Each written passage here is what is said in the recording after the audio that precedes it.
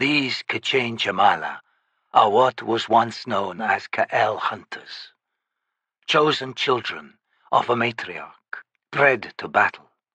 However, they are undead, and that which controls them hides well its identity.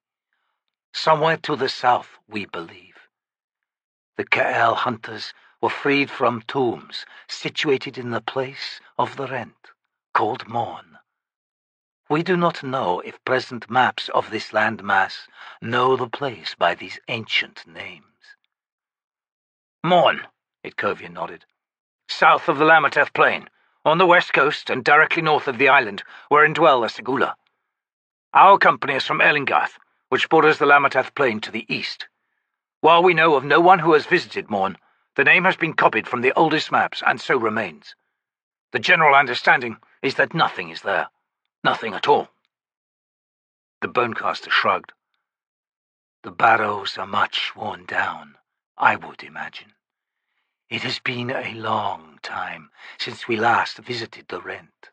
The Ka'el hunters may well be under the command of their matriarch, for we believe she has finally worked her way free from her own imprisonment. This, then, is the enemy you face. Frowning, the Shield Anvil shook his head and said, The threat from the south comes from an empire called the Pannion Domin, ruled by the Seer, a mortal man. The reports of these Child-conscripts are recent developments, whilst the expansion of the Pannion Domin has been underway for some years now. He drew breath to say more, then fell silent, realizing that over 10,000 withered, undead faces were now turned towards him. His mouth dried to parchment, his heart suddenly pounding. Itkovian, Prankol rasped. This word, Pannion, has it a particular meaning among the natives? He shook his head, not trusting himself to speak. Pannion, the Bonecaster said. A Jaghut word. A Jaghut name. As the afternoon waned, Toc the Younger sat by the fire, his lone eyes studying the huge sleeping wolf at his side. Baaljagg. What had Tool called her? Toc wondered. And I? Had a face longer and narrower than the timber wolves the scout recalled seeing in Black Dog Forest, hundreds of leagues to the north. At the shoulder, the creature beside him had 2, maybe 3 hands on those formidable northern wolves. Sloping brow, small ears, with canines to challenge those of a lion or a plains bear. Broadly muscled, the animal nevertheless had a build suggesting both speed and endurance. A swift kill or a league-devouring pursuit, Baaljagg looked capable of both. The wolf opened one eye to look upon him. You're supposed to be extinct, Toc murmured. Vanished from the world for 100,000 years. What are you doing here? The eye was the scout's only company, for the moment. Lady Envy had elected to make a detour through her warren, northwestward 120 leagues, to the city of Kalos, to replenish her supplies. Supplies of what? Bath oil? Toc wondered. He was unconvinced of the justification, but even his suspicious nature yielded him no clue as to her real reasons. She had taken the dog, Gareth, with her, as well as Mog. Safe enough to leave Senu and Thurl, I suppose, Toc thought. Tool dropped them both, after all. Still, what was important enough to make Envy break her own rule of a minimum of 3 servants? Tool had vanished into a dusty swirl a half-bell earlier, off on another hunt. The remaining 2 Seguleh weren't in a generous mood, not deigning to engage the unranked Malazan in conversation. They stood off to one side. Watching the sunset? Relaxing at attention? He wondered what was happening far to the north. Dujek had chosen to march on the Pannion Domin, a new war against an unknown foe. One arm's host was Toc's family, or at least what passed for family for a child born to an army. The only world he knew, after all. A family pursued by jackals of attrition. What kind of war were they heading into? Vast, sweeping battles, or the crawling pace of contested forests, jagged ranges and sieges? He fought back another surge of impatience, a tide that had been building within him day after day on this endless plain, building and threatening to escape the barriers he had raised in his mind. Damn you, Hairlock, for sending me so far away. All right, so that warren was chaotic. So was the puppet that used it on me. But why did it spit me out at morn? And where did all those months go, anyway? He had begun to mistrust his belief in happenstance, and the crumbling of that belief left him feeling on shaky ground. To Morn and its wounded warren. To Morn, where a renegade T'lan Imass lay in the black dust, waiting. Not for me, he said, but for Lady Envy. Not any old renegade T'lan Imass either. One I've met before. The only one I've met before. And then there's Lady Envy herself, and her damn Seguleh servants and four-legged companions. Anyway, now we're travelling together. North, to where each of us wants to be. What luck. What happy coincidence. Toc disliked the notion of being used, of being manipulated. He'd seen what that had cost his friend, Captain Pannion. Pannion was tougher than me. I saw that from the start. He'd take the hits, blink, then just keep going. He'd some kind of hidden armour, something inside him that kept him sane. Not me, alas. Things get tough, and I'm liable to curl up and start whimpering. He glanced over at the two Seguleh. It seemed they were as loath to talk to each other as they were to anyone else. Strong, silent types. I hate those. I didn't before. I do now. So, here I am, in the middle of nowhere, and the only true sane creature in my company is an extinct wolf. His gaze returned once more to Baaljagg. "And where's your family, beastie?" he asked softly, meeting the eye's soft, brown gaze. The answer came, a sudden explosion of swirling colours directly behind the socket of his lost eye. Colours that settled into an image. Kin assailing 3 musk oxen, hunters and hunted mired deep in mud, trapped, doomed to die. The point of view was low, from just beyond the sinkhole, circling, ever circling. Whimpering filled Toc's mind, desperate love unanswered, panic filling the cold air. A pup's confusion, fleeing, wandering mudflats and sandbanks across a dying sea. Hunger. Then, standing before her, a figure. Cowled, swathed in roughly woven black wool, a hand, wrapped in leather straps down to the very fingers, reaching out. Warmth, welcome, a palpable compassion, a single touch to the creature's lowered forehead. The touch, Toc realized, of an elder god. And a voice. "You are the last now, the very last, and there will be need for you, in time. Thus, I promise that I shall bring to you a lost spirit, torn from its flesh. A suitable one, of course. For that reason, my search may be a long one.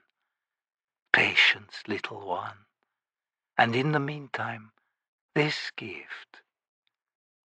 The pup closed her eyes, sank into instant sleep, and found herself no longer alone, loping across vast tundras in the company of her own kind, an eternity of loving dreams, secured with joy, a gift made bitter only by waking hours, waking years, centuries, millennia spent alone. Baaljagg, unchallenged among the dream world's eye, ruling mother of countless children in a timeless land. No lack of quarry, no lean times. Upright figures on distant horizons, seen but rarely, and never approached. Cousins to come across every now and then. Forest-dwelling Agkor, White Bendel, yellow-haired Itog of the far south. Names that had sunk their meaning into Baaljagg's immortal mind. Eternal whisperings from those eye that had joined the T'lan Imass. There, then, at the time of the gathering, a whole other kind of immortality. Wakeful, solitary Baaljagg's eyes had seen more of the world than could be fathomed. Finally, however the gift had come, the torn soul delivered to her own, where they merged, eventually became one. And in this, yet another layer of loss and pain. The beast now sought something like redress. "What do you ask of me, Wolf? No, not of me. You ask not of me, do you? You ask of my companion, the undead warrior, Onos T'lan.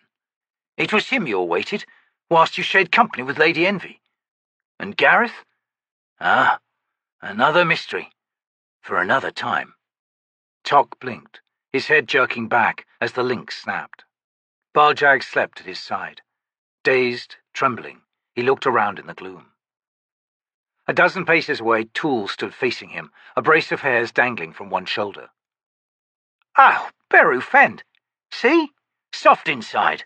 Far too soft for this world, and its layered histories, its endless tragedies." "What?" Toc asked, his voice rasping. "What is it this wolf wants of you, T'lan Imass?" The warrior cocked his head.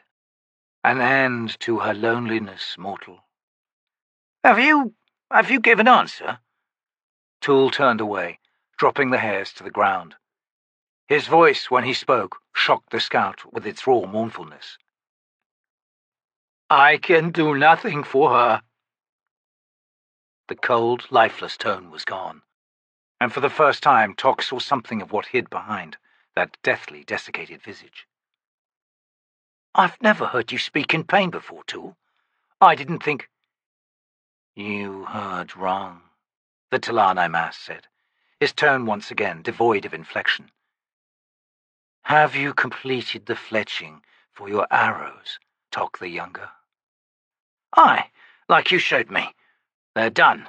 12 of the ugliest-looking arrows I've ever had the pleasure of owning. Thank you, Tool. It's outrageous, but I am proud to own them." Tool shrugged. "They will serve you well." "I hope you're right." He rose with a grunt. "I'll do the meal, then." "That is Senu's task." Toc squinted at the T'lan Imass. "Not you as well. They're Seguleh, Tool, not servants.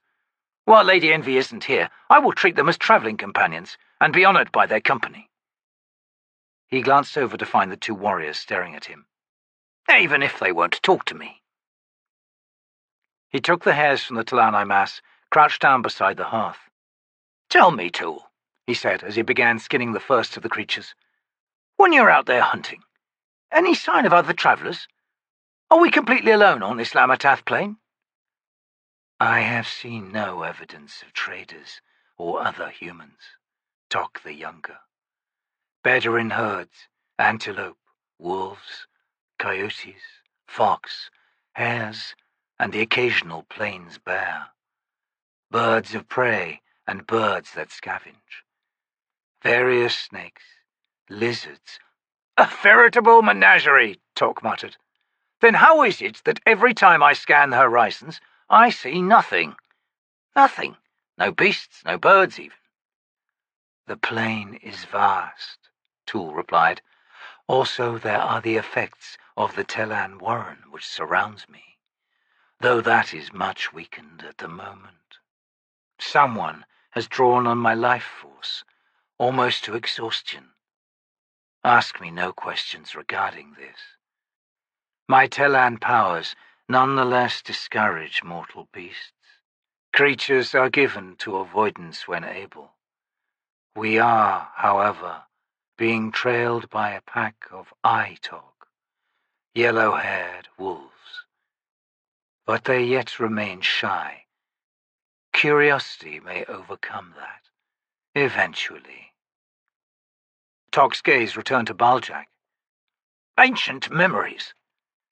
"Memories of ice." The T'lan Imass's cavern eyes were fixed on the Malazan. "By this and your earlier words, I conclude that something has occurred, a binding of souls, between you and the Eye." "How?" "I'm not aware of any binding of souls," Toc answered, still staring at the sleeping wolf. "I was granted visions. We shared remembrances, I think. How? I don't know. There were emotions within it, Tool, enough to make one despair." After a moment he returned to cleaning the scrawny creature beneath his hands. "Every gift is edged." Toc grimaced as he gutted the animal. "Edged? I suppose so. I'm beginning to suspect the truth of the legends. Lose an eye to receive the gift of true vision." "How did you lose your eye, Toc the Younger?" "A sizzling chunk from Moonspawn. That deathly rain when the enfilade was in full swing. Stone. Toc nodded. Stone. Then he stopped, looked up. Obelisk, Tool said.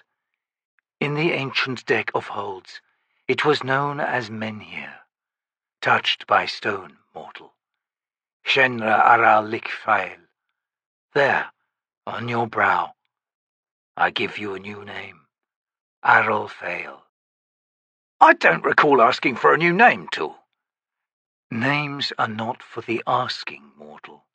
Names are earned. Sounds like the bridge burners. An ancient tradition, Aral fail. Hood's breath, Toc thought. Fine, he snapped. Only I can't see that I've earned anything. You were sent into a warren of chaos, mortal. You survived, in itself an unlikely event, and travelled the slow vortex towards the rent. Then, when Moon's portal should have taken you, it instead cast you out. Stone has taken one of your eyes, and the eye here has chosen you in the sharing of her soul. Baaljagg has seen in you a rare worthiness, Aral fail. I still don't want any new names. Hood's breath. He was sweating beneath his worn, dust-caked armor. He searched desperately for a way to change the subject, to shift the conversation away from himself. What's yours mean, anyway? Onos T'lan. What's that from? Onos is clanless man. T is broken. Ul is veined, while Lan is flint. And in combination, T'lan is flawed flint. Toc stared at the T'lan Imass for a long moment. Flawed flint. There are layers of meaning. I'd guessed. From a single core are struck blades, each finding its own use. If veins or knots of crystal lie hidden within the heart of the core, the shaping of the blades cannot be predicted. Each blow to the core breaks off useless pieces, hinge fractured, step fractured, useless. Thus it was with the family in which I was born, struck wrong, each and all. Till I see no flaws in you. In pure flint, all the sands are aligned, all face in the same direction. There is unity of purpose. The hand that shapes such flint can be confident. I was of Tarad's clan. Tarad's reliance in me was misplaced. Tarad's clan no longer exists. At the gathering, Logros was chosen to command the clans native to the First Empire. He had the expectation that my sister, a bonecaster, would be counted among his servants. She defied the ritual, and so the Logros T'lan Imass were weakened. The First Empire fell. My two brothers, Tabur Tendara and Hanith Ayath, led hunters to the north and never returned. They too failed. I was chosen first sword, yet I have abandoned Logros T'lan Imass. I travel alone, Aral fail, and thus am committing the greatest crime known among my people. Wait a moment, Toc objected. You said you're heading to a second gathering. You're returning to your people. The undead warrior did not respond, head slowly turning to gaze northward. Baaljagg rose, stretched, then padded to Tool's side. The massive creature sat, matching the T'lan Imass's silent regard. A sudden chill whispered through Toc the Younger. Hood's breath, what are we headed into? He thought. He glanced at Senu and Thurul. The Seguleh seemed to be watching him. Hungry, I gather. I see you're bridling impatience. If you like, I could. Rage, cold, deadly. Unhuman. Toc was suddenly elsewhere, seeing through a beast's eyes. But not the eye, not this time. And not images from long ago, but from this moment, behind which tumbled a cascade of memories. A moment later, all sense of himself was swallowed, his identity swept away before the storm of another creature's thoughts. It has been so long since life found shape, with words, with awareness. And now too late. Muscles twitched, leaked blood from beneath his slashed, torn hide. So much blood, soaking the ground under his flesh, smearing the grasses in a crawling track up the hill slope. Crawling, a journey of return.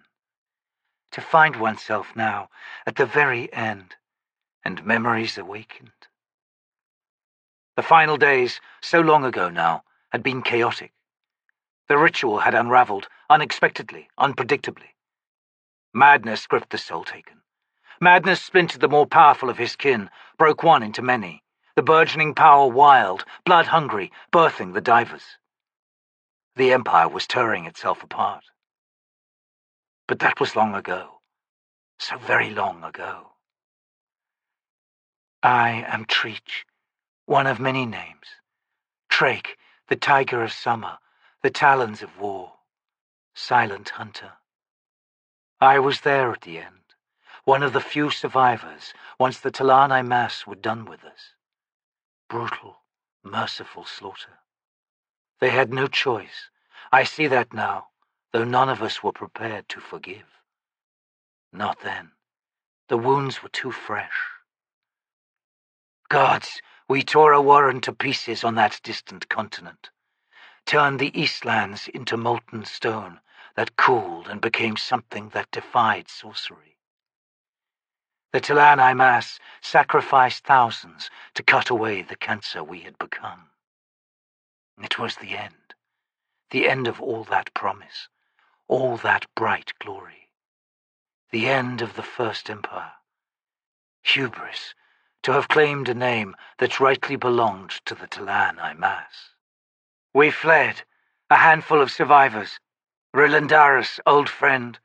We fell out, clashed, then clashed again on another continent. He had gone the farthest, found a way to control the gifts. Soul-taken and divers both. White Jackal, Toc, Agkor, and my other companion, Mesremb. Where has he gone? A kind soul, twisted by madness, yet so loyal, ever loyal. Ascending, fierce arrival, the first heroes. Dark, savage. I remember a vast sweep of grasses, beneath a sky deepening to dusk. A wolf, its single eye like a smear of moonlight, on a distant ridgeline. This strangely singular memory, sharp as talons, returning to me now. Why? I padded this earth for thousands of years, sunk deep into the beast, human memories fading, gone. And yet, this vision of the wolf awakening all within me. I am Treach, memories returning in full flood, even as my body grows cold. So very cold.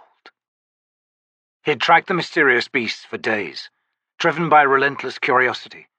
A scent unknown to him, a swirling wake of death and old blood. Fearless, he had thought only of delivering destruction, as he had done without challenge for so long. The white jackal had vanished into the mists centuries past, dead, or if not dead, then as good as. Treach had driven him from a ledge, sent him spinning and writhing down into the fathomless crevasse. No enemies worthy of the name since then. The tiger's arrogance was legendary. It had not been difficult, embracing such a surety. The 4 Kachin-Chamala hunters had circled back, awaited him with cold intent. I tore into them, slashed flesh, shattered bones. I dragged one down, fangs deep in its lifeless neck. Another moment, another heartbeat, and there would have been but 3. So close a thing. Treach lay dying from a dozen mortal wounds. Indeed, he should have been dead already, yet he clung on, with blind, bestial determination, fueled by rage. The four K'chain Chamala had left him, contemptuously, knowing he would not rise again, and immune to mercy. Prone on the grasses, the Tiger of Summer had watched with dulled eyes as the creatures padded away, noted with satisfaction as an arm on one of them, dangling from the thinnest strip of skin, finally parted and fell to the ground, to be left behind with utter indifference. Then, as the undead hunters reached the crest of a nearby hill, his eyes had flashed. A sleek, long black shape flowed from the grasses, was among his slayers. Power flowed like black water. The first K'chain Chamala withered beneath the onslaught. The clash descended beyond the crest, beyond Treach's line of sight, yet dimly heard past the deafening thunder of his waning life. The battle continued. He began dragging himself forward, inch by inch. Within moments, all sounds from the other side of the hill fell away, yet Treach struggled on, his blood a slick trail behind him, his amber eyes fixed on the crest, his will to live reduced to something bestial, something that refused to recognize an end to its life. I have seen this. Antelope, Bedouin, the willful denial, the pointless struggle, efforts to escape, even as throat gushes blood to fill my mouth. Limbs kicking in the illusion of running, of fleeing, even as I begin feeding. I have seen this, and now understand it. The tiger is humbled by memories of prey. He forgot the reason for the struggle to reach the crest, knew only that he must achieve it, a final ascent, to see what lay beyond. What lay beyond? Yes.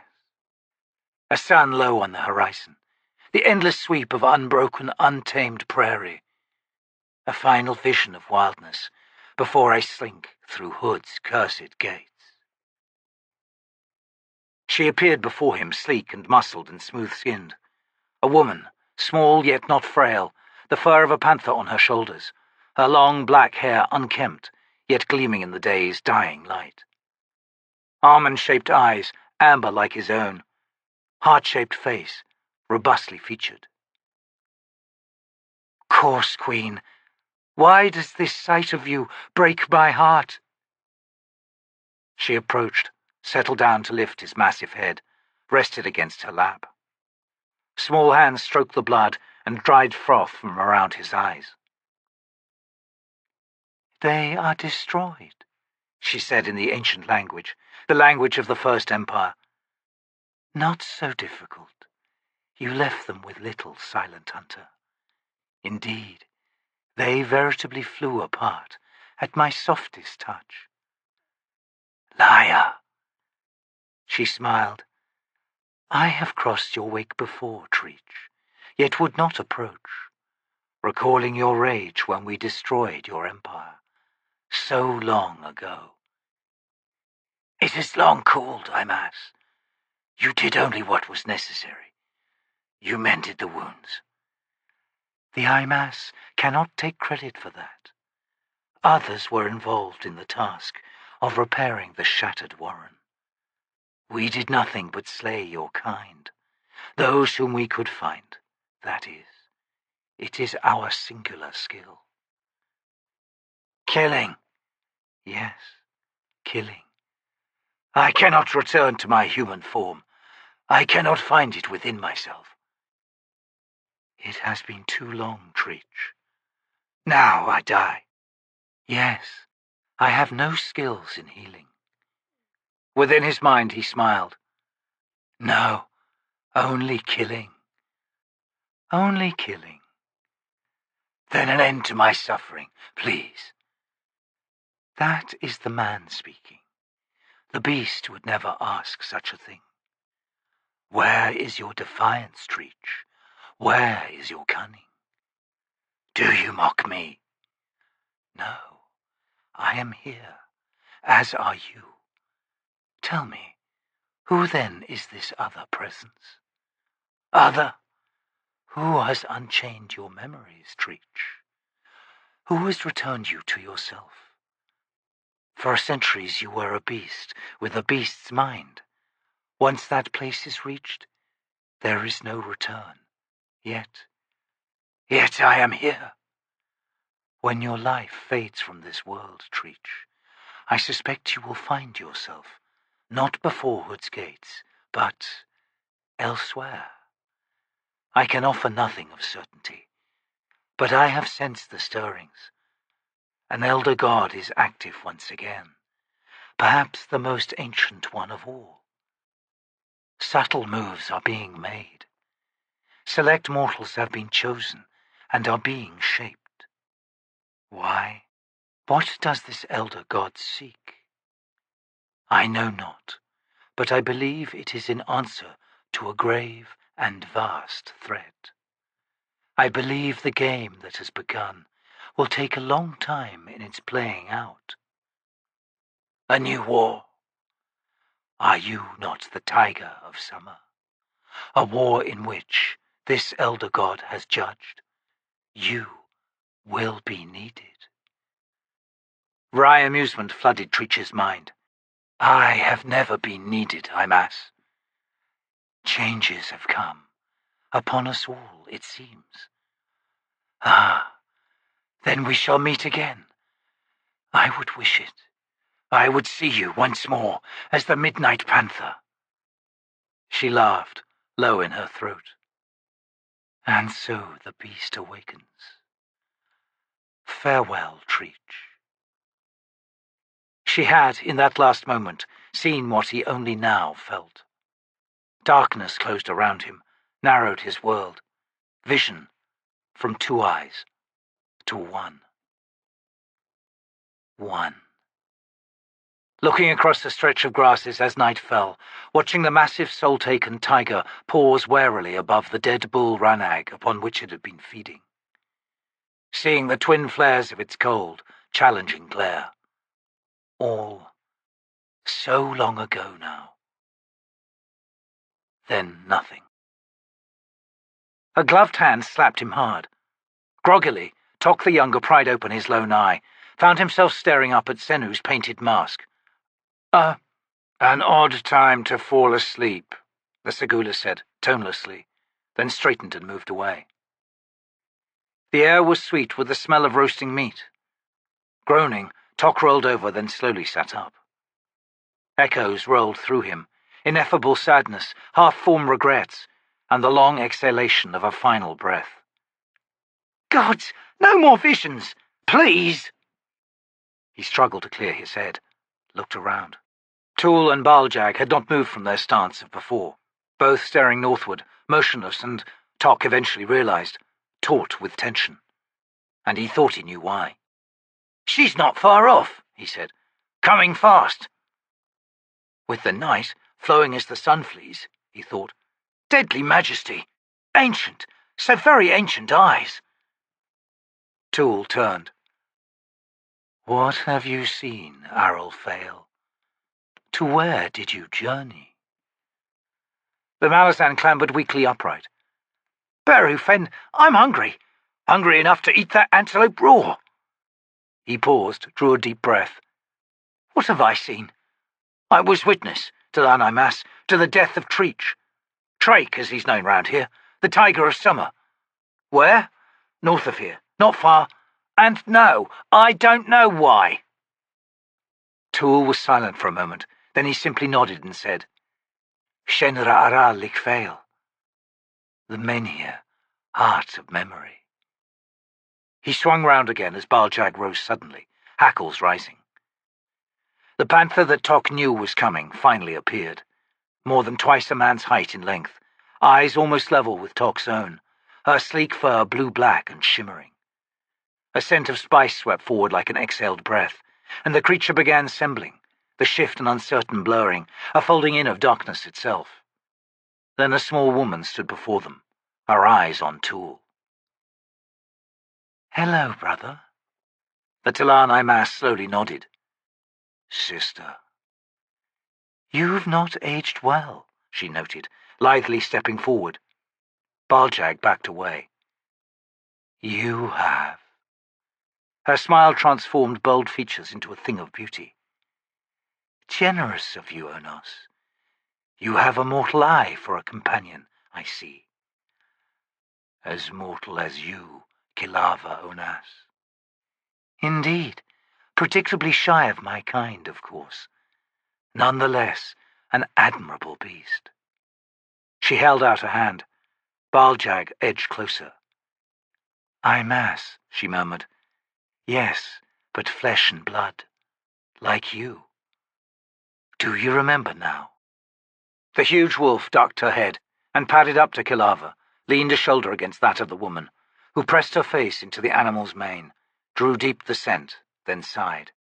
This is an unexpected gift, she whispered. More than that, Toc the Younger said. He twisted inside as she looked up at him to reveal the raw sensuality in her eyes. A thing so clearly natural that he knew in an instant that he was no more the focus of it than anyone else before whom she turned her gaze. The Imass, as they once were, before the ritual, as they would have remained if, like her, they had refused its power. A moment later, those eyes narrowed. Toc nodded. I saw you, she said, looking out from Treach's eyes. Both eyes? She smiled. No, only one. The one you no longer have, mortal. I would know what the Elder God has planned. For us. He shook his head. I don't know. I can't recall ever meeting him, alas, not even a whisper in my ear. Brother Onos, who is this mortal? I have named him Arul Fail, sister.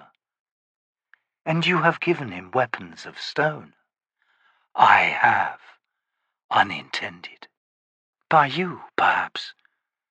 I serve no god, Tool growled. Her eyes flashed. And I do? These steps are not our own, Onos. Who would dare manipulate us? An Imass bonecaster and the first sword of the T'lan Imass, prodded this way and that. He risks our wrath. Enough, Tool sighed. You and I are not of a kind, sister. We have never walked in step. I travelled to the second gathering. Her sneer was decidedly unpleasant. Think you I did not hear the summons? Made by whom? Do you know, Kilava? No, nor do I care. I shall not attend. Tool cocked his head. Then why are you here? That is my business. She seeks redress. The realization flooded Toc's mind, and he knew that the knowledge was not his, but an elder god's, who now spoke directly, in a voice that trickled like sand into the Malazan's thoughts. To right an old wrong, heal an old scar. You shall cross paths again. It is, however, of little consequence. It is the final meeting that concerns me, and that will be years away in all likelihood. Ah, but I reveal unworthy impatience. Mortal, the children of the Pannion Seer are suffering. You must find a way to release them. It is difficult, a risk beyond imagining, but I must send you into the Seer's embrace. I do not think you will forgive me. Struggling, Toc pushed his question forward in his mind. Release them? Why? An odd question, mortal.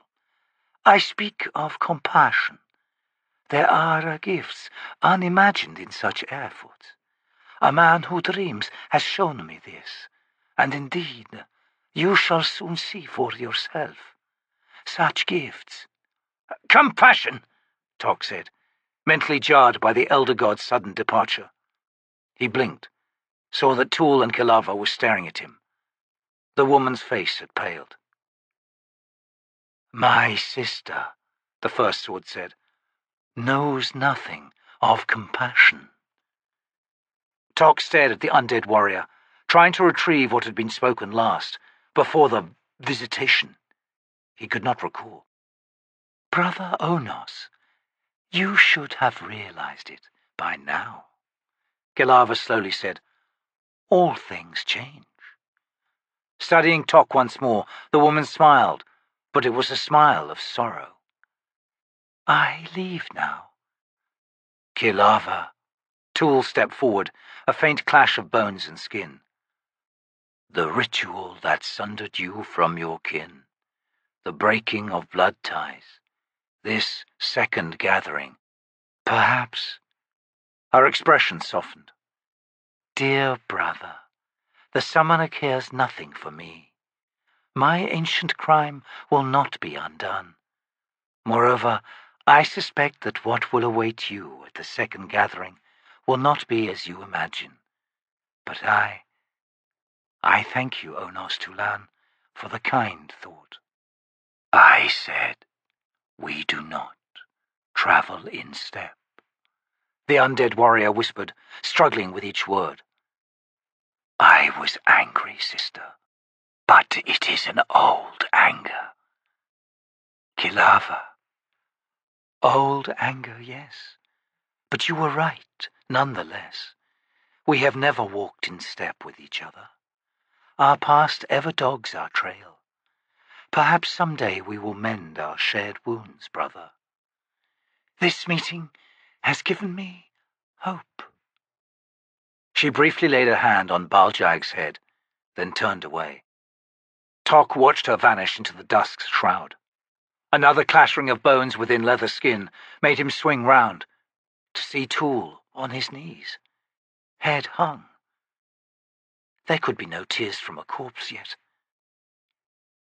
Toc hesitated, then strode to the undead warrior. There was untruth in your words, Tool, he said. Swords hissed out, and the Malazan spun to see Senu and Thurul advancing on him. Tool snapped out a hand. Stop. Sheathe your weapons, Seguleh. I am immune to insults, even those delivered by one I would call a friend. Not an insult, Toc said levelly, turning back to the T'lan Imass. An observation. What did you call it? The breaking of blood ties. He laid a hand on Tool's shoulder. It's clear to me, for what that's worth, that the breaking failed. The blood ties remain. Perhaps you could take heart in that, Onos T'lan. The head tilted up, withered sockets revealed beneath the bone shelf of the helm. Gods, I look and see nothing, Toc thought. He looks and sees... what? Toc the Younger struggled to think of what to do, what to say next. As the moment stretched, he shrugged, offered his hand. To his amazement, Tool grasped it, and was lifted upright, though the Malazan grunted with the effort, his every muscle protesting. Hood, take me! That's the heaviest sack of bones I've... Never mind. Senu broke the silence, his tone firm. Stone blade and stone arrow, attend. The meal awaits us. Now, how in Hood's name did I earn all this? Toc thought. Onos T'lan, and respect from a Seguleh, no less. In a night of wonders, that one surely takes the crown. I have truly known but two mortal humans, Tool said at his side. Both underestimated themselves, the first one fatally so. This night, friend Arolfael, I shall endeavour to tell you of the fall of Adjunct Lorn. A moral to the tale, no doubt, Toc commented wryly. Indeed. And here I was planning to spend the night tossing bones with Senu and Thurul. Senu snapped. Come and eat, stone arrow. Uh-oh, Toc thought. I think I just overstepped the familiarity thing. Blood had filled the gutters, not long past. Sun and absence of rain had preserved the turgid flow as dust dulled black, deep enough to hide the hump of the cobbles lying underneath, the mortal river reaching down to the silty waters of the bay. No one in Kalos had been spared. She had come upon the heaped pyres on her approach down the inland road, and judged the slaughter at perhaps 30,000. Gareth ranged ahead, slipping beneath the arch of the gate. She followed at a slower pace. The city had been beautiful, once. Copper-sheathed domes, minarets, poetically winding streets overlooked by ornate balconies, riotous with flowering plants. The lack of hands to nourish the precious plants had turned the gardens brown and grey. Leaves crackled underfoot as Lady Envy walked down the central avenue. A trader city, a merchant's paradise. The masts of countless ships were visible in the harbour ahead, all motionless, indicating that the crafts had been holed and sat one and all in the mud of the bay. 10 days, no more, since the slaughter.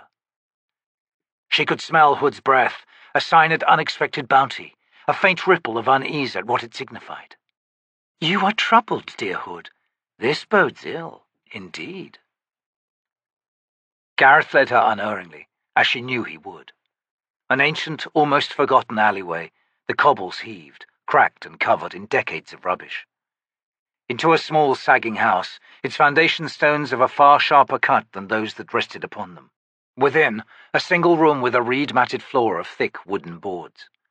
A desultory scatter of poorly made furniture, bronze cooking plate over a brick-housed hearth, rotting foodstuffs. A child's toy wagon off to one side. The dog circled in the centre of the small room. Lady Envy approached, kicked aside the reed mats. No trap door. The inhabitants had no idea of what lay beneath their home. She unveiled her warren, passed a hand over the floorboards, watched them dissolve into dust, creating a circular hole. A damp, salty breath wafted from its darkness. Gareth padded to the edge, then dropped out of sight. She heard the clatter of claws some distance below. With a sigh, Lady Envy followed. No stairs, and the paved stones of the floor were a long time in halting, her warren slowed fall. Vision enhanced, she looked around, then sniffed. The temple was all of this one chamber, squalid, once low-ceilinged, though the beams of that roof had long since vanished. There was no raised altar stone, but she knew that for this particular ascendant, the entire floor of cut stone served that sacred function. Back in the days of blood, she thought. "I can imagine what awakened this place to you," she said, eyes on Gareth, who had lain down and was moments from sleep. "All that blood, seeping down, dripping onto your altar. I admit, I prefer your abode in Darujistan, far grander, almost worthy of complimenting my esteemed presence. But this—" Her nose wrinkled. Gareth, eyes closed, twitched. "Welcome, Lady Envy." "Your summons was uncharacteristically distraught, Krul. Is this the work of the matron and her undead hunters? If so, then calling me here was unnecessary. I am well aware of their efficacy." "Crippled and chained he may be, Lady Envy, but this particular god is never so obvious. His game displays a master sleight of hand. Nothing is as he would have us believe, and his use of unwitting servants is as brutal as his treatment of enemies. Consider, after all, the Pannion Seer. No, for Kalos, death came from the sea. A warren-twisted fleet, cold-eyed, unhuman killers, seeking, ever seeking, they now ply the world's oceans." "Seeking what, dare I ask?" "A worthy challenge, no less." "And do those dreadful sea-born murderers have a name?" "One enemy at a time, Lady Envy. You must cultivate patience." She crossed her arms. "You sought me out, Krul, and you can be certain that I had not anticipated that you and I would ever meet again. The elder gods are gone, and good riddance, as far as I'm concerned. And that includes my father, Draconis. Were we companions 200,000 years ago, you and I? I think not, though the memories are admittedly vague. Not enemies, true enough, but friends? Allies? Most certainly not. Yet here you have come. I have gathered your own unwitting servants, as you asked. Have you any idea the demands on my energies to hold those 3 Seguleh in check? Ah, yes. And where is the third now? Stretched, senseless, half a league from this city. It was vital to get him away from that T'lan Imass. The gods know I don't drag him along for the company. You're missing my point, Gruntle. The Seguleh will not be controlled. Indeed, I wonder who humours whom when it comes to those 3 frightful warriors. Mock will challenge Tool. Mark my words, and while a part of me thrills at the thought to witness such a clash, nonetheless, the destruction of one or the other will ill-suit your plans, I imagine. The first sword was almost defeated by Thurul, you know. Mock will chop him into kindling. Grohl's soft laughter filled her head. Hopefully not before Mock and his brothers have carved their way into the Pannion Seer's throne room. Besides, Onos T'lan is far more subtle of thought than you might imagine, Lady Envy. Let them battle, if Mock so chooses. I suspect, however, that the third may well surprise you with his constraint. Constraint? Tell me, Gruntle, did you think the Seguleh first would send someone as highly ranked as the third to lead his punitive army? Admittedly, no. For this task of splitting the Seer's forces into 2 fronts, I had expected perhaps 300 or 400 11th level initiates, sufficient to inconvenience the Seer enough to draw an army or 2 away from the approaching Malazans. Yet, with the second missing, and with Mock's growing prowess, no doubt the first had his reasons. One final question, then. Why am I doing you these favors, anyway? As petulant as ever, I see. Very well. You choose to turn your back on the need when last it arose. Disappointing that, yet enough did indeed attend to manage the chaining, although at a cost that your presence would have diminished. But even chained, the crippled god will not rest. He exists in endless, tormenting pain, shattered, broken within and without. Yet he has turned that into a strength, the fuel for his rage, his hunger for vengeance. The fools who pulled him down are long dead, Gruntle. Vengeance is just an excuse. The crippled god is driven by ambition. Lust for power is the core of his rotten, shriveled heart. Perhaps, perhaps not. Time will tell, as the mortals say. In any case, you defied the summons at the chaining, Lady Envy. I will not brook your indifference a second time. You, she sneered, are you my master, Gruntle? Since when? Visions flooded her mind, staggering her. Darkness, then chaos, wild, unfocused power, a universe devoid of sense, of control, of meaning. Entities flung through the maelstrom. Lost, terrified by the birth of light. A sudden sharpening, pain as of wrists opened, the heat spilling forth. A savage imposition of order, the heart from which blood flowed in even, steady streams. Twin chambers to that heart. Bauchelain, the warren of Mother Dark, and Destriant, the warren of dragons. And the blood, the power, now sweeping in currents through veins, through arteries, branching out through all existence, and the thought that came to her then stole all warmth from her flesh. Those veins, those arteries, they are the warrens, she thought. Who created this? Who? Dear lady, Gruntle replied, you have your answer. and I will be damned if I am going to countenance your impertinence. You are a sorceress. By Light's wild mane, your power feeds on the very blood of my eternal soul. And I will have your obedience in this. Lady Envy staggered another step, suddenly released by the visions, disorientated, her heart thudding in her chest. She drew in a sharp breath. Who knows the truth, Krull? That, in striding through the warrens, she thought, we travel through your very flesh. That, when we draw upon the power of the warrens, we draw your very blood. Who knows? She felt a casual shrug in his reply. Anomandorek, Draconus, Osric, a handful of others. And now you. Forgive me, Lady Envy. I have no wish to be a tyrant. My presence within the warrens has ever been passive.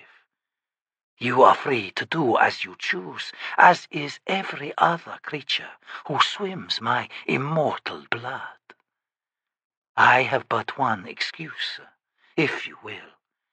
This crippled god, this stranger from an unknown realm. Lady Envy, I am frightened. A chill stole through her as the words sank into her mind. Krull continued after a moment. We have lost allies in our foolishness. Dasem Ultor, who was broken by Hood's taking of his daughter at the time of the chaining. This was a devastating blow. Dasem Ultor, the first sword, reborn. Do you think, she asked slowly, that Hood would have taken her for the chaining? Had I answered the summons? Am I, she wondered, to blame for Dasem Ultor's loss? Hood alone could answer that question, Lady Envy. And he'd likely lie in any case. Dasem, his champion, Decembre, had grown to rival his power. There is little value in worrying such questions beyond the obvious lesson that inaction is a deadly choice.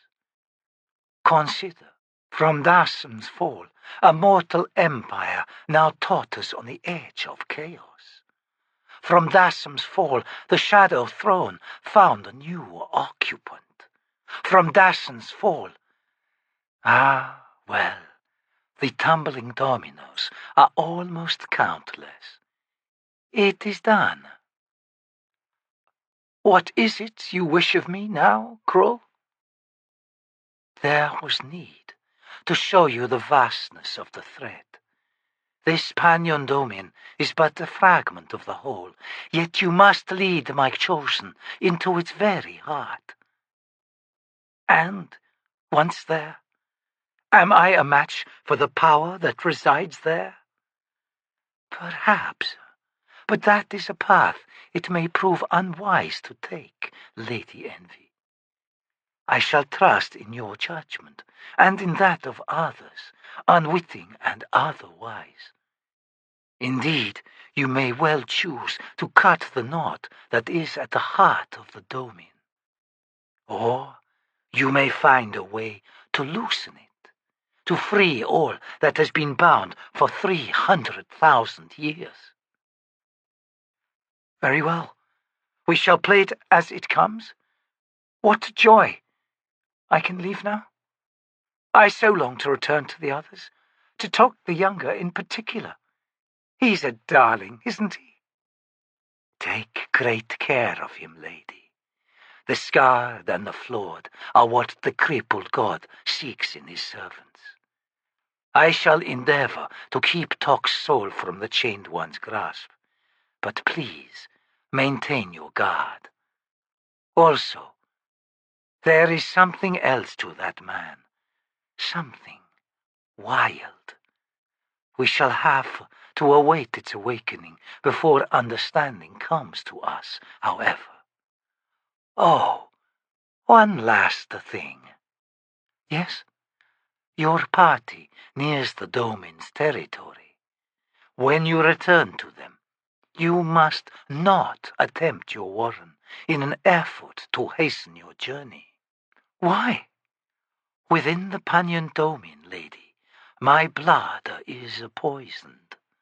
It is a poison you can defeat, but Toc the Younger cannot. Gareth awoke, rose, and stretched before her. Krull was gone.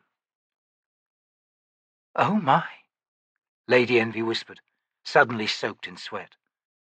"Poisoned? By the abyss? I need a bath.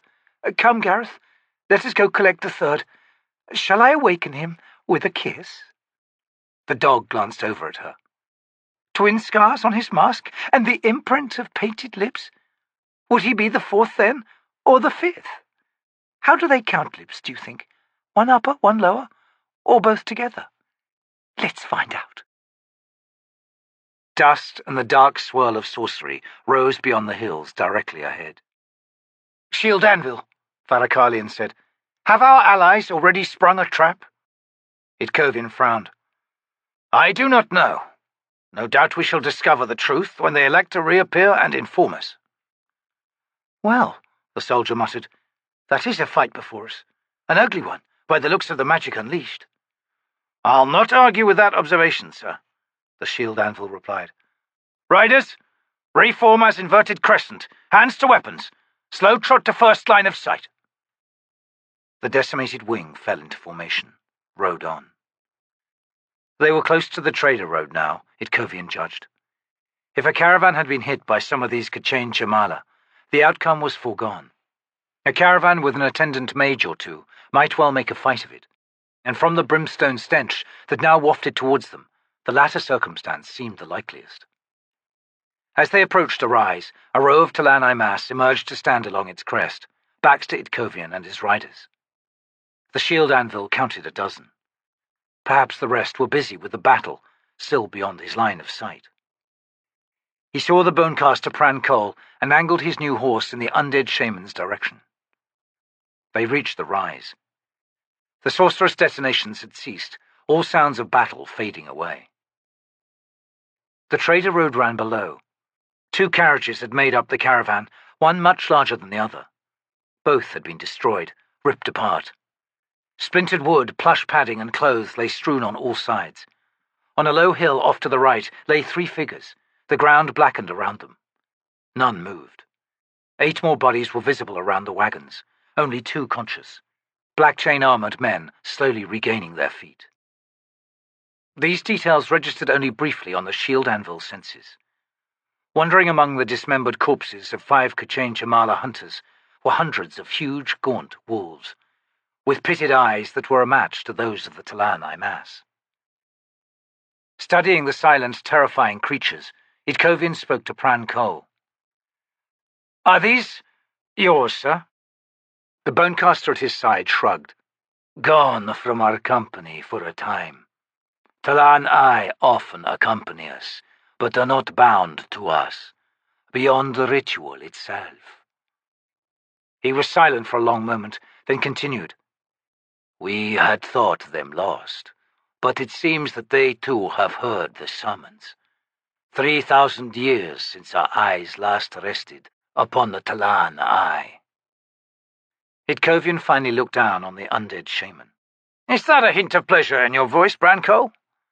"Yes, and sorrow." "Why sorrow? From the looks of it, these T'lan I took not a single loss against these K'chain Chamala. 500 against 5. Swift destruction." The bonecaster nodded. "Their kind are skilled at defeating large beasts. My sorrow arises from a flawed mercy, mortal. At the first gathering, our misplaced love for the eye, these few that remained, led us onto a cruel path. We chose to include them in the ritual. Our selfish needs were a curse. All that made the flesh and blood honorable, proud creatures was taken away." Now, like us, they are husks, plagued by dead memories. Even undead, they have majesty, Itkovian acknowledged. As with you. Majesty in the T'lan I? Yes. Among the T'lan Imass? No, mortal. None. We differ in opinion, then, Branko. Itkovian turned to address his soldiers. Check the fallen! The Shield Anvil rode down to the two chain-clad men, who now stood together beside the remnants of the larger of the two carriages. Their ringed armour was in tatters. Blood leaked from them, forming sodden pools at their feet. Something about the two men made Itkovian uneasy, but he pushed the emotion away. The bearded one swung to face the Shield Anvil as he reined in before them. "I bid you welcome, warrior," he said, his accent strange to Itkovian's ears. "Extraordinary events just passed." Despite his inner discipline, his unease deepened. Nonetheless, he managed an even tone as he said, "Indeed, sir, I am astonished, given the attention of the Ka'el hunters evidently showed you to, that you are still standing. We are resilient individuals, in truth." His flat gaze scanned the ground beyond the Shield Anvil. "Alas, our companions were found lacking in such resources." Brukhalian, having conferred with the soldiers crouched among the fallen, now rode towards Itkovian. "Shield Anvil, of the 3 Barghast on the hill, 1 lies dead. The other 2 are injured, but will survive with proper ministration. Of the rest, only 1 breathes no more. An array of injuries to attend to. 2 may yet die, sir.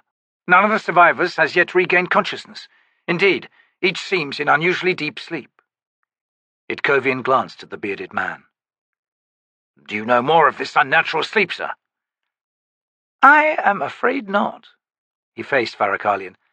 "Sir, among the survivors, can you include a tall, lean, somewhat elderly man, and a shorter, much older one?" "I can. The former, however, hovers at the gates." "We'd not lose him, if at all possible?" Itkovian spoke. "Soldiers of the Grey Swords are skilled in the art of healing, sir. They shall endeavour to the best of their abilities, and no more can be asked of them." "Of course. I am distraught." "Understood." The Shield Anvil addressed Brukhalian. "Draw on the Destriant's power if necessary." "Yes, sir." He watched the man ride off. "Warrior," the bearded man said, "I am named Bauchelain, and my companion here is Korbal Broach. I must ask these undead servants of yours, 4-footed and otherwise—" "Not servants, Bauchelain. Allies. These are T'lan Imass. The wolves, T'lan I."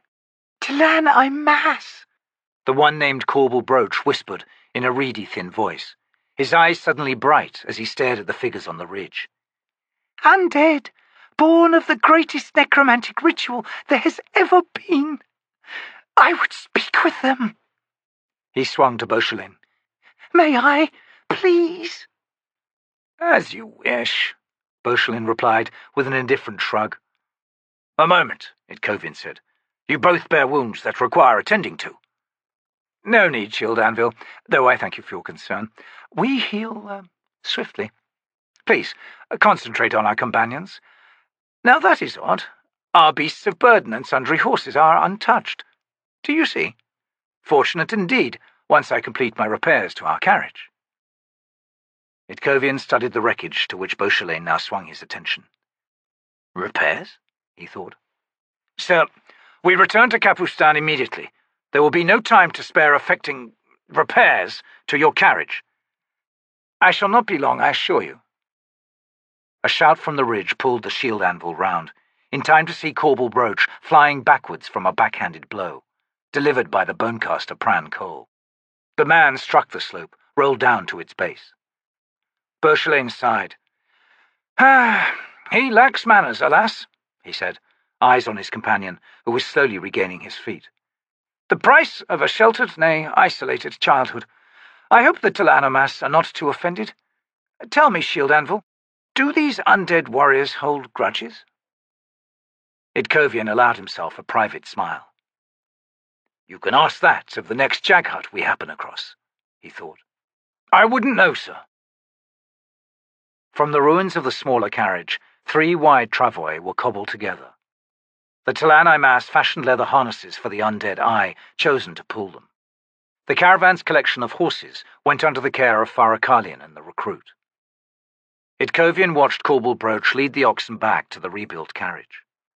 The shield anvil found his gaze avoiding the contraption. The details in the mending made his skin crawl. Bauchelain had elected to use the various bones of the dismembered K'chain Jamala hunters in the reconstruction. Sorcerously melded into the carriage's frame, the bones formed a bizarre skeleton, which Bauchelain then covered with swaths of grey, pebbled skin. The effect was horrific. "It no more so than the carriage's owners, I suspect," Itkovian thought. Prancol appeared at the shield anvil's side. "Our preparations are complete, soldier." Itkovian nodded, then said in a low voice, "Bonecaster, what do you make of these two sorcerers?" "The unmanned one is insane, yet the other is the greater threat. They are not welcome company, Shield Anvil." "Unmanned?" Itkovian's eyes narrowed on Korbal Broach. "A eunuch? Yes, of course. They are necromancers?" "Yes. The unmanned one plies the chaos on the edge of Hood's realm. The other has more arcane interests, a summoner of formidable power." "We cannot abandon them, nonetheless." "As you wish." The Bonecaster hesitated, then said, "Shield Anvil, the injured mortals are, one and all, dreaming." "Dreaming?" "A familiar flavor," the T'lan Imass said. "They are being protected. I look forward to their awakening, in particular the priest. Your soldiers displayed considerable skill in healing." "Our Destriant is high Denul. We are able to draw on his power in times of need, though I imagine his mood is dark at the moment. Exhausted, knowing that healing has occurred, but little else. Karnadas dislikes uncertainty, as does the mortal sword Brukhalian." He gathered his reins, straightened in the saddle. "The eunuch has completed his task. We may now proceed. We shall ride through the night, sir, greeting the dawn at Capustan's gates." "And the presence of the T'lan Imass and T'lan I?" Prancol inquired. "Hidden, if you please, excepting those I pulling the travois. They shall lead their charges through the city and into the compound in our barracks." "And you have reason for this, Shield Anvil?" Itkovian nodded. The sun low at their backs, the entourage set off. Hands folded on his lap, the Destriant looked upon Prince Jelarkan with deep sympathy. No, more than that, given the man's obvious exhaustion. Empathy. Karnadas's head pounded behind his eyes. His Denul warren felt hollow, coated with ash. Were he to have left his hands on the tabletop, their tremble would have been obvious. Behind him, the mortal sword paced. Itkovian and two wings rode the plain to the west, and something had happened. Concern echoed in every restless step at the Destriant's back. The Prince of Capustan's eyes were squeezed shut, fingers kneading his temples beneath the circlet of cold-hammered copper that was his crown. 22 years old, his lined, drawn face could have belonged to a man of 40. His shaved pate revealed the scatter of moles that marked his royal line, as if he had been sprayed in blood that had since dried and grown dark. After a long sigh, the prince spoke. "The Mask Council will not be swayed, mortal sword. They insist that their Gidrath company occupy the outlying strongpoints." "Those fortifications will become isolated once the siege begins, Prince," Brukhalian rumbled. "I know. We both know. Isolated, dismantled, every soldier within slaughtered, then raped. The priests fancy themselves master strategists in warfare. A religious war, after all. The temple's own elite warriors must strike the first blows." "No doubt they will," Brukhalian said. "And little else." "And little else. Perhaps corridors, a series of sorties to effect a withdrawal." "Costing yet more lives, Prince, and likely to fail. My soldiers will not be party to suicide. And please, do not attempt to impose your will on me in this. We are contracted to hold the city. In our judgment, the best means of doing so are with maintaining the walls. The redoubts have always been a liability. They will serve the enemy better than they will serve us, as headquarters, defensible rallying positions. The Gidrath will be handing them fortifications in the killing ground. Once siege weapons are stationed there, we shall suffer ceaseless bombardment. The Mask Council does not expect the strong points to fall, Mortal Sword. Nailed to that particular belief, all your stated fears are irrelevant as far as they are concerned. There was silence, apart from Brukhalian's uncharacteristic pacing. The prince looked up finally, brown eyes following the Mortal Sword's cat-like padding. Jelarkan frowned, then sighed and pushed himself to his feet. I need leverage, Mortal Sword. Find it for me, and quickly. He swung about and strode to the chamber's doors, where waited his two bodyguards. As soon as the massive doors closed behind the prince, Brukhalian spun to Karnadas. Do they continue to draw on your powers, sir? The Destriant shook his head. Not for some time now, since shortly after the prince's unexpected visit. In any case, sir, they have taken all I possess, and it will be days before I fully recover. Brukhalian released a long, slow breath. Well, the risk of a skirmish was recognized. From this, we must conclude that the Pannion has sent forces across the river. The question is, how many? Sufficient to maul 2 wings, it seems. Then Itkovian should have avoided engagement. Karnadas studied the Mortal Sword. Unworthy, sir.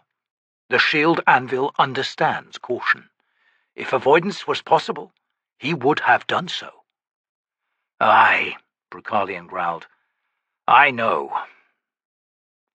Voices at the compound's outer gates reached through to the 2 men.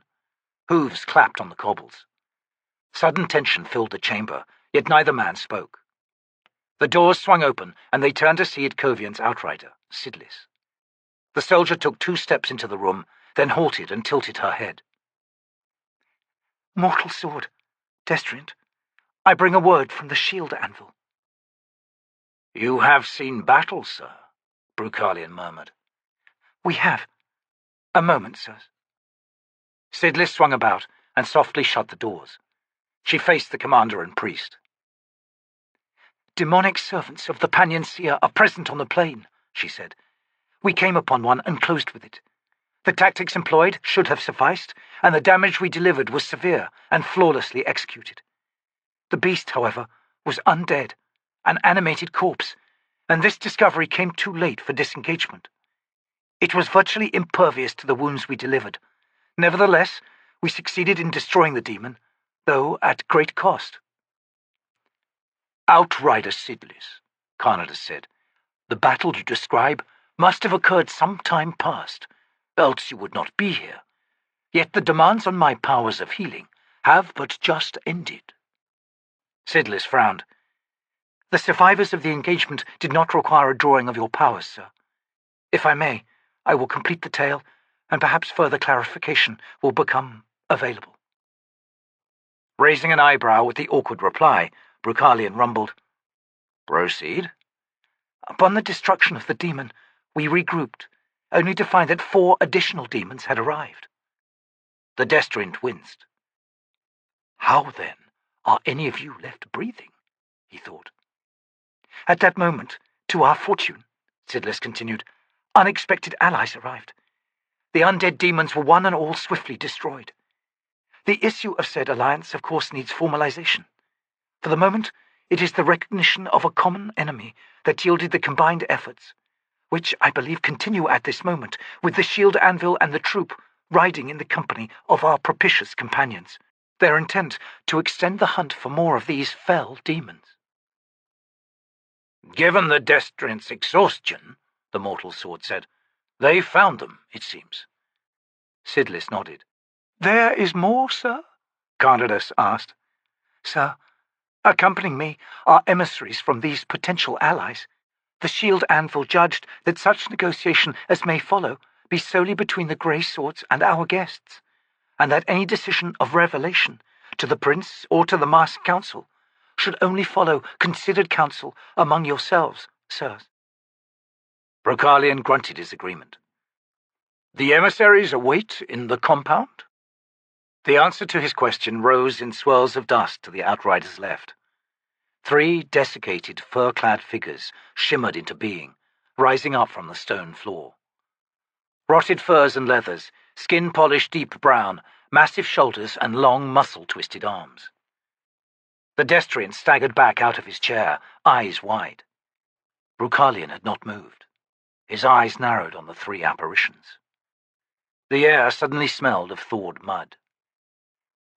They call themselves the T'lan Imass, Sidlis said calmly. The Shield Anvil judged their warriors to number perhaps 14,000.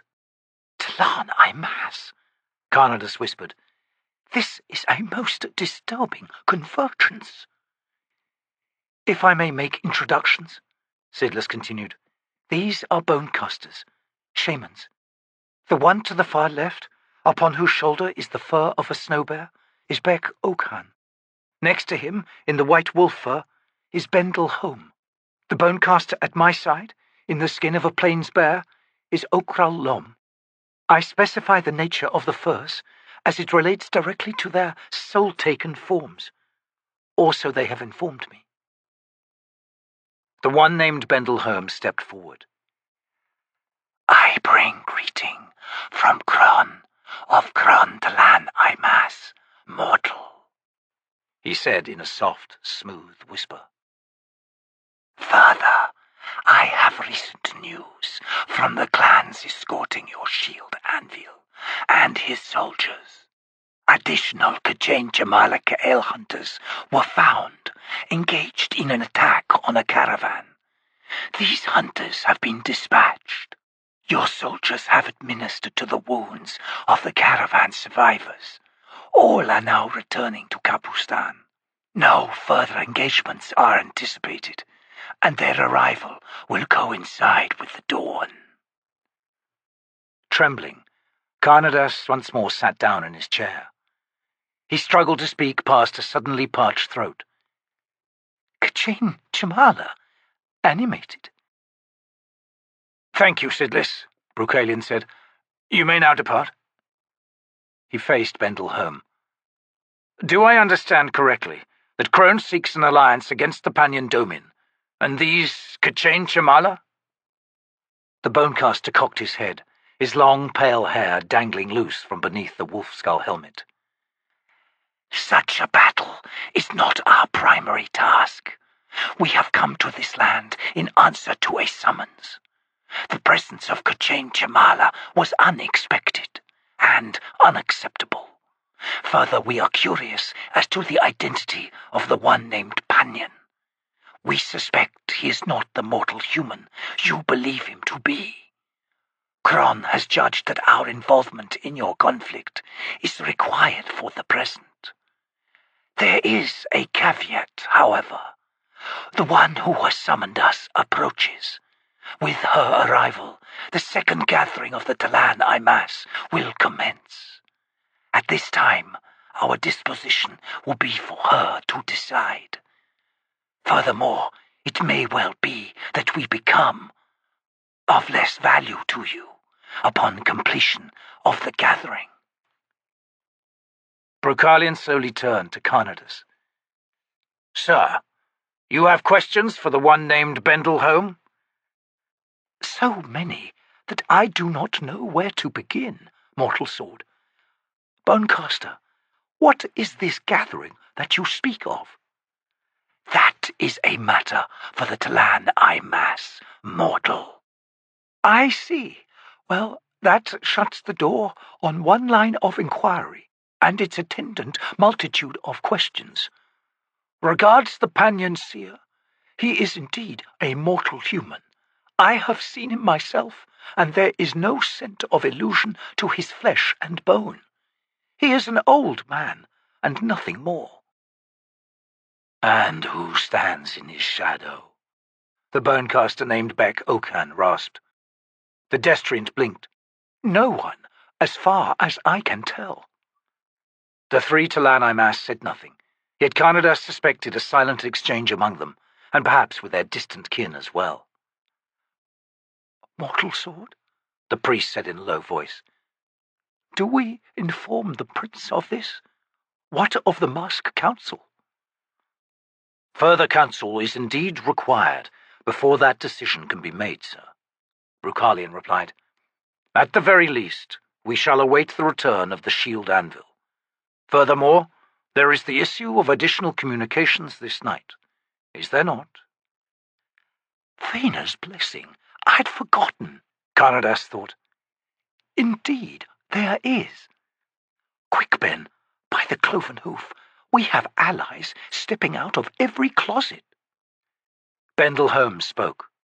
"Mortal sword, Brukhalian, your soldier, Itkovian, has decided that their public arrival into the city, with the company of the caravan's wounded, will include 6 of the T'lan Imass that now accompany our kin."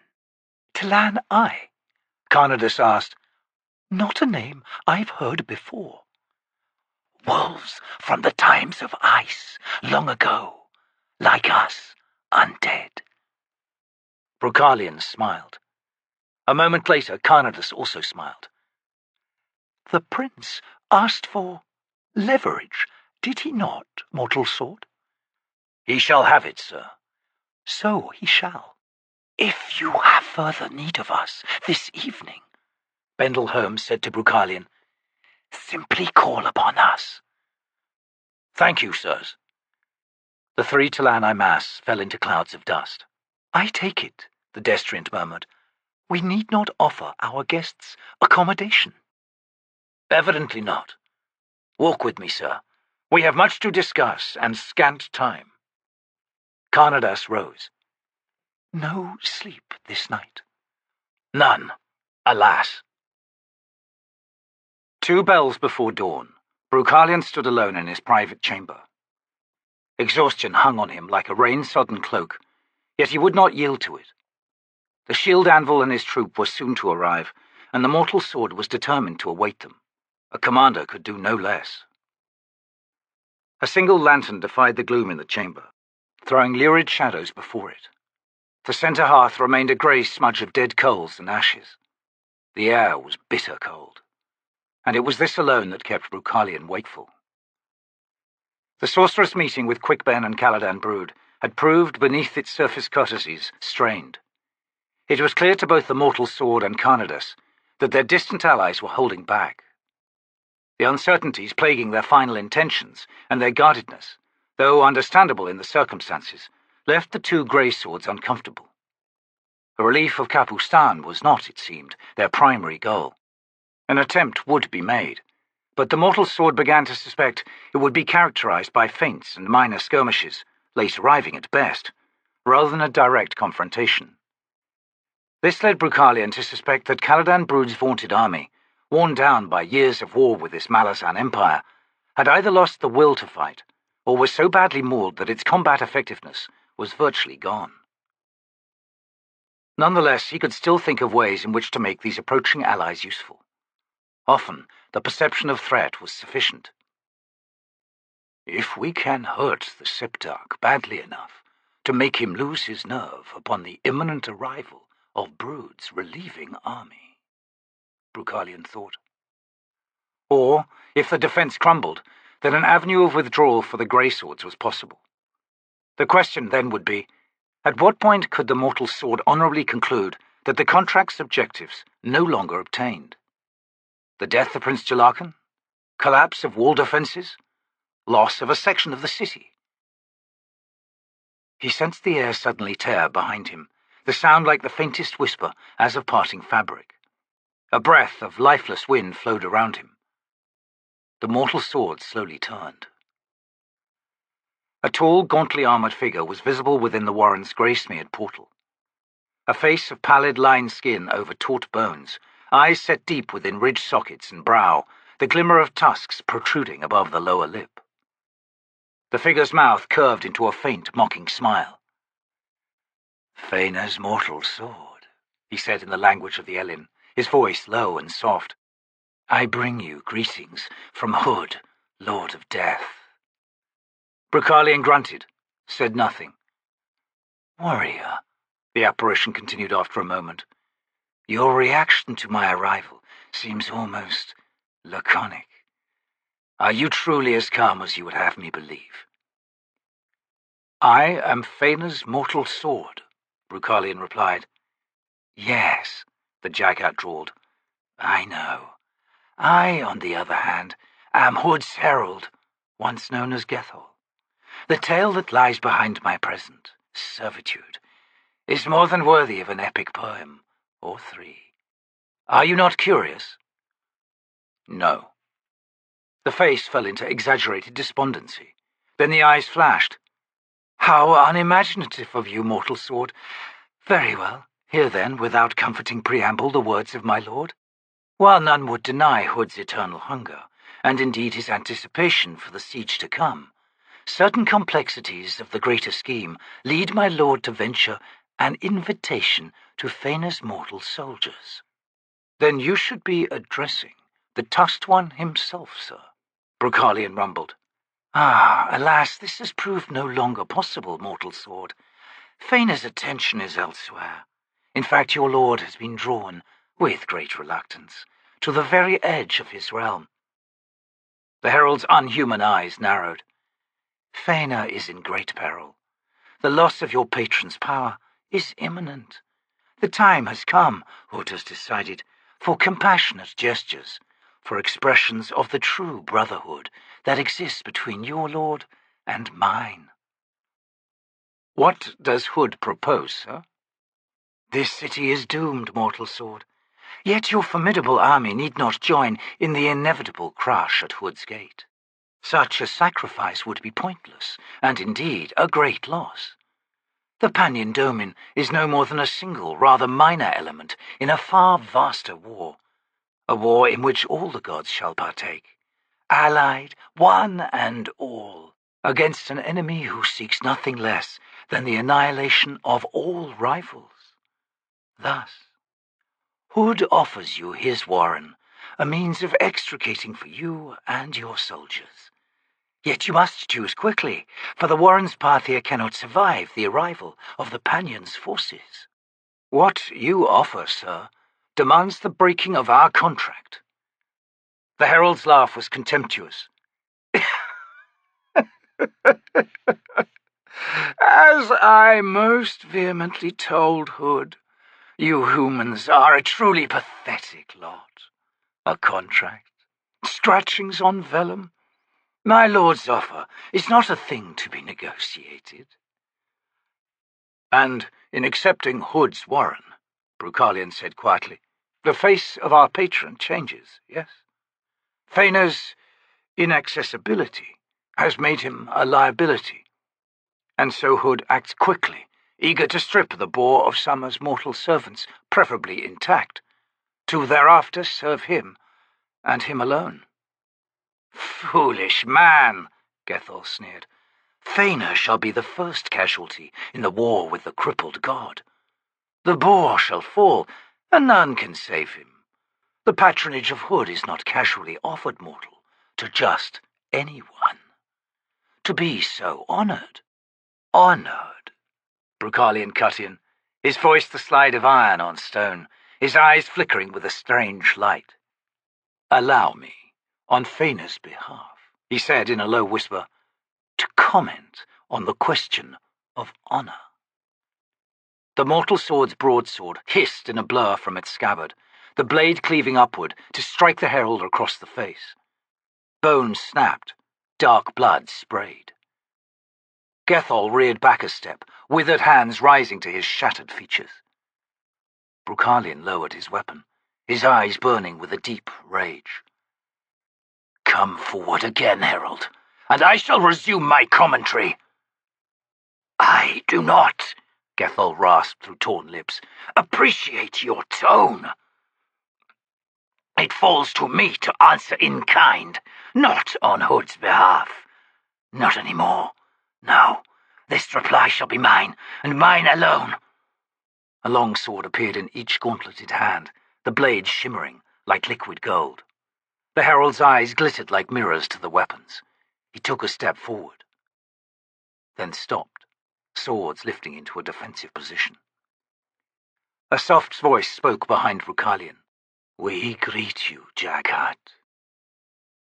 The mortal sword turned to see the 3 T'lan Imass, each one strangely insubstantial, as if moments from assuming new forms, new shapes. Moments, Brukhalian realized, from veering into their soul-taken beasts. The air filled with a stale stench of spice. "Not your concern, this fight," Gethol hissed. "The fight with this mortal?" Beklites asked. "No. However, Jaghad, you are." "I am Hood's herald. Do you dare challenge a servant of the Lord of Death?" The T'lan Imass's desiccated lips peeled back. "Why would we hesitate, Jaghad? Now ask of your lord, does he dare challenge us?" Gethol grunted as something dragged him bodily back, the warrens snapping shut, swallowing him. The air swirled briefly in the wake of the portal's sudden vanishing, then settled. "Evidently not," Beklites said. Sighing, Brukhalian sheathed his sword and faced the T'lan Imass bonecasters. "Your arrival has left me disappointed, sirs." "We understand this, mortal sword. You were doubtless well matched. Yet our hunt for this Jaghad demanded our interruption. His talent for escaping us is undiminished, it seems, even to the point of bending a knee in the service of a god. Your defiance of Hood makes you a worthwhile companion." Brukhalian grimaced. "If only to improve your chances of closing with this Jaghad, I take it." "Indeed." "So we are understood in this." "Yes, it seems we are." He stared at the 3 creatures for a moment, then turned away. "I think we can assume the herald will not be returning to us this evening. Forgive my curtness, sirs, but I wish solitude once again." The T'lan Imass each bowed, then disappeared. Brukhalian walked to the hearth, drawing his sword once more. He set the blunt end amongst the cold embers, slowly stirred the ashes. Flames licked into life, the coals burgeoning a glowing red. The spatters and streaks of Jaghad blood on the blade sizzled black, then burned away to nothing. He stared down at the hearth for a long time, and despite the unveiled power of the sanctified sword, the mortal sword saw before him nothing but ashes. Up from the darkness, a clawing, gasping struggle. Explosive blooms of pain, like a wall of fire rising behind his eyes, the shivering echoes of wounds, a tearing and puncturing of flesh. His own flesh.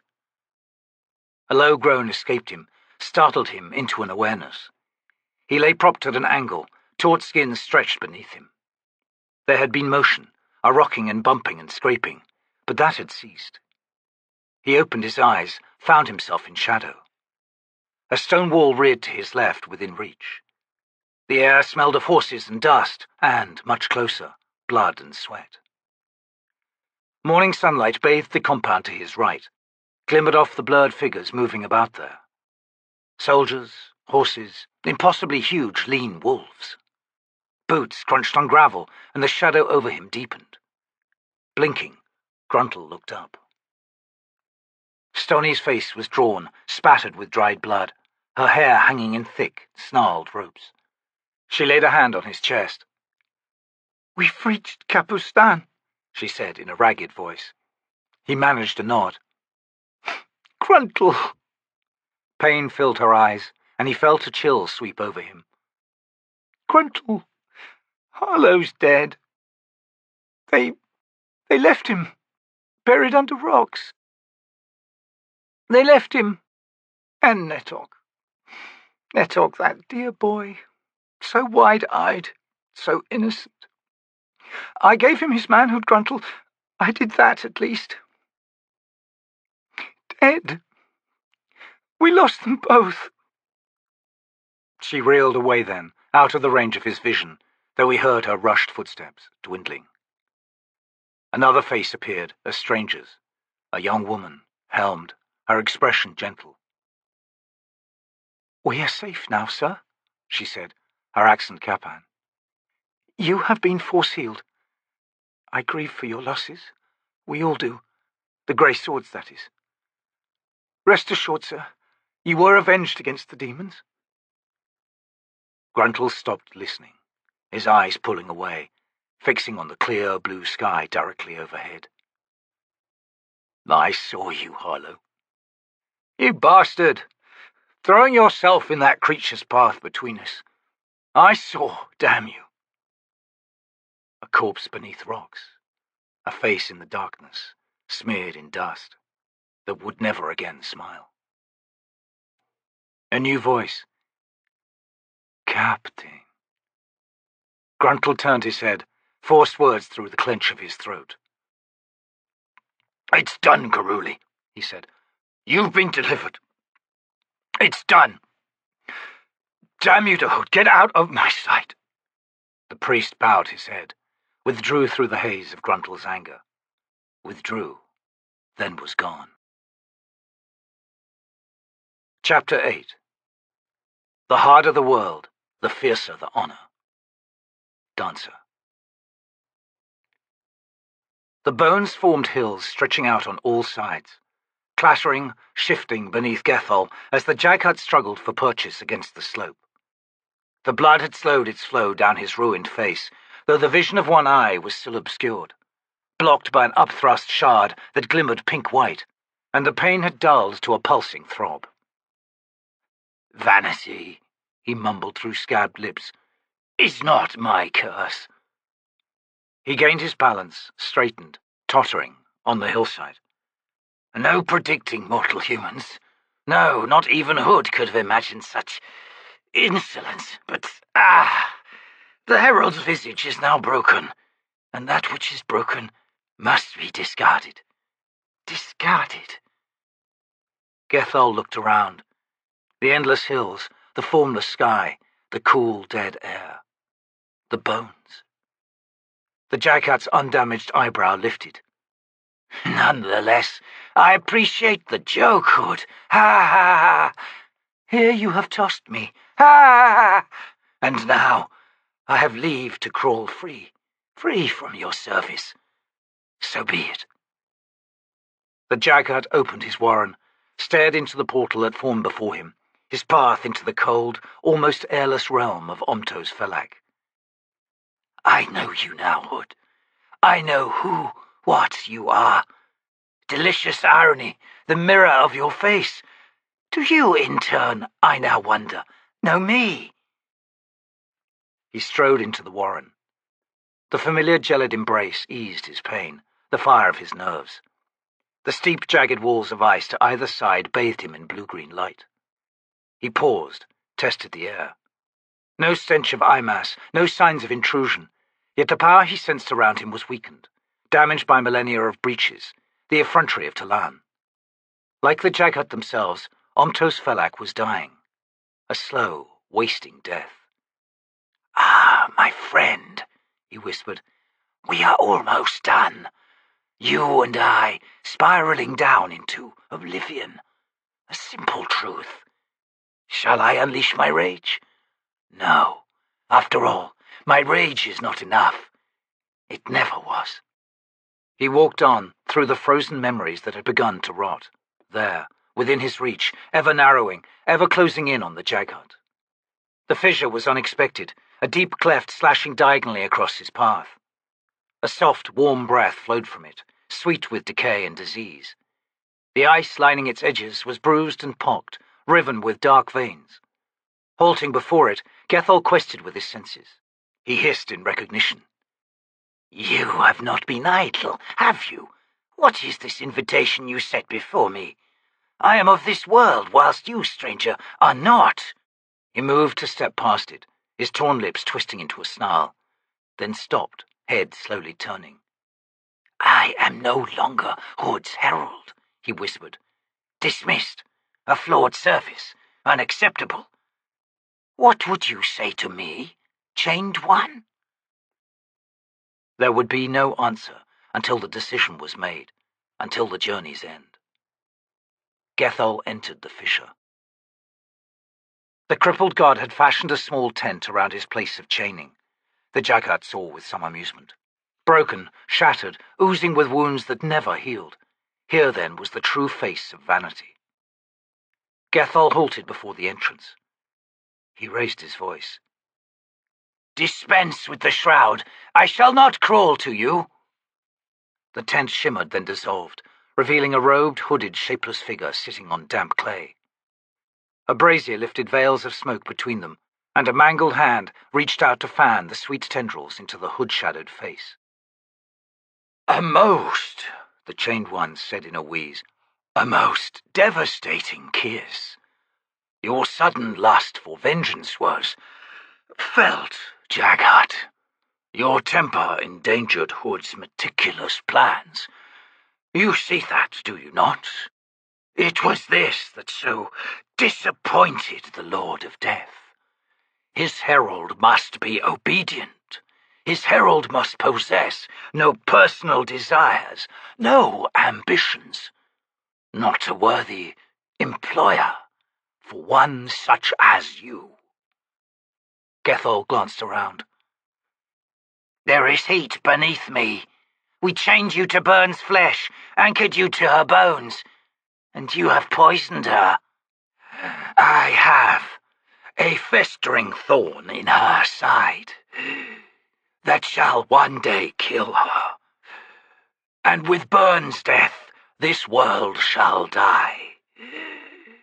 Her heart, cold, lifeless, will cease its life-giving bounty. These chains must be broken, Jagged." Gethal laughed. "All worlds die. I shall not prove the weak link, crippled god. I was here for the chaining, after all." "Ah," the creature hissed. "But you are the weak link. You ever were. You thought you could earn Hood's trust, and you failed. Not the first failure, either, as we both know. When your brother Gothos called upon you, enough. Who is the vulnerable one here?" "We both are, Jagged. We both are." The god raised his hand again, waved it slowly between them. Lacquered wooden cards appeared, suspended in the air, their painted images facing Gethal. "Behold," the crippled god whispered, "the house of chains." The Jagged's lone functioning eye narrowed. What have you done?" "No longer an outsider, Gethal. I would join the game, and look more carefully. The role of herald is vacant." Gethal grunted. "More than just the herald?" "Indeed, these are early days. Who, I wonder, will earn the right of king in my house? Unlike Hood, you see, I welcome personal ambition, welcome independent thought, even acts of vengeance. The deck of dragons will resist you, Chained One. Your house will be assailed." "It was ever thus. You speak of the deck as an entity, but its maker is dust, as we both know. There is no one who can control it. Witness the resurrection of the House of Shadows. A worthy precedent. Gethal, I have need of you. I embrace your flaws. None among my house of chains shall be whole in flesh or in spirit. Look upon me. Look upon this broken, shattered figure. My house reflects what you see before you. Now cast your gaze upon the world beyond. The nightmare of pain and failure that is the mortal realm. Very soon, Gethal, my followers shall be legion. Do you doubt that? Do you? The Jaghut was silent for a long time. Then he growled. The House of Chains has found its herald. What would you have me do? I've lost my mind, Murillo muttered, but he threw the bones nonetheless. The carved phalanges bounced and rolled, then came to a stop. The Lord's push, dear friend. Alas for you, but not for worthy self, Crupper cried, reaching out to gather the bones. And now Crupper doubles the bid on a clear skid. Exquisite rhyme, exquisitely delivered. Oh! The bones bounced, settled with unmarked sides facing up. Riches tumble upon Crupper's ample lap. Gather them up, formidable wizard. Shaking his head, Quickben collected the finger bones.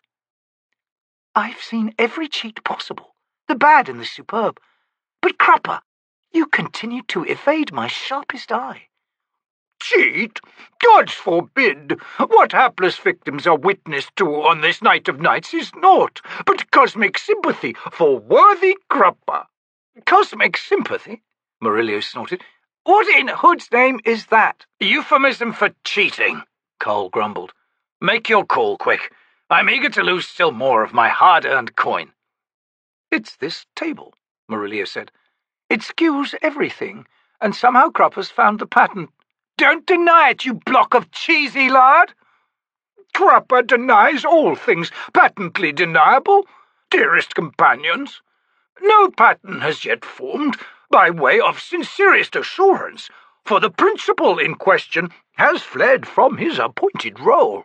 Said flight naught but an illusion, of course, though the enforced delay in self-recognition may well have direst consequences. Fortunate for one and all, Crupper is here with cogent regard. Whatever, Quickben cut in. Dark heart where it matters most, and skull in the corner. Bold wager, mysterious mage. Crupper challenges treble with a true hand, and not a nudge askew. The wizard snorted. Never seen one of those, ever. Not ever. Not once. He sent the bones skidding across the table. The polished finger bones came to a stop, arrayed in a spread hand, all the symbols and patterns revealing perfect alignment. And now, wondering wizard, you have! Crupper's coffers overflow! Quickben stared at the skeletal hand on the table's battered surface. What's the point of this? Cole sighed. Crupper wins every cast. Not subtle, little man. A good cheat makes sure there's losses thrown in every now and then. Thus Crupper's true innocence is displayed. A cheat of successive victories would be madness indeed. No, this sympathy is true and well beyond Crupper's control. How did you do that? Quickben whispered. Crupper removed a mottled silk handkerchief from his sleeve and mopped his brow. Warrants suddenly abound, licking the air with invisible flames. Aye! Crupper withers beneath such scrutiny. Mercy, Crupper begs you, malicious mage. Quickben leaned back, glanced over to where Whiskeyjack sat apart from the others, his back to the tent wall, his eyes half closed. There's something there, I swear it, but I can't pin him down. He's slippery. Gods, he's slippery. Whiskeyjack grunted. Give it up, he advised, grinning. You won't catch him, I suspect. The mage swung on Crupper. You are not what you seem. Oh, but he is, Cole interjected. Look at him. Greasy, slimy, slick, like one giant hairy ball of buttered eel. Crupper is precisely as he seems, trust me. Look at the sudden sweat on his brow, the boiled lobster face, the bugged-out eyes. Look at him squirm. That's Crupper, every inch of him. Abashed is Crupper. Cruel scrutiny. Crupper crumbles beneath such unwarranted attention. They watched as the man wrung out the handkerchief, their eyes widening at the torrent of oily water that poured from it to pool on the tabletop. Whiskeyjack barked a laugh. Ha! He has you all in his belt pouch, even now. Squirm, is it? Sweat? All an illusion. Crupper buckles under such perceptive observations. He wilts, melts, dissolves into a blubbering fool. He paused, then leaned forward and gathered in his winnings. Crupper is thirsty. Does any wine remain in that smudged jug, he wonders? Yet, more than that, Crupper wonders what has brought Corlat to the tent's entrance here in the dead of night, with one and all exhausted by yet another day of interminable marching. The flap was drawn back, and the T'lan woman stepped into the lantern light. Her violet eyes found Whiskeyjack. Commander, my lord requests the pleasure of your company. Whiskeyjack raised his brows. Now? Very well. I accept the invitation. He rose slowly, favouring his bad leg. I'll figure you out yet, Quick Ben said, glaring at Crupper. Crupper denies the existence of elusive complexity regarding self. Worrisome wizard. Simplicity is Crupper's mistress. In joyful conspiracy with his dear wife, Truth, of course. Long and loyal in allegiance, this happy threesome. He was still talking as Whiskeyjack left the tent and walked with Corlat towards the T'lan encampment. After a few minutes, the commander glanced at the woman beside him. I would have thought your lord would have departed by now. He's not been seen for days. He will remain in our company for a time, Corlat said. Anamanda Rake has little patience for staff meetings and the like. Crone keeps him informed of developments. Then I am curious. What would he have of me? She smiled slightly. That is for my lord to reveal, Commander. Whiskeyjack fell silent. The Night of Dark's tent was indistinguishable from all the other tents of the T'lan, unguarded and a little more than halfway down a row, weakly lit from within by a single lantern. Corlat halted before the flap.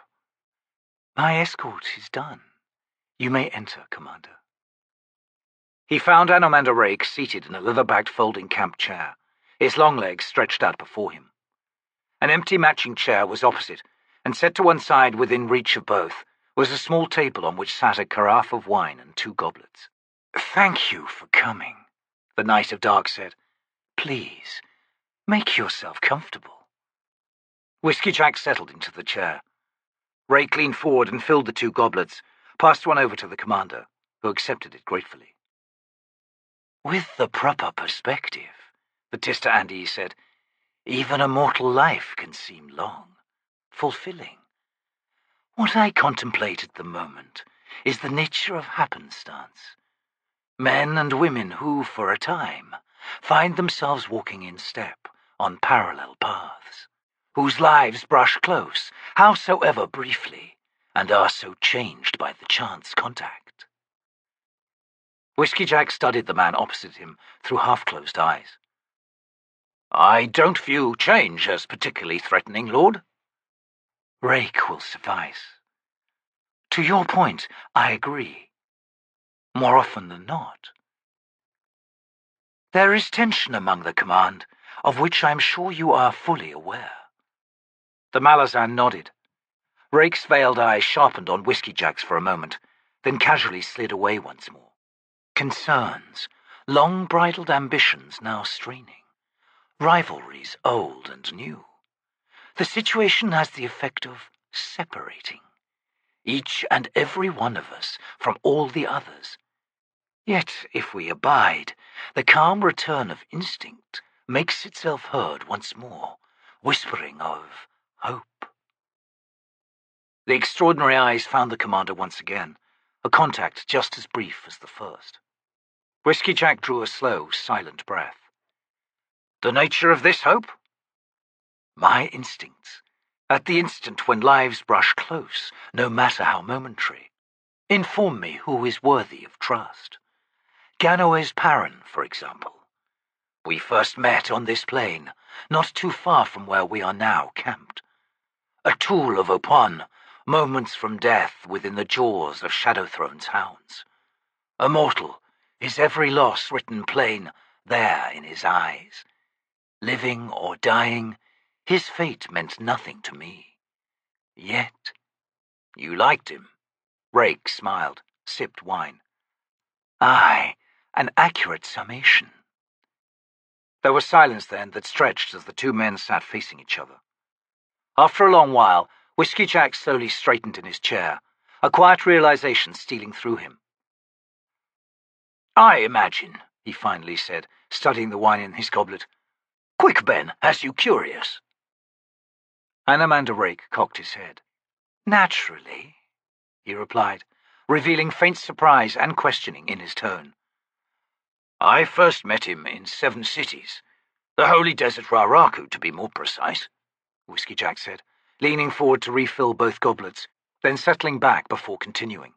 It's something of a long tale, so I hope you can be patient. Rake half smiled his reply. Good. I think it will be worth it. Whiskeyjack's gaze wandered, found the lantern hanging from a pole, settled on its dim, flaring gold flame. Quick, Ben. A Daphon Delat, a middling wizard in the employ of one of the 7 holy protectors during an abortive rebellion that originated in Aran. Delat and 11 other mages made up the protector's cadre. Our besieging army's own sorcerers were more than their match. Beladan, Nightchill, Taishrin, Acaronis, Tessomalandis, Stumpy. A formidable gathering known for their brutal execution of the Emperor's will. Well, the city the Protector was holed up in was breached, the walls sundered, slaughter in the streets, the madness of battle gripped us all. Dassam struck down the Holy Protector. Dassam and his band of followers he called his first sword. They chewed their way through the enemy ranks. The Protector's cadre, seeing the death of their master and the shattering of the army, fled. Dassam ordered my company in pursuit, out into the desert. Our guide was a local, a man recently recruited into our own claw. Kalam Mekkar's broad midnight face glistened with sweat. Whiskeyjack watched as the man twisted in the saddle, watched the wide shoulders shrug beneath the dusty, stained talaba. They remained together, the guide rumbled. I would have thought they'd split, and force you to do the same. Or to choose among them, Commander. The trail leads out, sir, out into Raraku's heart. How far ahead? Whiskeyjack asked. Half a day, no more, and on foot. The commander squinted out into the desert's ochre haze. 70 soldiers rode at his back, a cobbled-together collection of marines, engineers, infantry, and cavalry, each from squads that had effectively ceased to exist. 3 years of sieges, set battles, and pursuits for most of them. They were what Dassam Ultor judged could be spared, and if necessary, sacrificed. Sir, Kalam said, cutting into his thoughts, Raraku is a holy desert, a place of power. Lead on, Whiskeyjack growled. Dust devils swirled random paths across the barren, wasted plain. The troop rode at a trot with brief intervals of walking. The sun climbed higher in the sky. Somewhere behind them, a city still burned, yet before them they saw an entire landscape that seemed lit by fire. The first corpse was discovered early in the afternoon. Curled, a ragged, scorched talaba fluttering in the hot wind, and beneath it a withered figure, head tilted skyward, eye sockets hollowed pits. Kalam dismounted and was long in examining the body. Finally, he rose and faced Whiskeyjack. Kebharla, I think. She was more a scholar than a mage, a delver of mysteries. Sir, there's something odd. Indeed? The commander drawled. He leaned forward in his saddle, studied the corpse. Apart from the fact that she looks like she died 100 years ago, what do you find odd, Kalam? The man's face twisted in a scowl. A soldier chuckled behind Whiskeyjack. Will that funny man come forward, please? The commander called out without turning. A rider joined him, thin, young, an ornate, oversized 7 Cities helmet on his head. Sir, the soldier said. Whiskeyjack stared at him. Gods, man, loose that helm. You'll cook your brains. And the fiddle. The damn thing's broken anyway. The helmet's lined with cold sand, sir. With what? Cold sand. Looks like shaved filing, sir, but you could throw a handful into a fire and it won't get hot. Strangest thing, sir. The commander's eyes narrowed on the helmet. By the abyss! The Holy Protector wore that. The man nodded solemnly. And when Dassam's sword clipped it, it went flying, sir, right into my arms. And the fiddle followed? The soldier's eyes thinned suspiciously. No, sir. The fiddle's mine. Bought it in Malaz City. Planned on learning how to play it. So who put a fist through it, soldier? That would be Hedge, sir. The man over there beside Picker. He can't play the damn thing, the soldier in question shouted over. Well, I can't now, can I? It's broke. But once the war's done, I'll get it fixed, won't I? Whiskeyjack sighed. Return to your position, sir, fiddler, and not another sound from you. Understood? One thing, sir. I got a bad feeling about all of this. You're not alone in that, soldier. Well, it's just that... Commander! The soldier named Hedge called out, nudging his mount forward. The lad's hunches, sir. They ain't messed yet. He told Sergeant Nubber not to drink from that jug, but Nubber did anyway. And now he's dead, sir. Poisoned? No, sir. A dead lizard. Got stuck in his throat. Nubber choked to death on a dead lizard. Hey, Fiddler! A good name, that. Fiddler! Ha! Gods, Whiskeyjack breathed. Enough! He faced Kalam again. Right on. The man nodded, climbed back in his saddle. 11 mages on foot, without supplies, fleeing across a lifeless desert. The hunt should have been completed quickly. Late in the afternoon they came upon another body, as shriveled as the first one. Then, with the sun spreading crimson on the west horizon, a third corpse was found on the trail. Directly ahead, half a league distant, rose the bleached, jagged teeth of limestone cliffs, tinted red with the sunset. The trail of the surviving wizards, Kalam informed the commander, led towards them. The horses were exhausted, as were the soldiers. Water was becoming a concern. Whiskeyjack called a halt, and camp was prepared. After the meal, and with soldiers stationed at pickets, the commander joined Kalam Mekar at the hearth. The assassin tossed another brick of dung onto the flames, then checked the water in the battered pot suspended by a tripod over the fire. The herbs in this tea will lessen the loss of water come the morrow, the Seven Cities native rumbled. I'm lucky to have it. It's rare, and getting rarer. Makes your piss thick as a soup, but short. You'll still sweat, but you need that. I know, Whiskeyjack interjected. We've been on this damned continent long enough to learn a few things, Claw Leader. The man glanced over at the settling soldiers. I keep forgetting that, Commander. You're all so young. As young as you, Kalam Mekar. And what have I seen of the world, sir? Scant little. Bodyguard to a holy fellah in iron? Bodyguard? Why mince words?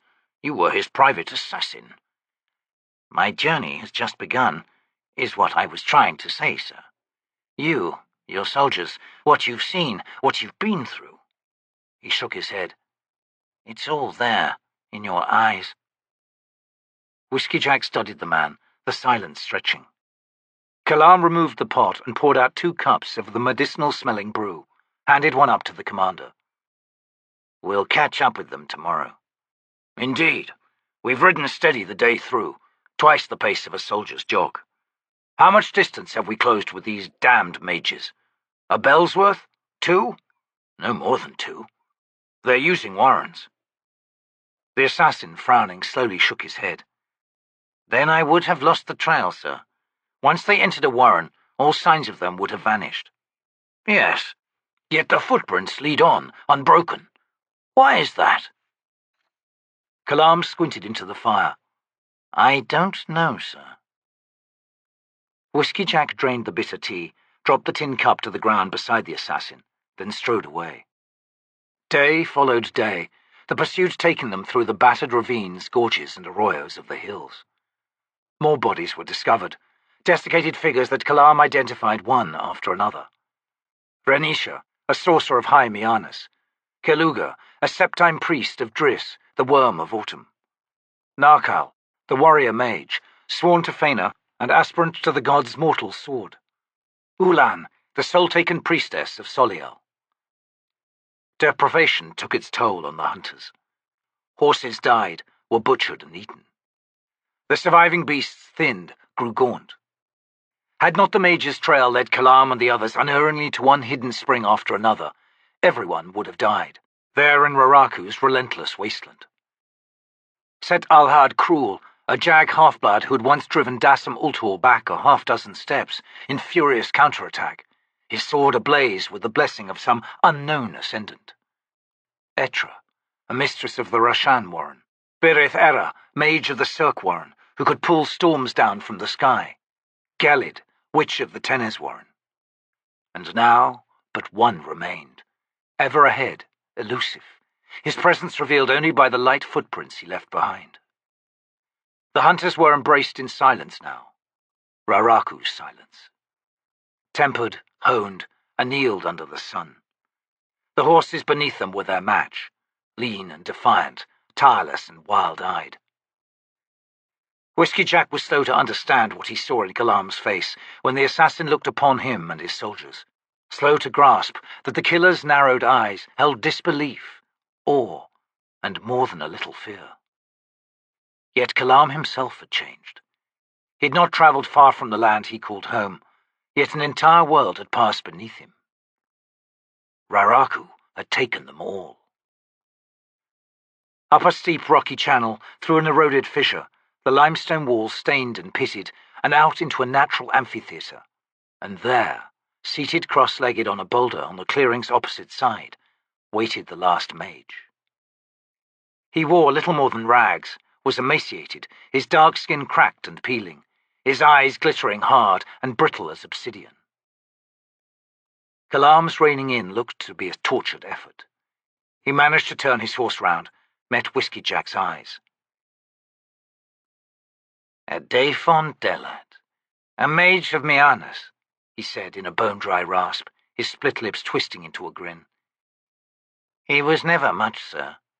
I doubt he'll be able to muster a defence." Whiskeyjack said nothing. He angled his mount past the assassin, approached the wizard. "One question?" the wizard asked, his voice barely a whisper, yet carrying clearly across the amphitheatre. "What?" "Who in Hood's name are you?" Whiskeyjack raised a brow. "Does it matter?" "We have crossed Raraku entire," the wizard said. "Other side of these cliffs is the trail leading down to Gdanisban. You chased me across the holy desert. Gods, no man is worth that, not even me." "There were 11 others in your company, wizard." Daphon Delat shrugged. "I was the youngest, the healthiest, by far.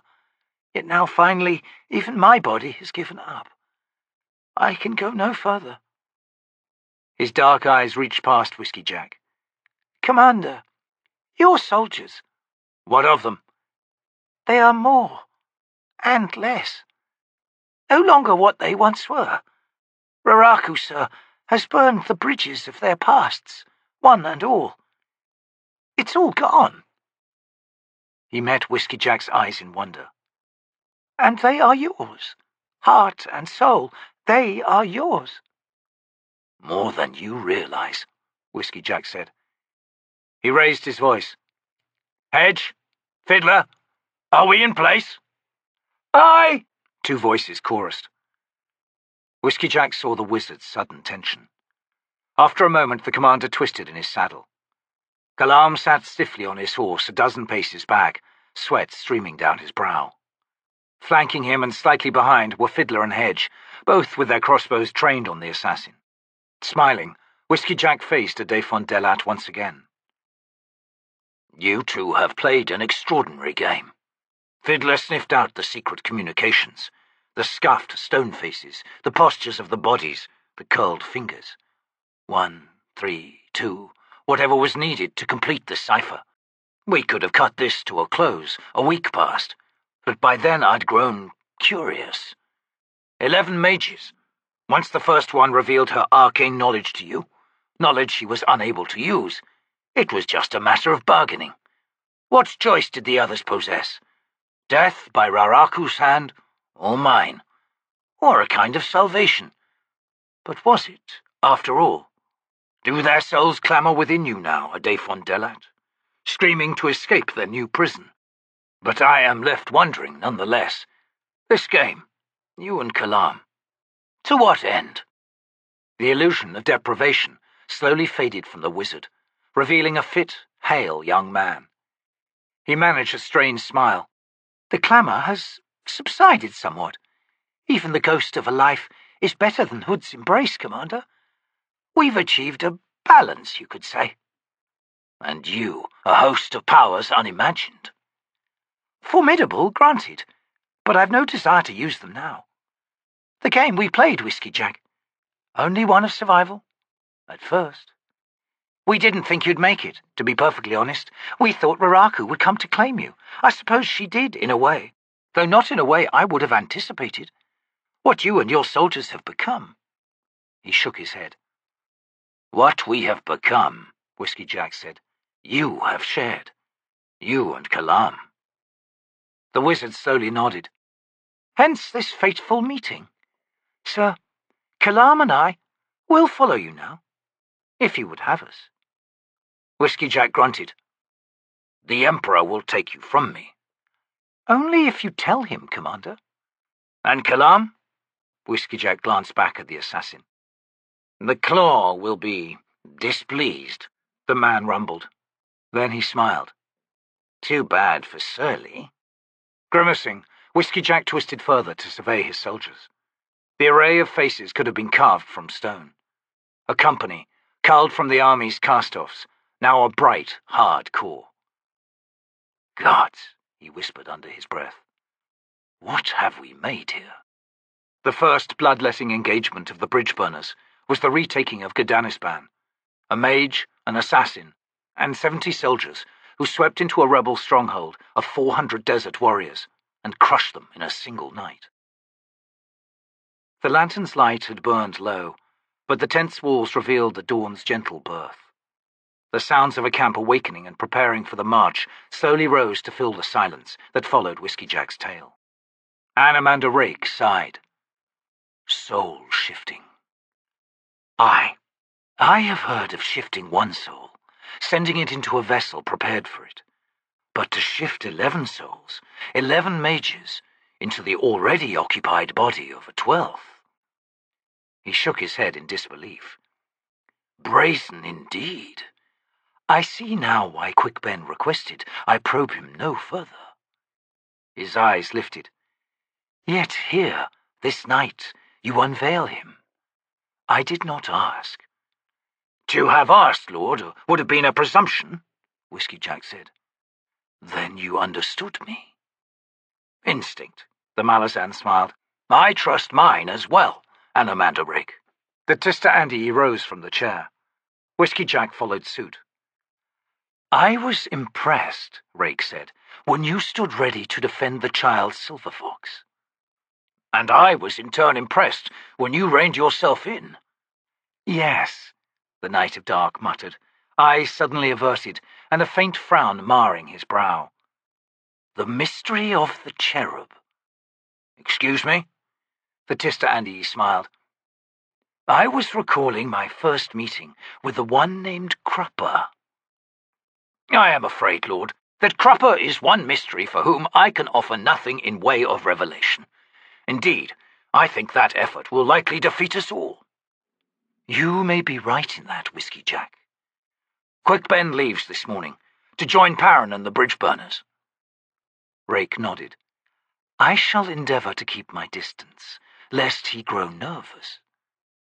After a moment, the Tista Andy held out his hand. They locked wrists. A welcome evening just passed, Rake said. Whiskeyjack grimaced. I'm not much for spinning entertaining tales. I appreciate your patience. Perhaps I can redress the balance some other evening. I've a few stories of my own. I'm sure you have, Whiskeyjack managed. They released their grips, and the commander turned to the entrance. Behind him, Rake spoke. One last thing. Silver Fox need have nothing to fear from me. More, I will instruct Calor accordingly. Whiskeyjack looked down at the ground for a moment. I thank you, Lord, he breathed, then made his way out. Gods below, Whiskeyjack thought. I have made a friend this night. When did I last stumble on such a gift? I cannot remember. Wood's breath. I cannot. Standing at the tent entrance, Anamander Rake watched the old man limp away down the track. A soft patter of taloned feet approached from behind. Master? Crone muttered. Was that wise? What do you mean? He asked distractedly. There is a price for making friends among such short-lived mortals, as you can well attest from your own typically tragic memories. Careful, hag. Do you deny the truth of my words, Lord? One can find precious value in brevity. The great raven cocked her head. Honest observation? Dangerous admonition?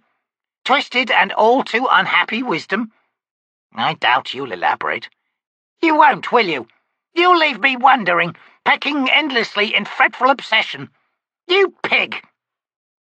Do you smell carrion on the wind, my dear?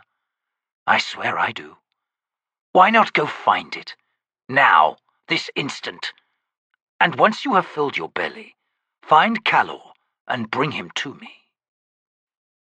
With a snarl, the great raven leapt outside, wings spreading explosively, heaving the huge bird skyward. Corlat, Rake murmured. Attend me, please.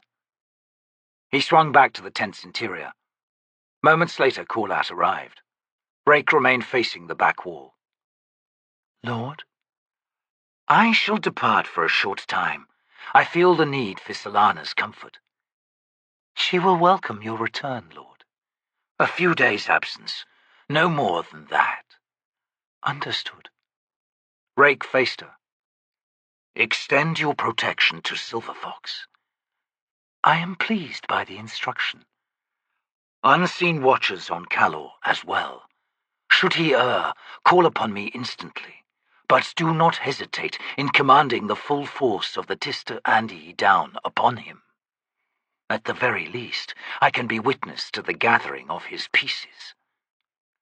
The full force, Lord? We have not done so in a long, long time. Do you believe it will be necessary in destroying Calor? I cannot be sure, Corlat. Why risk otherwise? Very well. I shall begin the preparation for our Warren's joining. I see that it troubles you none the less. There are 1,100 Tista Andi, Lord. I am aware of that, Corlat. At the chaining, there were but 40 of us, yet we destroyed the crippled god's entire realm. Granted, a nascent realm. None the less, Lord, 1,100. We risk devastating this entire continent. Rake's eyes grew veiled. I would advise some restraint in the unleashing, Corlat, should it prove necessary to collectively release Bauchelain. Brood would not be pleased. I suspect that Calor will do nothing precipitous, in any case. These are all but precautions. Understood. He turned back to the tent's interior. That will be all, Corlat. The Maybe dreamed. Once more, after so long, she found herself wandering the tundra, the lichen and moss crunching underfoot, as the dry wind swept over her, smelling of dead ice. She walked without aches, heard no rattle deep in her chest as she breathed the crisp air. She had returned, she realized, to the place of her daughter's birth. T'lan's warren. A place not where, but when. The time of youth. For the world. For me. She lifted her arms, saw that amber smoothness, the tendons and roped veins of her hands almost undiscernible beneath plump flesh. I am young. I am as I should be. Not a gift. No, this was torture. She knew she was dreaming. She knew what she would find when she awakened. A small herd of some ancient, long-extinct beast rolled soft thunder through the hard earth beneath her moccasined feet, running parallel to the path she had chosen along a ridge, their humped backs appearing every now and then above the crest, a blurred flow of burned umber. Something within her stirred, a quiet exultation to answer the majesty of those creatures. Kin to the Bedouin, only larger, with horns spreading out to the sides, massive, regal. Glancing down, she paused in her steps. Footprints crossed her path. Hide-wrapped feet had punched through the brittle lichen. 8, 9 individuals. Flesh and blood, Imass? The bonecaster Prancol and his companions? Who walks my dreamscape this time? Her eyes blinked open to musty darkness. Dull pain wrapped her thinned bones. Gnarled hands drew the furs close to her chin against the chill. She felt her eyes filled with water, blinked up at the swimming, sloped ceiling of the hide tent, and released a slow, agonized breath. Spirits of the Rivi, she whispered, take me now, I beg you. An end to this life, please. Jagan, Iruth, Mentalan, Srental, Parid, Neprul, Manek, Ibindur. I name you all. Take me, spirits of the Rivi. The rattle of her breath, the stubborn beat of her heart. The spirits were deaf to her prayer. With a soft whimper, the Maibi sat up, reached for her clothes.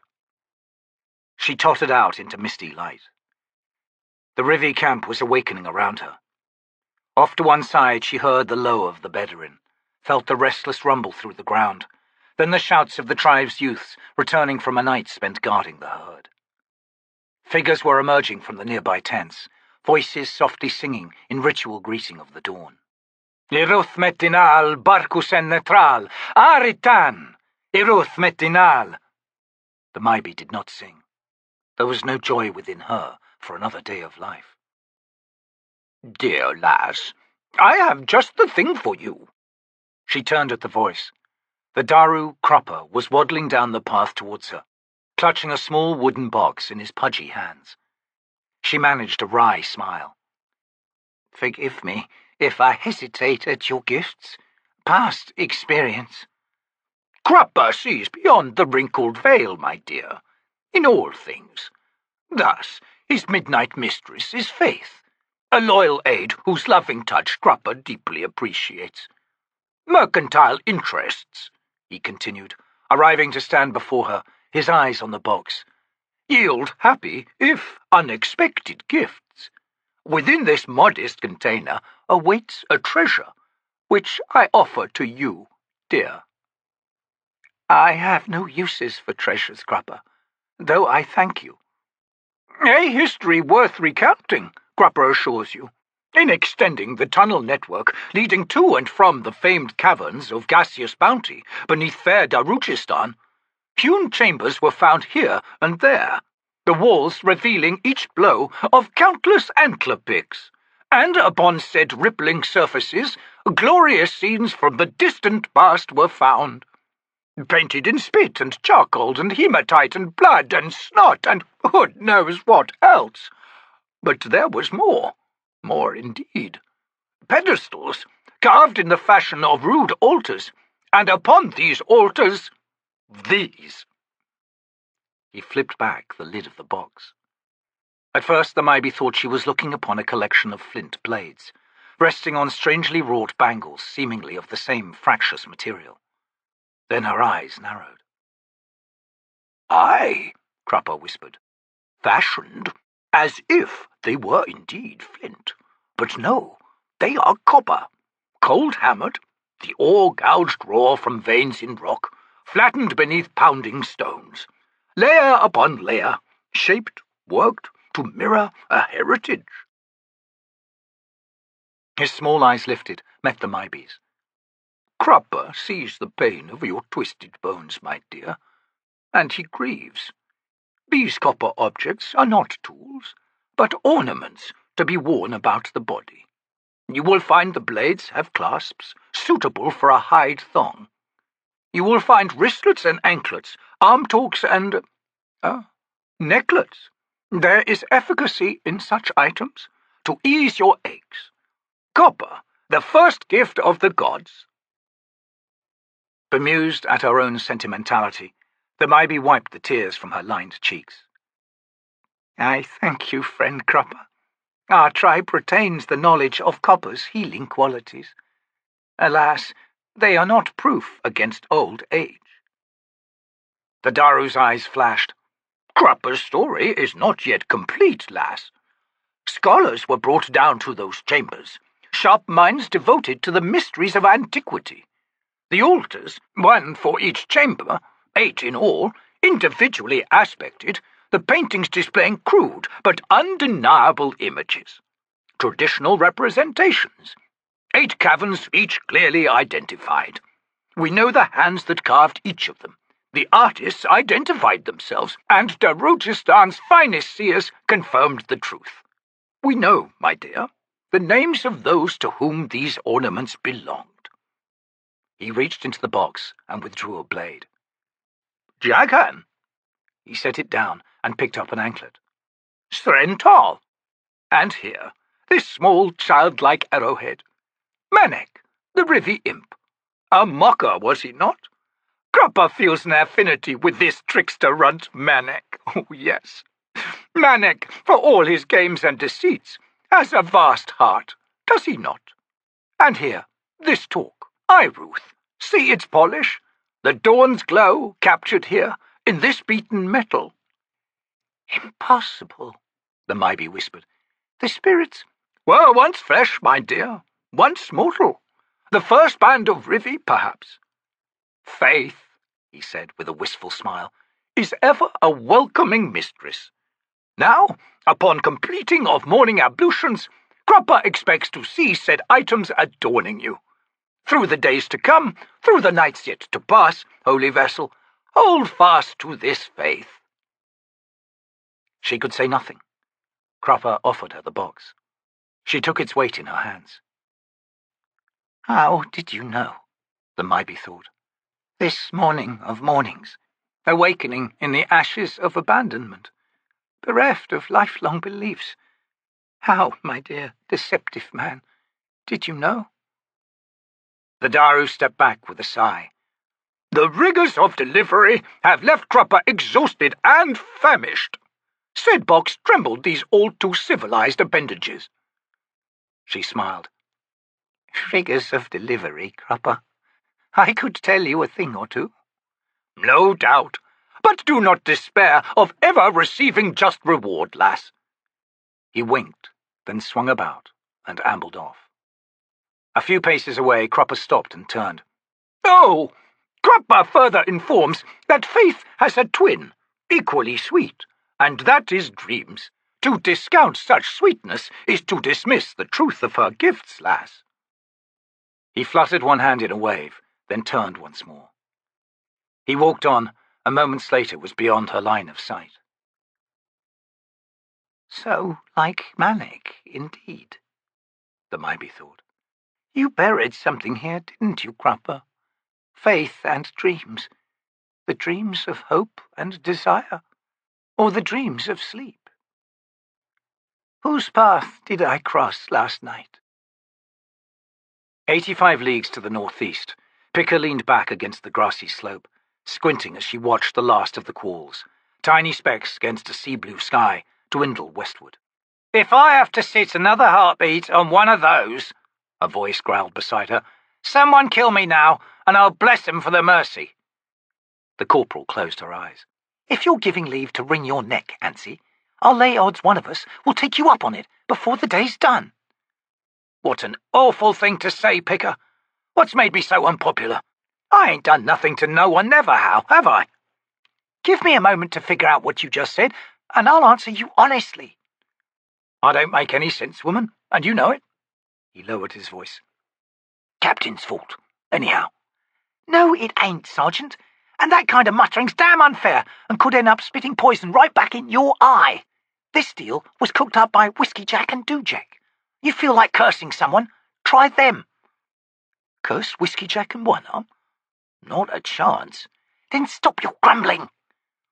Addressing your superior in that tone earns you the role of duffer today, Corporal. Maybe tomorrow too, if I feel like it.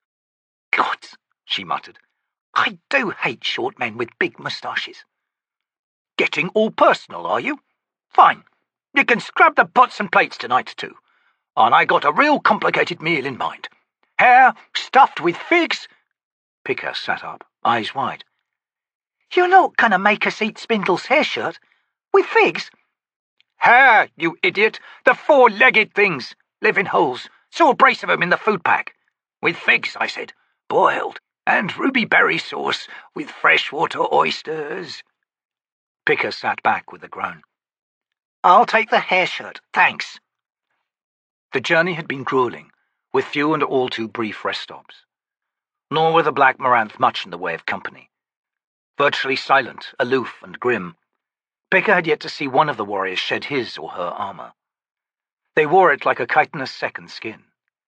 Their commander, Twist, and his corps were all that remained of the flight that had transported them to the foot of the Barghast range. Captain Perrin was saddled with the task of communicating with the Black Moranth commander. And Opon's luck to him, too, Picker thought. The calls had taken them high, flying through the night, and the air had been frigid. Picker ached in every muscle. Eyes closed once more, she sat listening to the other bridge burners preparing the gear and food supplies for the journey to come. At her side, Ansi muttered under his breath a seemingly endless list of complaints. Heavy boots approached, unfortunately coming to a halt directly in front of her, blocking out the morning sun. After a moment, Picker pried open one eye. Captain Perrin's attention, however, was on Ansi. "Sergeant?"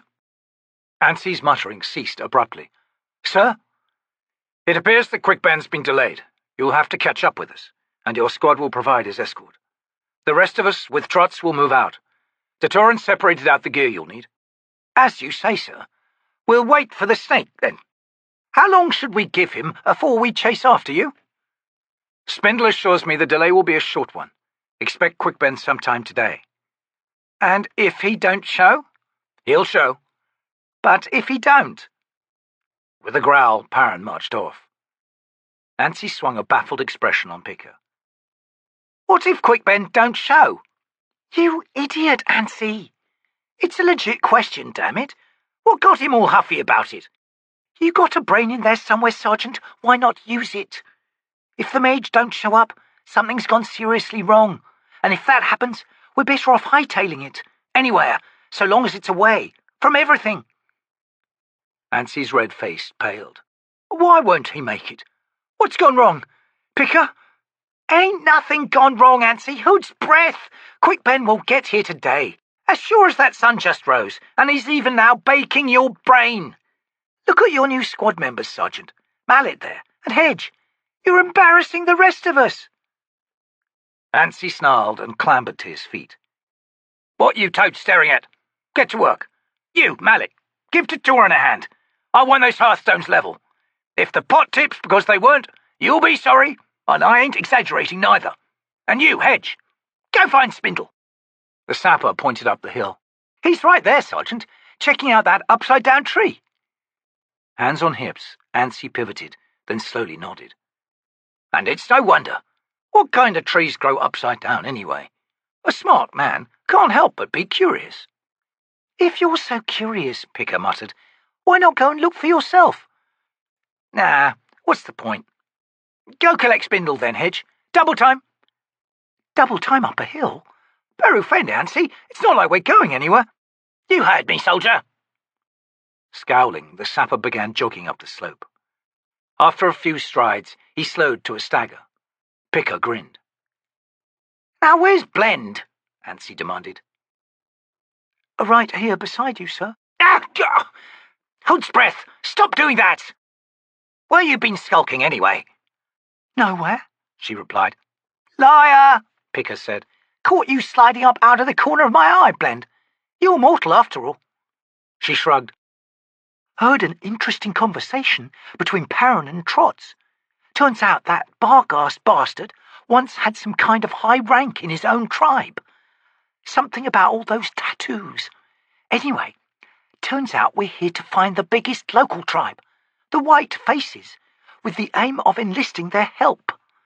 An alliance against the Pannion Domin. Picker snorted. Flown, then dropped off at the foot of the Baaljagg range. What else did you think we were up to?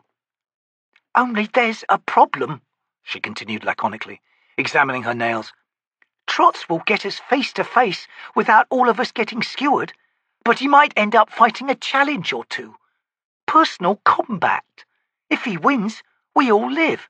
If he gets himself killed...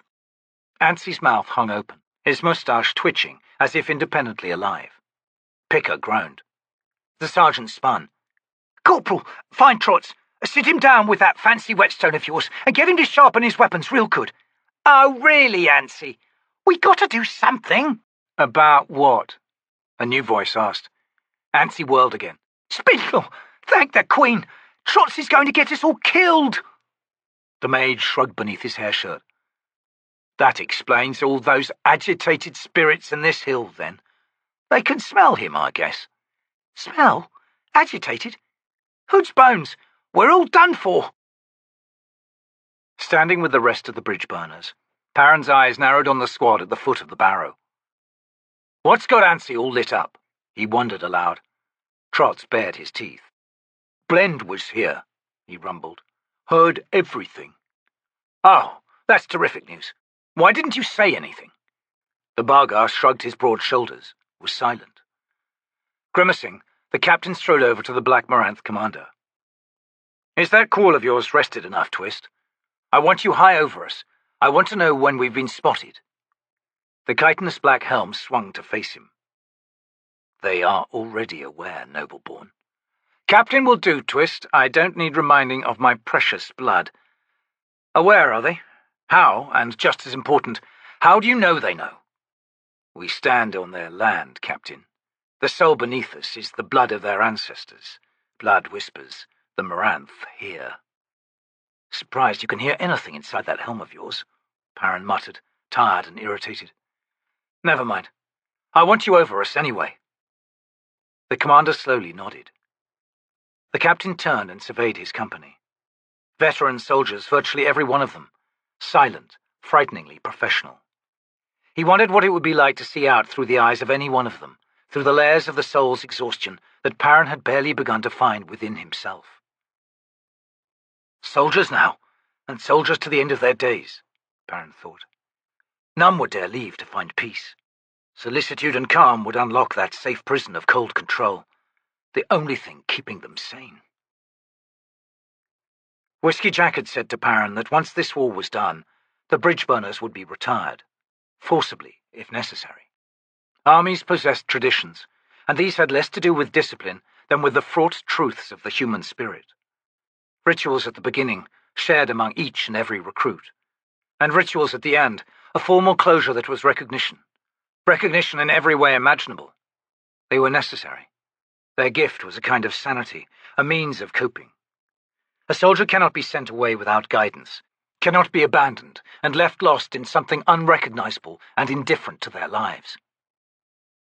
Remembrance and honoring the ineffable, Perrin thought. Yet, when it's done, what is the once soldier? What does he or she become? An entire future spent walking backward, eyes on the past, its horrors, its losses, its grief, its sheer heart-bursting living?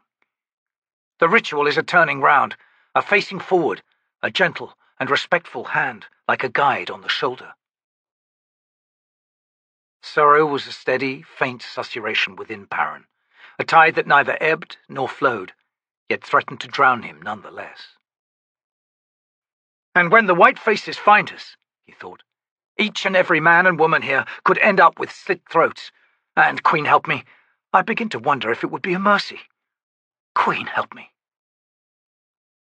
A swift flutter of wings, and the quall was airborne. The Black Moranth commander perched on the moulded saddle. Perrin watched them rise for a moment longer, his stomach churning, then turned to his company. On your feet, bridge burners! Time to march! The dark, close air was filled with sickly mist. Quickben felt himself moving through it, his will struggling like a swimmer against a savage current. After a few more moments, he withdrew his questing, slipped sideways into yet another warren. It fared little better. Some kind of infection had seeped in from the physical world beyond, was corrupting every sorcerous path he attempted. Fighting nausea, he pushed himself forward. This has the stench of the crippled god, Quickben thought. Yet the enemy whose lands we approach is the Pannion Seer. Granted, an obvious means of self-defense, sufficient to explain the coincidence. Then again, since when do I believe in coincidences? No, this commingling of sense hinted at a deeper truth. That master descendant may well be chained, his body broken, but I can feel his hand, even here, twitching at invisible threads. The faintest of smiles touched the wizard's lips. A worthy challenge, he thought. He shifted warrens once again and found himself on the trail of something. Her presence was ahead, leaving a cooled, strangely lifeless wake. Well, perhaps no surprise. I'm striding the edge of Hood's own realm now, after all. Nonetheless. Unease pattered within him like sleet. He pushed his nervousness down. Hood's warren was resisting the poison better than many others Quickben had attempted. The ground beneath him was clay, damp and clammy, the cold reaching through the wizard's moccasins. Faint, colourless light bled down from a formless sky that seemed no higher than the ceiling. The haze filling the air felt oily, thick enough on either side to make the path seem like a tunnel. Quickben's steps slowed. The clay ground was no longer smooth. Deep incisions crossed it, glyphs in columns and panels. Primitive writing, the wizard suspected. Yet he crouched and reached down. Freshly cut, or timeless? At a faint tingle from the contact, he withdrew his hand. Wards, maybe. Bindings. Stepping carefully to avoid the glyphs, Quickben padded forward. He skirted a broad sinkhole filled with painted pebbles, offerings to Hood from some holy temple, no doubt, benedictions and prayers in 1,000 languages from countless supplicants. And there they lie, he thought, unnoticed, ignored or forgotten. Even clerks die, Hood. Why not put them to good use, cleaning all this up? Of all our traits to survive the passage of death, surely obsessiveness must be counted high among them. The incisions grew thicker, more crowded, forcing the wizard to slow his pace yet further. It was becoming difficult to find a clear space on the clay for his feet. Binding sorceries, the whispered skeins of power made manifest, here on the floor of Hood's realm. A dozen paces ahead was a small bedraggled object, surrounded in glyphs. Quickben's frown deepened as he edged closer, like the makings of fire. Sticks and twisted grasses on a round, pale hearthstone. Then he saw it tremble. Ah, these binding spells belong to you, little one. Your soul trapped. As I once did to that mage Hairlock, someone's done to you. Curious indeed. He moved as close as he could, then slowly crouched. You're looking a little worse for wear, friend, the wizard said. The minuscule acorn head swiveled slightly, then flinched back. Mortal, the creature hissed, in the language of the Barghast. The clans must be told. I can go no further. Look, the wards pursued. The wards closed the web. I am trapped. So I see. You were of the White Faces, shaman. And so I remain. Yet you escaped your barrow. You eluded the binding spells of your kin, for a while at least, in any case. Do you truly believe they will welcome your return, old one? I was dragged from my barrow, fool. You are journeying to the clans. I see the truth of that in your eyes. I shall tell you my tale, mortal, and so they know the truth of all that you tell me, I shall give you my true name. A bold offer, old one. What's to prevent me from twisting you to my will? The creature twitched, a snarl in its tone as it replied. You could be no worse than my last masters. I am Talamandas, born of the first hearth in the knotted clan, the first child birthed on this land. Do you know the significance of that, mortal? I am afraid not, Talamandas. My previous masters, those damned necromancers, had worked through, mortal, were mere moments from discovering my true name. Worked through, I tell you, with brutal claws indifferent to pain. With my name, they would have learned secrets that even my own people have long forgotten. Do you know the significance of the trees on our barrows? No, you do not. Indeed, they hold the soul, keep it from wandering. But why? We came to this land from the seas, plying the vast waters in dugouts. The world was young then, our blood thick with the secret truths of our past. Look upon the faces of the Barghast, mortal. No, look upon a Barghast skull, stripped of skin and muscle. I've seen Barghast skulls, Quickben said slowly. Ah, and have you seen their like? Animate? The wizard scowled. No, but something similar, squatter. The features slightly more pronounced. Slightly, aye, slightly. Squatter? No surprise we never went hungry, for the sea provided. Yet more, T'lan were among us. You were T'lan Imass. Hood's breath. Then you and your kin must have defied the ritual. Defied? No. We simply failed to arrive in time. Our pursuit of the Jaghut had forced us to venture onto the seas, to dwell among ice floes and on treeless islands. And in our isolation from kin, among the elder peoples, the T'lan, we changed, when our distant kin did not. Mortal, wherever land proved generous enough to grant us a berth, we buried our dugouts, forever. From this was born the custom of the trees on our barrows, though none among my kind remembers. It has been so long. Tell me your tale, Talamandas, but first answer me this. What would you do if I freed you of these bindings? You cannot. Not an answer. Very well, though it be pointless. I would seek to set free the first families. Aye, we are spirits, and now worshipped by the living clans. But the ancient bindings have kept us as children in so many ways. Well meant, yet a curse nonetheless. We must be freed, to grow into true power. To ascend into true gods, Quickben whispered, his eyes wide as he stared down at the ragged figure of grasses and twigs. The Barghast refuse to change. The living think now as the living always did, generation after generation. Our kind are dying out, mortal. We rot from within. For the ancestors are prevented from giving true guidance, prevented from maturing into their power, our power. To answer your question, mortal, I would save the living Barghast, if I could. Tell me, Talamandas, Quickben asked with veiled eyes, is survival a right or a privilege?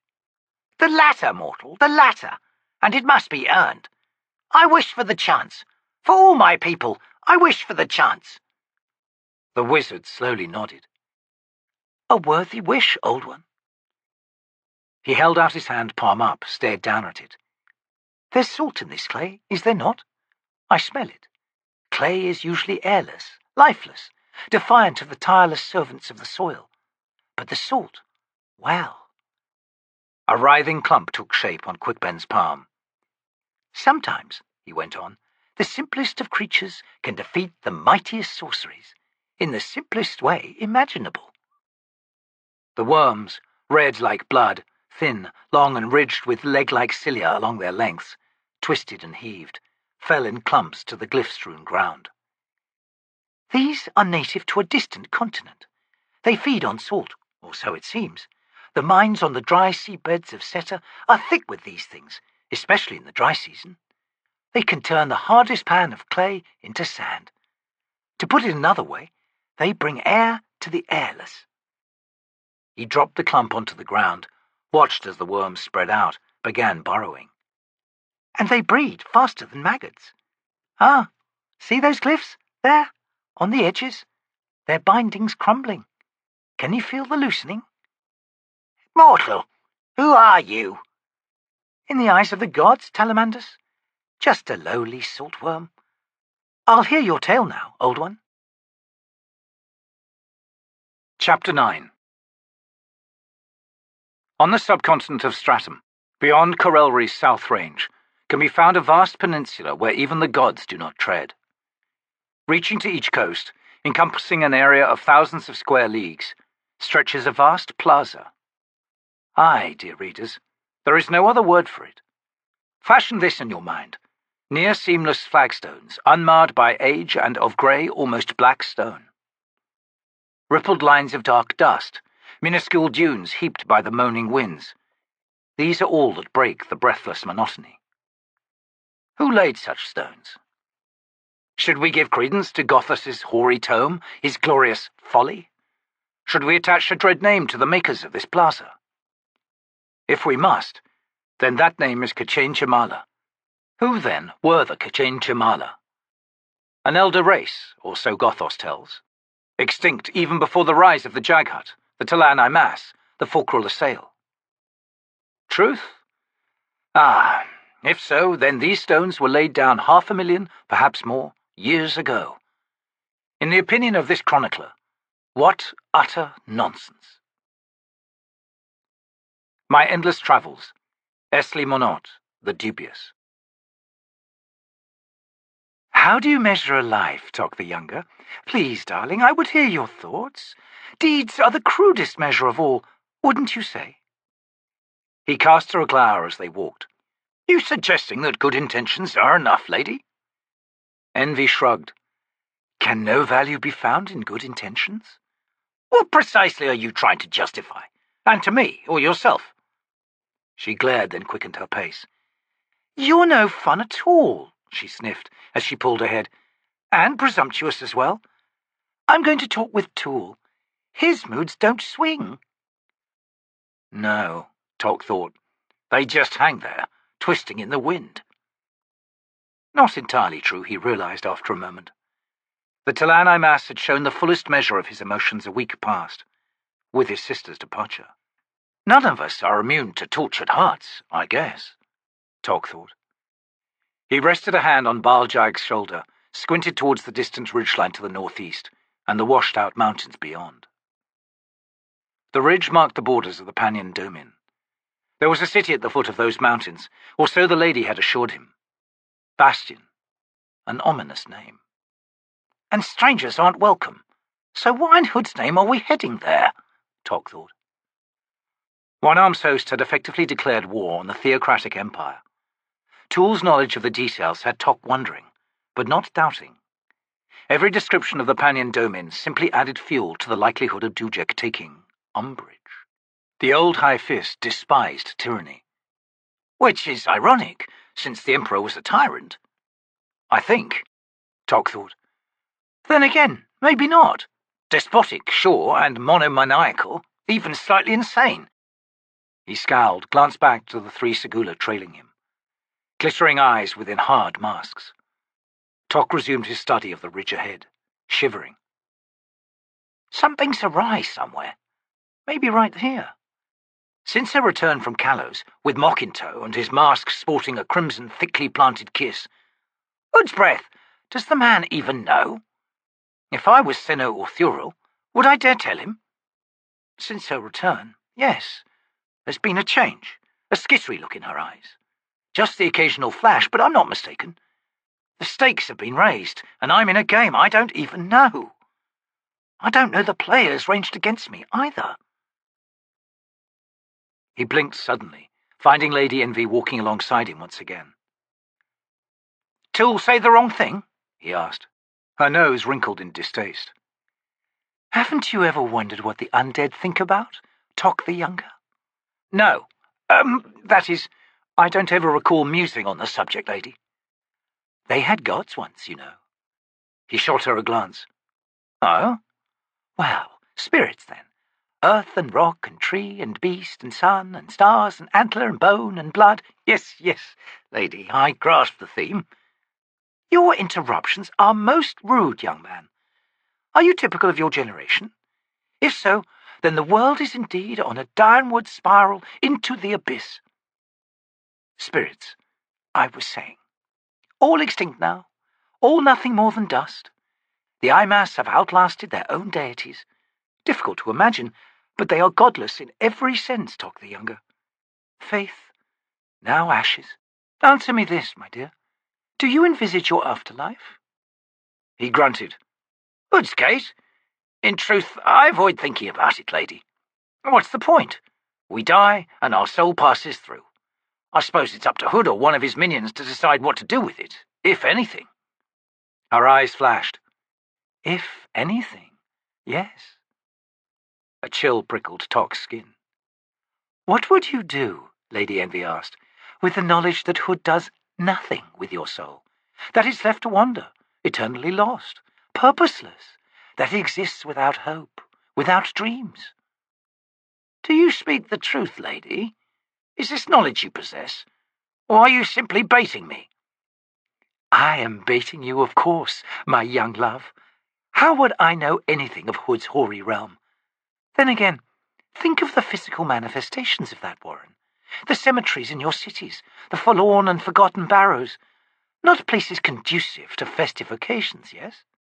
Think of all of Hood's host of holidays and celebrations, swarming flies, blood-covered acolytes, cackling crows, and faces stained with the ash from cremations. I don't know about you, but I don't see much fun going on. Do you?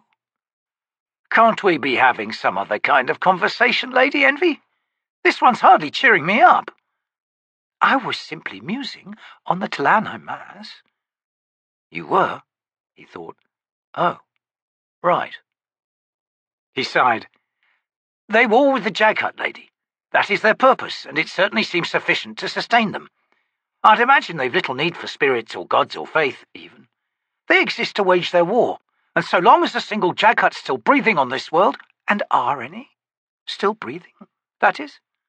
How should I know? Ask Tool. I did. And he doesn't know. Toc stumbled a step, slowed, staring at her, then at the T'lan Imass striding ahead. He doesn't know? Indeed, Toc the Younger. Now, what do you make of that? He could manage no reply. What if the war's ended? What next for the T'lan Imass? He considered, then slowly said, A second ritual of gathering? An end? An end to the T'lan Imass? Whose breath? And not a single spirit waiting to embrace all those weary, so very weary souls. An end, Toc thought.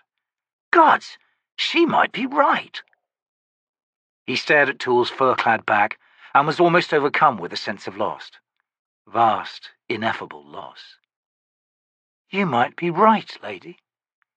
I might, she agreed affably. Do you hope that I am, Toc the Younger? He nodded. Why? She asked. Why? Toc thought. Unhuman creatures sworn to genocide? Brutal, deadly, implacable? Relentless beyond all reason? Toc nodded towards the T'lan Imass ahead of them. Because he's my friend, Lady Envy. They had not been speaking in low tones. At Toc's words, Tool's head turned, the shelf of the brow hiding the pits of eyes that seemed to fix on the Malazan for a moment. Then the head swung forward once more. The summoner of the gathering, Lady Envy slowly spoke, is among your Malazan punitive army, Toc the Younger. We shall converge within the Pannion Domin. Us, them, and the surviving clans of the T'lan Imass. There will be, without doubt, battles aplenty. The crushing of an empire is never easy. I should know, having crushed a few in my time. He stared at her, said nothing. She smiled. Alas, they will approach from the north, whilst we approach from the south. Our journey ahead will be fraught indeed. I admit I have been wondering, Toc said. How, precisely, will we manage to cross a hostile fanatic territory? Simple, love. We shall carve our way through. Gods, if I stay with these people, I am a dead man, Toc thought. Lady Envy was still smiling, her eyes on Tool. Like a white-hot knife through ice, we thrust to the heart of a frozen, timeless soul. Her voice rising slightly, she added, Or so we suspect, do we not, Onus T'lan? The T'lan Imass stopped. Baaljagg pulled away from beneath Toc's hand, padded forward. The dog, Gareth, followed. The Malazan spun upon hearing 3 sets of swords slide from scabbards. "Oh," Lady Envy said, "something's coming." Toc unslung his bow and planted its butt to string it as he scanned the horizon ahead. "I don't see anything, but I'll take everyone's word for it." Moments later, a K'chain Chamala crested the ridgeline 100 paces ahead, huge, slung forward, and seeming to flow over the ground on 2 legs. Blades flashed at the ends of its arms. Eye and dog flinched back. Toc's recollection of such a creature, fraught with the pained memories of Trake's death, returned to him with a jolt that shortened his breath. KL Hunter, Tool said, lifeless. He had not yet reached for his stone sword. The T'lan Imass pivoted, faced the 3 Seguleh. A frozen moment stretched between them, then Tool nodded. Sanu on Mock's right, Thurul on his left, and both brothers a step ahead of the 3rd. The Seguleh padded forward to meet the K'chain Chamala. "A gamble," Lady Envy murmured. "The time has come," Tool said, "to gauge their worth, lady. Here, at the border to the Domin, we must know our knife's efficacy." Toc knocked an arrow. "Something tells me I might as well throw twigs at it," he muttered, recalling Trake's death. "Wrong," Tool said. "Yet there is no need to test the stone's power of your arrows." "Power, huh? Fine, but that's not the problem. I've only got one eye, Tool. I can't judge distances worth a damn. And that thing's fast." "Leave this one to the Seguleh," the T'lan Imass said. "As you say," Toc replied, shrugging. His heart did not slow its hammering. The K'chain Chamala was blurred lightning as it plunged among the 3 brothers. The Seguleh were faster. Sanu and Thurul had already moved past the creature, throwing savage, unerring blows behind them without turning, sliding effortlessly like snakes to avoid the hunter's whipping tail. Mock, standing directly in front of the creature, had not backed up a step. The beast's huge arms flew past to either side of the 3rd, both severed at the shoulder joint by the flanking brothers in their single pass. Mock's swords darted upward, stabbed, cut, twisted, hooked, then withdrew with the hunter's massive head balanced on the tips for the briefest of moments, before the 3rd flung its blade-bending weight aside and leapt to the right, barely avoiding the decapitated body's forward pitch. The K'chain Chamala thundered as it struck the ground, legs kicking and tail thrashing. Then its movements ceased. "Well," Toc said after he'd regained his breath, "that wasn't so hard. Those beasts look tougher than they are, obviously. Good thing, too. We'll just stroll into the Domin now, right? Gawking at Bastion's Wonder, then beyond." "You're babbling," Lady Envy said. "Very unattractive, Toc the Younger. Please stop, now." Mouth clamped shut, Toc managed a nod. "Now let us go and examine the K'chain Chamala. I, for one, am curious." He watched her walk ahead, then followed at a stumble. As he passed Tool, he offered the T'lan Imass a sickly grin. "I think you can relax now, right?" The deathless face turned to him. "The 3rd's dismantling, Toc the Younger." "Yes?" "I could not have done that. I have never seen such skill."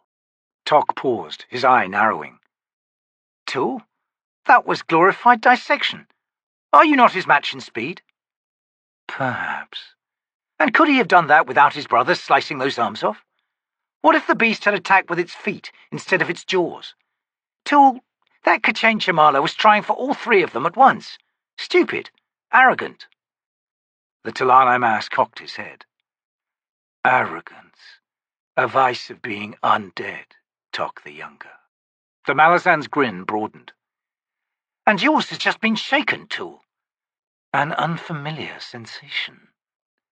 Toc shrugged, about to turn and rejoin Lady Envy. The stone sword was in Tool's hands. "I must challenge him." Grin falling away, Toc stepped closer. "Hold on, friend. You don't." "I must challenge him. Now." "Why?" "The first sword of the T'lan Imass must be without equal, Arrelfail. God's not you too! The T'lan Imass set off towards the Seguleh. Wait, Tool! The first sword glanced back. You share my shaken faith, mortal, despite your earlier words. Damn it, Tool! Now's not the time for this! Think! We need all of you, each in one piece, intact. Enough words, Arrelfail.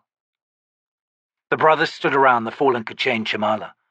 Lady Envy had joined them and was now crouched, examining the creature's corpse. Filled with dread, Toc matched Tool's steady, determined pace as they approached. Senu was the first of the Seguleh to notice them. He slowly sheathed his swords, stepped back. A moment later, Thuril did the same. Mok slowly faced the T'lan Imass. By the abyss! Lady Envy snapped, straightening, her expression darkening. Not now! She waved a hand. Mok collapsed. Tool staggered to a halt. Awaken him, lady, he rasped. I shall not. Senu, you and Thuril rig up a travois for your sleeping brother. You two can pull it. Lady, I'm not talking to you, T'lan Imass. And to reinforce her announcement, she crossed her arms and turned her back on Tool. After a long moment in which neither moved, the first sword finally sheathed his blade. He cannot remain asleep forever, Lady Envy, he said. You do naught but prolong the inevitable. She made no reply. Toc drew a deep breath. What a lovely woman, he softly sighed. She heard and turned with a heart-stopping smile. Why, thank you. That's not... He stopped. Her brow knitted. Excuse me? Nothing. Gods, nothing, Toc thought. Fashioned of straps, leather webbing, and 2 spear shafts that Lady Envy conjured from somewhere, the travois carrying the third was pulled by Senu and Thuril from ringed shoulder slings. The 2 brothers were clearly agitated by the turn of events, but, as was evident to Toc, and doubtless the T'lan Imass too, there would be no challenging the lady's will. They ascended the ridge as the afternoon waned. Rain clouds approached from the north, obscuring the mountains beyond. The air grew cooler. The border itself was marked by a series of cairns lining the ridge. Long abandoned enclosures were visible here and there, the low, unmortared stone walls hinting of more affluent times in the past. Flagstone byways crisscrossed the land ahead, overgrown with grasses. The hills gave way to a broad, shallow valley, treed at its base where a stream twisted its way northward. 3 squat farmhouses were visible on the valley floor, and a cluster of structures positioned at the stream marked a hamlet at what had to be a ford.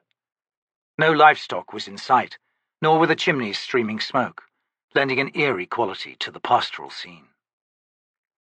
Nonetheless, the transition from barren plain to green pastures and signs of human activity was something of a shock to Toc the Younger. He realized with a dull and faint surge of unease that he'd grown used to the solitude of the plain the Ellin called Lamatath. Absence of people, those outside the group, strangers, had diminished what he now understood to be a constant tension in his life. Perhaps in all our lives, Toc thought. Unfamiliar faces, gauging regard, every sense heightened in an effort to read the unknown. The natural efforts of society. Do we all possess a wish to remain unseen, unnoticed? Is the witnessing of our actions by others our greatest restraint?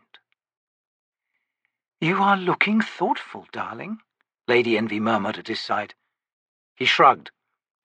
We're not unobtrusive, are we? This group of ours? Masked warriors and a giant wolf and dog, and a T'lan Imass? Tool stopped and faced them.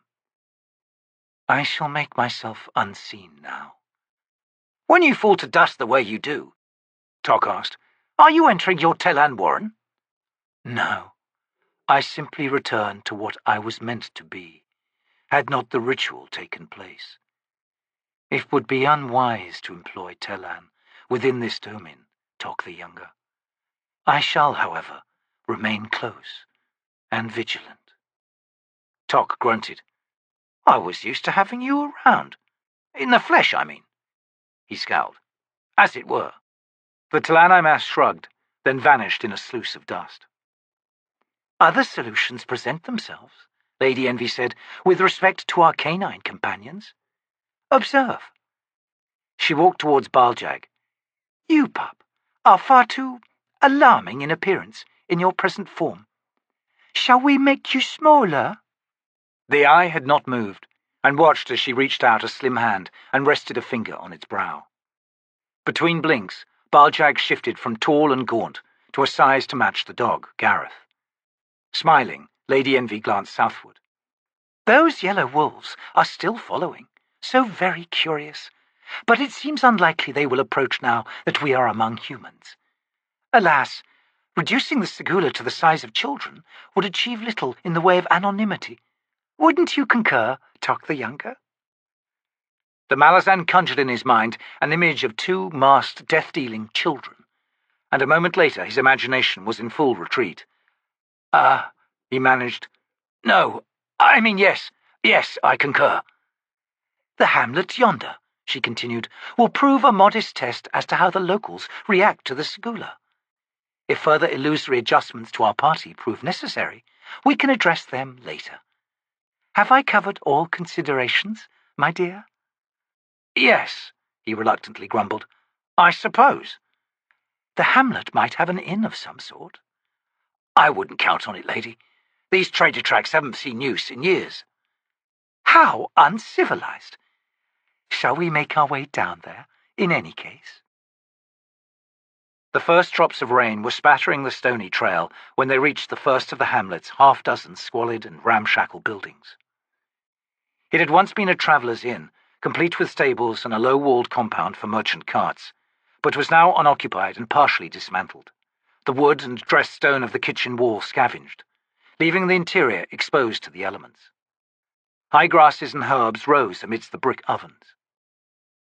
3 small buildings lay just beyond the abandoned inn: smithy and tack stall, and a tithe collector's office and residence, all lifeless. The only structure showing evidence of upkeep was on the other side of the shallow ford.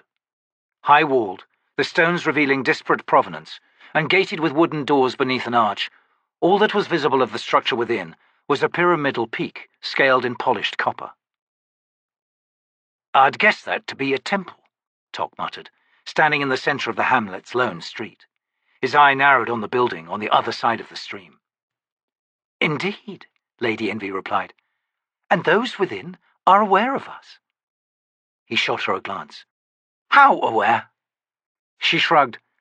We are strangers from Namadath. A priest within has the power to quest, but he's easily led. You forget, she smiled. I have had generations in which to perfect my innocuous persona. Innocuous? Toc thought. Hood's breath, woman. Have you got that wrong? I already have the priest in hand, my dear.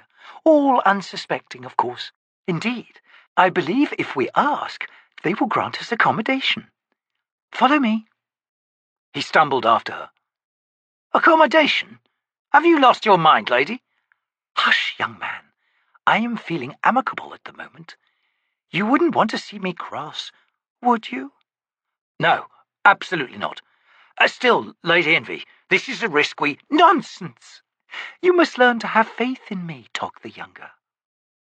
She reached out, curled an arm about his lower back, and pulled him close. Walk with me, dearest. There. Isn't this nice?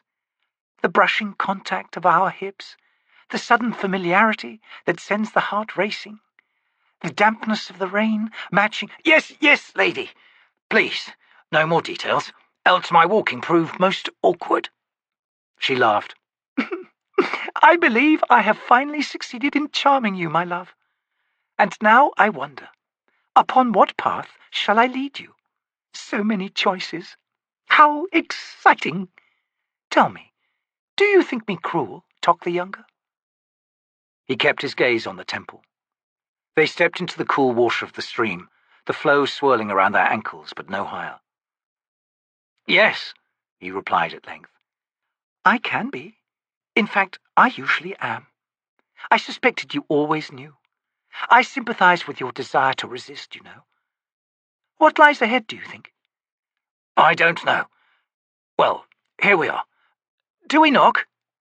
Lady Envy sighed. I hear the patter of feet. The door on their left creaked open, revealing a naked, emaciated man of indeterminate age, pale-skinned, head and eyebrows shaved, his watery grey eyes fixed on Lady Envy. "Welcome, mistress," the man said. "Please enter. The Pannion Domin extends its hospitality." His eyes flicked past her to take in the wolf and dog, then the Seguleh. "To you and your companions." He stepped back. With an unreadable glance at Toc, Lady Envy followed the priest.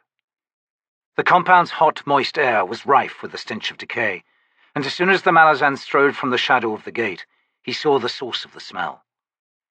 A score of bodies lined the inside walls, large iron hooks jutting from beneath their breastbones, feet dangling an arm's length above the ground.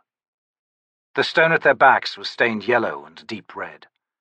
Eyeless heads hung downward, strands of hair dripping with rainwater.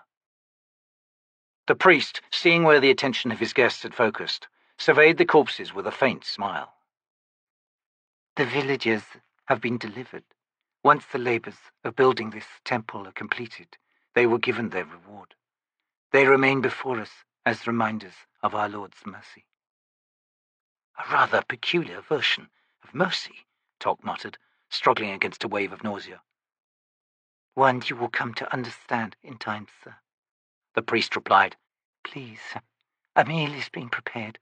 Seer Domin Kald, the master of this temple, awaits you within the guest hall." "How kind," Lady Envy said. "An extraordinary construction, this temple of yours." Pulling his gaze from the murdered villagers, Toc studied the edifice rearing before them. The pyramidal shape continued down to ground level, the copper sheathing broken only by a dozen randomly placed skylights, each paned with slabs of thin rose quartzite.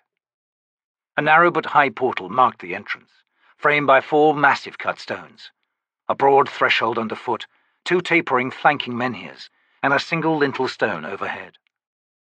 The corridor beyond was 3 strides in length, revealing the breadth of the pyramid's foundations. The air within, as they emerged into a wide and shallow chamber, proved hotter than in the compound, the light tinted pink and fractiously cast by the windows. A low table awaited them, crowded with foodstuffs and lined by pillows on which to recline.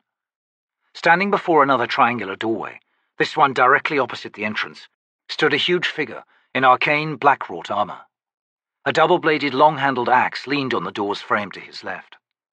The warrior was bare-headed, his pate shaved, and his angular, beardless face revealed old scars along his jawline and down the length of his nose.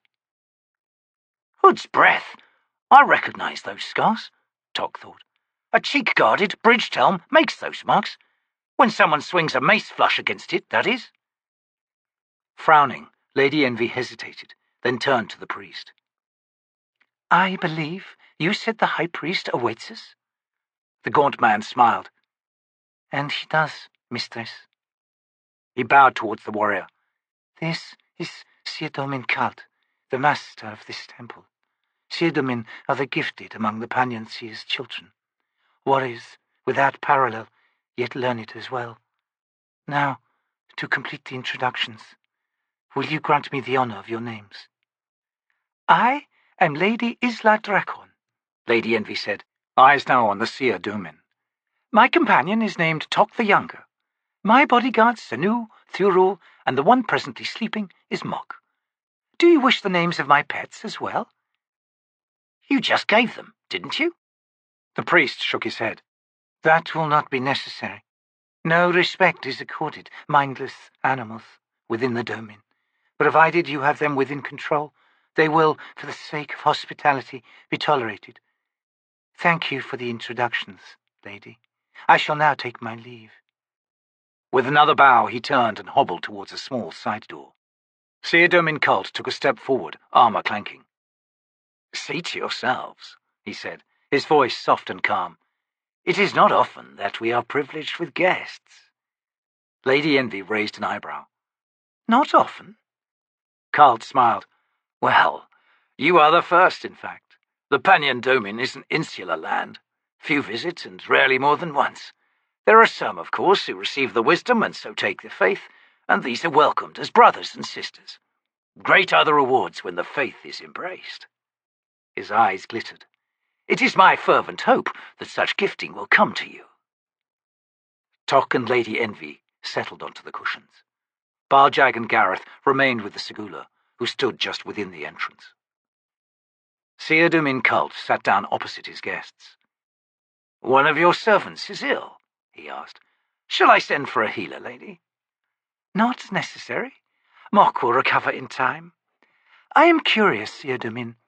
Why build a temple in such a paltry settlement, particularly if you then execute all the inhabitants?"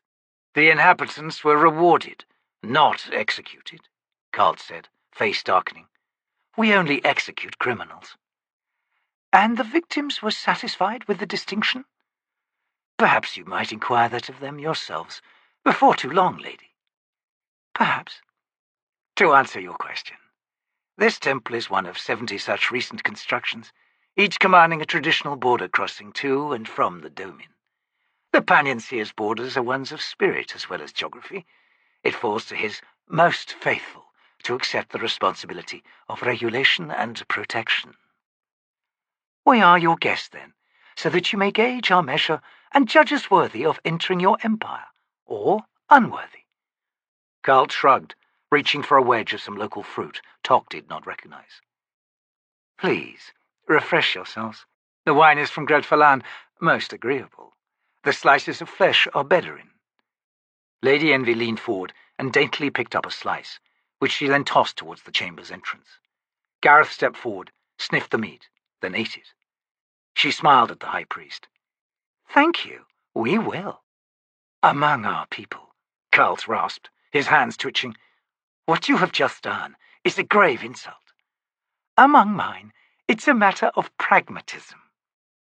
The Seer Domin bared his teeth in a cold smile. "Trust and honor are valued traits in the Pannion Domin, lady. The contrast with the culture you are from can be made no more obvious." "Indeed. Do you dare risk our corrupting influence?" "You have no influence, lady. Perhaps, however, we have." Toc poured himself some wine, wondering at what Envy was up to. They had walked into a hornet's nest, and smiling, she was plucking one man's wings. Cult had regained his composure. "Is it wise to mask your servants, lady? The practice seems to run contrary to the needs of your unfortunate paranoia." "Ah, but they are more than simple servants, Seer Domin.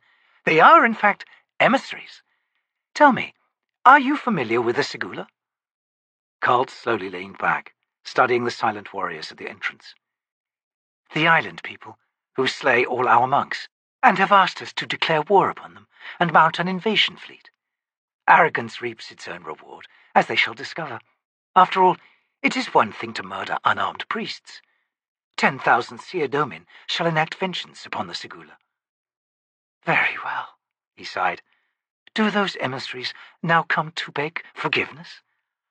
"Oh, no," Lady Envy said. "They come to—" Toc's hand snapped out, closed on her arm. Surprised, she faced him. "Lady," he murmured, then turned to Cult. "They have been sent to deliver a message to the Pannion Seer. In person." "That's certainly one way of putting it," Envy remarked dryly. Withdrawing his hand, Toc sat back, waiting for his heart to slow its wild hammering. "There are provisos to such an audience," Cult said, eyes still on the Seguleh. "Disarmed, unmasked, perhaps more. But that is not for me to decide." His gaze flicked back to Lady Envy. "How can these emissaries be your servants?" "A woman's wiles," she replied, flashing him a smile. He visibly flinched. I know what that's like," Toc thought. "Your heart's just turned to water, struggling not to prostrate yourself at her feet. Plucked, and now pinned and writhing." Cult cleared his throat. "I shall now leave you to your repast. Sleeping chambers have been prepared. The monk who met you at the door will be your guide. Day's end is in a bell's time. Thank you for this most enlightening conversation." He rose, collected his axe from the wall behind him, then exited through the inner door. Toc grunted as the panel closed. "Enlightening? Was that a joke?" "Eat up, my love," Envy said. belly-filled and content, before we receive our reward." Toc choked on a mouthful of wine, coughed helplessly for a time, then looked at her through a bleary eye. "Reward?" he rasped. "You and I, yes. I suspect the Seguleh will be given a proper escort or some such thing. Baaljagg and Gareth will be butchered, of course. Here, try this. It's delicious. Before dawn is my guess, the fire in our veins released to greet the sun's rise, or some such thing equally pathetic. Then again, we could embrace the faith. Do you think we'll convince him? What kind of fruit is this? Tastes like a soldier's foot wrap. I don't. He's made up his mind, you see." "And you helped him along, lady." "Did I?" She paused, looked thoughtful for a moment, then reached for some bread. "I can't imagine how. True, I was irritated.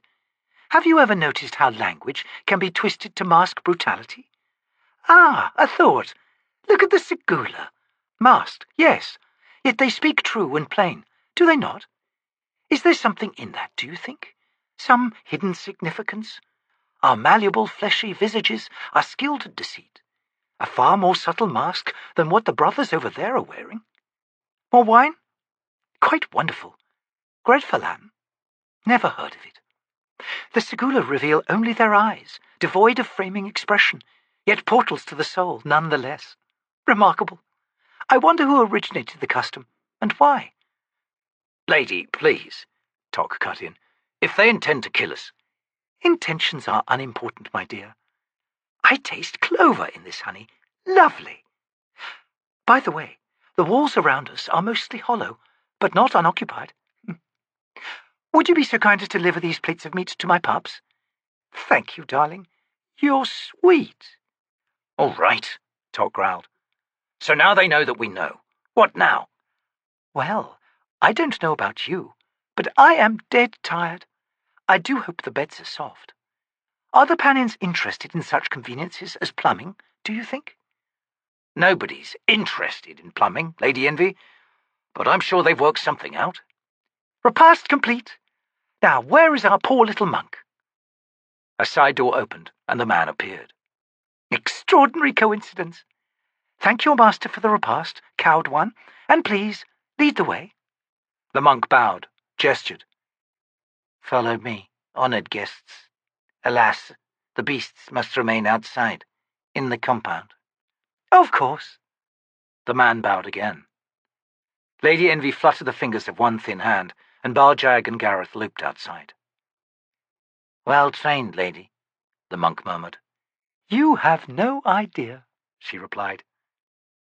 The sleeping chambers ran the length of one wall, small, square, low-ceilinged rooms, unfurnished except for narrow hide mattress cots, and a lantern sitting on a shelf on one wall.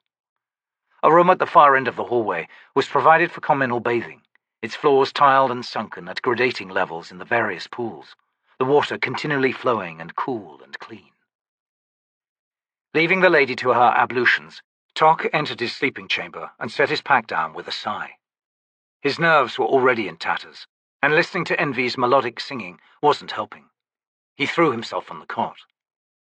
"Sleep," he thought. "Impossible. These bastards are whetting their knives right now, preparing our reward. We're about to embrace the faith, and its face is the death's head." His eye snapped open at a sudden, curdling scream. It was dark. The lanterns had either gone out or been removed. Toc realized he'd fallen asleep after all, and that had the stench of sorcery. The scream sounded again, ending in a dwindling gurgle. Claws clicked down the hallway outside his room. Covered in sweat, yet shivering, Toc the Younger edged off the bed. He drew the broad-bladed obsidian dagger Tool had made for him, settled the hide-wrapped grip in his right hand, then unsheathed his own iron knife with his left. Claws, he thought. Either there's soul taken here, or Baaljagg and Gareth are paying a visit. He silently prayed it was the latter. A crash of masonry made him jump, a wall tumbling into ruins somewhere close. Someone whimpered, then squealed as bones snapped. The sound of a body being dragged just outside his door had Toc crouching low, knives trembling. Dark, he thought. What in Hood's name am I supposed to do? I can't see a damn thing. The door splintered in its frame under the impact of some large body. As the report echoed, the door fell inward, beneath the weight of a naked corpse faintly illuminated by low light coming from the hallway.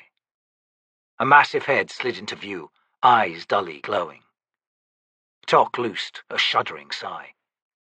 "Baaljagg," he whispered, "you've grown since I last saw you."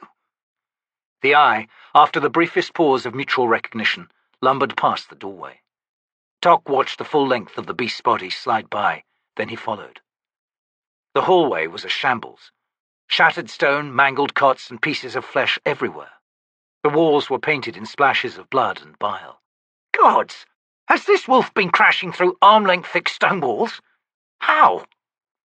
Head slung low, claws clacking, Baaljagg padded towards the bathing chamber.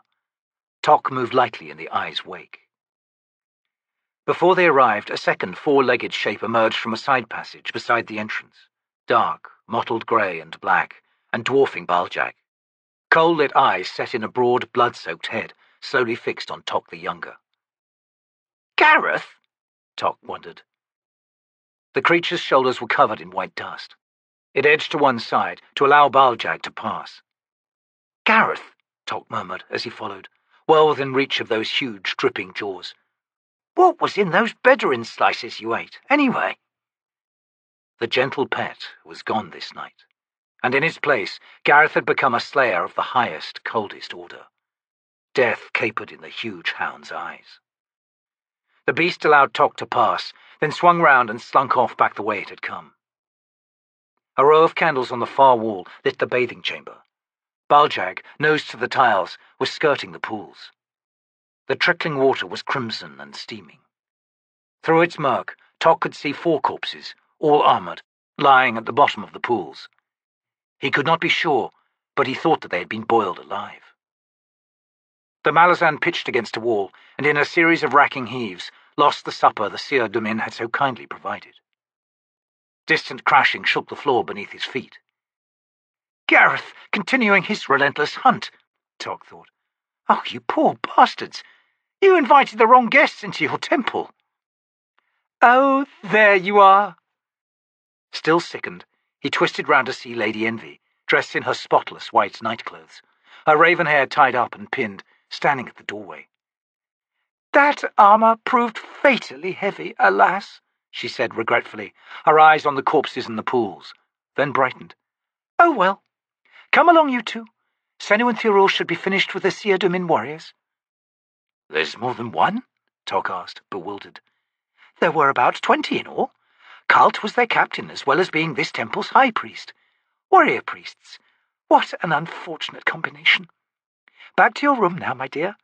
You must gather up your belongings. We're rendezvousing in the compound."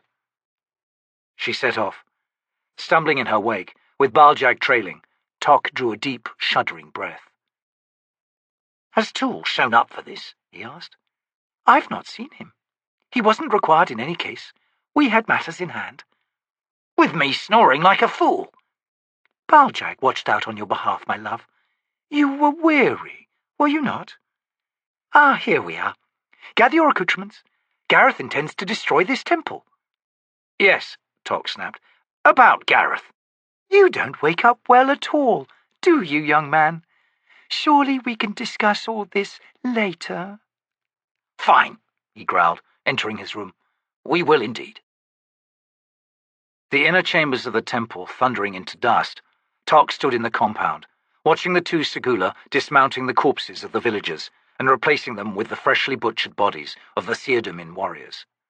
Kalt, bearing a single thrust wound through the heart, was among them.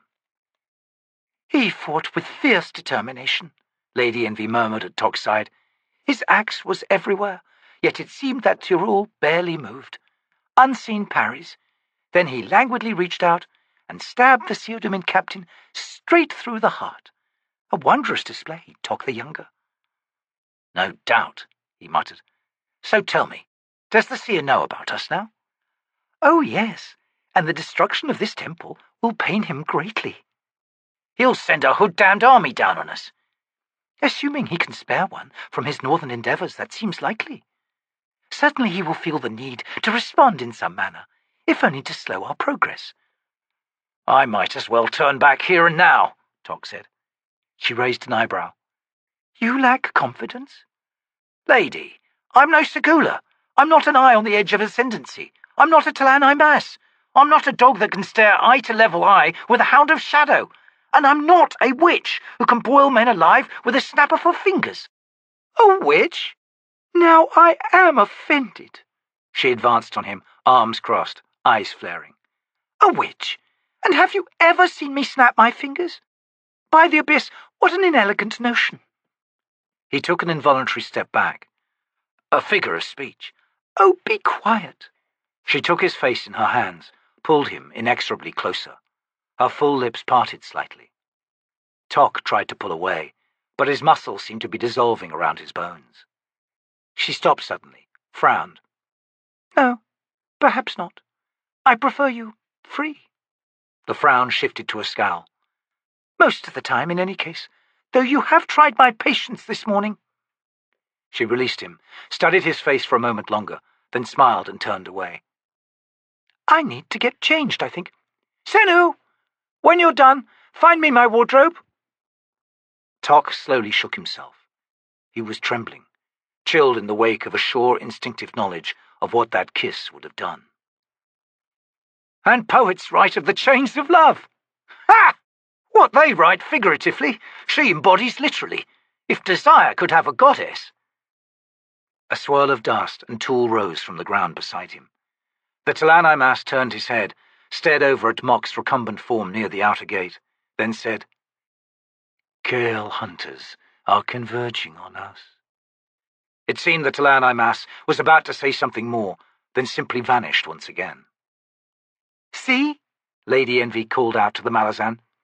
Now aren't you glad that I insisted you get some sleep? They came to a crossroads marked by two menhirs, leaning and half-buried on a low rise between the two cobbled roads. Arcane hieroglyphs had been carved into their faces, the pictographs weathered and faint. Lady Envy stood before them, chin propped on one hand as she studied the glyphs. How curious. The root of this language is Imari. Genostelian, I suspect. Toc rubbed sweaty dust from his brow. What do they say? Let me guess. All who come here shall be torn in two, flayed alive, beheaded, and badly beaten. She glanced back at him, her brow raised. The one to the right indicates the road to Kel Tor. The one to the left, Bastion. None the less remarkable for all the mundanity of the messages. Clearly, the Pannion Domin was once a Genostel colony. The Genostelians were distant seafarers, my dear. Alas, their glory waned centuries ago. A measure of their height is evinced by what we see before us, for the Genostel archipelago is halfway across the world from here. Grunting, Toc squinted up the heaved road that led to Bastion. Well, maybe their city survived, but by all accounts, the Pannions were once hill peoples, herders, barbaric, rivals of the Daru and Gadrobi tribes. Your colony was conquered, Lady Envy. It's always the way, isn't it?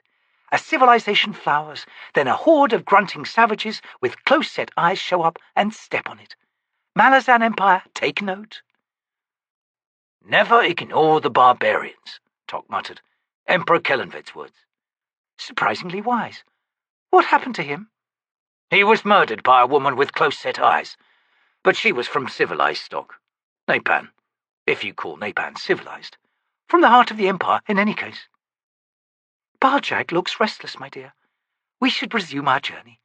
What with all these undead two-legged lizards on their way? Tool said the nearest ones were still days distant. How far is it to Bastion? We should arrive by dusk tomorrow night, assuming the distance indicated on these milestones remains accurate. They set off down the road, the Seguleh trailing with the travois. The cobbles underfoot, though worn deep in places, were now mostly clothed in grasses. There had been few, if any, travellers this season, and Toc saw no one on the road as the day wound on. Old carcasses of cattle and sheep in the pastures to either side showed evidence of predation by wolves. No shepherds to tend the flocks, and among all domesticated livestock, only goats and horses could survive a return to the wild. As they paused for a mid-afternoon rest on the outskirts of yet another abandoned hamlet, this one without a temple, Toc checked his weapons one more time, then hissed in frustration and glared at Lady Envy, who was sitting across from him. This doesn't make sense. The domain's expanding, voraciously. Armies need food, so do cities. If the countryside's home to nothing but ghosts, who in Hood's name is supplying them? Lady Envy shrugged. I am not the one to ask, my love.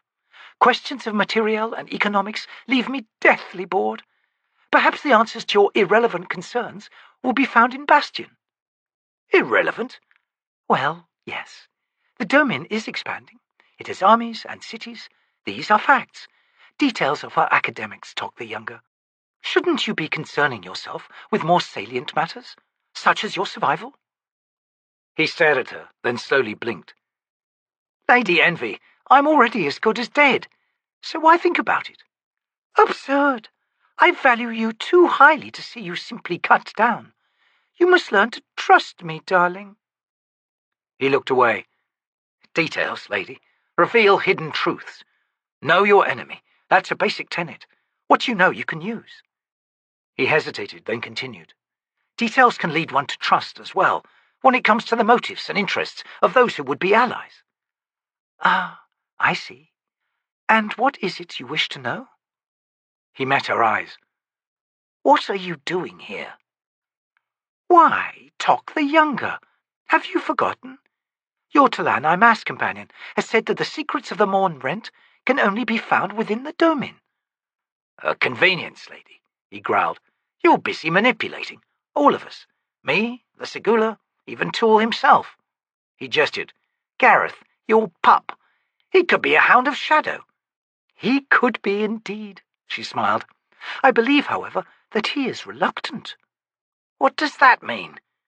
You are very easily exasperated, my dear. If you're a leaf trembling on a wide, deep river, relax and ride the current.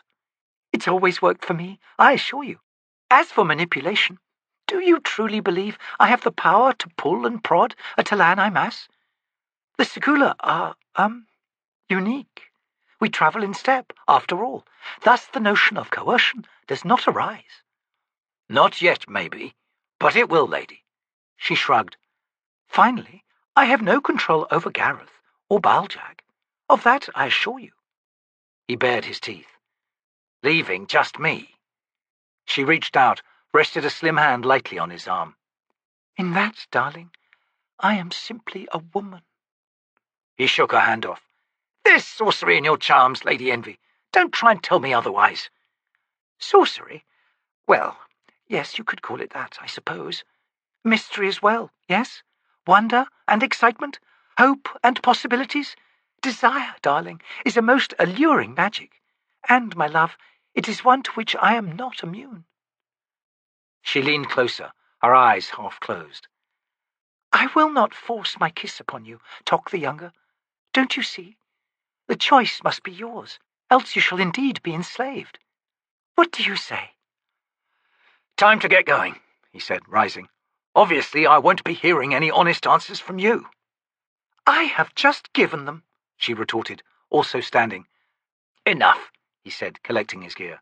I've stopped playing, Lady Envy. Take the game elsewhere. Oh, how I dislike you when you're like this. Sulk away, he muttered, setting off down the road. I shall lose my temper, young man. Do you hear me? He stopped, glanced back. We've got a few leagues' worth of daylight left. Oh! She stamped her foot. You're just like Rake. Toc's lone eye slowly widened. Then he grinned. Take a few deep breaths, lass. He always said that too. Oh, this is infuriating. It's all happening again. What is wrong with all of you? He laughed, not harshly, but with genuine warmth. Come along, Envy. I'll bore you with a detailed recounting of my youth. It'll pass the time. I was born on a ship, you know, and it was more than a few days before Toc the Elder stepped forward to acknowledge his fatherhood. My mother was Captain Cartheron Crust's sister, you see, and Crust had a temper. The lands lying just beyond Bastion's walls were devastated. Farmsteads were blackened, smouldering heaps. To either side of the road, the ground itself had been torn into, ripped open like wounds in flesh. Within sight of the small city's squat walls, the remnants of massive bonfires dotted the landscape like round barrows dusted with white ash. No one walked the wasteland. Smoke hung over bastions, block-like tiered buildings. Above the grey wreaths rode the white flags of seagulls, their faint cries the only sound to reach Toc and Lady Envy as the group approached the city's inland gates. The stench of fire masked the smell of the lake on the other side of the city, the air's breath hot and gritty. The gates were ajar. As they neared, Toc caught a glimpse of movement beyond the archway, as of a figure swiftly passing, dark and silent. His nerves danced. "What has happened here?" he wondered aloud. "Very unpleasant," Lady Envy agreed. They strode beneath the shadow of the arch, and the air was suddenly sickly sweet with the smell of burning flesh. Toc hissed through his teeth. Baaljagg and Gareth, both returned to modest proportions, trotted forward, heads slung low. "I believe the question of sustenance has a grim answer indeed," Lady Envy said. Toc nodded. "They're eating their own dead. I don't think it's a good idea to enter this city." She turned to him. "Are you not curious?" "Curious, aye, but not suicidal." "Fear not. Let us take a closer look." "Envy." Her eyes hardened. "If the inhabitants are foolish enough to threaten us, they shall know my wrath, and Gareth's as well. If you think this is ruination now, your judgment will receive a lesson in perspective, my dear. Come." "Yes, ma'am." "Familiarity breeds facetiousness, I see. How regrettable." The two Seguleh and their unconscious master, trailing 3 paces behind them, Toc and Lady Envy strode into the square. Split human longbones were piled against the inner walls, some calcined by heat, others red and raw. The buildings facing onto the square were blackened, doorways and windows gaping. The bones of various animals, dogs, mules, horses, and oxen, lay about, gnawed and split. 3 men who were obviously priests awaited them in the centre of the square, clean-shaven, gaunt and pale in their colourless robes. One took a step forward as Toc and Envy approached. "Strangers, welcome. An acolyte saw you on the road, and we 3 have hastened to greet you. You have chosen an auspicious day to visit glorious Bastion. Alas, this day also places your lives in great peril. We shall endeavour to guide you, and thus improve the likelihood of your surviving the embrasure's violent afterbirth. If you will follow us—" He gestured towards a side street. "At the mouth of Iltara Avenue, we shall have removed ourselves from the Exodus's path, yet remain able to witness the miracle." "Ideal," Lady Envy said. "We thank you, holy ones." The walk to the mouth of the side street was no more than 50 paces, yet in that time the city's silence was replaced by a growing murmur, a dry susurration approaching from Bastion's heart. Upon arriving, Baaljagg and Gareth returned to flank Lady Envy. Senu and Thuril set the travois down against the wall of a corner building, then faced the square once more, hands on their weapons. "The will of the faith has embraced the citizens of Bastion," the priest said. "It arrives like a fever that only death can abate. Yet it must be remembered that the embrasure was first felt here in Bastion itself, 14 years ago. The seer had returned from the mountain, speaking the words of truth, and the power of those words rippled outward." The priest's voice broke with some kind of emotion wrought by his own words. He bowed his head, his entire body trembling. Another priest continued for him. "The faith followed here first. A caravan from Ellingarth was encamped beyond the walls. The foreigners were rewarded in a single night, and the first child of the dead seed was gifted to the mortal world 9 months later. That child has now come of age, an event that has triggered a renewed burgeoning of the faith. A second embrasure has occurred, under the command of the first child, Anastur. You shall see him now, his mother at his side, leading his new-found Tenescowri. A war awaits them far to the north. The faithless city of Capustan must be rewarded." "Holy ones," Lady Envy said, raising her voice to be heard over the growing roar of chanting voices. "Please forgive my ignorance. A child of the dead seed. What precisely is that?" The moment of reward among the male unbelievers, mistress, is often marked by an involuntary spilling of life seed, and continues after life has fled. At this moment, with a corpse beneath her, a woman may ride, and so take within her a dead man's seed. The children that are thus born are the holiest of the seer's kin. Annister is the first to reach his age. That is, Lady Envy said, extraordinary. Toc saw her face sickly pale for the first time in his memory. The seer's gift, mistress. A child of the dead seed bears the visible truth of death's kiss of life, proof of the reward itself. We know that foreigners fear death, the faithful do not. Toc cleared his throat, leaned close to the priest. Once these Tenescowri leave Bastion, is there anyone else still breathing in the city? Embrasure is absolute, sir. In other words, those who did not succumb to the fever have been rewarded. Indeed. And then eaten. The Tenescowri have needs. Conversation ended then as the leading edge of a mass of humanity poured from the main avenue and began spreading to fill the square. A young man was in the lead, the only person mounted, his horse an aged roan draft animal, with a bowed spine and botfly sores on its neck. As the youth rode forward, his head whipped suddenly to where Toc and the others stood.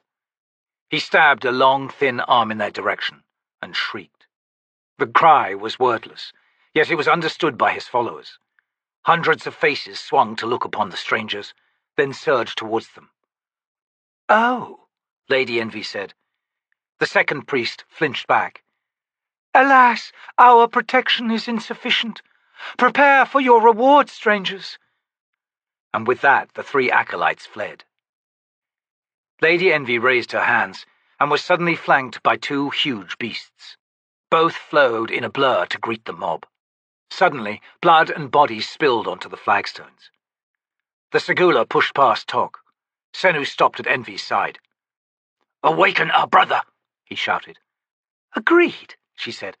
"No doubt Tool is about to appear as well, but I suspect they will find themselves too busy to contest each other."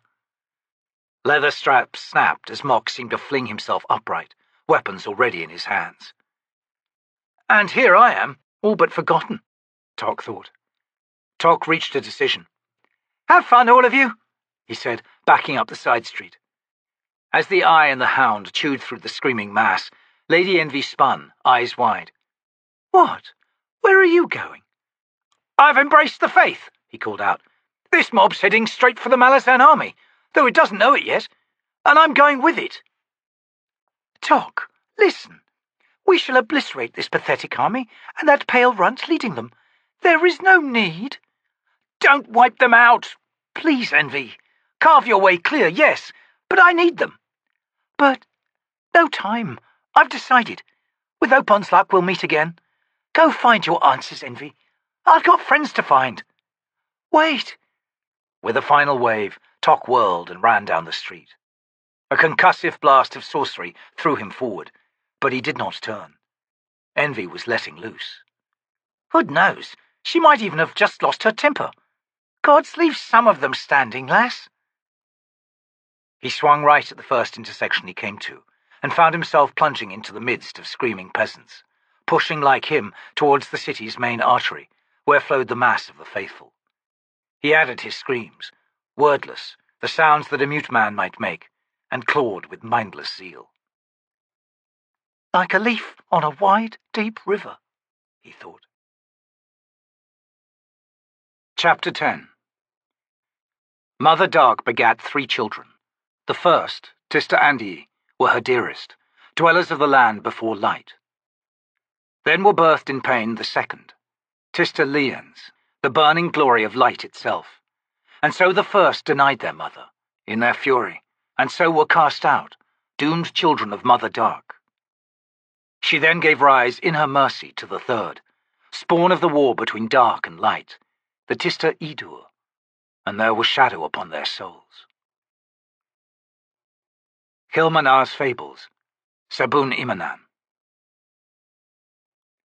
The hand slapped him hard, the shock quickly fading even as he struggled to comprehend its significance, leaving a tingling numbness that he was content to ride back into unconsciousness. He was slapped a second time. Gruntle pried open his eyes.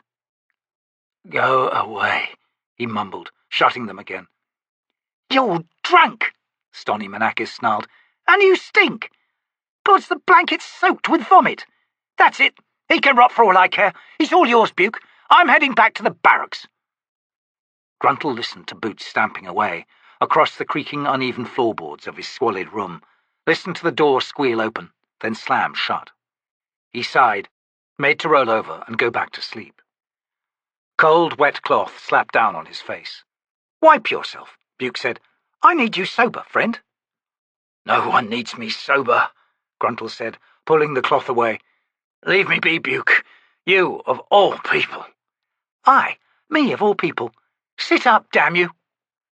Hands gripped his shoulders, pulled him upright. Gruntle managed to grab Buke's wrists, but there was no strength in his arms, and he could only manage a few feeble tugs. Pain rocked through his head, swarmed behind his closed eyes. He leaned forward and was sick, fermented bile pouring out through mouth and nostrils onto the floor between his scuffed boots. The heaves subsided. His head was suddenly clearer. Spitting out the last dregs of vomit, he scowled. "I'm not asking you, bastard. You got no right." "Shut up." Grumbling, he sank his head into his hands. "How many days?" 6. You've missed your chance, Gruntle." "Chance? What are you talking about?" "It's too late. The Septarch and his Pannion army have crossed the river. The investiture has begun. Rumour is, the blockhouses and the killing fields beyond the walls will be attacked before the day's done. They won't hold. That's one big army out there. Veterans who've laid more than one siege, and everyone successful." "Enough. You're telling me too much. I can't think." "You won't, you mean? Harlow's dead, Gruntle. Time to sober up and grieve." "You should talk, Buke." "I've done my grieving, friend. Long ago." "Like Hood you have." "You misunderstand me. You always have. I have grieved, and that's faded away. Gone. Now there's nothing. A vast unlit cavern. Ashes. But you're not like me. Maybe you think you are, but you're not." Gruntle reached out, groped for the wet cloth he'd let fall to the floor. Buke collected it and pushed it into his hand. Pressing it against his pounding brow, Gruntle groaned. "A pointless, senseless death." "They're all pointless and senseless, friend, until the living carve meaning out of them. What are you going to carve, Gruntle, out of Harlow's death? Take my advice. An empty cave offers no comfort." "I ain't looking for comfort." "You'd better. No other goal is worthwhile, and I should know. Harlow was my friend as well. From the way those grey swords who found us described it, you were down, and he did what a friend's supposed to do. He defended you, stood over you, and took the blows, and was killed. But he did what he wanted. He saved your hide. And is this his reward, Gruntle? You want to look his ghost in the eye and tell him it wasn't worth it?" "He should never have done it." "That's not the point, is it?" Gruntle scrubbed his bristled face, then slowly lifted bleary eyes to Buke. The old man had tears tracking down the lines of his weathered cheeks. Caught by surprise, he turned away. "Stoney's in a mood to kill you herself," he muttered, walking over to unlatch the lone window's shutters. He opened them. Sunlight flooded the room. "She lost one friend, and maybe now another."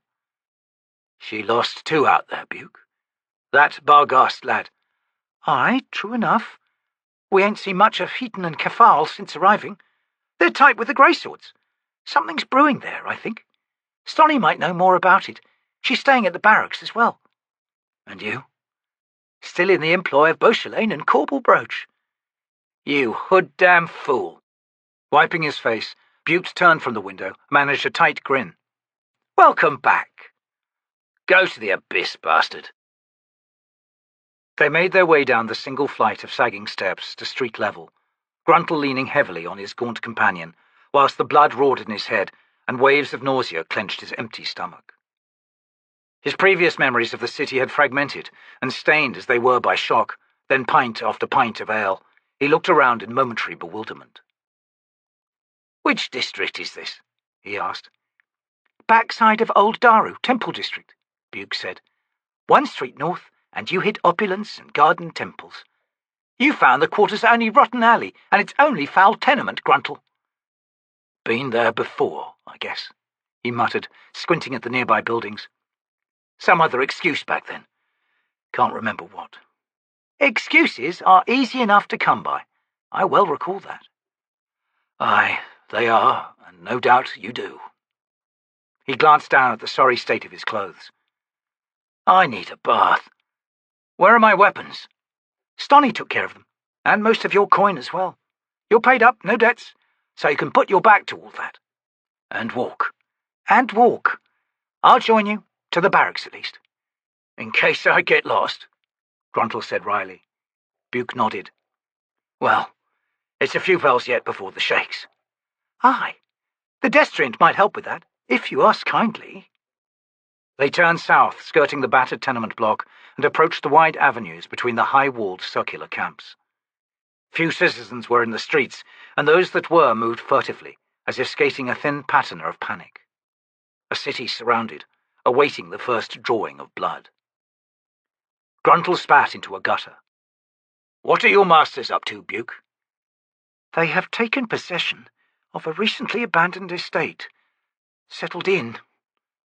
The sudden tension in Bugh's voice raised the hairs on Gruntle's neck. Go on. That's why I went to you, partly. A Gidrath watch found the first body last night, not 100 paces from our estate. Disemboweled, organs missing. Inform the Prince, Bugh. Make no hesitation. A cancer at the heart of a besieged city. I cannot. He stopped and gripped Gruntle's arm. We must not. You haven't seen what they can do when their backs are against a wall. They need to be driven out, Bugh. Let the Pannions embrace their company with pleasure. Just cut yourself loose first. And maybe that old manservant Reese, too. We can't. Yes, you can. Bugh's grip tightened painfully. No, he hissed. We can't. Scowling, Gruntle glanced up the avenue, trying to think. They'll start knocking down walls, Gruntle. Outer walls. They'll wipe out hundreds of soldiers, unleash demons, raise the corpses, and fling them back in our faces. They'll level Capustan for the Pannions. But there's more to it than that. Consider another possibility. If it's the Pannions who get them annoyed, they'll let loose on them, Gruntle sighed, nodding. Aye. In the meantime, however, the murder victims start piling up. Look around, Bugh. These people are close enough to panic. What do you think it will take to push them over the edge? How many more victims? The camps are kin-bound communities. Every neighbourhood is knit together by blood and marriage. This is a fine line to walk. I can't do it alone, Bugh said. Do what? Shadow Korbal Broach, when he goes out at night. If I can foul his hunting, yet remain unseen, undiscovered. You've lost your mind, Gruntle hissed. He's a hood-damned sorcerer, old man. He'll sniff you out the first time. If I'm working alone, you're right. Gruntle studied the man at his side, searched the worn, lean face, the hard eyes above the grey, tangled beard. Old burn scars painted Bugh's forearms, from when he clawed through coals and embers, the morning after the fire in some frenzied, insane faith that he would find them. Find his family alive, somewhere in the rubble. Bugh's gaze dropped beneath that steady examination. I've no cunning, friend, the old man said, releasing Gruntle's arm. I need someone to think of a way to do this. I need someone with the brains to outwit Korbal Broach. Not Broach. Bauchelain. Aye, only he's not the one going out at night. Bauchelain tolerates Korbal's peculiar interests. Broach has the mind of a child, an unfettered, malign child. I know them now, Gruntle. I know them. How many other fools have tried to outwit Bauchelain, I wonder? Cemetery's full, I'd guess. Gruntle slowly nodded. All to achieve what? Save a few lives so they can get slaughtered and devoured by the Tenescowri? A more merciful demise, even so, friend. Who'd take me, Bugh? Let me think on this. I'll come by this evening, then, at the barracks. Stony can't know a damn thing about it. If she catches on, she'll go after Broach herself, and she won't be subtle. And they'll kill her. Aye. Gods, my head's about to explode. Butte grinned. What you need is a priest. A priest? A priest with the powers to heal. Come on, I know just the man. Shield Anvil Itkovian stood by the barracks gate, fully armoured and gauntleted, his helm's visor raised though the cheek guards remained in place. The afternoon's first bell had tolled 100 heartbeats ago. The others were late, but that was nothing new. Nor was Itkovian's punctuality. He had grown long accustomed to awaiting Brukhalian and Karnadas, and it seemed that the two Barghast who were to join them for the meeting held a similar disregard. The masked council would greet them all seething from the apparent insult, and not for the first time. The contempt is mutual, alas, Itkovian thought. Dialogue has degraded. No one wins in such a situation. And poor Prince Jelarkan, positioned directly between two parties exchanging mutual loathing. The Shield Anvil had spent the morning on Capustan's walls, surveying the measured settling of the Domin's besieging army. He judged that Septarch Kulpath had been given command of fully 10 legions of Beklites, the red and gold-clad, peak-helmed regular infantry that was the heart of the Domin's forces. Half of the famed 100,000, then. Kulpath's Erdemen, elite heavy infantry, numbered at least 8,000. When the breach occurred, it would be the Erdemen who pushed through into the city. In addition to these arrayed forces were various augmented divisions, Beklites, medium infantry, at least 3 betrullied wings, light cavalry, as well as a division of Desandi, sappers and engineers, and Skelandi skirmishers. Perhaps 80,000 soldiers in all. Beyond the impressively organized camps of the Septarch's army, the landscape was a seething mass of humanity, reaching down to the banks of the river to the south, and to the cobbled beaches of the coast to the east. The Tenescowri, the peasant army, with their wild-haired women of the dead seed, and their shrieking feral offspring. The scavenging parties, hunters of the weak and old among their own kind, and soon among the hapless citizens of Capustan. A starving horde, and seeing them, crumbled the professional detachment with which Itkovian had viewed Kulpath's legions. He had left the walls, shaken for the first time in his life. There were 100,000 Tenescowri, with more arriving on overloaded barges with every bell, and Itkovian was staggered by the waves of their palpable hunger. The prince's Capanthal's soldiers manning the battlements were pale as corpses, silent and virtually motionless. Upon arriving on the walls, the Shield Anvil had been dismayed by their fear. By the time he made his descent, he shared it, a cold knife lodged in his chest. The companies of Gidrath and the outside redoubts were the fortunate ones. Their deaths were imminent, and would come beneath the blades of professional soldiers. Capustan's fate, and the fate of those defending it, was likely to be far more horrifying. The soft slither of coin armor announced the approach of the two Barghast warriors. Itkovian studied the woman in the lead. Heaton's face was smeared in ash, as was her brother Kafal's. The mourning visage would remain for as long as they chose, and the Shield Anvil suspected he would not live to see its removal. Even sheathed in grey, Itkovian thought, there is a brutal beauty to this woman. "Where is the hill-bear and his scrawny pup?" Heaton demanded. "Faina's mortal sword and the Destriant have just emerged from the building behind you, Heaton." She bared her teeth. "Good. Let us go meet these bickering beasts, then." "I still wonder why you have requested this audience, Heaton," Itkovian said. "If you are to announce the impending arrival of the entire clans of the Barghast to our aid, the masked council is not the place to do so. Efforts will begin immediately to manipulate you and your people towards an endless and infectious mire of petty rivalries and battles of will. If you will not inform the Greyswords, then I strongly urge you to speak with Prince Jelarkan." "You talk too much, Wolf." Itkovian fell silent, his eyes narrowing. "Your mouth will be too busy when I bed you," she continued. "I would insist." The Shield Anvil swung to face Brukhalian and Karnadas as they arrived. He saluted. "There's some colour in your face, sir," the Destriant observed, "which was not the case when you returned from the walls." Heaton barked a laugh. "He is about to lie with a woman for the first time." Karnadas raised his brows at Itkovian. "What of your vows, Shield Anvil?" My vows remain, the soldier grated. The Barghast is mistaken. Brukhalian grunted. Besides, aren't you in mourning, Heaton? To mourn is to feel a flower's slow death, Hillbear. To bed a man is to recall the flower's bright glory. You'll have to pluck another, Karnadas said with a faint smile. The Shield Anvil has taken monastic vows, alas. Then he mocks his god. The Barghast know of Fana, the tusked one. There is fire in his blood. The fire of battle. Of lust, scrawny pup. Enough, Brukhalian rumbled. We walk to the thrall now. I have news to relate to you all, and will need the time. Come. They strode through the barracks gate, swung left across the concourse that skirted the city's south wall. Capustan's open spaces, an accidental feature of the self-contained camps, had needed little in their conversion into killing grounds.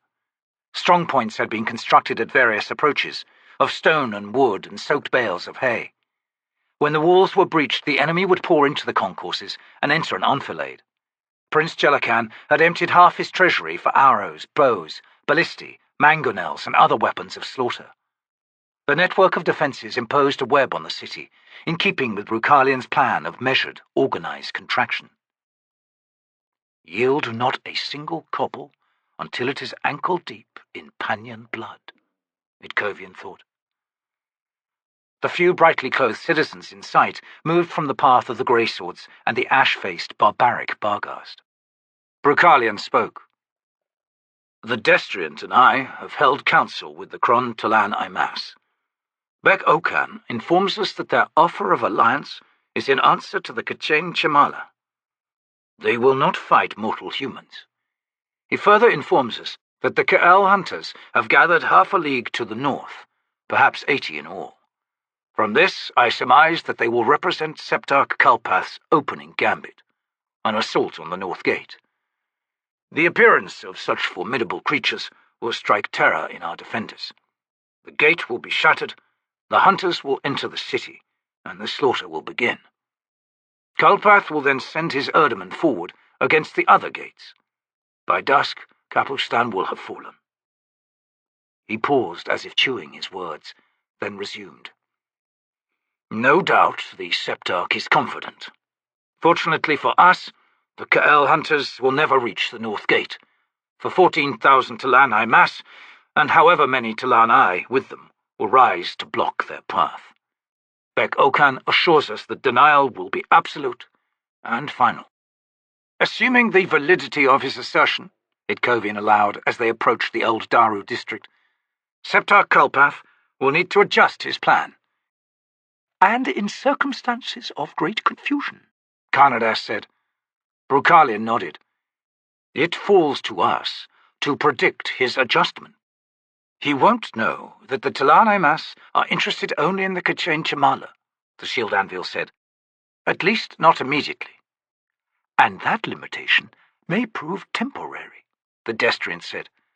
Once this gathering takes place, the T'lan Imass may find themselves directed to a new purpose. What more have we learned of the summoner? She accompanies Brood's army. How far away? 6 weeks. Heaton snorted. They are slow. They are a small army, Brukhalian growled, and cautious. I find no fault in the pace they have chosen. The Septarch intends to take Capustan in a single day, but he well knows that the longest he can safely take to conclude the siege is 6 weeks. Once he fails in his first effort, he will step back and reconsider, probably at length. We cannot hold for 6 weeks, Itkovian murmured, his eyes reaching over the row of temples lining old Daru's front street, and fixing on the high walls of the ancient keep that was now the thrall. We must, sir, Brukhalian replied. Shield Anvil, your counsel, please. Kalpath's campaign, etc. There were no K'chain Chemala to hasten that siege. Its duration? 3 weeks, Itkovian immediately replied. Seta is a larger city, sir, and the defenders were unified and well organized. They stretched to 3 weeks a siege that should only have required a week at most. Sir, Capustan is smaller, with fewer defenders, and disputous defenders at that. Further, the Tenescowri has doubled its size since Sessa. Finally, the Beklites and Erdeman have been honed by a hard-fought contest. 6 weeks, sir? Impossible. We must make the impossible possible, Shield Anvil. Itkovian's jaw clenched. He said nothing. Within sight of the thrall's high gates, Brukhalian stopped and faced the Barghast. You have heard us, Heaton. Should the clans of the Whiteface grasp the spear of war, how many warriors will march? How soon could they arrive? The woman bared her teeth. The clans have never united to wage war, but if they did, the warriors of the Whiteface would number 70,000. Her smile broadened, cold and defiant. They will not do so now. No march, no relief. For you, no hope. The Domin will set hungry eyes upon your people next, Heaton, Itkovian said. She shrugged. What then, Brukhalian rumbled, is the purpose of this audience with the Masked Council? When I give answer, it will be to the priests. Itkovian spoke. I was given to understand that you had travelled south to discover the nature of the Kachenjamala. There was no cause to elaborate on our mission, Wolf. We have completed one task set before us by the shouldermen of the clans. Now we must complete the second task. Will you now present us to the fools, or must we continue on alone? The council hall was a massive chamber, domed with a semicircle of wooden tiers facing the grand entrance. The dome ceiling had once glittered with gold leaf, of which only a few patches remained. The bas-relief images the gold had once lit were now faded and mostly shapeless, hinting of a procession of human figures in ceremonial garb. The floor was laid with bright geometric tiles, forming no discernible pattern around a central disk of polished granite, and much worn. Torches high on the stone walls flickered yellow light and exhaled tendrils of black smoke that drifted in the chamber's currents. Standing motionless to either side of the entrance, and before each of the 14 doors arrayed behind the tiers, were Gidrath guards, visored and in full-scaled armor. The 14 priests of the Masked Council sat in a row on the highest of the 3 tiers, sombre in their robes and silent behind the carved, hinged masks of their gods. The representations were varied but singularly ghastly, caricatured in their malleable expressions, though at the moment every one of them was fixed in neutral regard. Brukhalian's boots echoed as he strode to halt in the centre of the chamber, standing on the single huge millstone appropriately called the navel. Masked Council, he intoned. May I present to you Heaton and Kafal, Barghast emissaries of the Whiteface. The Grey Swords have honoured the request for this introduction. Now that it is complete, we shall depart this session. He stepped back. Rath Decemberry raised a slim hand. One moment, please, mortal sword, she said. Whilst we know nothing of the nature of the Barghast's intentions, we ask that you remain in attendance, for there are matters that must be discussed at the conclusion of the audience. Brukhalian bowed his head. Then we must convey our distance from the Barghast and their unknown petition. Of course, the masked woman murmured, the sorrowful visage of her god's face shifting into a slight smile. Itkovian watched Brukhalian return to where he and Karnadas stood just within the entrance. Heaton and her brother strode to take position on the millstone. She studied the priests, then lifted her head and called out, "The Whiteface is in mourning!" A hand thumped down on the railing. Rath Drek was on his feet, the worm of autumn's goddess face twisted into a scowl. Again? By the abyss, you deliver your tribe's claims at this time? The same opening words, the same idiotic assertion. The answer was no the first time, no the second, no every time. This audience is closed. It is not. You dare address us in such a tone? I do, you fart-fouled runt. Eyes wide, Itkovian stared at Heaton, then at the council. The Barghast woman spread out her arms. Attend my words. Ignore them at your peril. Her brother had begun a soft chant. The air swirled around the two savage warriors. On all sides, the Gidrath guards reached for their weapons.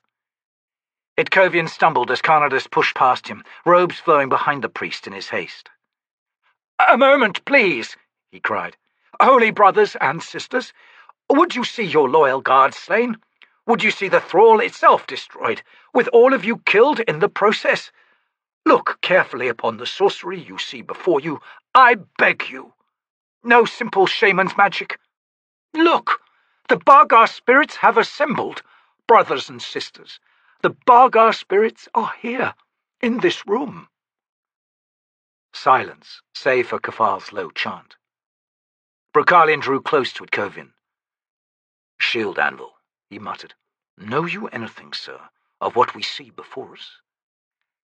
"The possibility had not even occurred to me," Itkovian murmured. "An old petition, this one.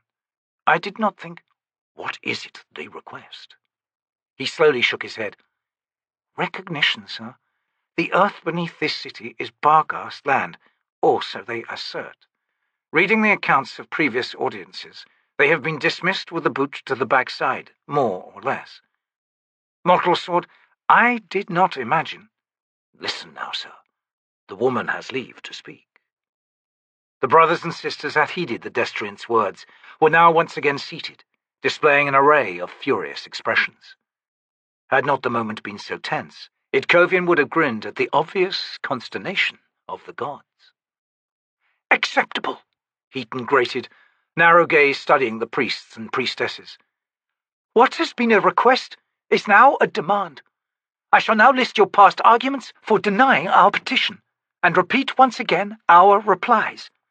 Perhaps this time you will choose to see reason when you vote.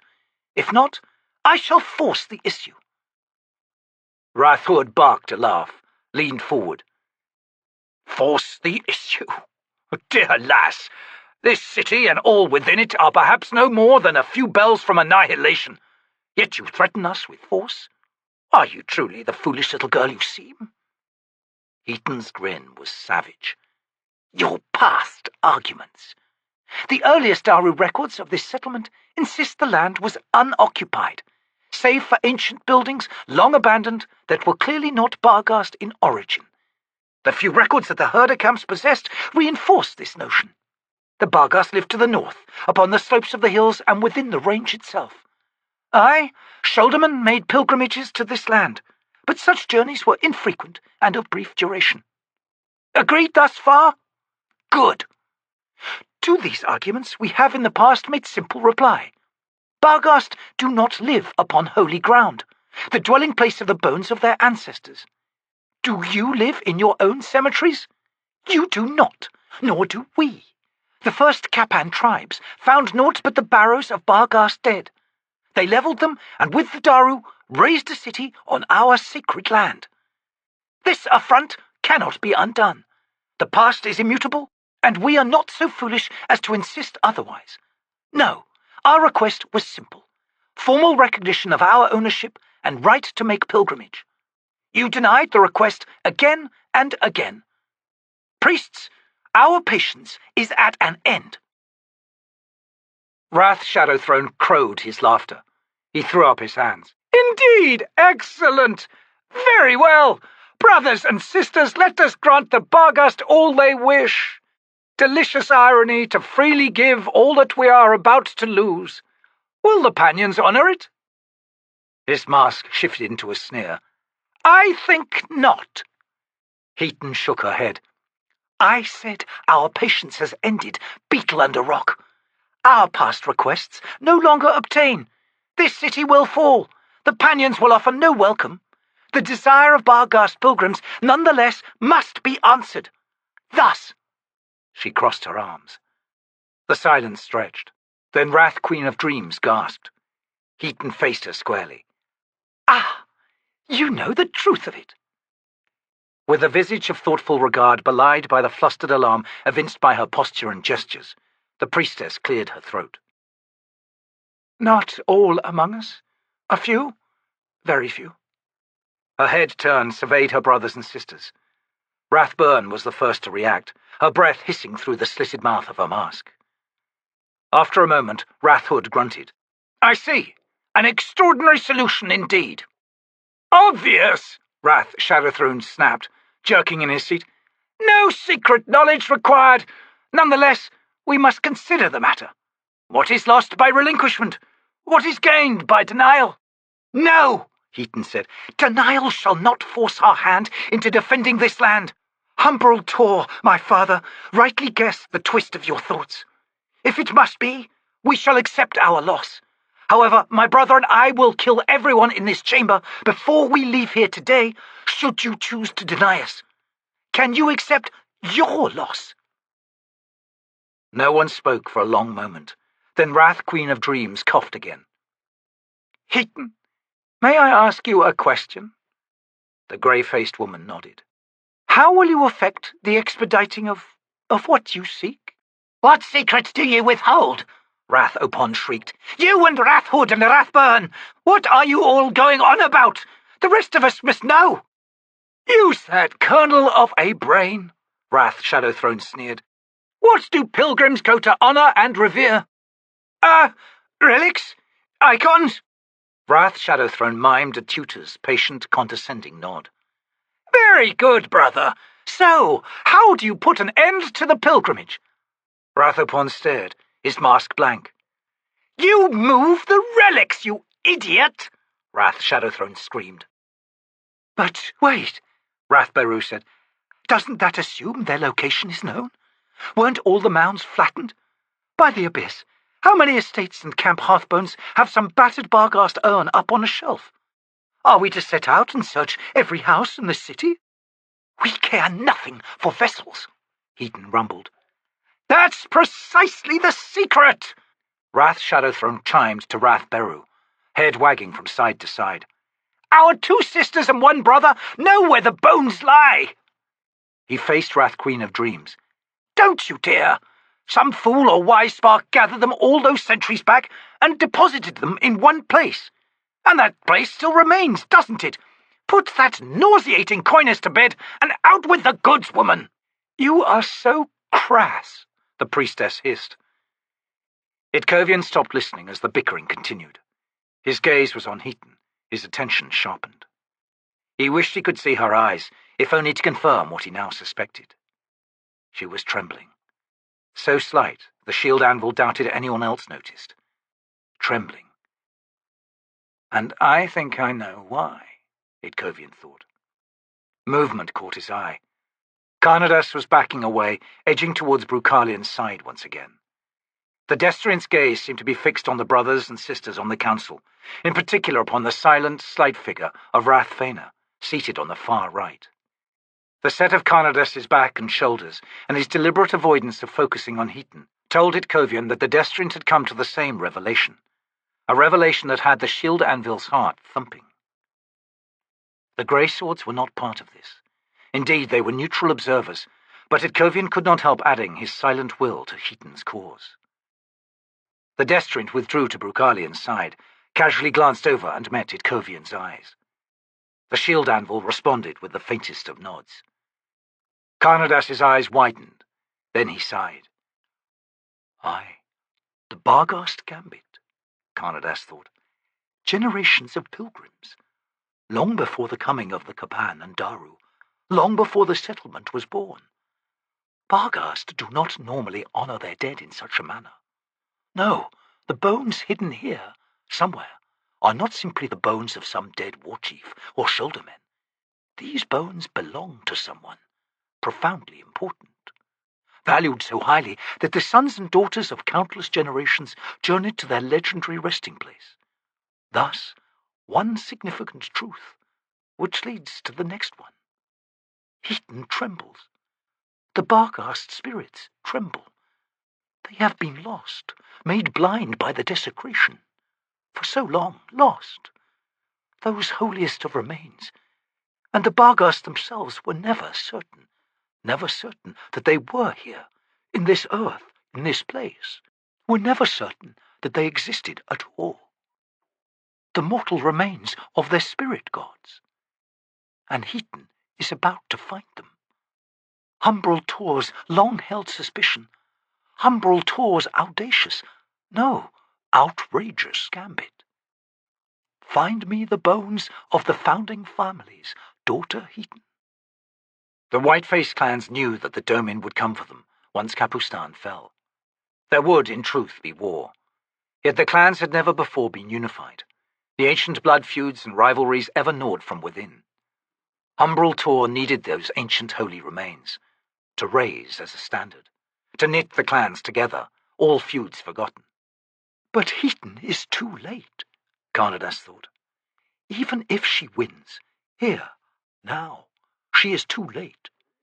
Take the mortal remains, dear, by all means, but how will you get them out of Capustan? How will you get through rank upon rank of Pannion soldiers? Wrath, Queen of Dreams' voice cut through his thoughts. Very well. Heaton, daughter of Umbral Tor, we accede to your request. We return to you the mortal remains of your ancestors. She slowly rose and gestured to her Gidrath captain. The soldier stepped close, and she began whispering instructions. After a moment, the man nodded and exited through the door behind him. The masked woman turned once again to the Barghast. Some effort will be required in reaching the resting place.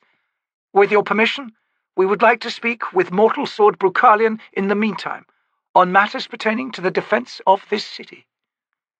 Heaton scowled, then shrugged.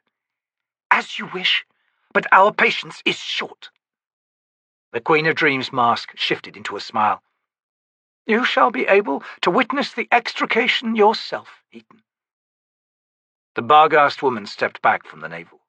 Approach, Mortal Sword, Wrathhood rumbled. Sword sheathed this time. Itkovian watched his commander stride forward, wondering at the High Priest's admonition, and at Brukhalian's answering cold smile. Wrath Shadowthrone leaned forward. Know, Mortal Sword, that the Masked Council finally acknowledges what was obvious to you and me from the very start, the inevitable destruction of Capustan. You are mistaken, Brukhalian replied, his deep voice reverberating in the hall. There is nothing inevitable about this impending siege, provided we each hold to a unified defense. The outlying redoubts shall be held, Wrathberu snapped, for as long as is possible. They will be slaughtered, you blinkered fool, Wrath Shadowthrone shrieked.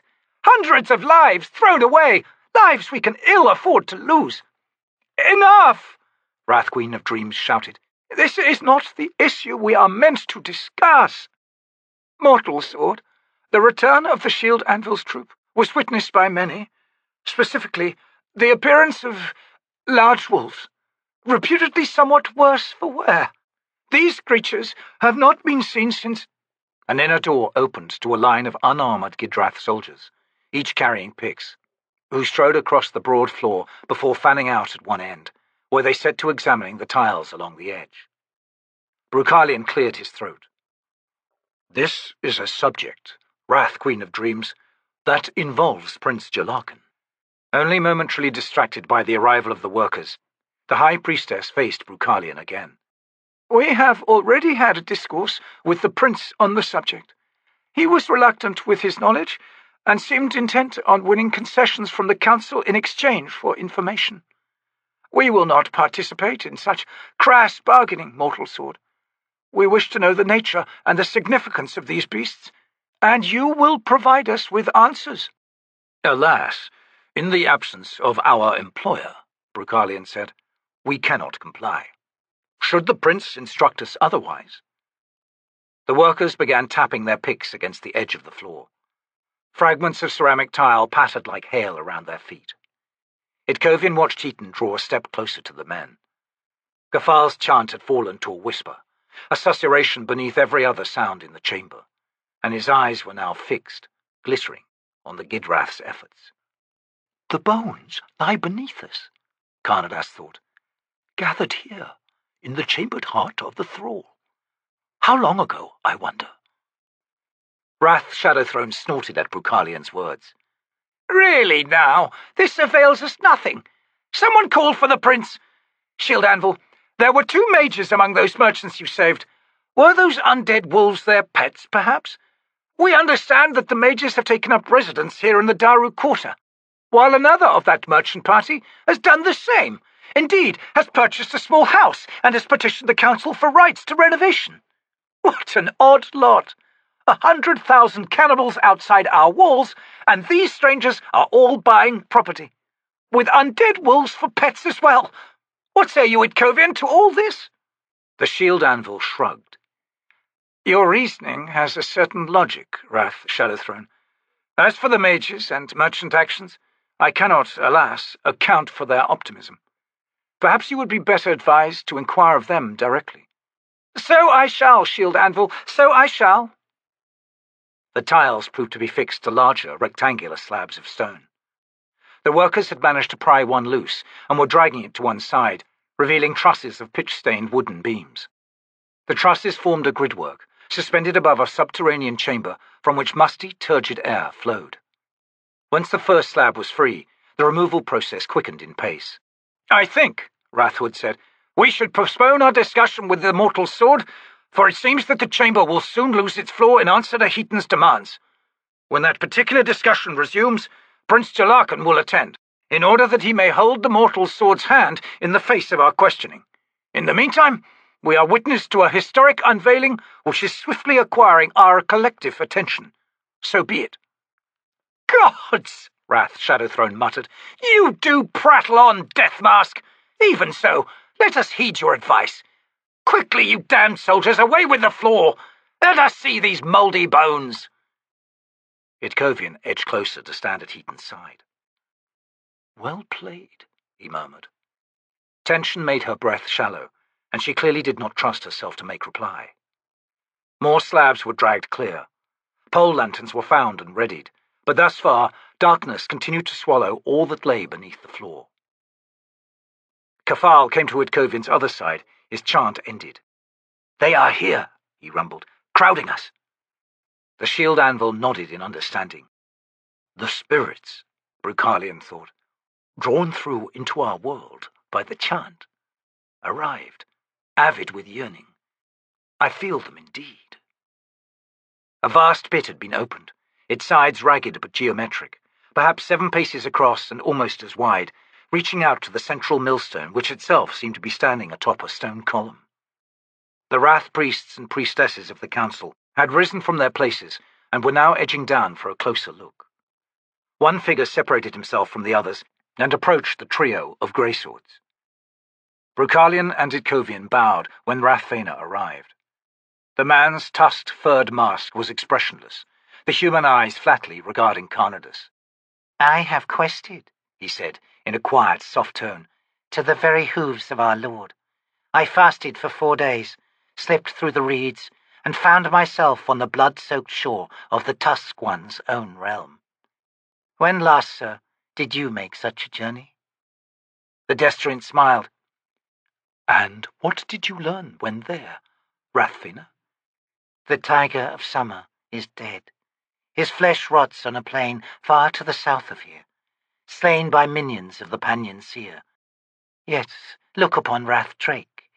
He is possessed of a renewed vigour, nay, a silent joy." "It would seem, then," Karnadas said after a moment, "the tale of Trake is not yet done." Rathfena hissed, "Is this a true gambit to godhood? There is but one Lord of War." "Perhaps we'd be wise to look to our own, sir," the Destriant murmured. The masked priest snorted, then whirled away and stalked off. Itkovian watched him for a moment, then leaned towards Karnadas.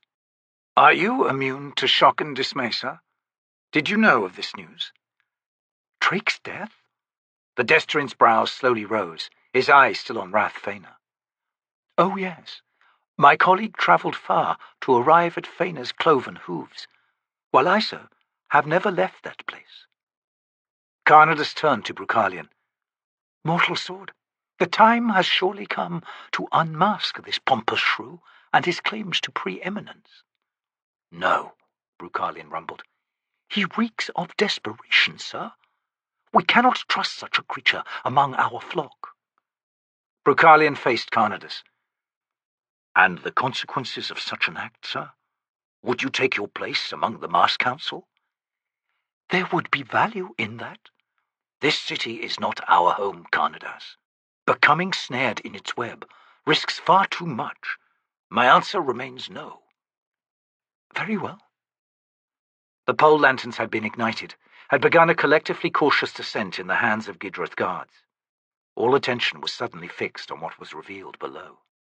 The subterranean chamber's earthen floor was less than a man's height beneath the crossbeams. Filling the space between the two levels was the wooden prow of an open seafaring craft. Twisted with age, and perhaps the one-time weight of soil and rocks, black-pitched and artfully carved.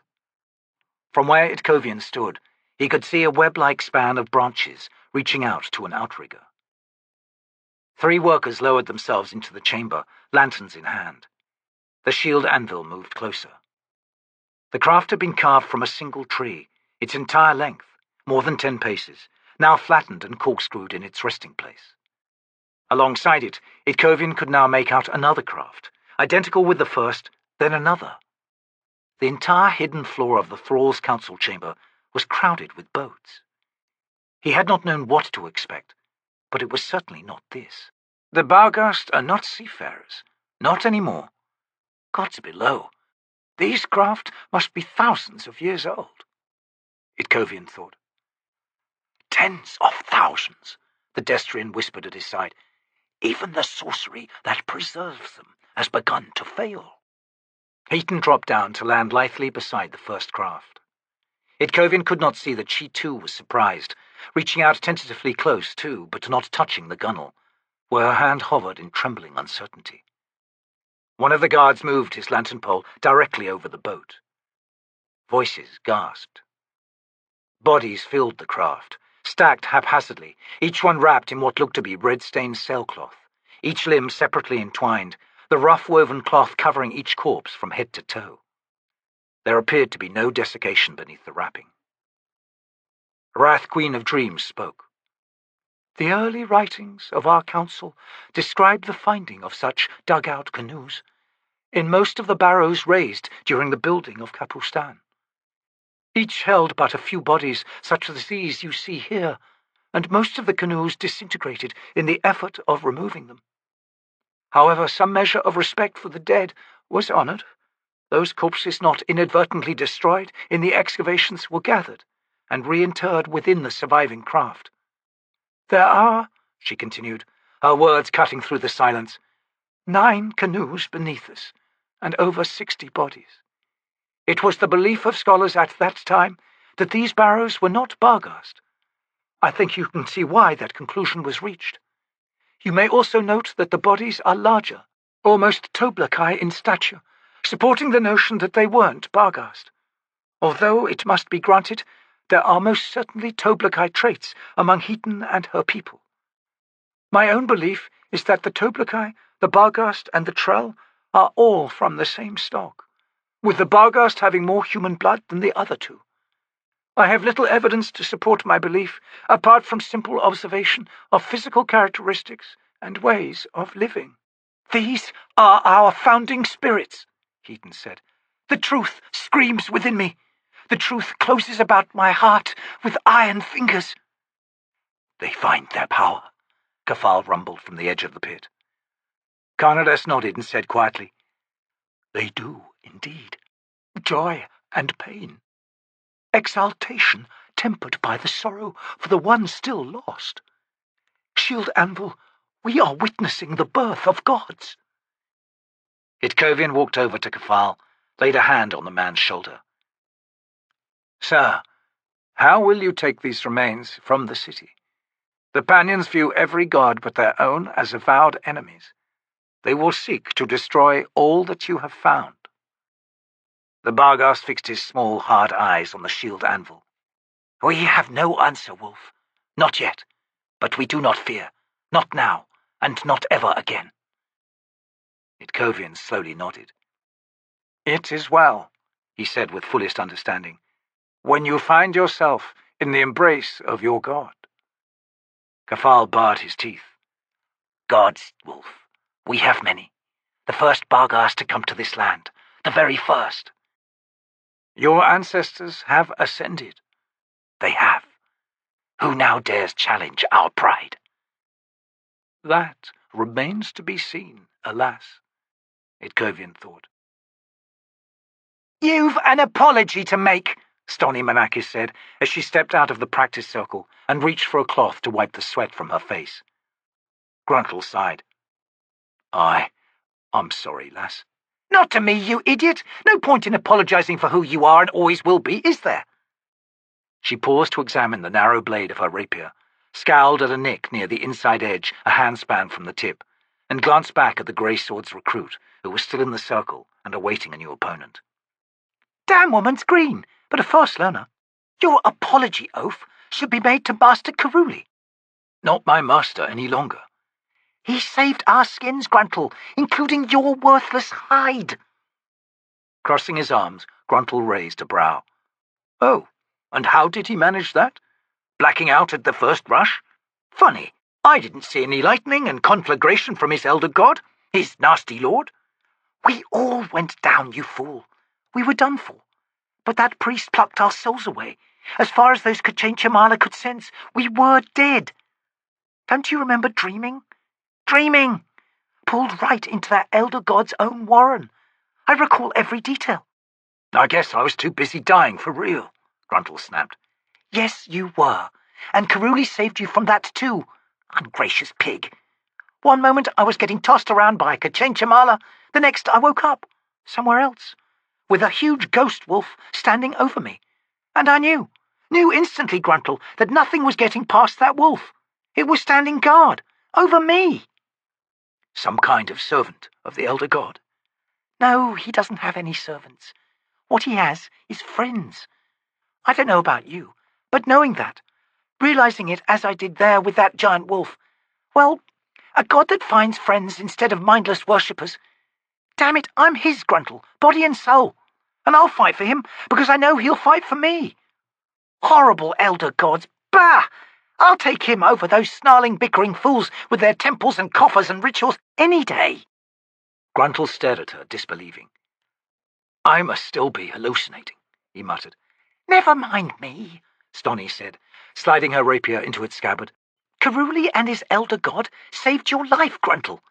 So we're now going to him, and you're going to apologize, and if you're smart, you're going to pledge to stand with him in all that's to come.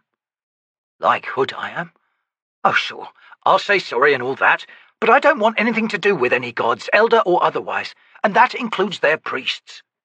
I know you weren't smart, but I had to offer anyway. Let's go then. Where's Puke disappeared to? Not sure, he was just, delivering me. The elder god saved him too. And Mancy. Who knows those two necromancers didn't give a damn whether they lived or died. If he's smart, he'll quit that contract. Well, none of us are as smart as you, Stony. Don't I know it? They left the compound. Gruntle was still feeling the effects of the last few days, but with a belly full of food instead of wine and ale, and the momentary but efficacious attention of the grey-sword priest, Karnadas, he found his walk steadier, and the pain behind his eyes had faded to a dull ache. He had to lengthen his stride to keep up with Stony's habitual march. Even as her beauty attracted attention, her relentless pace and dark glare ensured a clear path through any crowd, and Capustan's few cowed citizens scurried quicker than most to get out of her way. They skirted the cemetery, the upright clay coffin bowls passing on their left. Another necropolis lay just ahead, evincing the Daru style of crypts and urns that Gruntle knew well from Darujistan, and Stony angled their route slightly to its left, taking the narrow, uneven passageway between the necropolis's low-walled grounds and the outer edge of the Tural concourse. 20 paces ahead was a smaller square, which they traversed before reaching the eastern edge of the temple district. Gruntle had had enough of stumbling in Stony's wake like a dog in tow. "Listen," he growled, "I just came in from this quarter. If Karuli's camped nearby, why didn't you just come to get me and save me the walk?" "I did come to get you, but you stank like a pauper tavern's piss pit. Is that how you wanted to show yourself to Master Karuli? You needed cleaning up, and food, and I wasn't going to baby you through all that." Gruntle subsided, muttering under his breath. Gods, he thought. I wish the world was full of passive, mewling women. He thought about that a moment longer, then scowled. On second thought, what a nightmare that'd be. It's the job of a man to fan the spark into flames, not quench it. Get that dreamy look off your face, Stony snapped. We're here. Blinking, Gruntle sighed, then stared at the small dilapidated building before them. Plain, pitted stone blocks, covered here and there by old plaster. A flat, beamed roof, the ancient wood sagging, and a doorway that he and Stony would have to crouch to pass through. This is it? Hood's breath. This is pathetic. He's a modest man, Stony drawled, hands on hips. His elder god's not one for pomp and ceremony. Anyway, with its recent history, it went cheap. History? Stony frowned. Take spilled blood to sanctify the elder god's holy ground. A whole family committed suicide in this house, less than a week past. Karuli was... Delighted? Tempered delight. He grieved for the untimely deaths, of course. Of course. Then he put in a bid. Naturally. Anyway, it's now a temple. Gruntle swung to her. Hold on now. I'm not buying into any faith when I enter, am I? She smirked. Whatever you say. I mean, I'm not. Understand me? And Karuli had better understand, too. And his hoary old god. Not a single genuflection, not even a nod to the altar. And if that's not acceptable, then I'm staying out here. Relax. No one's expecting anything of you, Gruntle. Why would they? He ignored the mocking challenge in her eyes. Fine. So lead the way, woman. I always do. She strode to the door and pulled it open. Local security measures. You can't kick these doors in. They all open outward, and they're built bigger than the inside frame. Smart, eh? The Greyswords are expecting a house-by-house scrap once the walls fall. Those Pannions are going to find the going messy. The defence of Capustan assumes the loss of the walls?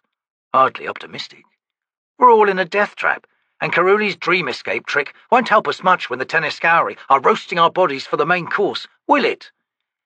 You're a miserable ox, aren't you? The price for being clear-eyed, Stony. She ducked as she entered the building, waving for Gruntle to follow. He hesitated, then, still scowling, stepped through.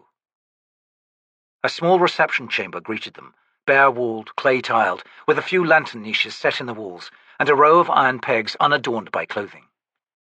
Another doorway was opposite, a long leather apron providing the barrier. The air smelled of lye soap, with a faint undercurrent of bile. Stony unclasped her cloak and hung it on a hook. The wife crawled out of the main room to die here, she said, dragging her entrails the whole way. Raised the suspicion that her suicide wasn't voluntary. Either that, or she changed her mind.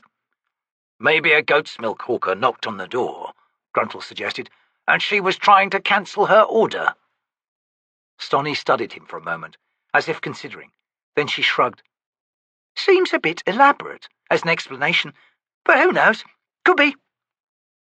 She swung about and entered the inner doorway in a swish of leather. Sighing, Gruntle followed.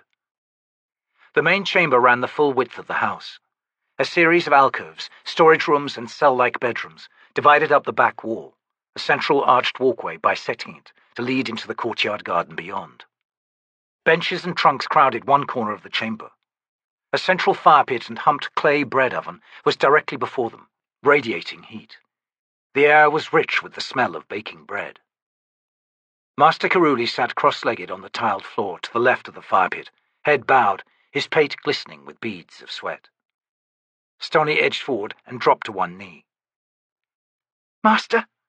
The priest looked up, his round face creasing in a smile. I have wiped clean their slates, he said. They now dwell at peace. Their souls have fashioned a worthy dream world. I can hear the children laughing. Your God is merciful, Stony murmured. Rolling his eyes, Gruntle strolled over to the trunks.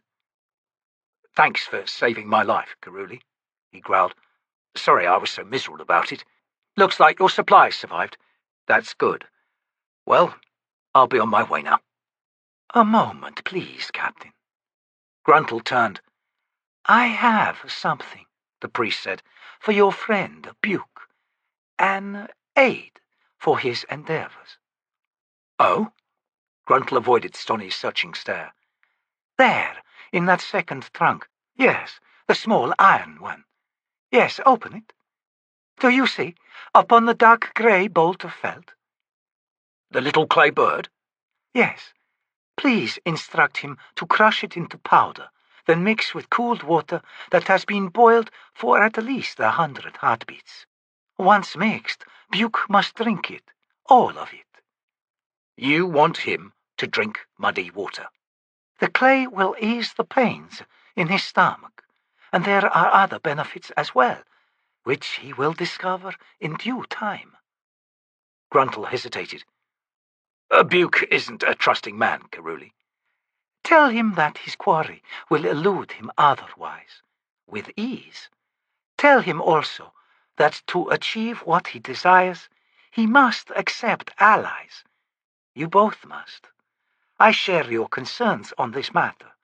Additional allies will find him in time. Very well, Gruntle said, shrugging. He collected the small clay object and dropped it into his belt pouch.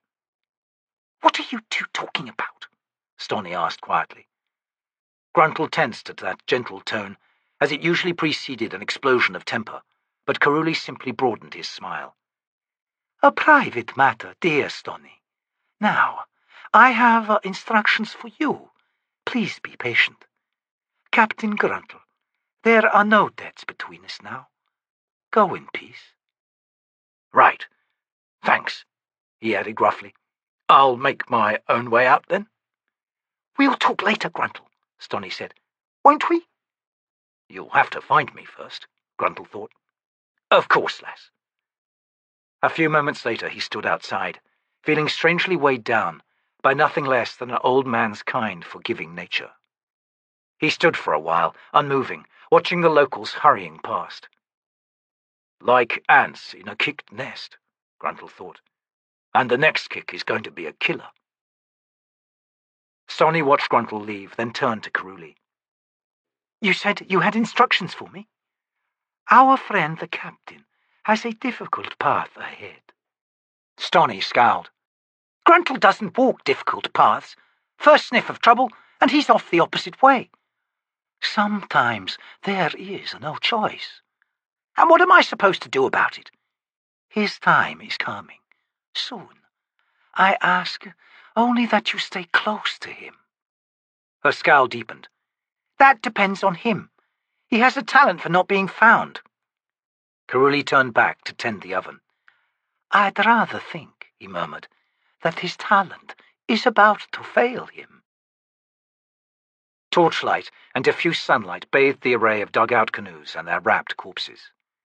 The entire pit had been exposed, gutting most of the thrall's floor, the granite pillar with its millstone cap standing alone in the very centre, to reveal the crafts, crushed and cluttered like the harvest of an ancient hurricane. Heaton knelt, head bowed, before the first dugout. She had not moved in some time. Itkovian had descended to conduct his own close examination of the remains, and now moved with careful steps among the wreckage, Kafal following in silence. The shield anvil's attention was drawn to the carving on the prows. While no two sets were identical, there was a continuity in the themes depicted. Scenes of battle at sea, the Bargas clearly recognizable in their long, low dugouts, struggling with a singular enemy, a tall, lithe species with angular faces and large, almond-shaped eyes, in high-walled ships. As he crouched to study one such panel, Kafal murmured behind him, "Tistanor!" Itkovian glanced back. "Sir?" "The enemies of our founding spirits, Tistanor, the grey-skinned, demons in the oldest tales who collected heads, yet kept the victims living, heads that remained watchful, bodies that worked ceaselessly. Tistanor, demons who dwelt in shadows. The founding spirits fought them on the blue wastes." He fell silent, brow knitting, then continued. "The blue wastes. We had no understanding of such a place. The shouldermen believed it was our birth realm, but now it was the sea, the oceans. The Bargast birth realm, in truth, then.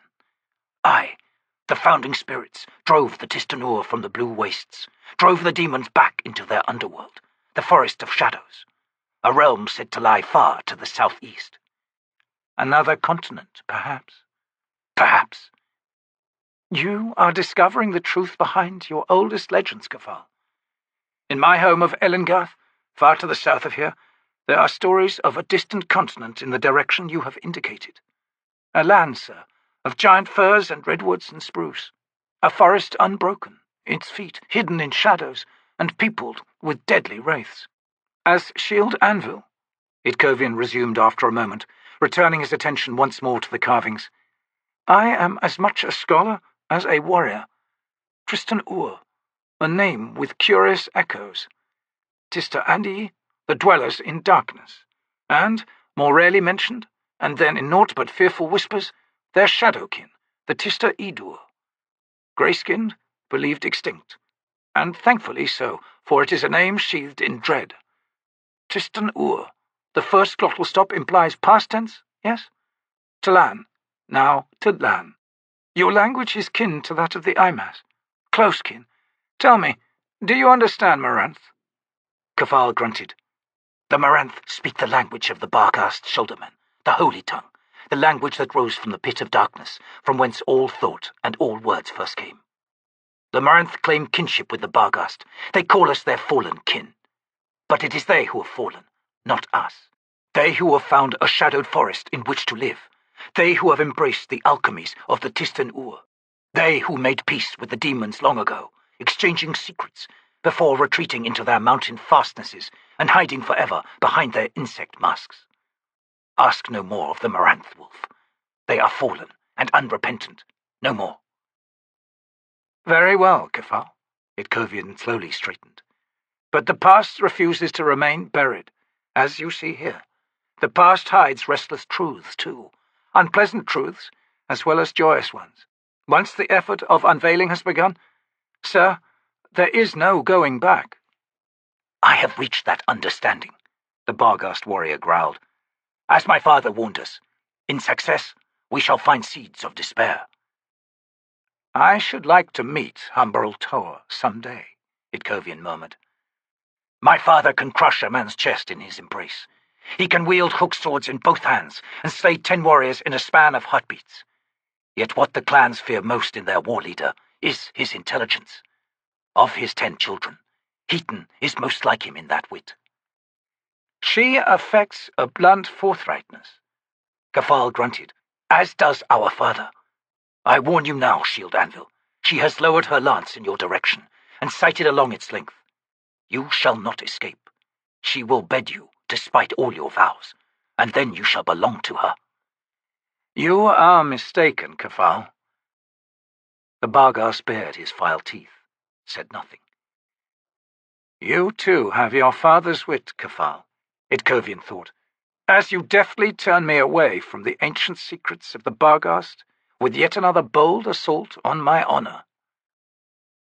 A dozen paces behind them, Heaton rose and faced the ring of priests and priestesses lining the edge of the floor. You may return the slabs of stone. The removal of the founding spirit's remains must wait. Wrath Shadowthrone snorted. Until when? Until the Pannions have completed razing the city? Why not call upon your father and have him bring down the clans of the Barghast?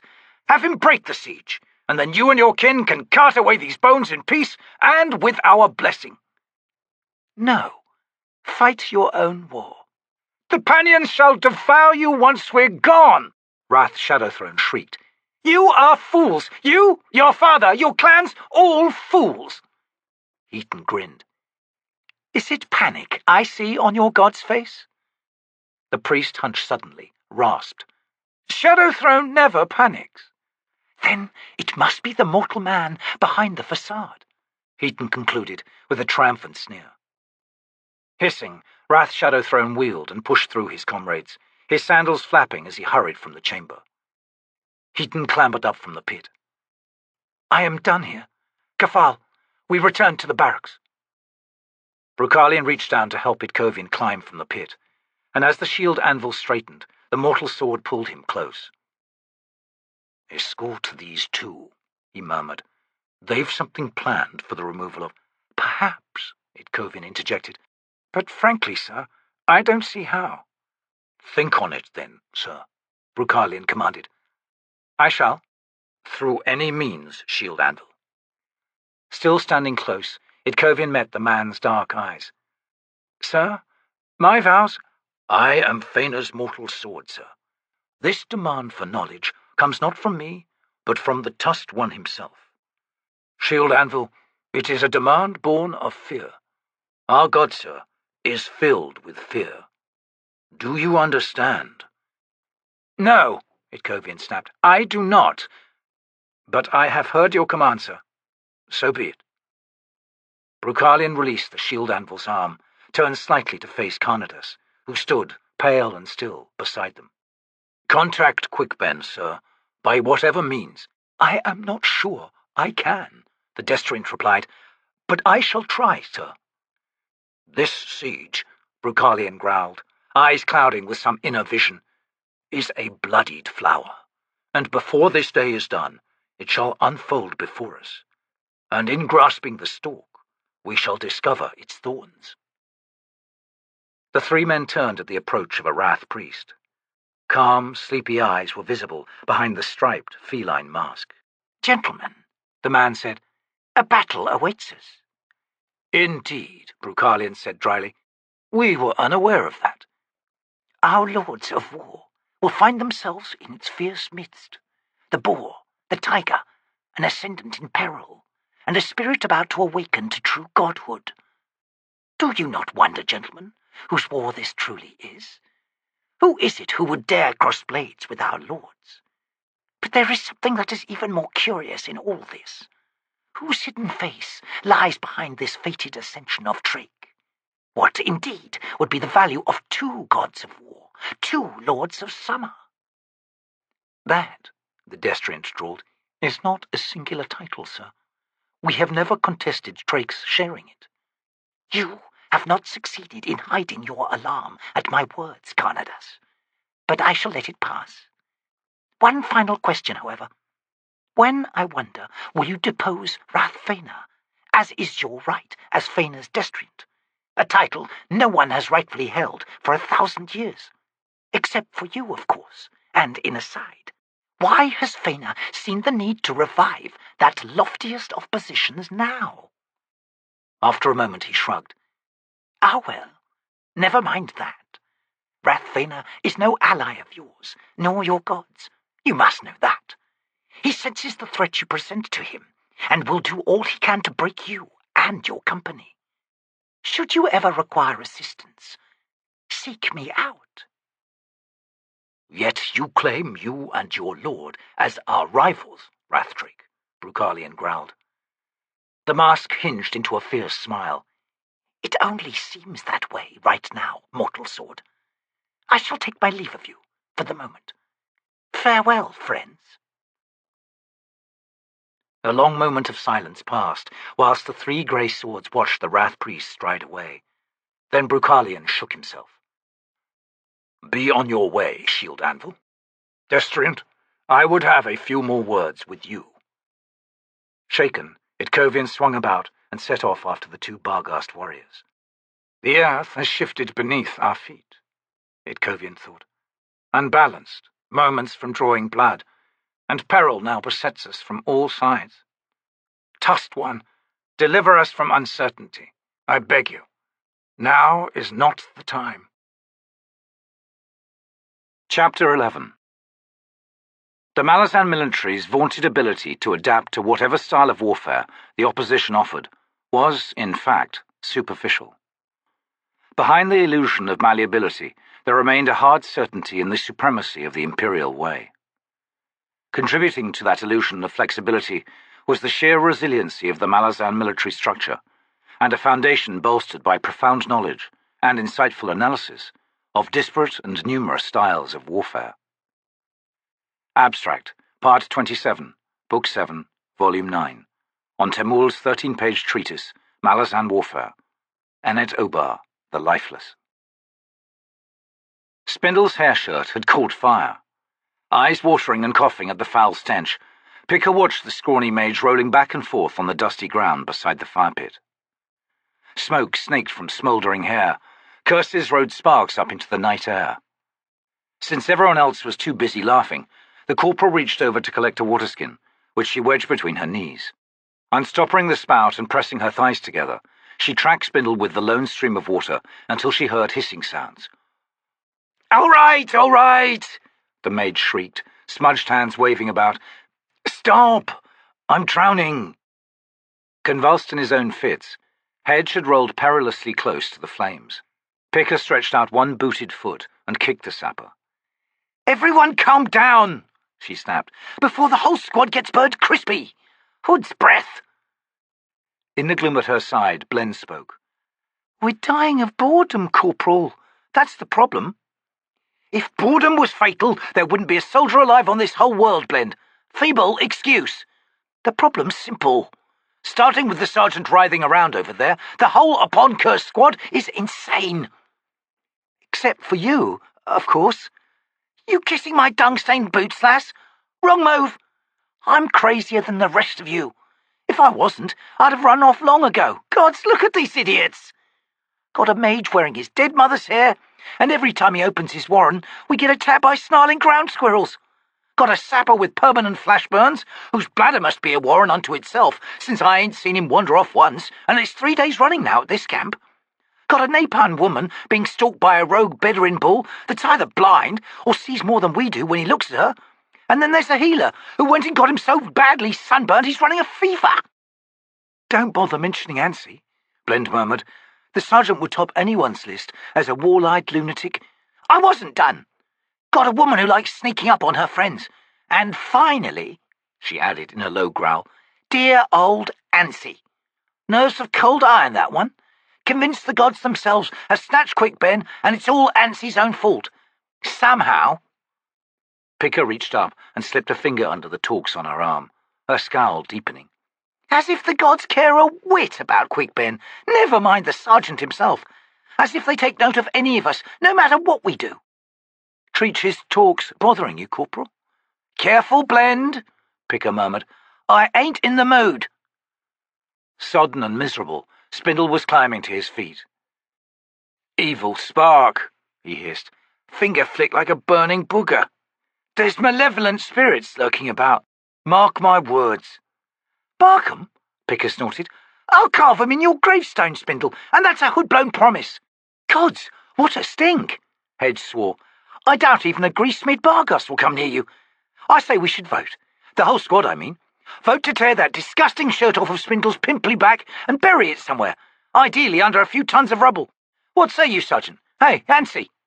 Shh, the sergeant hissed from where he sat at the very edge of the firelight, staring out into the darkness. Something's out there. If it's another angry squirrel, Picker began.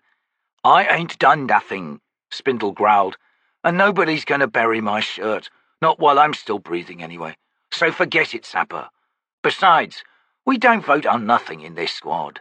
Hood knows what Whiskeyjack let you idiots do back in the 9th, but you ain't in the 9th anymore, are you? Be quiet, Ansi snarled. Someone's out there, snuffling around. A huge shape loomed into view directly in front of the sergeant, who let out a yelp and leapt back, almost stumbling into the fire in his gibbering retreat. It's that Bedouin bull, Hedge shouted. Hey, Detoran, your date's arrived. Ow! Gods, what did you just hit me with, woman? A mace? A hood cursed? Your fist? Liar! And see, this soldier almost broke my head. Can't take a joke. Ow! Ow! Leave off him, Picker ordered. Someone shoot that beast away. This I got to see, Blend chortled. 2,000 pounds of horns, hooves, and cock. Enough of that, Picker said. There's delicate ears present, lass. Look, you got Detoran all blushing in between punching Hedge senseless. I'd say the high colour was exertion, Corporal. The sapper's got some good dodging tactics. Oh, well, all right, so he missed slipping that one. Ouch! Ease up, Detoran, Picker bellowed. He ain't seeing straight any more as it is, and you better start hoping it ain't permanent damage you done there. Aye, Spindle added. The lad's got cusses in that bag of his, and if he can't throw straight... That was enough to make Detoran drop her fists and step back. Hedge reeled about drunkenly, then sat with a heavy thump, blood streaming from his broken nose. Can't take a joke, he mumbled through puffed lips.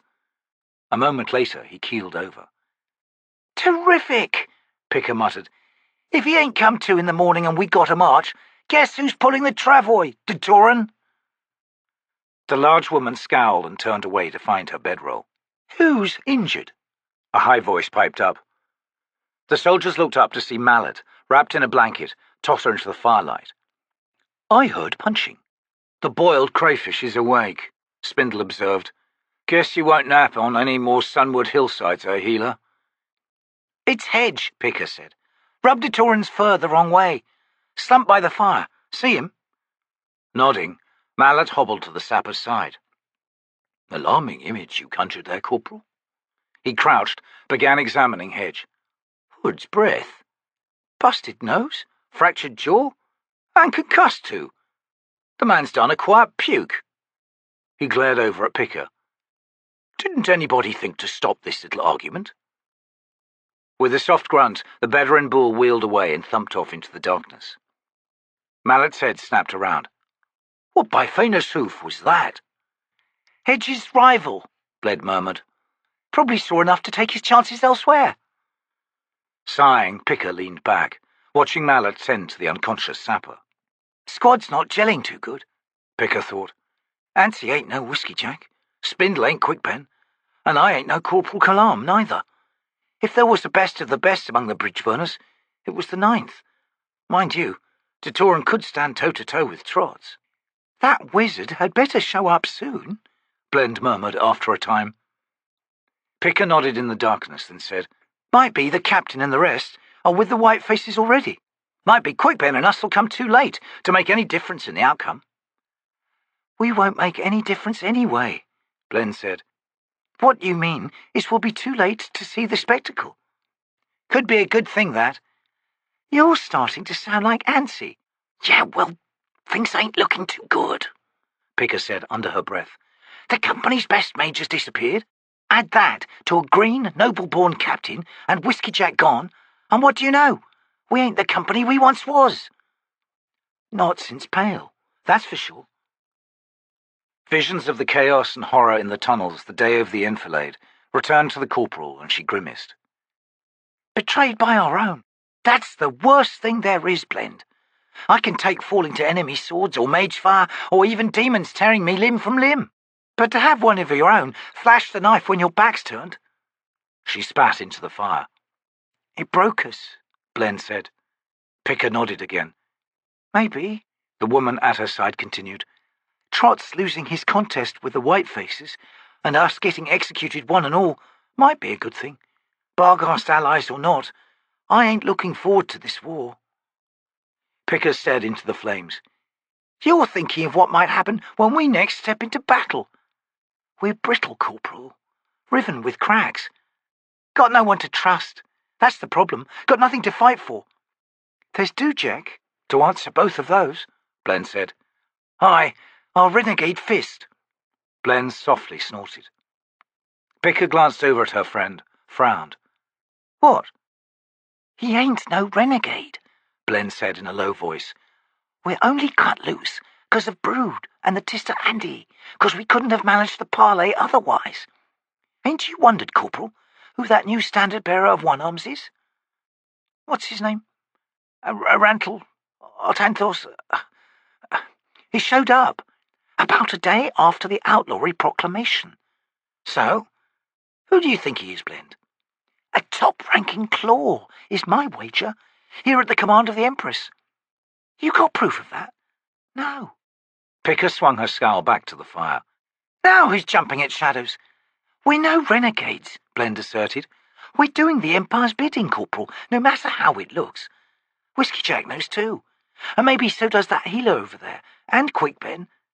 You mean the 9th? Aye. Her scowl deepening, Picker rose, strode to Mallet's side and crouched down. How's the sapper, healer? She asked quietly. Not as bad as it first looked, Mallet conceded. Mild concussion. A good thing. I'm having trouble drawing on my Denul Warren. Trouble? What kind of trouble? Not sure. It's gone foul somehow. Infected. By something. Spindle's got the same problem with his Warren. Might be what's delaying Quickpen. Picker grunted. Could have mentioned this at the start, Mallet. Too busy recovering from my sunburn, Corporal. Her eyes narrowed. If not sun scorching you, then what happened? Whatever's poisoned my warren can cross over, or so I found. Mallet, Picker said after a moment, there's a rumour going around, says we maybe ain't as outlawed as Dujek and Whiskeyjack are making out. Maybe the Empress nodded her head in our direction, in fact. In the firelight, the healer's round face was blank as he shrugged. That's a new one to me, Corporal. Sounds like something Ansi would think up. No, but he'll love it when he hears it. Mallet's small eyes settled on Picker's face. Now, why would you do that? Picker raised her brows. Why would I tell Ansi? The answer should be obvious, healer. I love watching him panic. Besides, she shrugged, it's just an empty rumour, right? She straightened. Make sure the sapper's ready to march tomorrow. We're going somewhere, Corporal? In case the maid shows up. Right. I'll do what I can. Hands clawing rotted, stained energy, Quickben dragged himself from his warren. Gagging, spitting the bitter, sicky taste from his mouth, the mage staggered forward a few paces, until the clear night air flowed into his lungs, and he halted, waited for his thoughts to clear. The last half day had been spent in a desperate, seemingly endless struggle to extricate himself from Hood's realm, yet he knew it to be the least poisoned among all the warrens he commonly used. The others would have killed him. The realization left him feeling bereft, a mage stripped of his power, his vast command of his own discipline made meaningless, impotent. The sharp, cool air of the steppes flowed over him, plucking the sweat from his trembling limbs. Stars glittered overhead. 1,000 paces to the north, beyond the scrub brush and grassy humps, rose a line of hills. Dull yellow firelight bathed the base of the nearest hill. Quickben sighed. He'd been unable to establish sorcerer's contact with anyone since beginning his journey. Parents left me a squad. Better than I could have hoped for. I wonder how many days we've lost. I was supposed to be Trot's backup, in case things went wrong. He shook himself and strode forward, still fighting the remnants of the enervating influence of Hood's infected warren. This is the crippled god's assault, a war against the warrens themselves. Sorcery was the sword that struck him down. Now he seeks to destroy that weapon, and so leave his enemies unarmed, helpless. The wizard drew his ash-stained cloak about him as he walked. No, not entirely helpless. We've our wits. More, we can sniff out a feint. At least I can, anyway. And this is a feint, the whole Pannion Domin and its infectious influence. Somehow the chained ones found a way to open the floodgates of the Warren of Chaos. A conduit. Perhaps the Pannion Seer himself, entirely unaware that he is being used. That he's no more than a pawn thrown forward in an opening gambit. A gambit designed to test the will, the efficacy of his foe. We need to take the pawn down, fast, decisively. He approached the squad's firelight, heard the low mutter of voices, and felt he was coming home. 1,000 skulls on poles danced along the ridge, their burning braids of oil-soaked grass creating manes of flame above the bleached death grimaces. Voices rose and fell in a wavering, droning song. Closer to where Perrin stood, young warriors contested with short, hook-bladed knives, the occasional spatter of blood sizzling as it sprayed into the clan's hearthring. Rivalries took precedence over all else, it seemed. Barghast women moved among the bridge burner squads, pulling soldiers of both sexes towards the hide tents of the encampment. The captain had thought to prohibit such amorous contact, but had then dismissed the notion as both unworkable and unwise. Come tomorrow, or the day after, we might all be dead, Perrin thought. The clans of the Whiteface had gathered. Tents and yurts of the Sinan, Gilk, Karata and Baran tribes, as well as many others, covered the valley floor. Perrin judged that 100,000 Barghast had heeded Humbrel Tor's call to council. But not just council. They've come to answer Trot's challenge, Perrin thought. He is the last of his own clan, and tattooed on his scarred body is the history of his tribe, a tale 500 generations long. He comes claiming kinship, blood ties knotted at the very beginning, and more, though no one's explaining precisely what else is involved. Taciturn bastards. There are too many secrets at work here. A Nithrathal warrior loosed a wet shriek as a rival clan's warrior opened his throat with a hook knife. Voices bellowed, cursed. The stricken warrior writhed on the ground before the hearthfire, life spilling out in a glimmering pool that spread out beneath him. His slayer strutted circles to wild cheers. Amidst hisses from those Barghast nearby, Twist came to the captain's side, the Black Moranth ignoring the curses. "You're not too popular," Perrin observed. "I didn't know the Moranth hunted this far east." "We do not," Twist replied, his voice thin and flat behind his chitinous helm. "The enmity is ancient, born of memories, not experience. The memories are false." "Are they now? I'd suggest you make no effort at informing them of your opinion." "Indeed, there is no point, Captain. I am curious this warrior trots. Is he uniquely skilled as a fighter?" Perrin grimaced. "He's come through a lot of nasty scrapes. He can hold his own, I suppose. To be honest, I have never seen him fight." "Are those among the bridge burners who have?" "Disparaging, of course. They disparage everything, however, so I don't think that's a reliable opinion. We will see soon enough." "Umbral Tor has selected his champion," Twist said. "One of his sons." The captain squinted through the darkness of the Black Moranth. "Where did you hear this? Do you understand the Barghast language?" "It is related to our own. The news of the selection is upon everyone's lips. Umbral's youngest son, as yet unnamed, still 2 moons before his death night, his passage into adulthood. Born with blades in his hands, undefeated in duel even when facing seasoned warriors, dark-hearted, without mercy. The descriptions continue, but I tire of repeating them. We shall see this formidable youth soon enough. All else is naught but wasted breath." "I still don't understand the need for the duel in the first place," Perrin said. "Trots doesn't need to make any claim. The history is writ plain on his skin. Why should there be any doubt as to its veracity? He's Barghast through and through. You just have to look at him."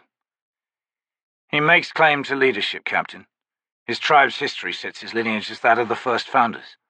His blood is purer than the blood of these clans, and so he must make challenge to affirm his status."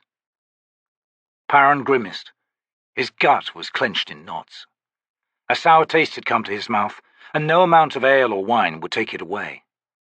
When he slept, visions haunted his dreams. The chill cavern beneath the Finnist house, the carved stone flagstones with their ancient, depthless images from the deck of dragons. Even now, should he close his eyes and let his will fall away, he would feel himself falling into the hold of the beasts, the home of the T'lan Imass and its vacant, antlered throne, with a physical presence, tactile and rich with senses, as if he had bodily travelled to that place. And to that time, he thought, unless that time is now, and the throne remains waiting for a new occupant. Did it seem that way for the Emperor? When he found himself before the throne of shadow? Power, domination over the dread hounds, all but a single step away? "You are not well, Captain." Perrin glanced over at Twist. Reflected firelight glimmered on the Moranth's midnight armor, played like the illusion of eyes across the planes of his helm. The only proof that a flesh-and-blood man was beneath that chitinous shell was the mangled hand that dangled lifeless from his right arm. Withered and crushed by the necromantic grasp of a Rivi spirit, Perrin thought. That entire arm hangs dead. Slow but inevitable, the lifelessness will continue its climb. To shoulder, then into his chest. In a year this man will be dead. He'd need a god's healing touch to save him, and how likely is that? "I've an unsettled stomach," the captain replied. "You deceive by understatement," Twist said. Then he shrugged. "As you wish. I will pry no further." "I need you to do something," Perrin said after a moment, his eyes narrowed on yet another duel before the hearth-ring. "Unless you and your quall are too weary." "We are rested enough," the Black Moranth said, Request, and it shall be done." The captain drew a deep breath, then sighed and nodded. "Good. I thank you." A bruise of colour showed on the eastern horizon, spreading through the clefts in the ridge of hills just south of the Baaljagg mountains. Red-eyed and shivering in the chill, Perrin drew his quilted cloak tighter as he surveyed the first stirrings in the massive, smoke-wreathed encampment filling the valley. He was able to pick out various clans by the barbaric standards rising above the seemingly haphazard layout of tents. Whiskeyjack's briefing had been thorough, and held most of his attention on those that the commander had cited as being potential troublemakers.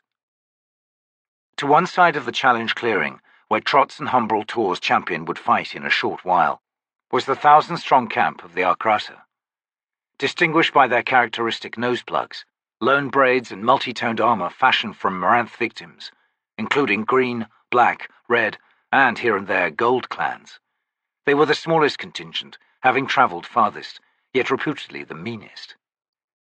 Avowed enemies of the Ilgres clan, who now fought for Brood, they could prove difficult in the fashioning of an alliance. Humbrol Tor's closest rival was the war chief Maral Ebb, whose own Baran clan had arrived in strength. Over 10,000 weapon-bearers, painted in red ochre and wearing bronze brigandine armor, their hair spiked and bristling with porcupine quills. There was the risk that Maral might contest Humbrol's position if an opportunity arose, and the nights just past had seen over 50 duels between the Baran and Humbrol Tor's own Sinan warriors. Such a challenge could trigger an all-out war between the clans. Perhaps the strangest group of warriors Perrin had seen was the Gilk. Their hair was cut in stiff, narrow wedges, and they wore armor assembled from the plates of some kind of tortoise. Distinctively short and stout for Barghast, they looked to the captain to be a match for any heavy infantry they might face. Scores of minor tribes contributed to the confused mix that made up the Whiteface nation. Mutually antagonistic, and with long-standing feuds and rivalries, it was a wonder that Humbrol Tor had managed to draw them all together, and more or less keep the peace for 4 days and counting. And today is the crux, Perrin thought. Even if Trots wins the duel, full acceptance is not guaranteed. Bloody eruptions could follow, and if he loses... Perrin pulled his thoughts away from that possibility. A voice wailed to greet the dawn, and suddenly the camps were alive with silent, rising figures. The muted clank of weapons and armor followed, amidst the barking of dogs and nasal bellowing of geese. As if the challenge clearing drew an invisible breath, warriors began converging towards it. Perrin glanced over to see his bridge burners slowly gathering themselves, like quarry pricked alert by a hunter's horn. 30-odd Malazans. The captain knew they were determined to put up a fight if things went wrong, knew as well that the struggle would be short-lived. He scanned the lightening sky, eyes narrowing to the southwest, in the hopes that he would see a dark speck, twist in his call, fast approaching, but there was nothing to mar the silver-blue vastness. A deeper silence among the Barghast alerted Perrin.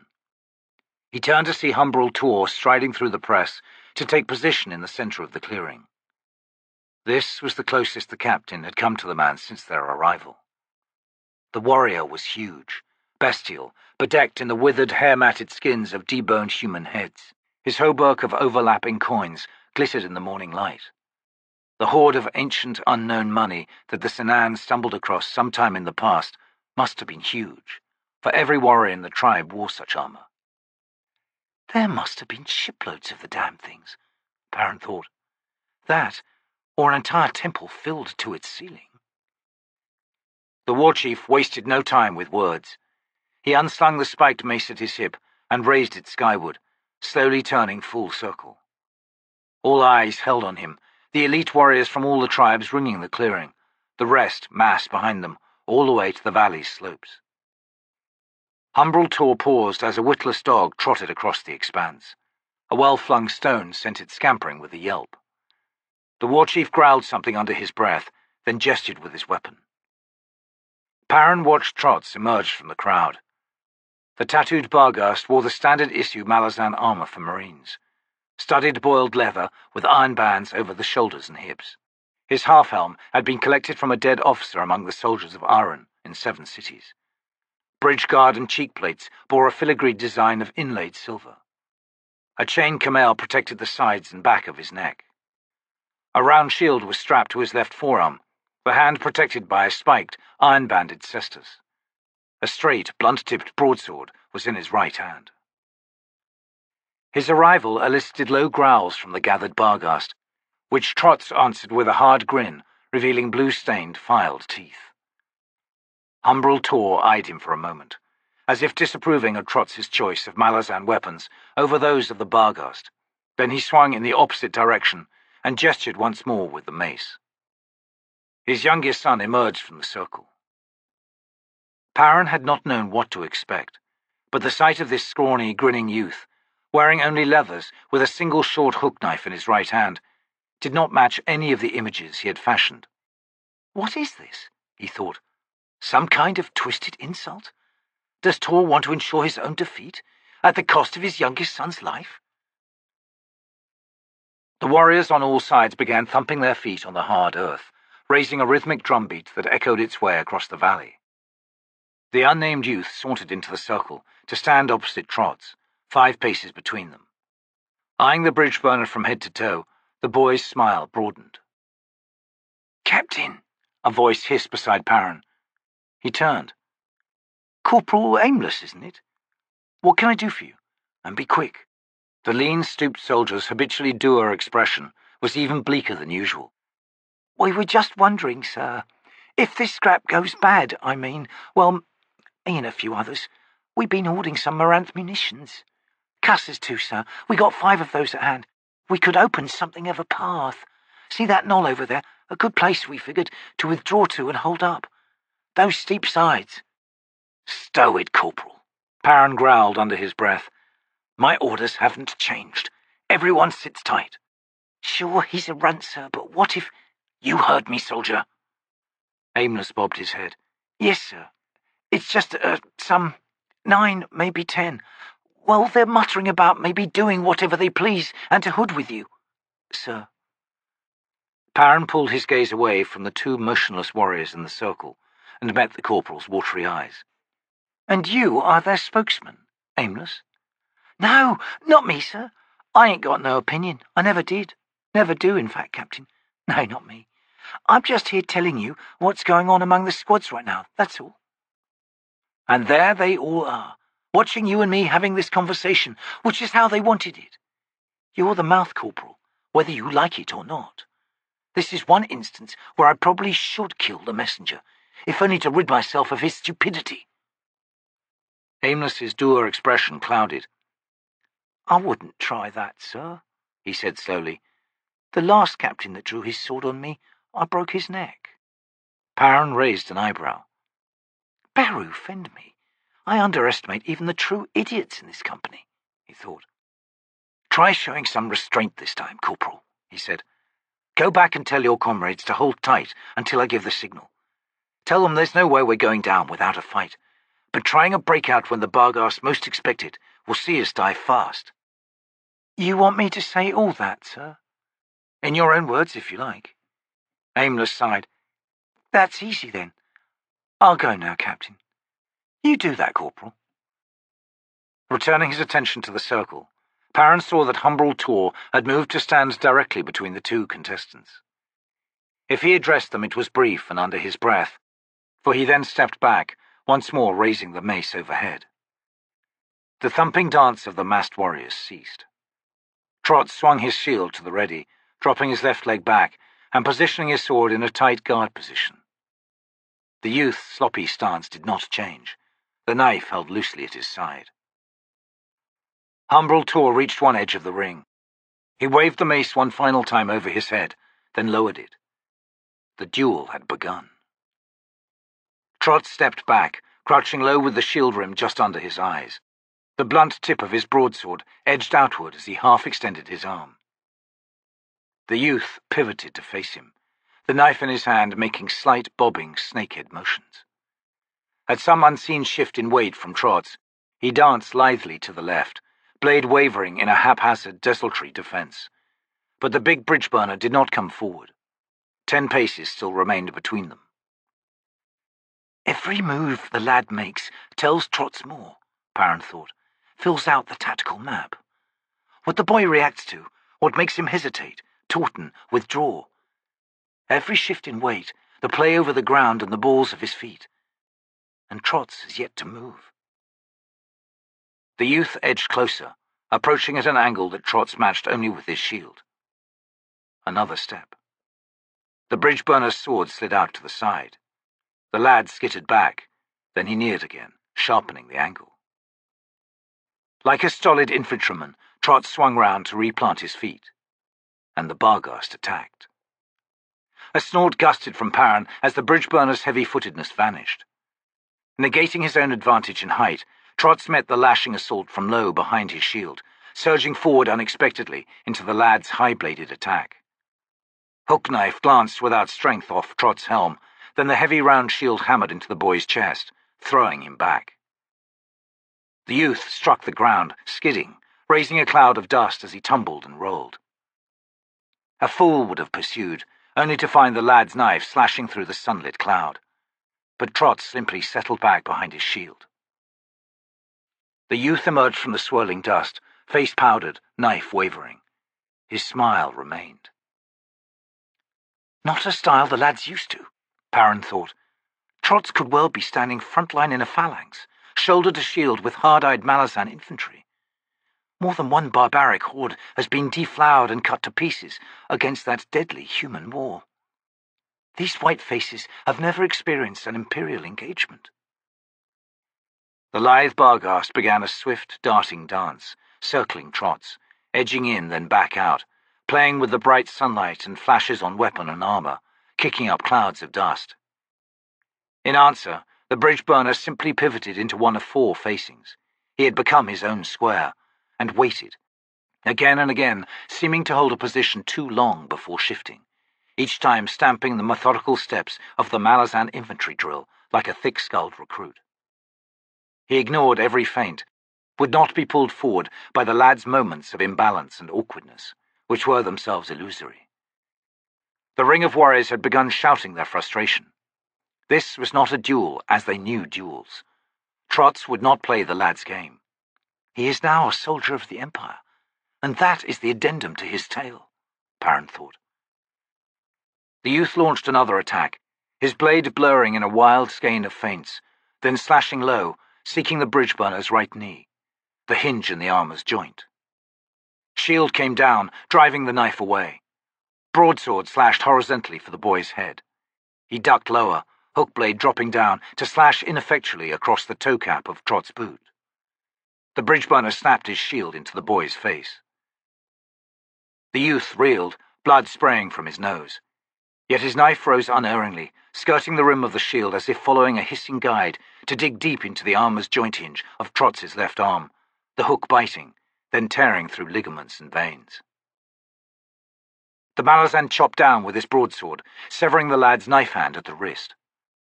Blood poured from the two warriors, yet the close-in engagement was not yet complete. Perrin watched in amazement as the youth's left hand shot up, stiff-fingered, beneath the chin guard of Trots' helmet. A strange popping sound came from Trots' throat. Shield arm falling senseless in a welter of blood, knees buckling, the bridge burner sank to the ground. Trots' final gesture was a lightning-quick sweep of his broadsword across the lad's stomach. Sleek flesh parted, and the youth looked down in time to see his intestines tumble into view in a gush of fluids.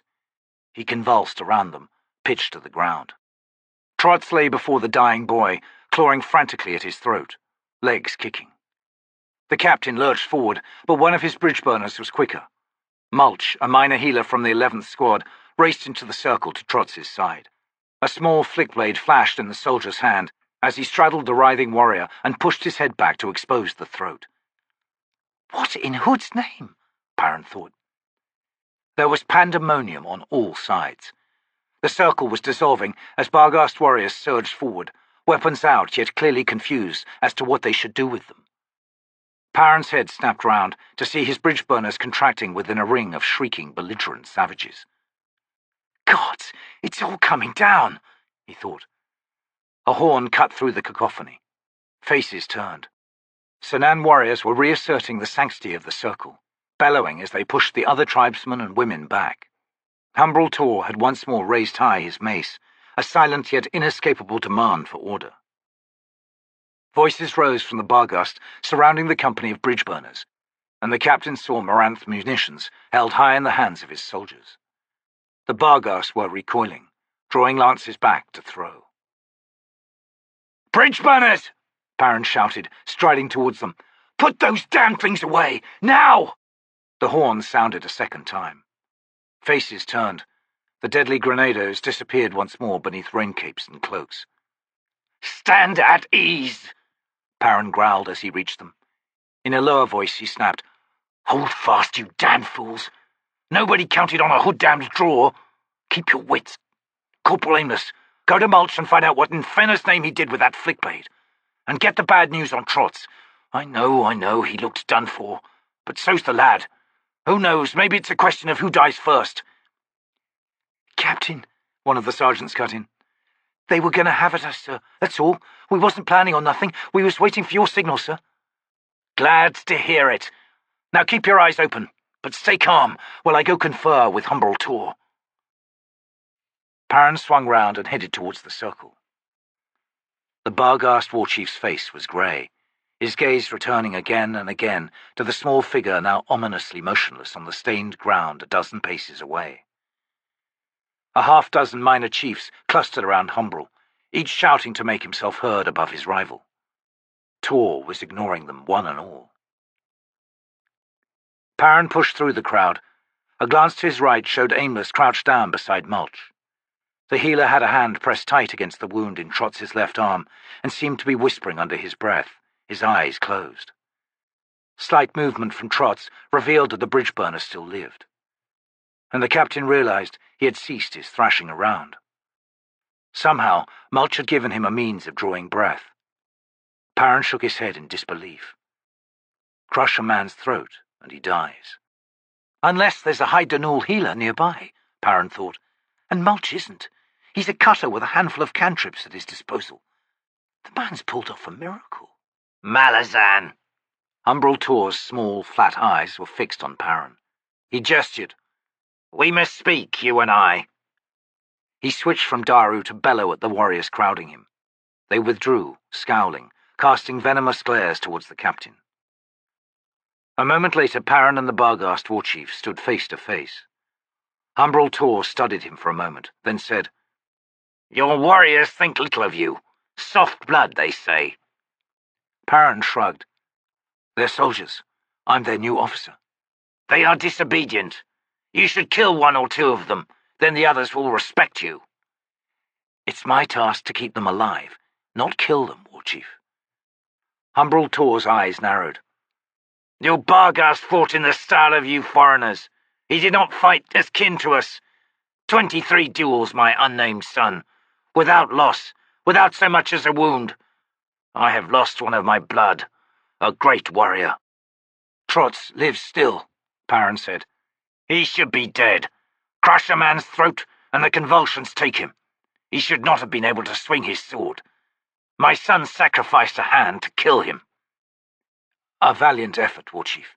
"In vain, it seems. Do you claim that Trotz will survive his wounds?" "I don't know. I need to confer with my healer."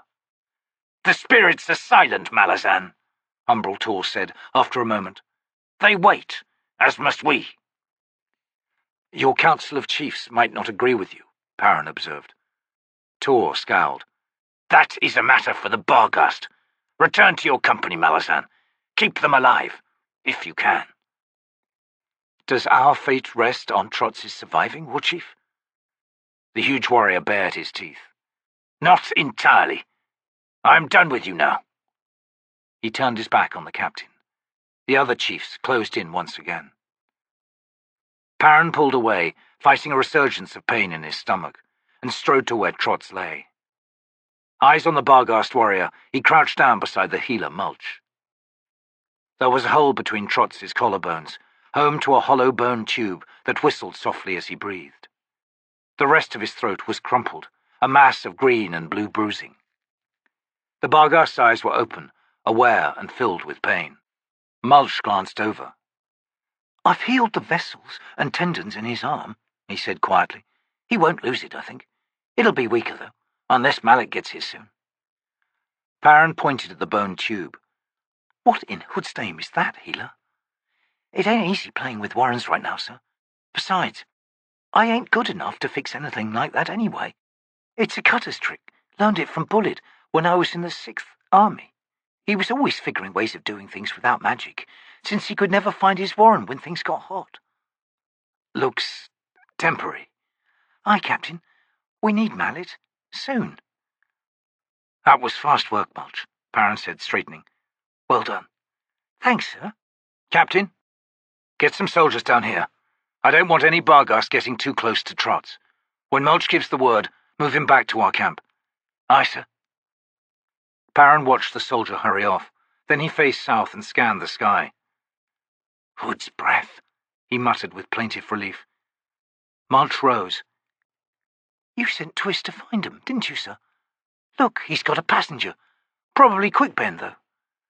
Perrin slowly smiled, squinting at the distant black speck above the ridgeline.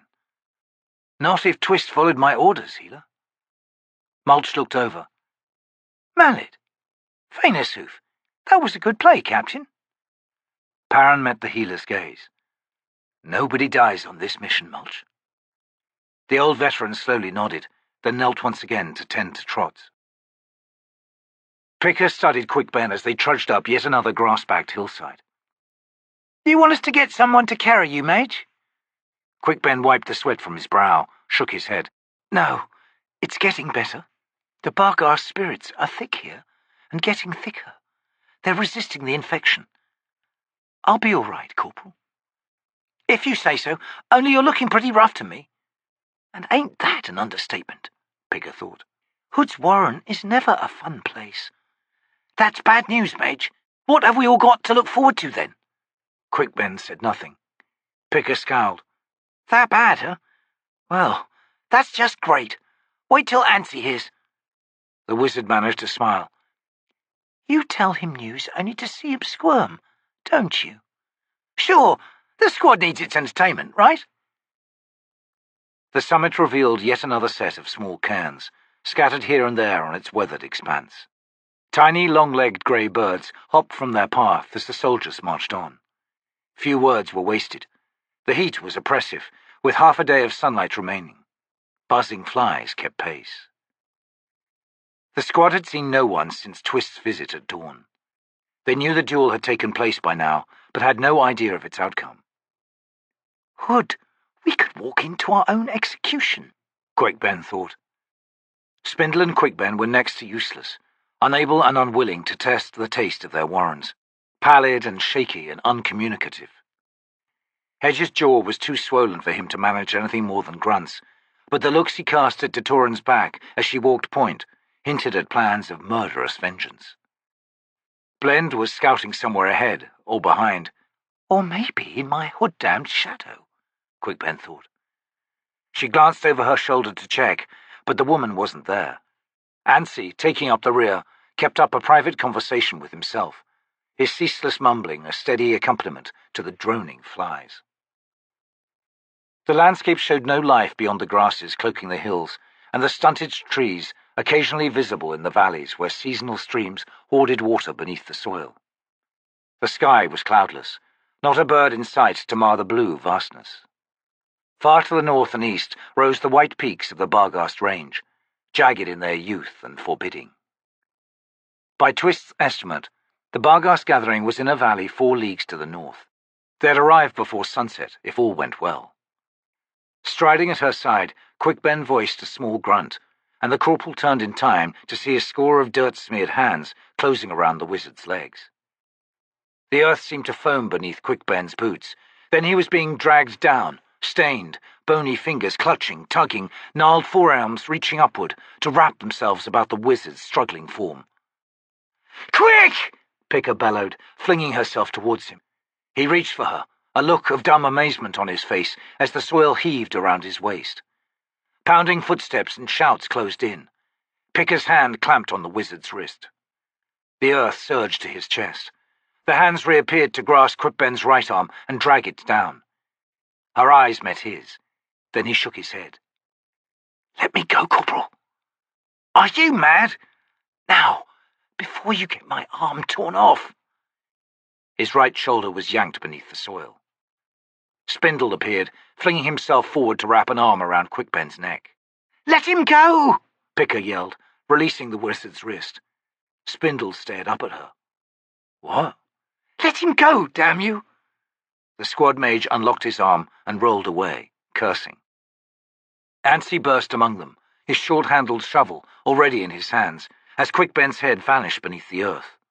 Dirt began flying. "Ease off there, Sergeant," Picker snapped. "You'll end up taking off the top of his damned head." The sergeant stared at her, then leapt back as if standing on coals. "Hood!" He raised his shovel and squinted at the blade. "I don't see no blood. Anybody see any blood? Oh, God, hair. Is that hair? Oh, Queen of Dreams." "That ain't hair," Spindle growled, pulling the shovel from Anstey's hands. "That's roots, you idiot. They got him. They got Quickben." "Who has?" Picker demanded. "Bargar spirits. A whole horde of them. We was ambushed." "What about you, then?" the corporal asked. "I ain't dangerous enough, I guess. At least," his head snapped as he looked around, "I hope not. I gotta get off this damned barrow. That's what I gotta do." Picker watched him scamper away. "Hedge, keep an eye on him, will you?" The swollen-faced sapper nodded, trudged off after Spindle. "What do we do now?" Anstey hissed, his moustache twitching. "We wait a bell or two. Then if the wizard ain't managed to claw his way back out, we go on." The sergeant's blue eyes widened. "We leave him?" he whispered. "It's either that or we level this damned hill. And we wouldn't find him anyway. He's been pulled into their warren. It's here, but it ain't here, if you know what I mean. Maybe when Spindle finds his nerve, he can do some probing." "I know that Quickben wasn't nothing but trouble," Anstey muttered. "Can't count on mages for nothing. You're right. What's the point of waiting around? They're damned useless anyway.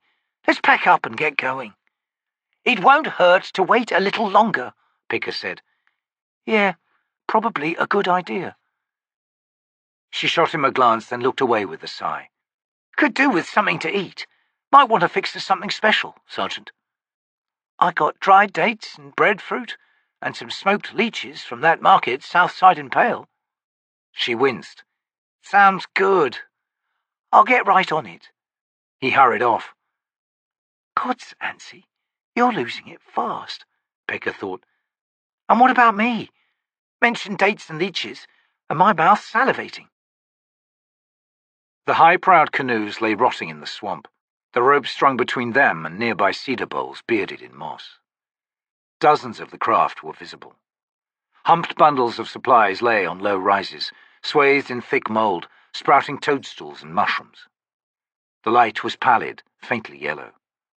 Quickben, dripping with slime, dragged himself upright, spitting foul water from his mouth as he slowly straightened to look around. His attackers were nowhere in sight. Insects flitted through the air in a desultory absence of haste. Frogs croaked and the sound of dripping water was constant. A faint smell of salt was in the air. "I'm in a long-dead warren, decayed by the loss of mortal memory. The living Barghast know nothing of this place, yet it is where their dead go, assuming they make it this far." "All right," he said, his voice strangely muted by the turgid, heavy air. "I'm here. What do you want?" Movement in the mists alerted him. Figures appeared, closing in tentatively, knee-deep in the swirling black water. The wizard's eyes narrowed. These creatures were not the Barghast he knew from the mortal realm. Squatter, wider, robustly boned, they were a mix of Imass and Toplakai. "Gods, how old is this place?" he thought. Hooded brow ridges hid small glittering eyes in darkness. Black leather strips stitched their way down gaunt cheeks, reaching past hairless jawlines where they were tied around small long bones that ran parallel to the jaw. Black hair hung in rough braids, parted down the middle. The men and women closing in around Quickben were one and all dressed in close-fitting sealskins decorated with bone, antler, and shell. Long, thin-bladed knives hung at their hips. A few of the males carried barbed spears that seemed made entirely of bone. A smaller figure skittered onto a rotted cedar stump directly in front of Quickben, a man-shaped bundle of sticks and string with an acorn head. The wizard nodded. Talamandas, I thought you were returning to the White Faces. And so I did, mage, thanks solely to your cleverness. You've an odd way of showing your gratitude, old one. Quickben looked around. Where are we? The first landing. Here wait the warriors who did not survive the journey's end. Our fleet was vast, mage, yet when the voyage was done, fully half of the canoes held only corpses. We'd crossed an ocean in ceaseless battle. And where do the Barghast dead go now? Nowhere and everywhere. They are lost. Wizard, your challenger has slain Humbrol Tor's champion. The spirits have drawn breath and hold it still, for the man may yet die. Quickben flinched. He was silent for a moment. Then he said, And if he dies? Your soldiers will die. Humbrol Tor has no choice. He will face civil war. The spirits themselves will lose their unity. You will be too great a distraction, a source of greater divisiveness. But this is not why I have had you brought here. The small stick snare gestured at the figures standing silent behind him. These are the warriors, the army. Yet, our war chiefs are not among us. The founding spirits were lost long ago. Mage, a child of Humbrol Tor has found them. Found them. But there's a problem. Talamandas seemed to slump. There is. They are trapped, within the city of Capustan. The implications of that slowly edged into place in the wizard's mind. Does Humbrol Tor know? He does not. I was driven away by his shouldermen. The most ancient of spirits are not welcome. Only the young ones are allowed to be present, for they have little power. Their gift is comfort, and comfort has come to mean a great deal among the Barghast. It was not always so. You see before you a pantheon divided, and the vast schism between us is time, and the loss of memory. We are as strangers to our children. They will not listen to our wisdom, and they fear our potential power. Was it Humbrol Tor's hope that his child would find these founding spirits? He embraces a grave risk, yet he knows the Whiteface clans are vulnerable. The young spirits are too weak to resist the Pannion Domin. They will be enslaved or destroyed. When comfort is torn away, all that will be revealed is a weakness of faith, an absence of strength. The clans will be crushed by the Domin's armies. Humbrol Tor reaches for power, yet he gropes blindly. And when I tell him that the ancient spirits have been found, will he believe me? You are our only hope. You must convince him. I freed you from the wards, Quickben said. What do you ask in return? Trots needs to survive his wounds.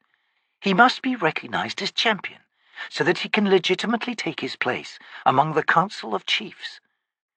We need a position of strength, Talamandas. I cannot return to the tribes, wizard. I will only be driven away once again. Can you channel your power through a mortal? The stick snare slowly cocked his head. We've a Denul healer, but, like me, he's having trouble making use of his warren. The Pannion's poison. To be gifted with our power, Talamandas said, he must be led to this warren, to this place. Well, Quickben said, why don't we figure out a way to achieve that? Talamandas slowly turned to survey his spirit kin. After a moment, he faced the wizard once again. Agreed.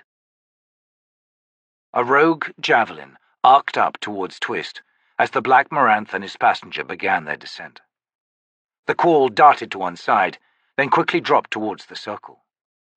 Laughter and cursing voices rose from the gathered warriors, but no further gestures were made. Perrin cast one last scan over the squad standing guard around Trots and Mulch, then jogged to where Twist and a blistered mallet were dismounting amidst challenges and threatening weapons. "Clear them a path, damn you!" the captain bellowed, thrusting a Sanan tribesman aside as he pushed closer. The man righted himself with a growl, then showed his filed teeth in a challenge. Perrin ignored it. 5 jostling strides later, he reached Twist and Mallet. The healer's eyes were wide with alarm. "Captain?" "Aye, it's heating up, Mallet. Come with me. Twist, you might want to get the abyss out of here." Agreed. I shall return to Sergeant Ansie's squad. What has happened? Trot's won the fight, but we might lose the war. Get going before you get skewered. Yes, Captain. Taking the healer by one arm, Perrin swung about and began pushing through the crowd. Trot's needs you, he said as they walked. It's bad. A crushed throat. Then how in Hood's name is he still alive? Mulch opened a hole above his lungs, and the bastard's breathing through that. Mallet frowned, then slowly nodded. Clever. But, Captain, I may not be much use to you, or Trot's. Perrin's head snapped around. You'd better be. If he dies, so do we. My Warren, never mind the excuses. Just heal the man, damn you. Yes, sir. But just so you know, it'll probably kill me. Famous balls. It's a good exchange, sir. I can see that. Don't worry. I'll heal Trot's. You'll all get out of this. And that's what matters right now. Perrin stopped. He closed his eyes, fighting the sudden waves of pain from his stomach. Through clenched teeth, he said, "As you say, Mallet." Aimless is waving us over. Go on then, healer. Yes, sir.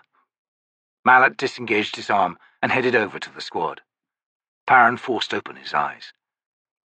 Look at the bastard, he thought. Not a falter in his step, not a blink at his face. What are these soldiers? Mallet pushed Mulch aside, knelt next to Trot's, met the warrior's hard eyes, and reached out a hand. Mallet, Mulch hissed. You're Warren. Shut up, Mallet said, eyes closing as his fingers touched the collapsed, mangled throat. He opened his warren, and his mind shrieked as virulent power rushed into him. He felt his flesh swelling, splitting, heard the blood spurt and Mulch's shocked cry. Then the physical world vanished within a thrashing sea of pain. Find the path, damn it, Mallet thought. The mending way, the vein of order. Gods, stay sane, healer. Hold on. But he felt his sanity being torn away, devoured. His sense of self was being shredded to pieces before his mind's eye, and he could do nothing. He drew on that core of health within his own soul, drew on its power, felt it pour through his fingertips to the ravaged cartilage of Trot's throat. But the core began to dissolve. Hands grasped him, tore at him, a new assault. His spirit struggled, tried to pull away. Screams engulfed him from all sides, as of countless souls being destroyed. Hands fell away from his limbs, were replaced by new ones. He was being dragged, his mind yielding to the savage determination of those grasping, clawing hands. Sudden calm. Mallet found himself kneeling in a fetid pool, shrouded in silence. Then a murmuring arose all around him. He looked up. Take from us, 1,000 voices whispered in susurrated unison. Take our power. Return to your place, and use all that we give to you. But hurry. The path we have laid is a costly one. So costly. Malice opened himself to the power swirling around him. He had no choice. He was helpless before its demand. His limbs, his body, felt like wet clay, moulded anew. From the bones outward, his tattered soul was being reassembled. He lurched upright, swung round, and began walking. A lumpy, yielding ground was underfoot. He did not look down, simply pushed on. The Dunul Warren was all around him now, savage and deadly, yet held back from him. Unable to reclaim his soul, the poison howled. Mallet could feel his fingers once more, still pressed against the broken throat of his friend. Yet within his mind he still walked. Step by step, inexorably pushed forward. This is the journey to my flesh. Who has done this for me? Why? Mallet thought. The warren began to dim around him. He was almost home. Mallet looked down to see what he knew he would see. He walked a carpet of corpses, his path through the poison horror of his warren. Costly, so costly. The healer's eyes blinked open, bruised skin beneath his fingers, yet no more than that. He blinked sweat away, met Trotz's gaze. 2 paths, it seems, he thought. 1 for me, and 1 for you, friend. The Barghast weakly lifted his right arm. Mallet clasped it with an iron grip. You're back, the healer whispered. You shark-toothed bastard. Who? Trotz croaked, the skin around his eyes tightening at the effort. Who paid? Mallet shook his head. I don't know. Not me. The Barghast's eyes flicked down to the split and bleeding flesh of the healer's arms. Mallet shook his head again. Not me, Trotz. Perrin could not move, dared not approach closer. All he could see was a huddle of soldiers around where Trotz lay and Mallet knelt. Gods forgive me, he thought. I ordered that healer to kill himself. If this is the true face of command, then it is a skull's grin. I want none of it. No more, Perrin. You cannot steel yourself to this life, to these choices. Who are you to balance lives? To gauge worth, to measure flesh by the pound? No, this is a nightmare. I'm done with it. Mulch staggered into view, swung to the captain. The man's face was white, his eyes wide. He stumbled over. No, tell me nothing, Perrin thought. Go away, damn you. Let's hear it, healer. It's all right, Captain. Trotz will make it. And Mallet? Superficial wounds. I'll take care of those, sir. He lives. Don't ask me how.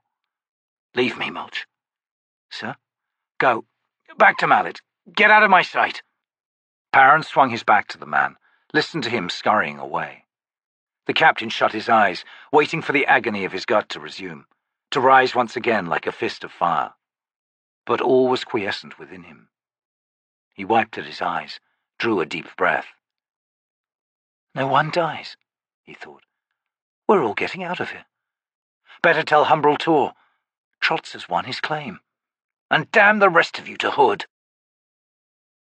15 paces away, Mulch and Aimless crouched, watching their captain's back straighten, watching as Perrin adjusted his sword belt, watching as he strode towards Humbrol Tor's command tent.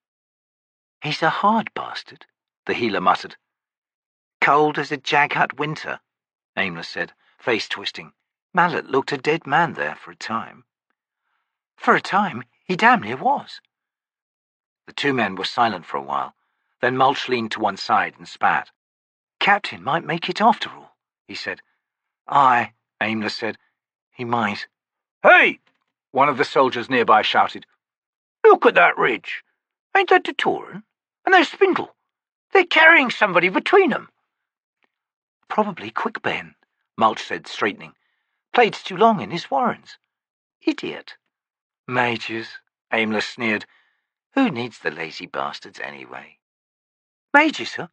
And what about healers, Corporal? The man's long face suddenly lengthened even more as his jaw dropped. Healers are good, Mulch. Damned good. I meant wizards and sorcerers and the like. Stow it before you say something real stupid, Aimless. Well, we're all here now. Wonder what these white faces will do to us. Trotz won. So? The corporal's jaw dropped a second time. Wood smoke filled Humbrol Tor's hide tent. The huge war chief stood alone, his back to the round hearth, silhouetted by the fire's light. What have you to tell me? He rumbled as Perrin let the hide flap drop behind him. Trotz lives. He asserts his claim to leadership. Yet he has no tribe. He has a tribe, War Chief. 38 bridge burners. He showed you that, in the style he chose for the duel. I know what he showed us. Yes, who understood? I did, and that is all that matters. There was silence. Perrin studied the tent and its meagre scatter of contents, seeking clues as to the nature of the warrior who stood before him. The floor was covered in Bedouin hides. A half-dozen spears lay to one side, one of them splintered. A lone wooden chest carved from a single tree trunk, big enough to hold a 3-deep stack of stretched-out corpses, dominated the far wall. The lid was thrown back, revealing on its underside a huge, massively complex locking mechanism.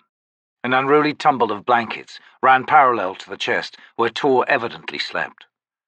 Coins, stitched into the hide walls, glittered dully on all sides, and on the conical ceiling more coins hung like tassels. These ones blackened by years of smoke. "You have lost your command, Captain." Perrin blinked, met the war chief's dark eyes.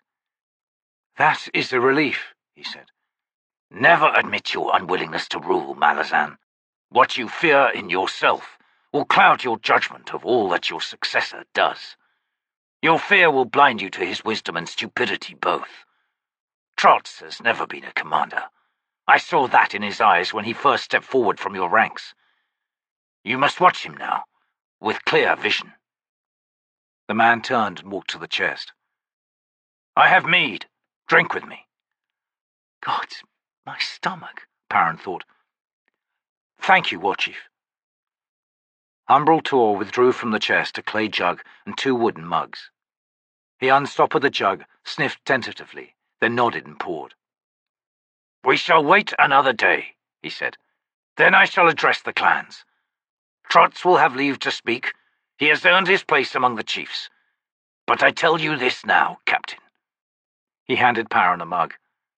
"We shall not march on Capustan. We owe those people nothing.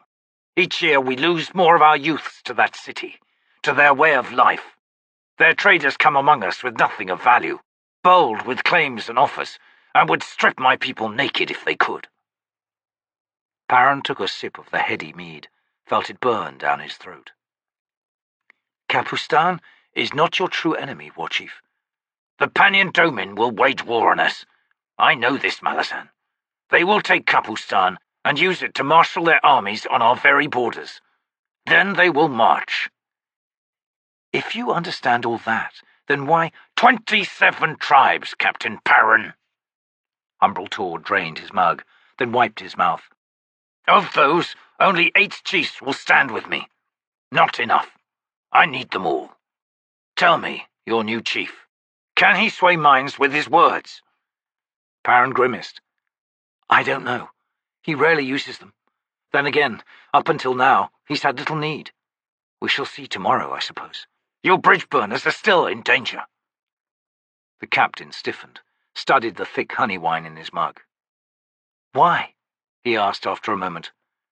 "The Baran, the Gilk, the Arkrata, these clans are united against you. Even now, they spread tales of duplicity. Your healers are necromancers. They are conducting a ritual of resurrection to bring Trotz back to life. The White Faces have no love of Malazans. You are allied with the Moranth. You conquered the north. How soon will you turn your hungry gaze on us? You are the plains bear at our side, urging us to lock talons with the southern tiger. A hunter always knows the mind of a tiger, but never the mind of a plains bear." "So it seems our fate still hangs in the balance," Perrin said. "Come the morrow," Umbral Tor said.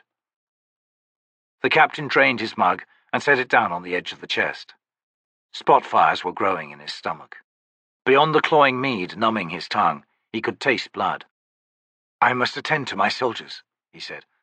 "Give them this night, Captain." Perrin nodded, then made his way out of the tent. 10 paces away, Picker and Blen stood waiting for him. The captain scowled as the 2 women hurried over. "More good news, I take it," he growled under his breath. "Captain?" "What is it, Corporal?" Picker blinked. "Well, we've made it. I thought I should report." "Where's Ansi?" "He ain't feeling too good, sir." "Something he ate?" Blen grinned. "That's a good one. Something he ate." "Captain," Picker interjected hastily, shooting Blend a warning glare. "We lost Quickben for a while, then got him back. Only ain't woken up. Spindle figures it's some kind of shock. He was pulled into a Barghast warren." Perrin started. "He was what?" "Take me to him. Blend, get Mallet and join us double time." "Well, Picker, why are you just standing there? Lead on." "Yes, sir." The 7th Squad had dropped their gear in the Bridgeburner encampment. Titoran and Hedge were unfolding tents, watched morosely by a pale, shivering Ansi. Spindle sat beside Quickben, fingers combing absently through his tattered hair-shirt as he frowned down at the unconscious wizard. The black Moranth Twist stood nearby. Soldiers from other squads sat in their respective groups, watchful of the newcomers and coming no closer. Perrin followed the corporal to Spindle and Quickben. The captain glanced at the other squads. "What's with them?" he wondered aloud. Picker grunted. "See Hedge's swollen face? Titorin's in a temper, sir. We're all thinking she's got a crush on the poor sapper." "And she showed her affection by beating him up?" "She's a rough sort, sir." The captain sighed, guiding Spindle to one side as he crouched to study Quickben. "Tell me what happened, Spin." "Picker said a Barghast warren." "Aye, sir. Mind you, I'm just guessing. We was crossing a barrow." "Oh, that was smart," Perrin snapped. The mage ducked. "Aye. Well, it wasn't the first one we crossed, and all the others were sleepy enough. Anyway, the spirits reached up and snatched Quick, dragged him out of sight. We waited a while. Then they spat him back out, like this.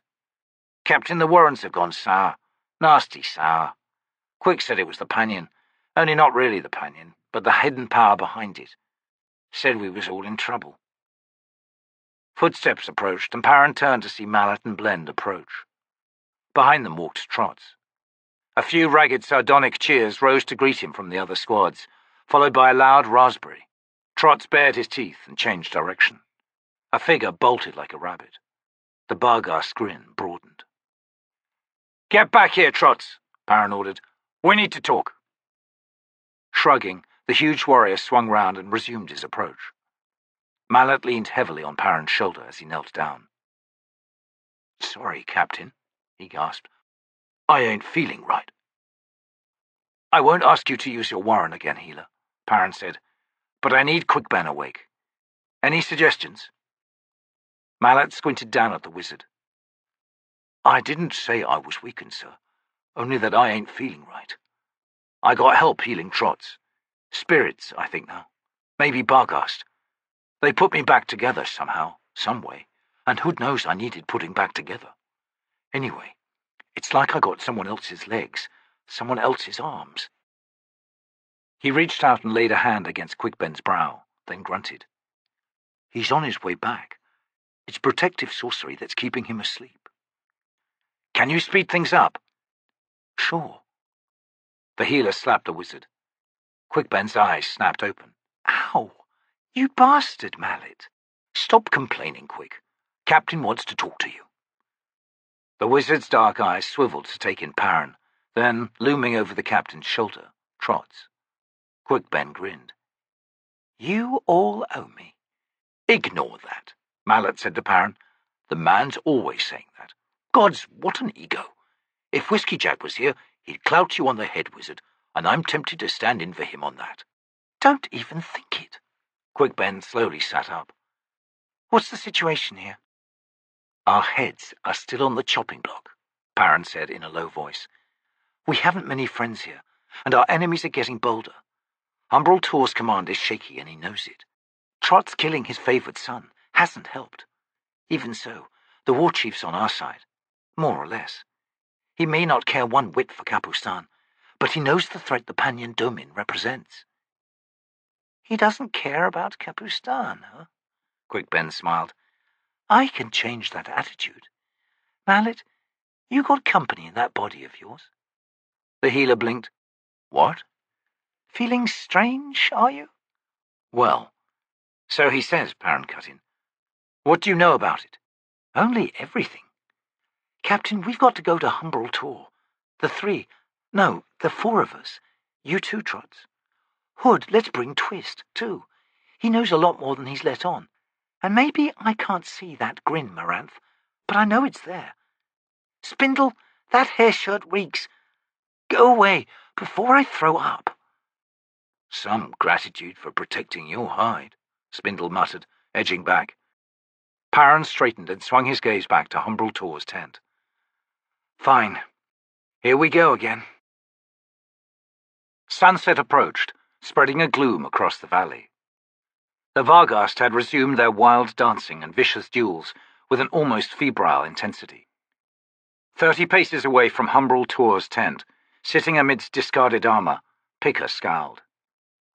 "They're still in there, the bastards, leaving us to do a whole lot of nothing. except watch these savages mutilate each other. I don't think we should be thinking it's all over, Blend." The dark-eyed woman at her side frowned. "Want me to hunt Anstey down?" "Why bother? Hear those grunts? That's our sergeant taking that Baran maiden for a ride. He'll be back in a moment or two, looking pleased." "And the lass, trailing a step behind?" With a confused look on her face. "That's it." "She blinked and missed it."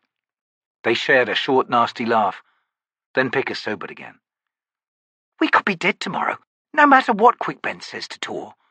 That's still the captain's thinking, so he leaves us to our fun this night. Hooded comes the dawn." "Aye. Trots did what he had to do in that scrap," Blend observed. "It should have been as simple as that." "Well, I'd have been happier if it had been Detoran from the start. There wouldn't have been no near draw or whatever. She would have done that brat good. From what I've heard, our tattooed Barghast just stood back and let the weasel come to him. Detoran would have just stepped forward and brained the lad at the feather's drop." "Wasn't no feather drop, just a mace." "Whatever. Anyway, Trots ain't got her meanness." "No one has. And I've just noticed she hasn't come back from dragging that Gilk warrior off into the bushes." "Compensation for hedge running and hiding. Poor lad. The Gilk, that is. He's probably dead by now." "Let's hope she notices." The two women fell silent. The duels down by the fire were coming fast and with a ferocity that had begun drawing more and more Barghast onlookers. Picker grunted, watching another warrior go down with a rival's knife in his throat. "If this keeps up, they'll have to start building a new barrow tomorrow. Then again, they might do that anyway. A barrow for the bridge burners." She looked around, picking out solitary bridge burners among the crowds of natives. Discipline had crumbled. That fast surge of hope at the news that Trots would live had sunk just as fast with the rumour that the Barghast might kill them all anyway, out of spite. "The air feels strange," Blend said.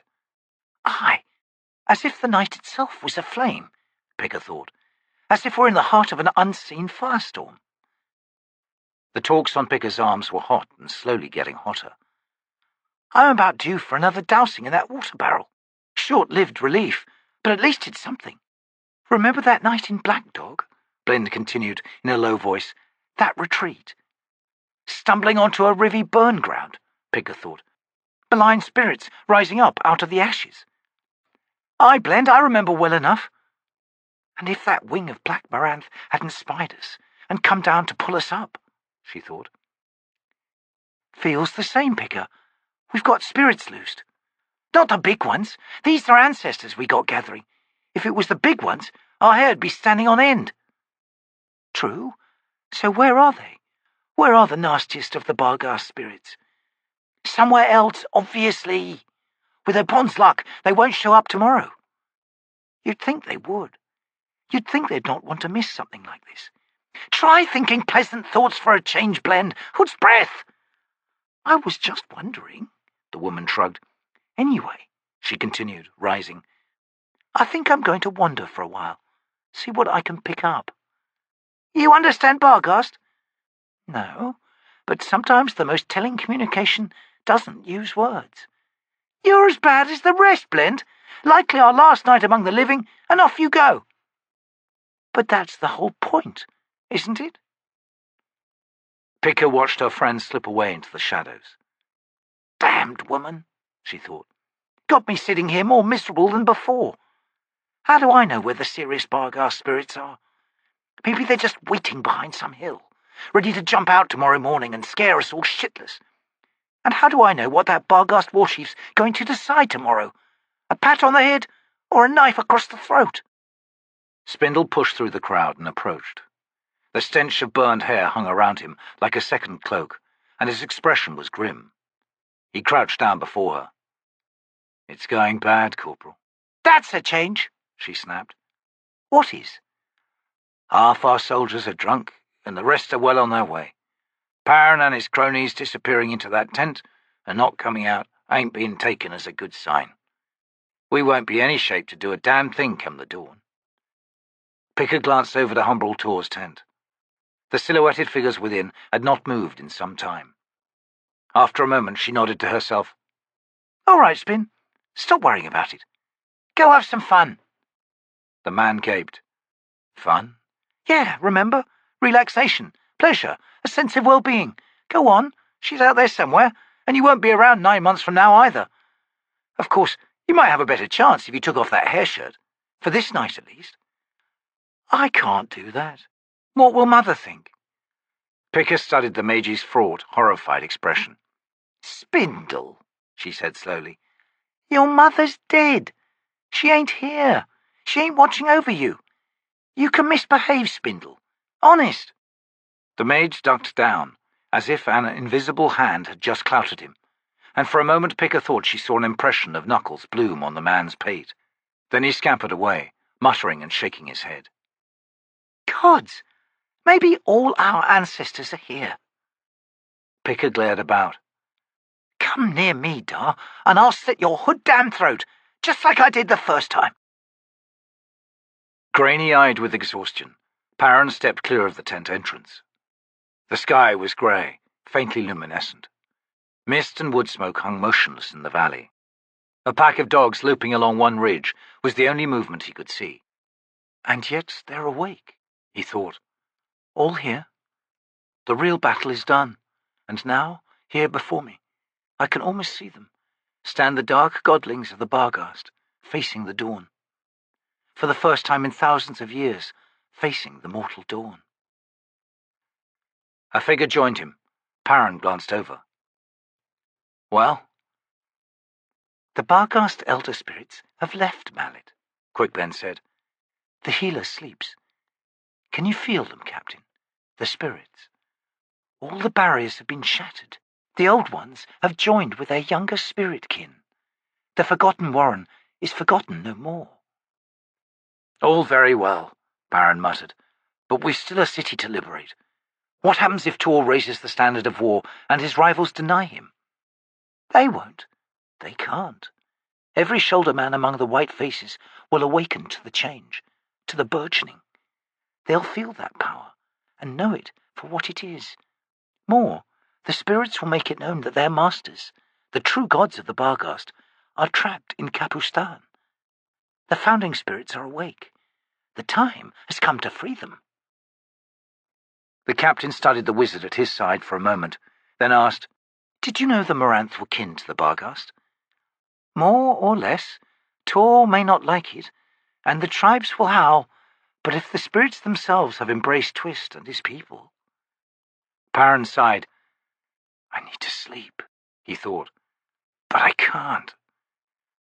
I'd better gather the bridge burners. Trot's his new tribe, Quickben said, grinning. Then why can I hear his snores? He's new to responsibility, Captain. You'll have to teach him. Teach him what? Perrin thought. How to live beneath the burden of command? That's something I can't manage myself. I need only look into Whiskeyjack's face to understand that no one can. No one who has a heart, anyway. We learn to achieve but one thing, the ability to hide our thoughts, to mask our feelings, to bury our humanity deep in our souls. And that can't be taught, only shown. Go rouse the bastard, Perrin growled. Yes, sir. Chapter 12. In the mountain's heart she waited, dreaming of peace, so deeply curled around her grief. When he found her, the man's search was done, and he took upon himself her every scar, for power's embrace is a love that wounds. Rise of the Domin, Centala of Bastion, 1129 to 1164. The mountain fastness of outlook, its back to the lake, was the colour of winter-thinned blood in the sunset.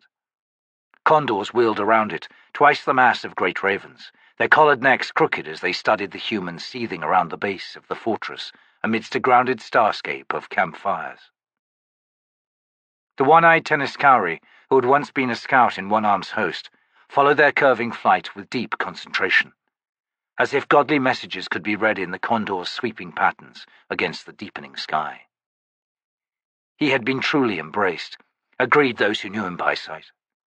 Felled mute by the Domin's vastness since that day in Bastion, 3 weeks past. There had been a savage hunger in his lone eye from the very beginning, an ancient fire that whispered ever louder of wolves padding the darkness.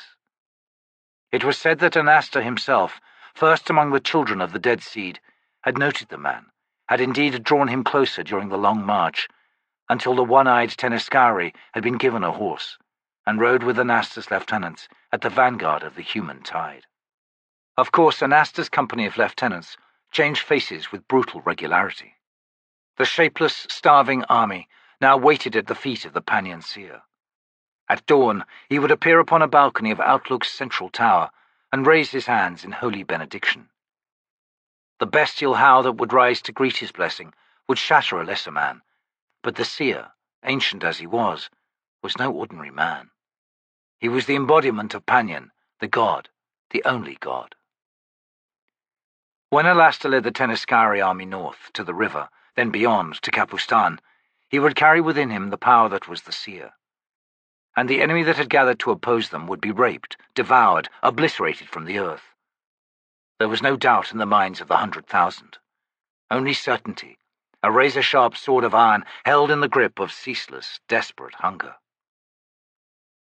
The one-eyed man continued staring at the condors as the light faded. Perhaps, some whispered, he was in communion with the Seer himself, and his gaze was not on the wheeling birds, but on the fortress of Outlook itself. This was as close to the truth as the peasants would come. Indeed, Toc the Younger was studying that towering fastness, an antiquated monastery warped misshapen by military accretions. Battlements and enfilading walls, vast gatehouses and sheer-walled trenches. The efforts continued, the masons and engineers clearly intent on working through the night beneath towering braziers of dancing flames. Oh, hurry with this latest frenzy of improvements, Toc thought. Feel what you feel, old man. It's a new emotion to you, but one the rest of us know very well. It's called fear. The 7 Ka'el hunters you sent south yesterday, the ones that passed us on the road, they won't be coming back.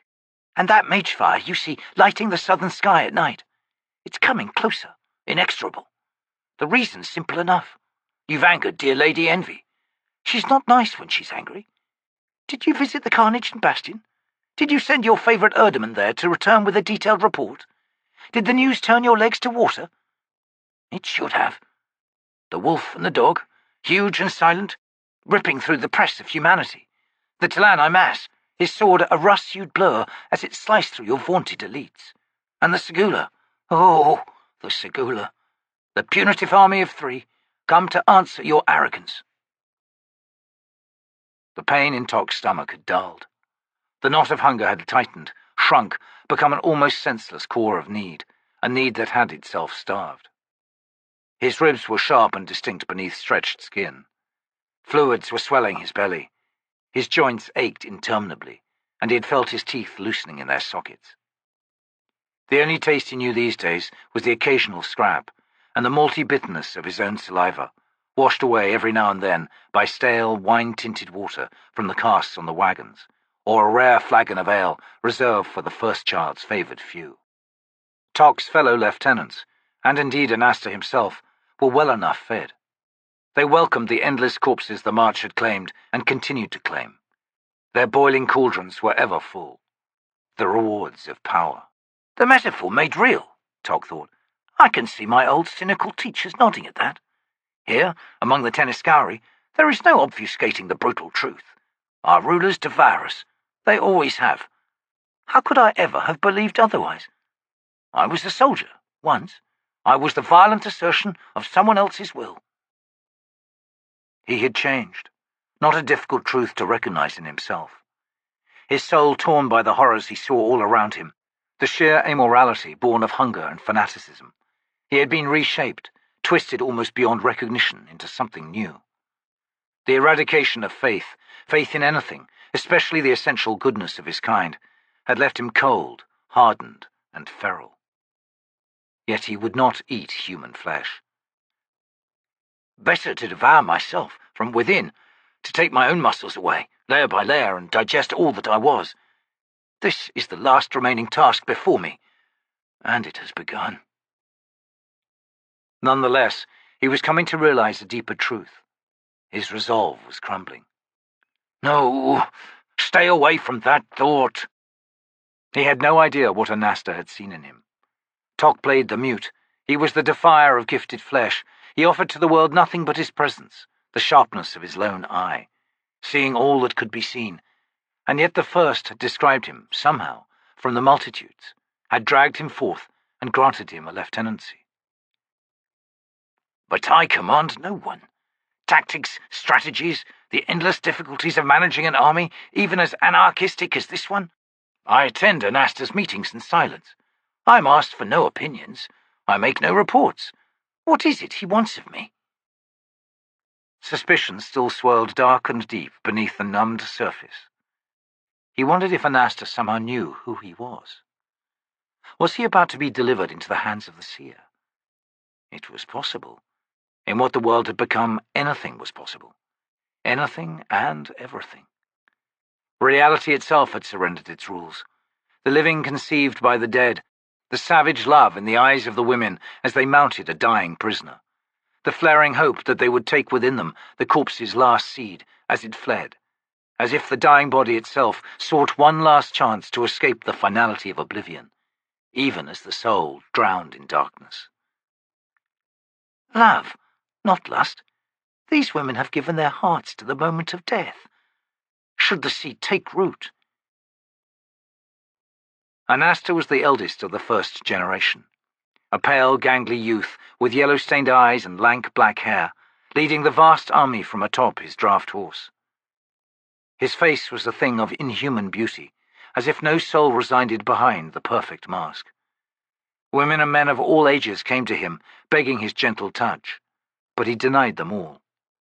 Only his mother would he let come close, to stroke his hair, rest a sun-darkened, wrinkled hand on his shoulder. Toc feared her more than anyone else, more than Anasta and his random cruelty, more than the seer. Something demonic lit her eyes from within. She had been the first to mount a dying man, screaming the night vows of a married couple's first night, then wailing in the manner of a village widow when the man died beneath her. A tale oft repeated, a multitude of witnesses. Other women of the Tenescowri flocked to her. Perhaps it was her act of power over helpless men. Perhaps it was her brazen theft of their involuntarily spilled seed. Perhaps the madness simply spread from one to the next. On their march from Bastion, the army had come upon a village that had defied the embrace. Toc had watched as Anasta released his mother and her followers, watched as they took men and young boys alike, their knives driving mortal blows, swarming over the bodies in a manner that the foulest beast could not match. And the thoughts he had felt then were now carved deep in his soul. They were human once, these women, he thought. They lived in villages and towns no different from this one. They were wives and mothers, tending their homes and yard animals. They danced and they wept. They were pious and respectful in propitiating the old gods. They lived normal lives. There was a poison within the Pannion Seer, and whatever god spoke through him. A poison that seemed born of familial memories. Memories powerful enough to dismember those most ancient of bonds. A child betrayed, perhaps. A child led by the hand, into terror and pain. This is how it feels, all that I see around me. Anasta's mother, reshaped malign, rack-born to a nightmarish role. A mother, not a mother. A wife, not a wife. A woman, not a woman. Shouts rose to announce the appearance of a group of riders, emerging from the ramp gate of Outlook's outer wall. Toc swung his head, studied the visitors as they rode closer through the deepening gloom. Armoured, an Urdu commander, flanked by a pair of Domin, the troop of Erdemen 3 abreast and 7 deep, riding in their wake. Behind the troop, a Ka'el hunter. A gesture from Anasta drew his lieutenants towards the low hill he had chosen as his headquarters, Toc the Younger among them. The white of the first's eyes was the colour of honey, his pupils a murky slate grey. Torchlight illuminated his alabaster-hued face, made his full lips strangely red. He had remounted and now sat bareback on the huge, weary horse, slumped as he studied his chosen officers. "News comes," he rasped. Toc had never heard him speak louder. Perhaps the lad could not, born with a defect of the throat or tongue. Perhaps he'd never found the need. The seer and I have spoken within our minds, and now I know more than even the courtiers within Outlook's holy walls. Septarch Altentha of Coral has been called to the seer, leading to much speculation. "What news?" one of the lieutenants asked. "From the north border, glorious first." "The investment is nearly complete. I fear, my children, that we will come too late to partake of the siege." Breaths hissed on all sides. "I fear our hunger will not end," Toc the Younger thought. This was the true meaning of Anasta's words. "It's said that Kaimalor, a large village to the east, has refused the embrace," another officer said. "Perhaps glorious first?" "No," Anasta grated. "Beyond Capustan await the Barghast, in their hundreds of thousands, it is said, divided amongst themselves, weak of faith. We shall find all we need, my children." "We'll not make it." And Toc knew this for a certainty, as did the others. There was silence.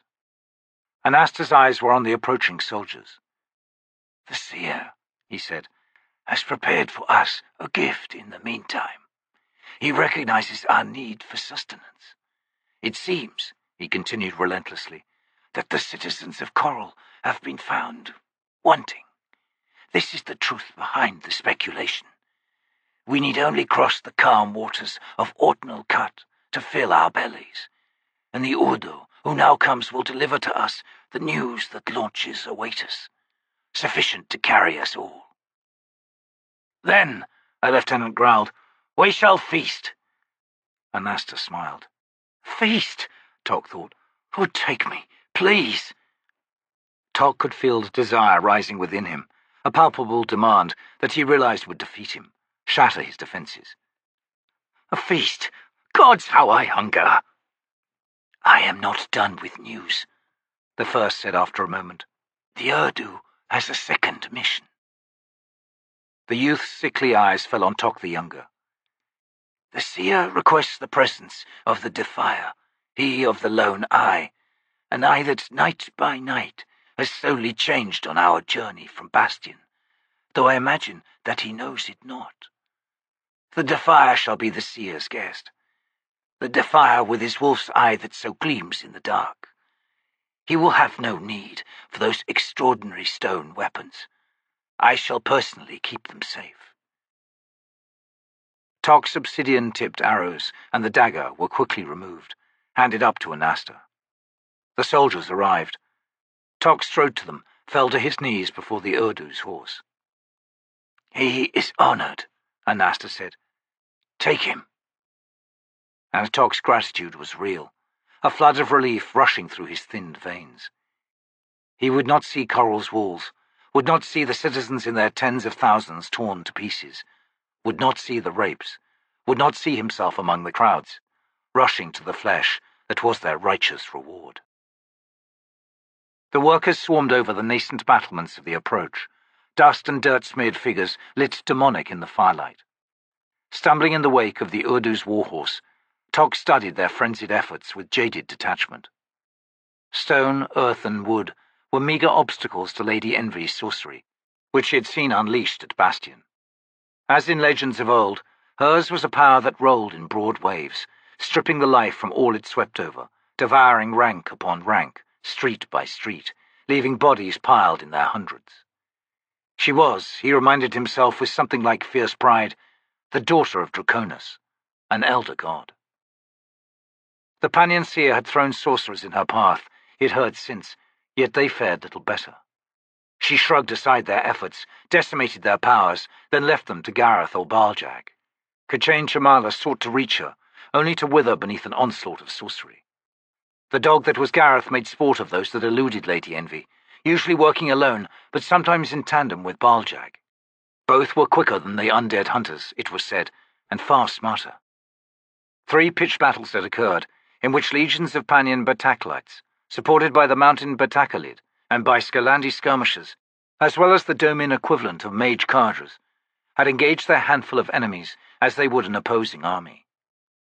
From these battles arose the whispered tales of the T'lan Imass, a creature of which the Panions had no knowledge and had come to call Stone Sword, and the Seguleh, 2 in the first 2 battles, but a third appearing for the last one. Stone Sword would hold one flank, the Seguleh the opposite flank.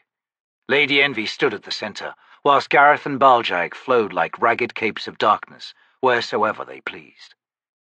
3 engagements, 3 broken armies, thousands dead, the rest attempting to flee but always caught by Lady Envy's relentless wrath. As terrible as the Pannion, my sweet-faced friend, as terrible, and as terrifying. Tool and the Seguleh honour the retreat of those who oppose them. They are content to claim the field, and no more than that. Even the wolf and the dog cut short their pursuit. But not Envy. An unwise tactic. Now that the enemy knows that retreat is impossible, they will stand and fight. The Seguleh do not escape wounds, nor do Gareth and Baaljagg. Even Tool has been buried beneath enraged swordsmen, though he simply dissolves into dust and reappears elsewhere. One charge of lancers came to within a dozen paces of Lady Envy herself. The next well-flung javelin. He had no regrets about leaving them. He would not have survived their company. As they approached the outer gate fortification, Toc saw Domin among the battlements, hulking and silent. Formidable as squads numbering a half-dozen, here they were scores. They might do more than slow the Seguleh, Toc thought. They might stop them in their tracks. This is the Seer's final line of defence. A single ramp led up to Outlook's inner gate, steep and sheer-sided. Human bones littered the trenches to either side. They ascended. 100 paces later, they passed beneath the gate's arch. The Urdu detached his troop to stable their horses, then dismounted. Flanked by Domin, Toc watched the KL hunter thump through the gateway, bladed arms hanging low. It swung lifeless eyes on the Malazan for a moment, then padded off down an unlit roofed corridor running parallel to the wall. The Urdu raised the visor of his helm. To fire, to your left is the entrance to the Seer's tower. He awaits you within. Go. Perhaps not a prisoner, perhaps no more than a curiosity. Toc bowed to the officer, then stumbled wearily to the gaping doorway. More likely the Seer knows he has nothing to fear from me. I'm already in Hood's shadow. Not much longer now. A high-vaulted chamber occupied the tower's entire main floor, the ceiling a chaotic inverted maze of buttresses, spans, arches, and false arches. Reaching down from the centre to hover a hand's width above the floor was a skeletal circular staircase of bronze that swung in a slow, creaking circle. Lit by a single brazier near the wall opposite the entrance, the chamber was shrouded in gloom, though Toc had no difficulty discerning the unadorned stone blocks that were the walls, and the complete absence of furniture that left echoes dancing all around him as he crossed the flagstone floor, scuffing through shallow puddles. He set a hand on the staircase's lowest railing. The massive, depending structure pulled him inexorably to one side as it continued its rotation, causing him to stagger. Grimacing, he pulled himself onto the first step. The bastard's at the top, I'd wager, in a swaying room. My heart's likely to give out halfway up. He'll sit up there, waiting for an audience that will never happen. Now there's a hood-grinning joke for you. He began climbing. 42 steps brought him to the next level. Toc sank down onto the cold bronze of the landing, his limbs on fire, the world wavering drunken and sickly before him. He rested sweat-slick hands on the gritty, pebbled surface of the metal sheet, blinking as he attempted to focus. The room surrounding him was unlit, yet his lone eye could discern every detail. The open racks crowded with instruments of torture, the low beds of stained wood, the bundle of dark, stiff rags against one wall, and, covering those walls like a mad artisan's tapestries, the skins of humans. Complete, down to the fingertips and nails, stretched out into a ghastly, oversized approximation of the human form. The face is flattened with only the rough stone of the wall showing where the eyes had once been. Nostrils and mouth sewn shut, hair pulled to one side and loosely knotted. Waves of revulsion swept through Toc, shuddering, debilitating waves. He wanted to scream, to release horror's pressure, but could only gasp. Trembling, he pulled himself upright, stared up the spiraling steps, began dragging himself higher once more. Chambers marched by, scenes that swam with grainy uncertainty as he climbed the seemingly endless stairs. Time was lost to him. The tower, now creaking and groaning on all sides, pitching in the wind, had become the ascent of his entire life, what he had been born to, a mortal solitary task. Cold metal, stone, faintly lit rooms rising then falling like the passage of weak suns, the traverse of eons, civilizations born, then dying, and all that lay between was naught but the illusion of glory. Fevered, his mind leapt off precipices, one after another, tumbling ever deeper into the well of madness, even as his body clawed upward, step by step. Dear Hood, come find me, I beg you. Take me from this god's diseased feet. End this shameful debasement. When I face him at last, I will be nothing. The stairs have ended. An ancient, high-pitched and quavering voice called to him. Lift your head. I would look upon this alarming countenance of yours. You have no strength. Allow me. A will seeped into Toc's flesh, a stranger's vigour imbuing health and strength in each muscle. Nonetheless, its taste was foul, insipid. Toc moaned, struggled against it, but defiance failed him.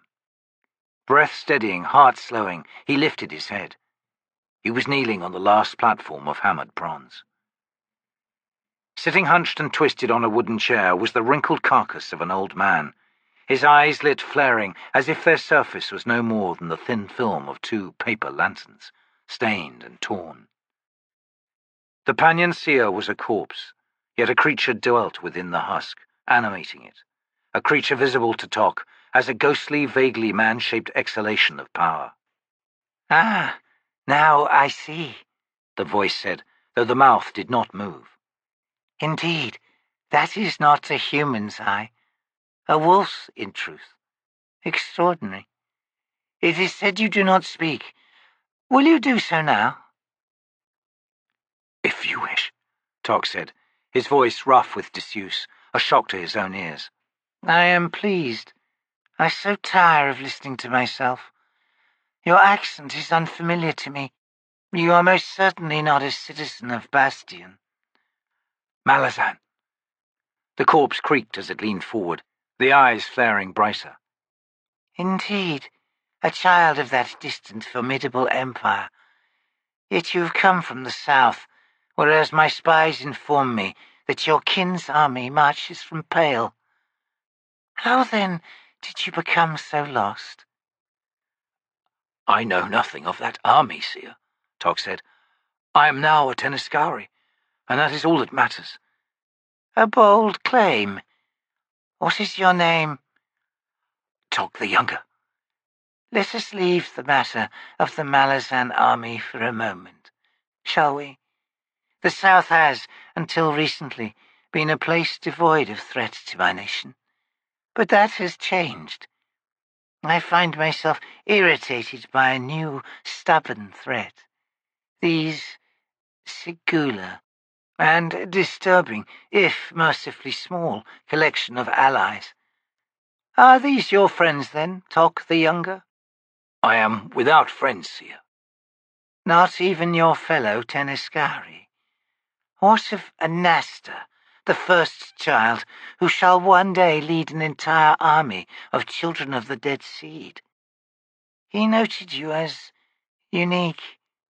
And what of me? Am I not your lord? Was it not I who embraced you? I cannot be certain, Toc said dully, which of you it was who embraced me. Entity and corpse both flinched back at his words, a blurring of shapes that hurt Toc's eyes. 2 beings, the living hiding behind the dead, Toc thought. Power waxed until it seemed the ancient's body would simply disintegrate. The limbs twitched spasmodically. After a moment, the furious emanation diminished, and the body fell still once more. More than a wolf's eye, that you should see so clearly what no one else has been able to descry. Oh, Sorcerers have looked upon me, brimming with their vaunted warrens, and seen nothing awry. My deception knew no challenge. Yet you—" Toc shrugged. "I see what I see." "With which eye?" He shrugged again. To that he had no answer. "But we were speaking of friends, Toc the Younger. Within my holy embrace, a mortal does not feel alone. Anasta, I see now, was deceived." "I did not say I felt alone, Seer. I said I am without friends. Among the Tenescowri, I am one with your holy will.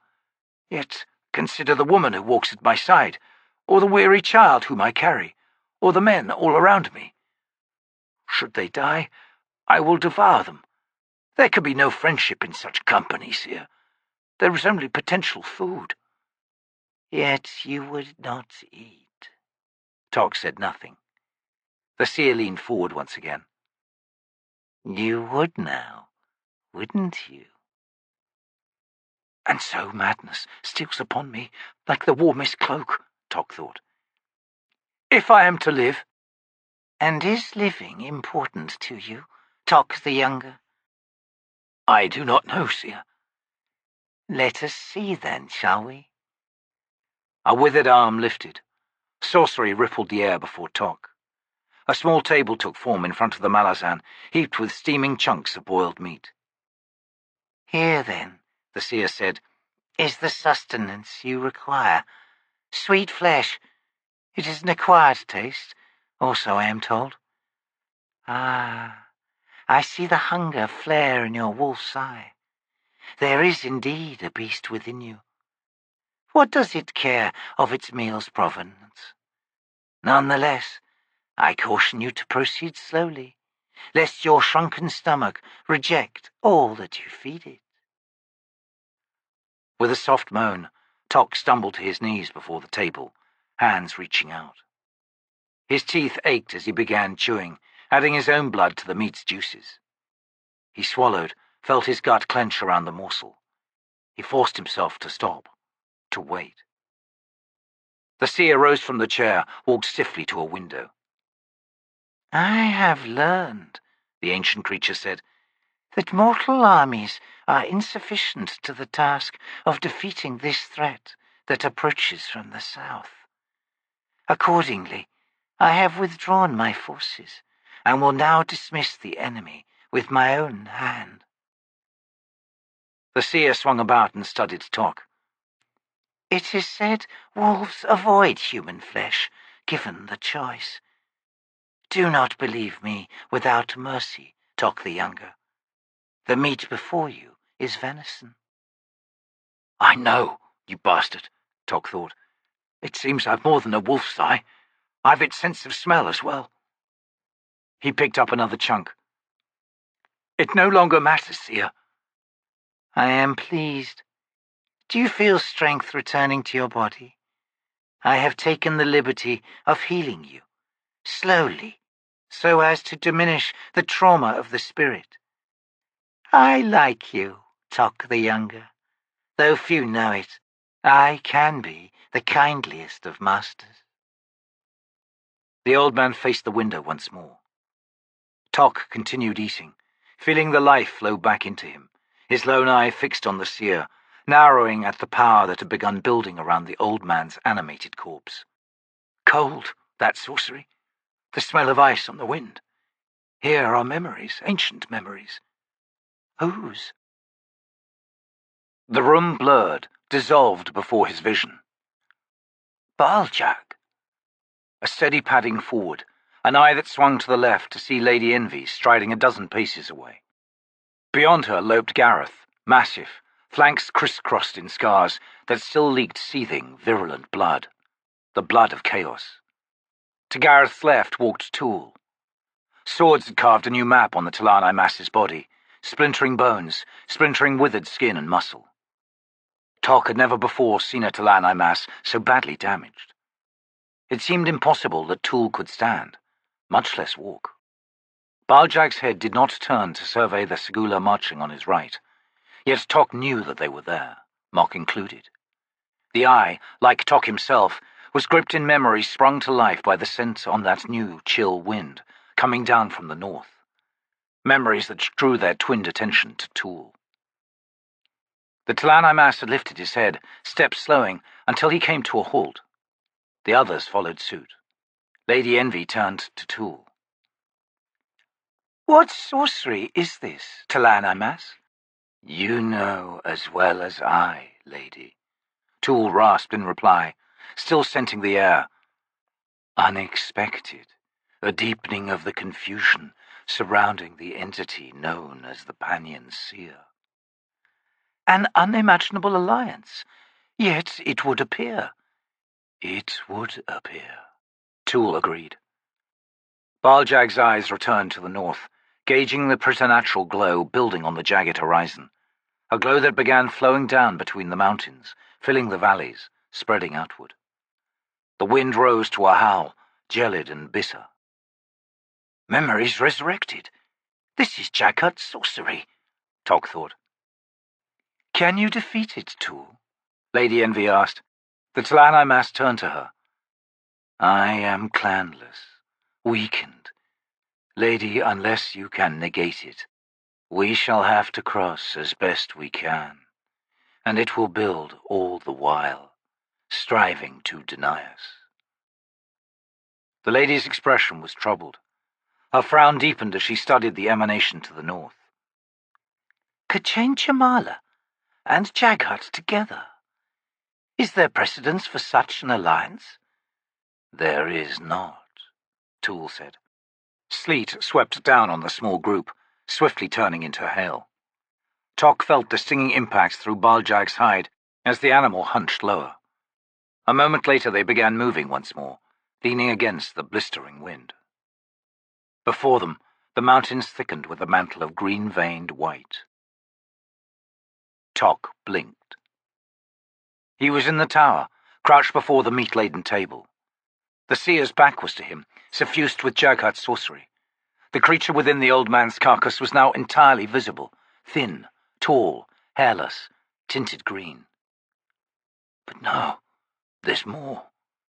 Grey roots roped down from the body's legs, chaotic power, plunging down through the stone floor, twisting with something like pain or ecstasy.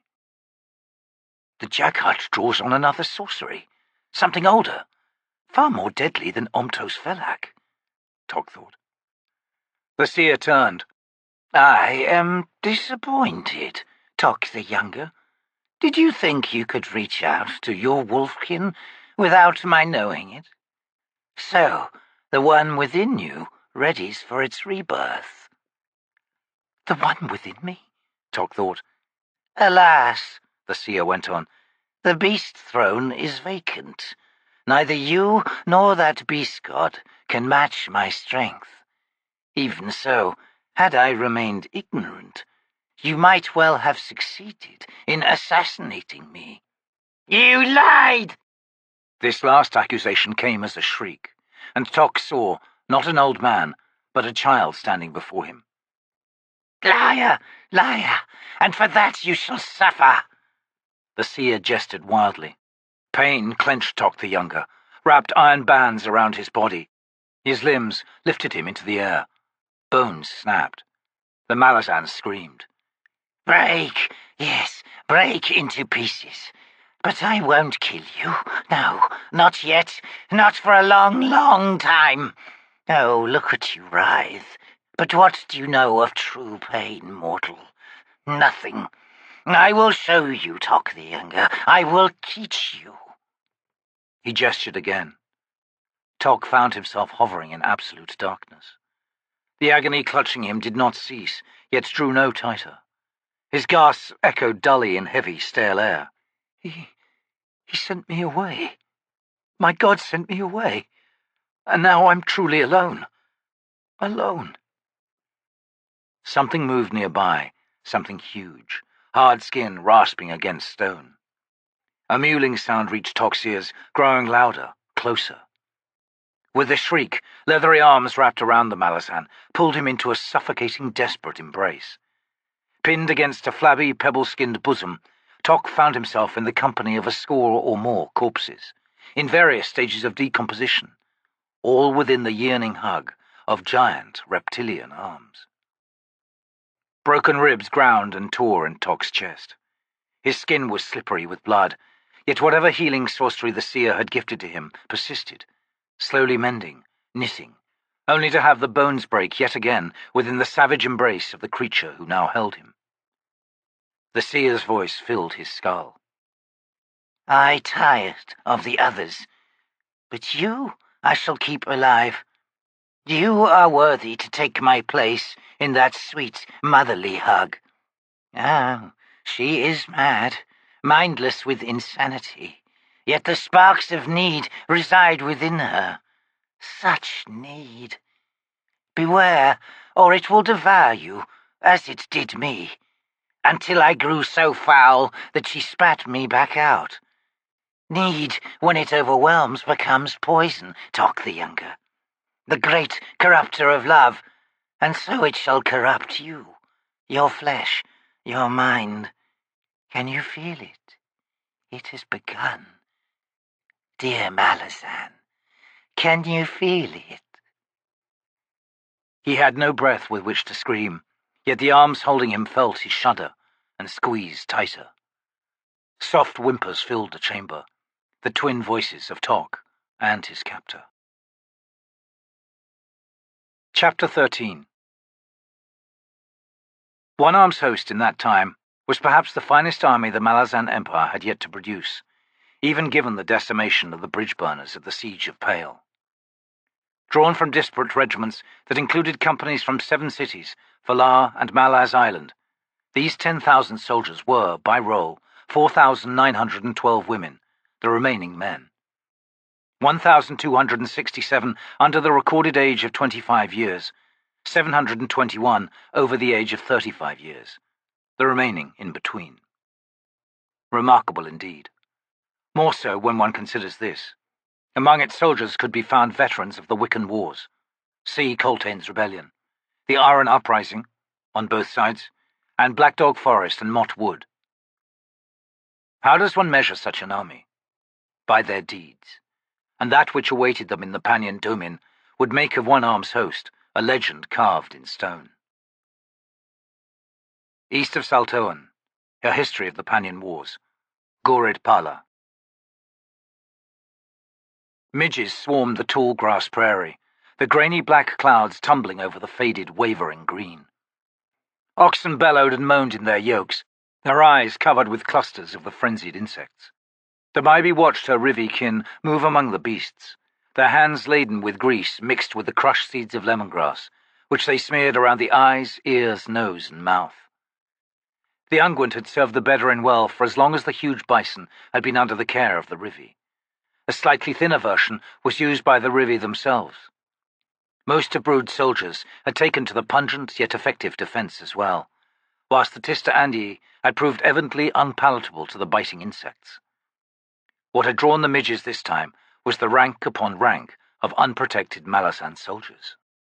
Yet another march across this hood-forsaken continent for that weary army of foreigners, the Maibi thought.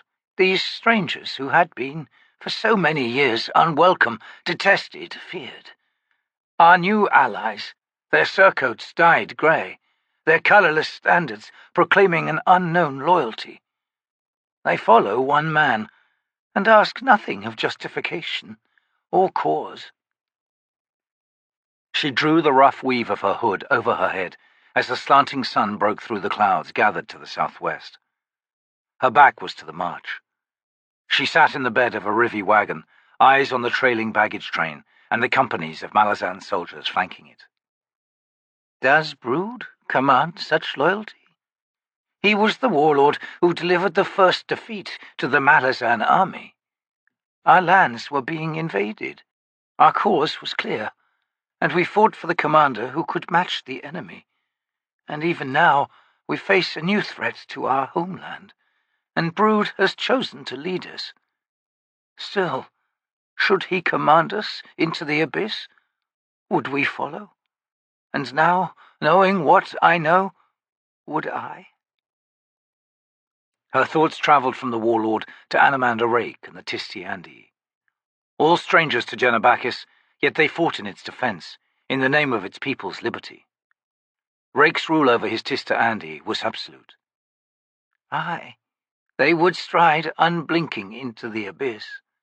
The fools. And now, marching at their sides, the Malazans, Dujek One-Arm, Whiskeyjack, and 10,000 unwavering souls. What made such men and women so intractable in their sense of honour? She had come to fear their courage. Within the husk of her body there was a broken spirit. Dishonoured by its own cowardice, bereft of dignity, a mother no longer. Lost even to the Rivi. I am no more than food to the child. I have seen her, from a distance now and no closer. She is taller, she has filled out, her hips, her breasts, her face. This Tatassail was no gazelle. She devours me, this new woman, with her sleepy eyes, her full broad mouth, her swaying, sultry walk. A horseman rode to the wagon's rear, his armour clanking, his dusty cloak flapping as he slowed his charger. The visor on his burnished helm was raised, revealing a grey-shot beard trimmed close beneath hard eyes. "Will you send me away as well, maybe?" he growled, his horse slowing to a walk to keep pace. Maybe. That woman is dead, she replied. You may leave here, Whiskeyjack. She watched him pull the tanned leather gloves from his wide, scarred hands, studied those hands as they finally came to a rest on the saddle horn. There is a mason's brutality about them, she thought, yet they are endearing nonetheless. Any woman still alive would desire their touch.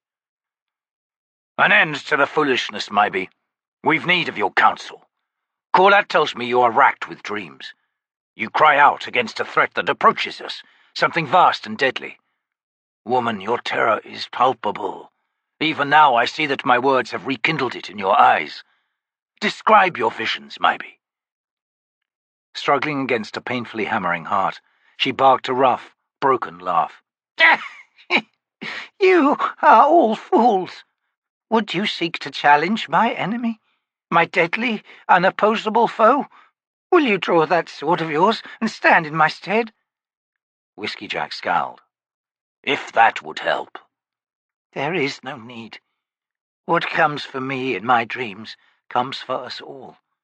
Ah, perhaps we soften its terrible visage, the darkness of a cowl, a vague human shape, even a skull's grin which only momentarily shocks yet remains, none the less deeply familiar, almost comforting. And we build temples to blunt the passage into its eternal domain. We fashion gates, raise barrows. "Your enemy is death?" Whiskeyjack glanced away, then met her eyes again. "This is nonsense, maybe. You and I are both too old to fear death." Face to face with Hood, she snapped. That is how you see it, you fool. He is the mask behind which hides something beyond your ability to comprehend. I have seen it. I know what awaits me. Then you no longer yearn for it. I was mistaken back then. I believed in my tribe's spirit world. I have sensed the ghosts of my ancestors, but they are but memories made manifest, a sense of self desperately holding itself together by strength of its own will, and naught else. Fail in that will, and all is lost. Forever. Is oblivion so terrible, maybe? She leaned forward, gripping the wagon's sides with fingers that clawed, nails that dug into the weathered wood. What lies beyond is not oblivion, you ignorant man. No, imagine a place crowded with fragmented memories, memories of pain, of despair, all those emotions that carve deepest upon our souls. She fell back, weakened, and slowly sighed, her eyes closing. Love drifts like ashes, Whiskeyjack. Even identity is gone. Instead, all that is left of you is doomed to an eternity of pain and terror, a succession of fragments from everyone, everything that has ever lived. In my dreams, I stand upon the brink. There is no strength in me. My will has already shown itself weak, wanting. When I die, I see what awaits me. I see what hungers for me, for my memories, for my pain. She opened her eyes, met his gaze. It is the true abyss, Whiskeyjack. Beyond all the legends and stories, it is the true abyss. And it lives unto itself, consumed by rapacious hunger. Dreams can be naught but an imagination's fashioning of its own fears, maybe, the Malazan said. You are projecting a just punishment for what you perceive as your life's failure. Her eyes narrowed on him. Get out of my sight, she growled, turning away, drawing a hood tighter about her head, cutting off the outside world, all that lay beyond the warped, stained planks of the wagon's bed. Begone, Whiskeyjack, she thought, with your sword-thrust words, the cold, impervious armour of your ignorance. You cannot answer all that I have seen with a simple, brutal statement. I am not a stone for your rough hands. The knots within me defy your chisel. Your sword-thrust words shall not cut to my heart. I dare not accept your wisdom. I dare... Whiskeyjack, you bastard! The commander rode at a gentle canter through the dust until he reached the vanguard of the Malazan army. Here he found Dujek, flanked by Korlat on one side and the Daru Kruppa on the other, the latter tottering uneasily on a mule, hands waving about at the swarming midges. "The plague on these pernicious gnats! Kruppa despairs!" The wind will pick up soon enough, Dujek growled. We're approaching hills. Korlat drew closer alongside Whiskeyjack. How does she fare, Commander? He grimaced. No better. Her spirit is as twisted and shrunken as her body. She has fashioned a vision of death that has her fleeing it in terror. Tad, Silver Fox, feels abandoned by her mother. This leads to bitterness. She no longer welcomes our company. Her too? This is turning into a contest of wills, I think. Isolation is the last thing she needs, Korlat. In that, she is like her mother, as you have just intimated. He let out a long sigh, shifted in his saddle. His thoughts began to drift. He was weary, his legs aching and stiff. Sleep had been eluding him. They had heard virtually nothing of the fate of Pannion and the bridge burners. The warrens had become impassable. Nor were they certain if the siege of Capustan was underway, or of the city's fate. Whiskeyjack had begun to regret sending the Black Moranth away. Dujek and Brood's armies were marching into the unknown. Even the great Raven Crone and her kin had not been seen for over a week. It's these damned warrens and the sickness now filling them, he thought. "They're late," Dujek muttered. "And no more than that. Kruppa assures one and all. Recall the last delivery. Almost dusk it was. 3 horses left on the lead wagon, the others killed and cut from the traces. 4 shareholders gone, their souls and earnings scattered through the infernal winds. And the merchant herself, near death she was. The warning was clear, my friends. The warrens have been compromised, and as we march ever closer to the Domin, the foulment grows ever more. Foul! Yet you insist they'll make it through again. Kruppa does, High Fist. The Tragala Trade Guild honours its contracts. They are not to be underestimated. 'Tis the day of their delivery of supplies. Said supplies shall therefore be delivered. And, assuming Kruppa's request has been honoured, among those supplies will be crates of the finest insect repellent ever created by the formidable alchemists of Darujistan." Whiskeyjack leaned towards Korlat. "Where in the line does she walk?" he asked quietly. "At the very rear, Commander." "And is anyone watching her?" The Tista Andi woman glanced over and frowned. Is there need? How in Hood's name should I know? He snapped. A moment later he scowled. Your pardon, Corlat. I shall seek her out myself. He swung his mount around, nudged it into a canter. Tempers grow short, Gruppa murmured as the commander rode away. But not as short as Gruppa, for whom all nasty words whiz impactless over his head, and are thus lost in the ether. And those darts aimed lower? They but bounce from Gruppa's ample equanimity.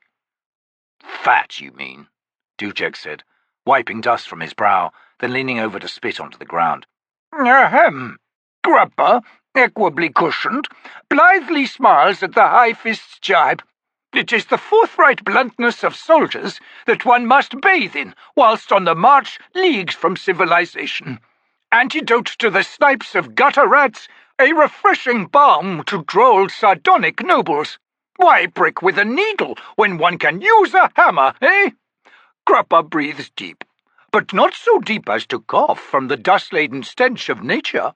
Such simple converse.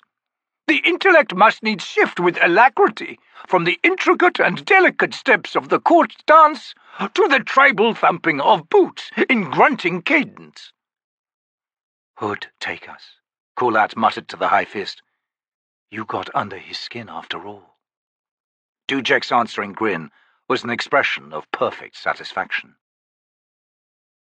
Whiskeyjack angled his horse well to one side of the columns, then drew rein to await the rearguard.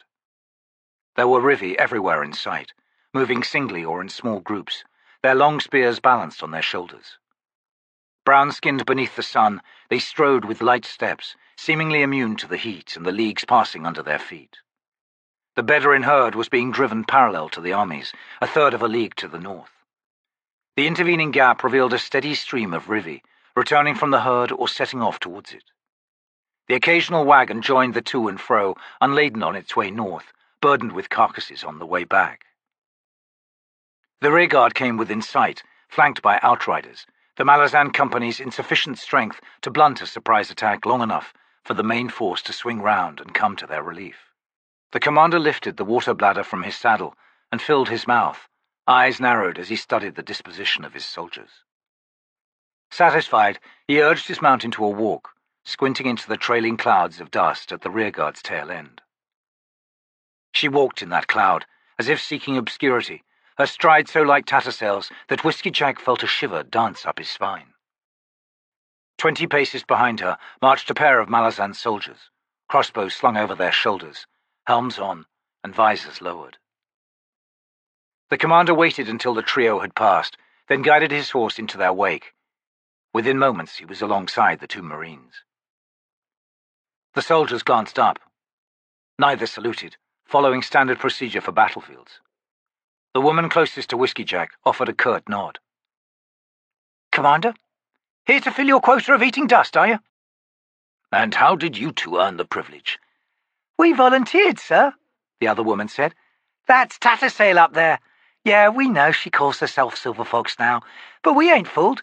She's our cadre mage, all right. So you've elected to guard her back? Aye. Fair exchange, sir. Always. And are the two of you enough? The first woman grinned beneath her half visor. We're hood-damned killers, me and my sister, sir. 2 quarrels every 70 heartbeats. Both of us.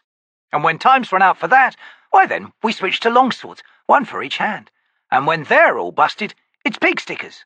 And, the other growled, when we're out of iron, we use our teeth, sir. How many brothers did you two grow up with? 7. Only they all ran away as soon as they was able. So did Dar. But Mother was better off without him, and that wasn't just bluster when she said so, neither. Whiskeyjack edged closer, rolling up his left sleeve. He leaned down and showed the 2 Marines his forearm. See those scars? No, these ones here. A nice, even bite, the nearest woman observed. Pretty small, though. She was 5, the little banshee. I was 16, the first fight I ever lost. Did the lass grow up to be a soldier, Commander? He straightened, lowering his sleeve. Would know. When she was 12, she set off to marry a king, or so she claimed. That was the last any of us ever saw or heard of her. I bet she did just that, sir, the first woman said. If she was anything like you. Now I'm choking on more than just dust, soldier. Carry on. Whiskeyjack trotted ahead until he reached Silver Fox. They'll die for you now, she said as soon as he came alongside. I know, she continued. You don't do it on purpose. There's nothing calculated when you're being human, old friend. That's what makes you so deadly. No wonder you're walking here on your own, he replied. Her smile was sardonic. We're very much alike, you know. All we need do is cup our hands and 10,000 souls rush in to fill them. And every now and then, one of us recognizes that fact, and the sudden, overwhelming pressure hardens us a little more deep down inside. And what was soft gets a little smaller, a little weaker. Not weaker, Silver Fox. Rather more concentrated, more selective. That you feel the burden at all is proof that it remains alive and well. There is a difference, now that I think on it, she said. For you, 10,000 souls. For me, 100,000. He shrugged. She was about to continue, but a sharp crack filled the air behind them. They spun to see a savage parting in their wake, 1,000 paces away, from which poured a crimson river. The two Marines backpedaled as the torrent tumbled towards them. The high grasses blackened, wavered, then sank down on all sides. Distant shouts rose from the Rivi, who had seen the conflagration. The Trigala wagon that emerged from the fissure burned with black fire. The horses themselves were engulfed, their screams shrill and horrible as they plunged madly onto the flooded plain. The beasts were devoured in moments, leaving the wagon to roll forward of its own momentum in the spreading red stream. One front wheel collapsed. The huge contrivance pitched, pivoted, burnt bodies falling from its flanks, then careened onto its side in an explosion of ebon flames. The second wagon that emerged was licked by the same sorcerous fire, though not yet out of control. A nimbus of protective magic surrounded the 8 horses in the train, fraying even as they thundered into the clear, splashing through the river of blood that continued to spread out from the portal. The driver, standing like a mad apparition with his cloak streaming black fire, bellowed a warning to the 2 Marines before leaning hard to one side and sawing the traces. The horses swerved, pulling the huge wagon onto 2 wheels a moment before it came crunching back down. A guardsman who had been clinging to its side was thrown by the impact, landing with a turgid splash in the spreading river. A red-sheathed arm rose above the tide, then sank back down and out of sight.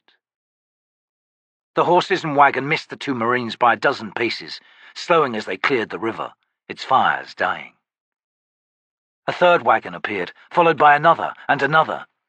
The vehicle that then emerged was the size of a house, rolling on scores of iron-spoked wheels, caged by shimmering sorcery. Over 30 dray horses pulled it, but, Whiskeyjack guessed, even that many of the powerful beasts would be insufficient, if not for the visible magic carrying much of the enormous wagon's weight. Behind it, the portal closed abruptly in a spray of blood. The commander glanced down to see his horse's legs ankle-deep in the now slowing flow. He glanced over at Silver Fox. She stood motionless, looking down at the liquid as it lapped against her bared shins. This blood, she said slowly, almost disbelieving, is his. Oh. She looked up, her expression one of dismay. An elder god's, a friend's. This is what is filling the warrens. He has been wounded, somehow. Wounded. Perhaps fatally. Gods! The warrens! With a curse, Whiskeyjack collected his reins and kicked his horse into a splashing canter towards the giant wagon. Massive gouges had been ripped from its ornate sides. Blackened smears showed where guards had once clung. Smoke drifted above the entire train. Figures had begun emerging, staggering as if blind, moaning as if their souls had been torn from their bodies. He saw guards fall to their knees in the sludgy blood, weeping or simply bowing in shuddering silence. The side door nearest Whiskeyjack opened as he rode up. A woman climbed weakly into view, was helped down the steps. She pushed her companions away once her boots sank into the crimson, grass-matted mud and found purchase. The commander dismounted. The merchant bowed her head, her red-rimmed eyes holding steady as she drew herself straight. "Please forgive the delay, sir," she said, in a voice that rasped with exhaustion.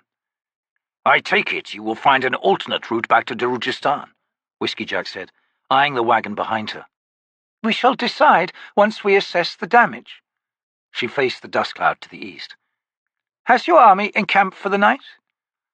"No doubt the order's been given." "Good. We're in no condition to chase you." "I've noticed." 3 guards, shareholders, approached from one of the lead wagons, struggling beneath the weight of a huge bestial arm, torn at the shoulder and still dripping blood. 3 taloned fingers and 2 opposable thumbs twitched and waved a hand's breadth away from the face of one of the guards. All 3 men were grinning. "We figured it was still there, Karnadas. Lost the other 3, though. Still, ain't it a beauty?" The merchant Karnadas briefly closed her eyes and sighed. "The attack came early on," she explained to Whiskeyjack. "A score of demons, probably as lost and frightened as we were." "And why should they attack you?" "Wasn't an attack, sir," one of the guards said. "They just wanted a ride out of that nightmare. We would have obliged to, only they was too heavy. And they didn't sign a waiver, neither," another guard pointed out. "We even offered a stake." "Enough, gentlemen," Karnadas said. "Take that thing away." But the 3 men had come too close to the lead wheel of the huge wagon. As soon as the demonic hand made contact with the rim, it closed with a snap around it. The 3 guards leapt back, leaving the arm hanging from the wheel. "Oh, that's just terrific," Karnadas snapped. "And whenever will we get that off?" "When the fingers wear through, I guess," a guard replied, frowning at the arm. "Gonna be a lumpy ride for a while, dear. Sorry about that." A troop of riders approached from the army's train. "Your escort's arrived," Whiskeyjack noted. "We will ask for a detailed report of the journey, mistress. I suggest you stand down until this evening, and leave the details of distribution to your second." She nodded. "Good idea." The commander searched for Silver Fox. She had resumed her march, the 2 marines trailing. The blood of the god had stained the marine's boots and the Rivi's legs. Across the plain, for 200 or more paces, the earth looked like a red, matted, tattered blanket, plucked and torn into dissolving disarray. As ever, Kalor's thoughts were dark. Ashes and dust. The fools prattle on and on in the command tent. A vast waste of time. Death flows through the warrens. What matter? Order ever succumbs to chaos, broken unto itself by the very strictures it imposes. The world would do better without mages. I, for one, will not rue the demise of sorcery. The lone candle, streaked with the crushed fragments of a rare sea worm, gusted thick, heavy smoke, filling the tent. Shadows crawled beneath the drifting plumes. Flickering yellow light glinted off ancient, oft-mended armor. Seated on the ornate ironwood throne, Kalor breathed deep of the invigorating fumes. Alchemy is not magic. The arcana of the natural world holds far more wonders than any wizard would conjure in 1,000 lifetimes. These century candles, for one, are well named. Upon my life, yet another layer seeps into my flesh and bone. I can feel it with each breath. A good thing, too. Who would want to live forever in a body too frail to move? Another 100 years, gained in the passage of a single night, in the depth of this one reach of columned wax. And I have scores more. No matter the stretch of decades and centuries, no matter the interminable boredom of inactivity that was so much a part of living, there were moments. Moments when I must act explosively, with certainty, and all that seemed nothing before was in truth preparation. There are creatures that hunt without moving. When they become perfectly still, perfectly motionless, they are at their most dangerous. I am as such a creature. I have always been so, yet all who know me are gone. Ashes and dust. The children who now surround me with their gibbering worries are blind to the hunter in their midst. Blind. Pale hands gripping the arms of the throne, he sat unmoving, stalking the landscape of his own memories, dragging them forth like corpses pulled from the ground, drawing their visages close for a moment, before casting them away and moving on. 8 mighty wizards, hands linked, voices rising in unison, desperate for power, seeking it from a distant, unknown realm. Unsuspecting, curious, the strange god in that strange place edged closer. Then the trap was sprung. Down he came, torn to pieces yet remaining alive. Brought down, shattering a continent, obliterating warrens. Himself broken, damaged, crippled. 8 mighty wizards, who sought to oppose me and so loosed a nightmare that rises once more, millennia later. Fools. Now they are dust and ashes. 3 gods, assailing my realm. Too many insults delivered by my hand. My existence had gone beyond irritation, and so they banded together to crush me once and for all. In their ignorance, they assumed I would play by their rules, either fight or yield my realm. Weren't they surprised, striding into my empire only to find nothing left alive, nothing but charred bones and lifeless ash? They could not comprehend, nor did they ever, that I would yield nothing. Rather than surrender all I had fashioned, I destroyed it. That is the privilege of the Creator, to give, then to take away. I shall never forget the world's death cry, for it was the voice of my triumph. And one of you remains, pursuing me once more. Oh, I know it is you, Kral. But instead of me, you have found another enemy, and he is killing you. Slowly, deliciously. You have returned to this realm only to die, as I said you would. And did you know? Your sister has succumbed to my ancient curse as well. So little left of her, will she ever recover? Not if I can help it. A faint smile spread across his withered, pallid face. His eyes narrowed as the portal began to take shape before him. Miasmic power swirled from it. A figure emerged, tall, gaunt, a face shattered. Massive cuts gaping red, the shards of broken bone glimmering in the candlelight. The portal closed behind the Jagged, who stood relaxed, eyes flickering pools of darkness. I convey greetings from the crippled god, the Jagged said, to you, Kalor. He paused to survey the tense interior. And your vast empire. You tempt me, Kalor rasped, to add to your facial distress, Gethel. My empire may be gone, but I shall not yield this throne. You, of all people, should recognize that I am not yet done in my ambitions, and I am a patient man. Gethel grunted a laugh. Ah, dear Kalor, you are to me the exception to the rule that patience is a virtue. I can destroy you, Jagged, no matter who you call master these days. I can complete what your capable Punisher began. Do you doubt me? Most certainly not, Gethel replied easily. I've seen you wield that two-handed sword of yours. Then withdraw your verbal knives and tell me what you do here. Apologies for disrupting your concentration. I shall now explain. I am herald to the crippled god. Aye, a new house has come to the deck of dragons. The House of Chains. The first renditions have been fashioned, and soon every reader of the deck will be seeking their likenesses.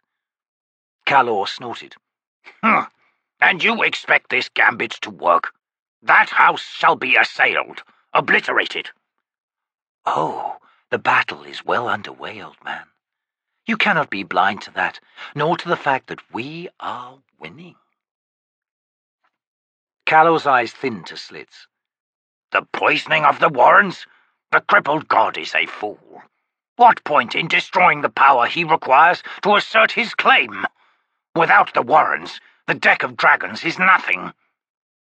The appellation poison is erroneous, Kalor. Rather, consider the infection one of enforcing a certain alteration to the warrens. Aye, those who resist it view it as a deadly manifestation, a poison indeed. but only because its primary effect is to make the warrens impassable to them.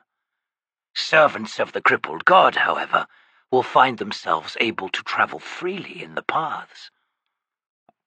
I am servant to no one, Calor growled.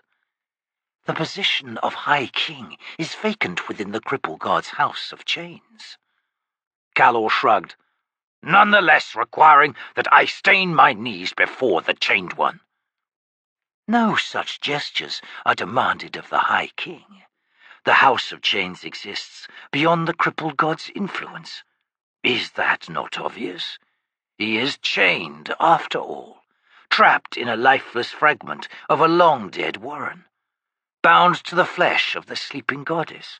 Aye, that has proved his singular means of efficacy, but it is limited. Understand, Calor, that the crippled god now casts the House of Chains into the world, indeed, abandons it to its fate. Survival depends on those who come to the titles it contains.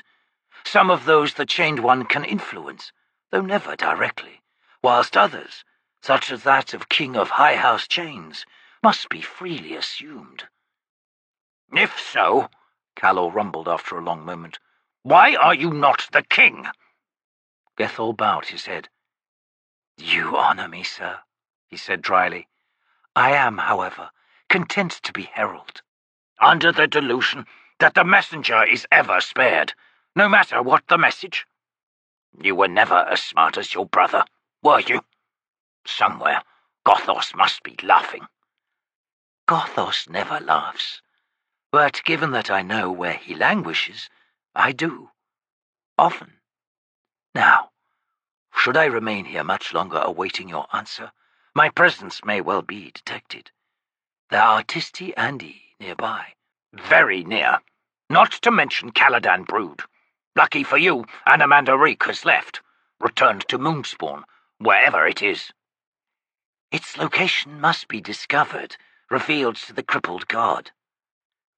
The grey-haired warrior raised an eyebrow. A task for the king? Does betrayal sting your sense of honor, Calor? If you call it a sudden reversal of strategy, the sting fades. What I require in exchange is an opportunity, arranged howsoever the crippled god pleases. What is the nature of this opportunity, High King? Calor smiled, then his expression hardened. The woman, Silver Fox.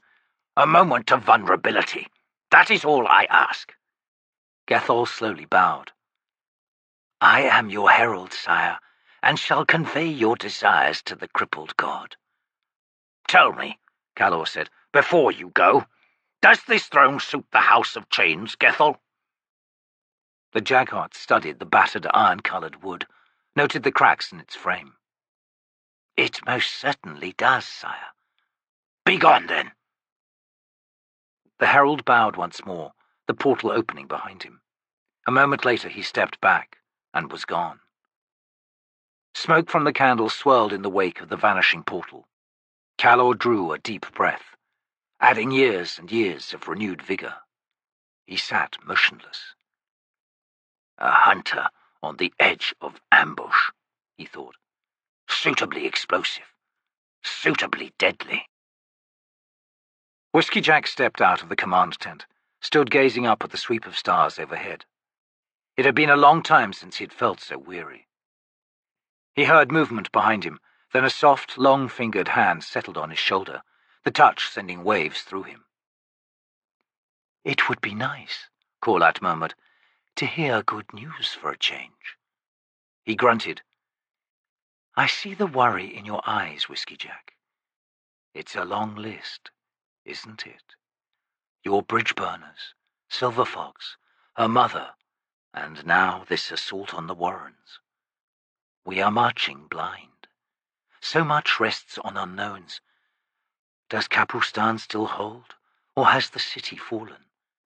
And what of Trotz, and Perrin, Quickben? I am aware of that list, Corlat, he rumbled. Sorry, I share them, that is all. He glanced at her. Forgive me, but why? This is not your war. Gods below, it's not even your world. Why are you yielding to its needs?" He sighed loudly and shook his head, returning his gaze to the night sky. "That's a question we asked often, early in the campaigns. I remember in Black Dog Forest stumbling over a half-dozen of your kin.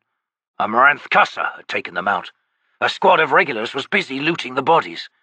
They were cursing, not finding anything of worth. A few knotted strips of coloured cloth, a stream-polished pebble, plain weapons, the kind you could pick up in any market in any city."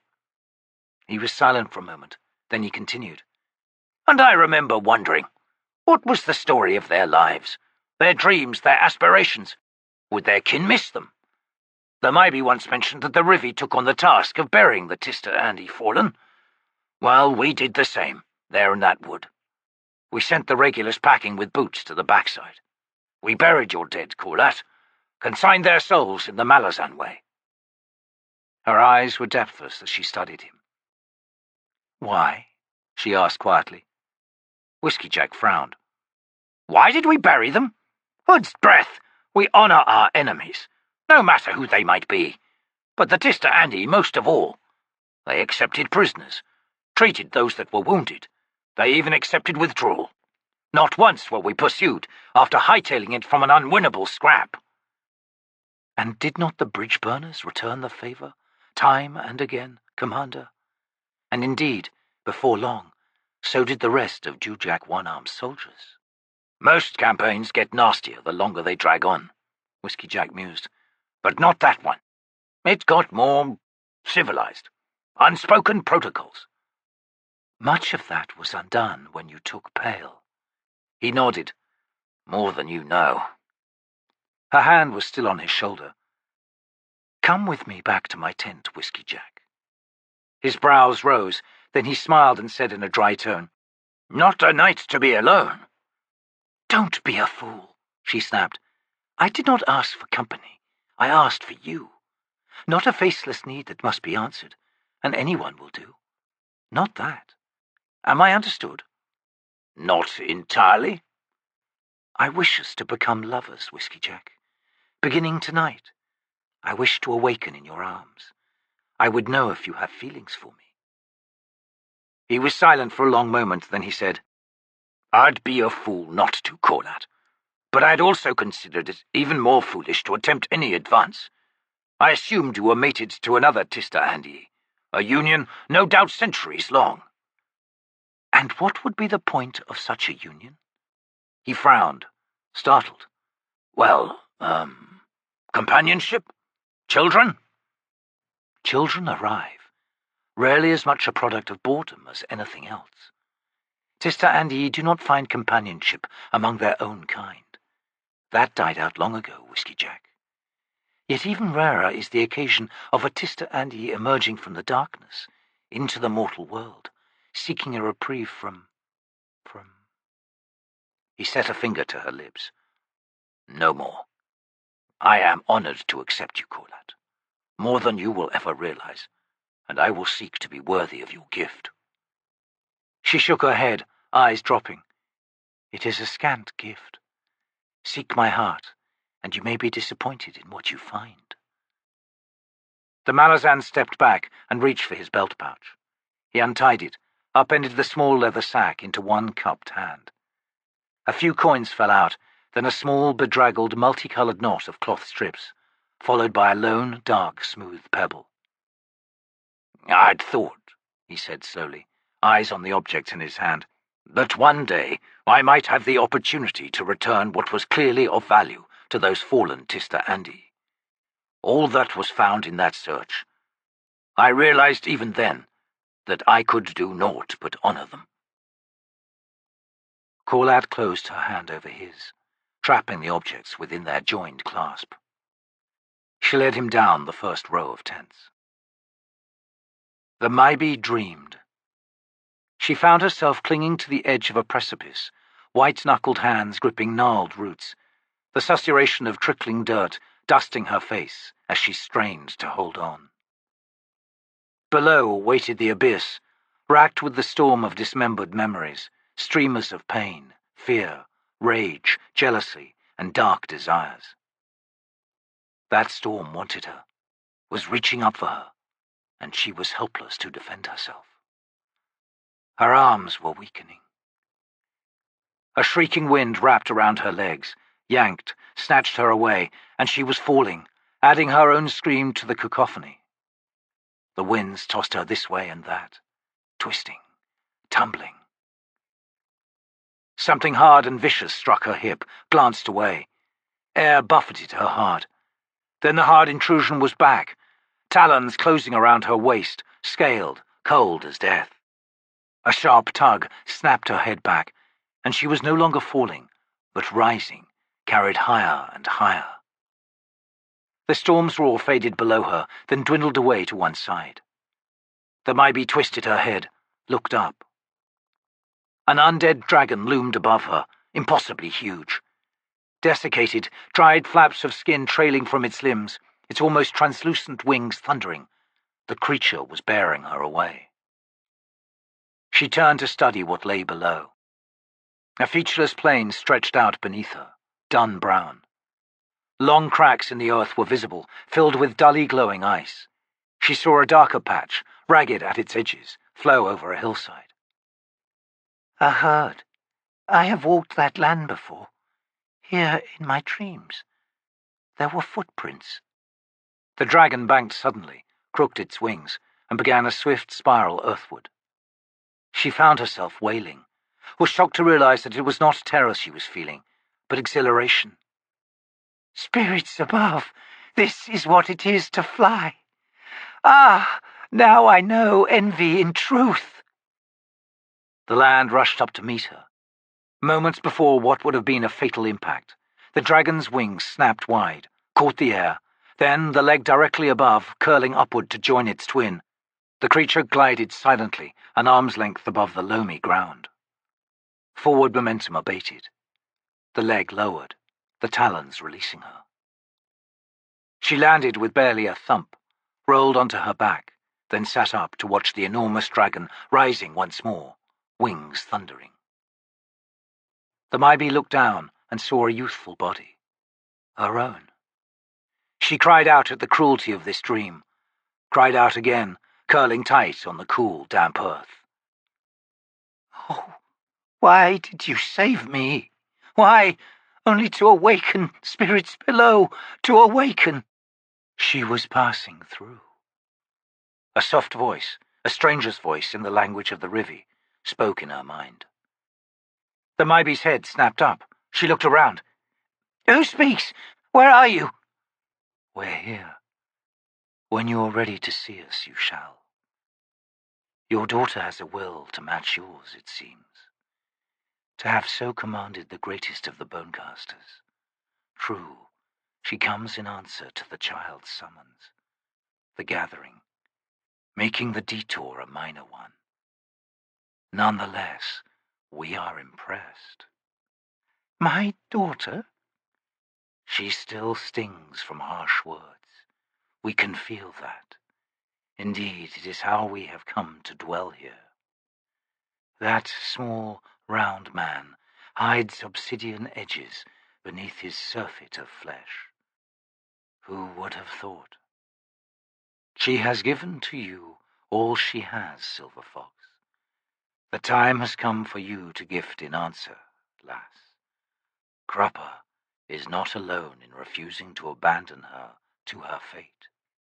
Ah, he opened her eyes then, swept away her obsessing with herself, and she only a child at the time. But she heeded his words, though in truth he spoke only within her dreams at that time. Heeded? Yes, indeed. So, the voice continued, will you see us now? She stared down at her smooth hands, her young arms, and screamed, Stop torturing me with this dream. Stop. Oh, stop. Her eyes opened to the musty darkness of her tent. Aches and twinges prodded her thinned bones, her shrunken muscles. Weeping, the Maibi pulled her ancient body into a tight ball. Gods, she whispered. how I hate you. How I hate you! Book 3. Capustan. The last mortal sword of Fena's Rev was Fanald of Cornvor, who was killed in the chaining. The last boar-cloaked Destriant was Ibshank of Corelri, who vanished during the last flight of Manask on the Stratum icefields. Another waited to claim that title, but was cast out from the temple before it came to him, and that man's name has been stricken from all records. It is known, however, that he was from Unter, that he had begun his days as a cutpurse living on its foul streets, and that his casting out from the temple was marked by the singular punishment of Fena's Rev. Temple Lives, Birin Thund. Chapter 14. If you can, dear friends, do not live through a siege. Ubilast, the Legless. The inn commanding the southeast corner of Old Daru Street held no more than half a dozen patrons, most of them visitors to the city, who, like Gruntle, were now trapped. The Pannion armies surrounding Capustan's walls had done nothing for 5 days and counting. There had been clouds of dust from beyond the ridgeline to the north. The caravan captain had heard signalling, something. But that had been days ago, and nothing had come of it. What Septarch Kulpath was waiting for, no one knew, though there was plenty of speculation. More barges carrying Tenescowri had been seen crossing the river, until it seemed that half the Empire's population had joined the peasant army. "With numbers like that," someone had said a bell earlier, "there'll be barely a mouthful of Capan citizen each."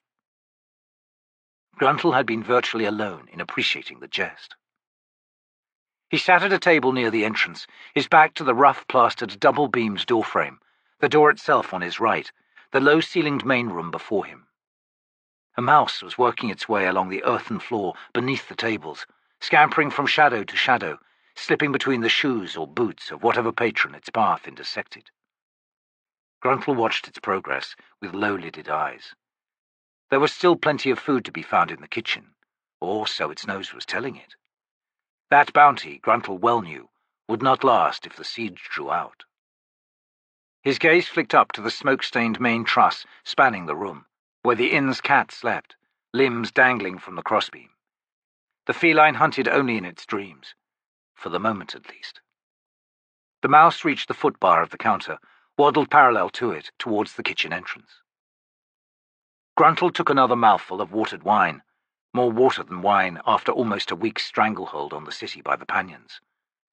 The 6 other patrons were each sitting alone at a table or leaning up against the counter. Words were exchanged among them every now and then, a few desultory comments, usually answered by little more than a grunt. Over the course of a day and night, the inn was peopled by 2 types, or so Gruntle had observed.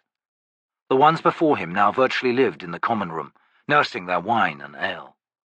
Strangers to Capustan and seemingly friendless, they'd achieved a kind of community nonetheless, characterized by a vast ability to do nothing together for long periods of time. Come the night, the other type would begin to assemble.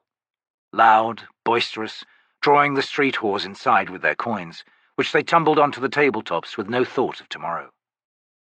Theirs was a desperate energy, a bluff hail to Hood. "We're yours, you scything bastard," they seemed to say, "but not till the dawn." They'd churn like a foaming sea around the immovable, indifferent rocks that were the silent, friendless patrons.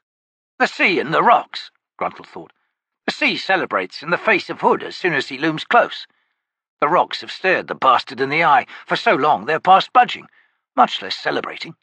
The sea laughs uproariously at its own jokes. The rocks grind out a terse line that can silence an entire room. A Capan mouthful. Next time, I'll keep my tongue to myself."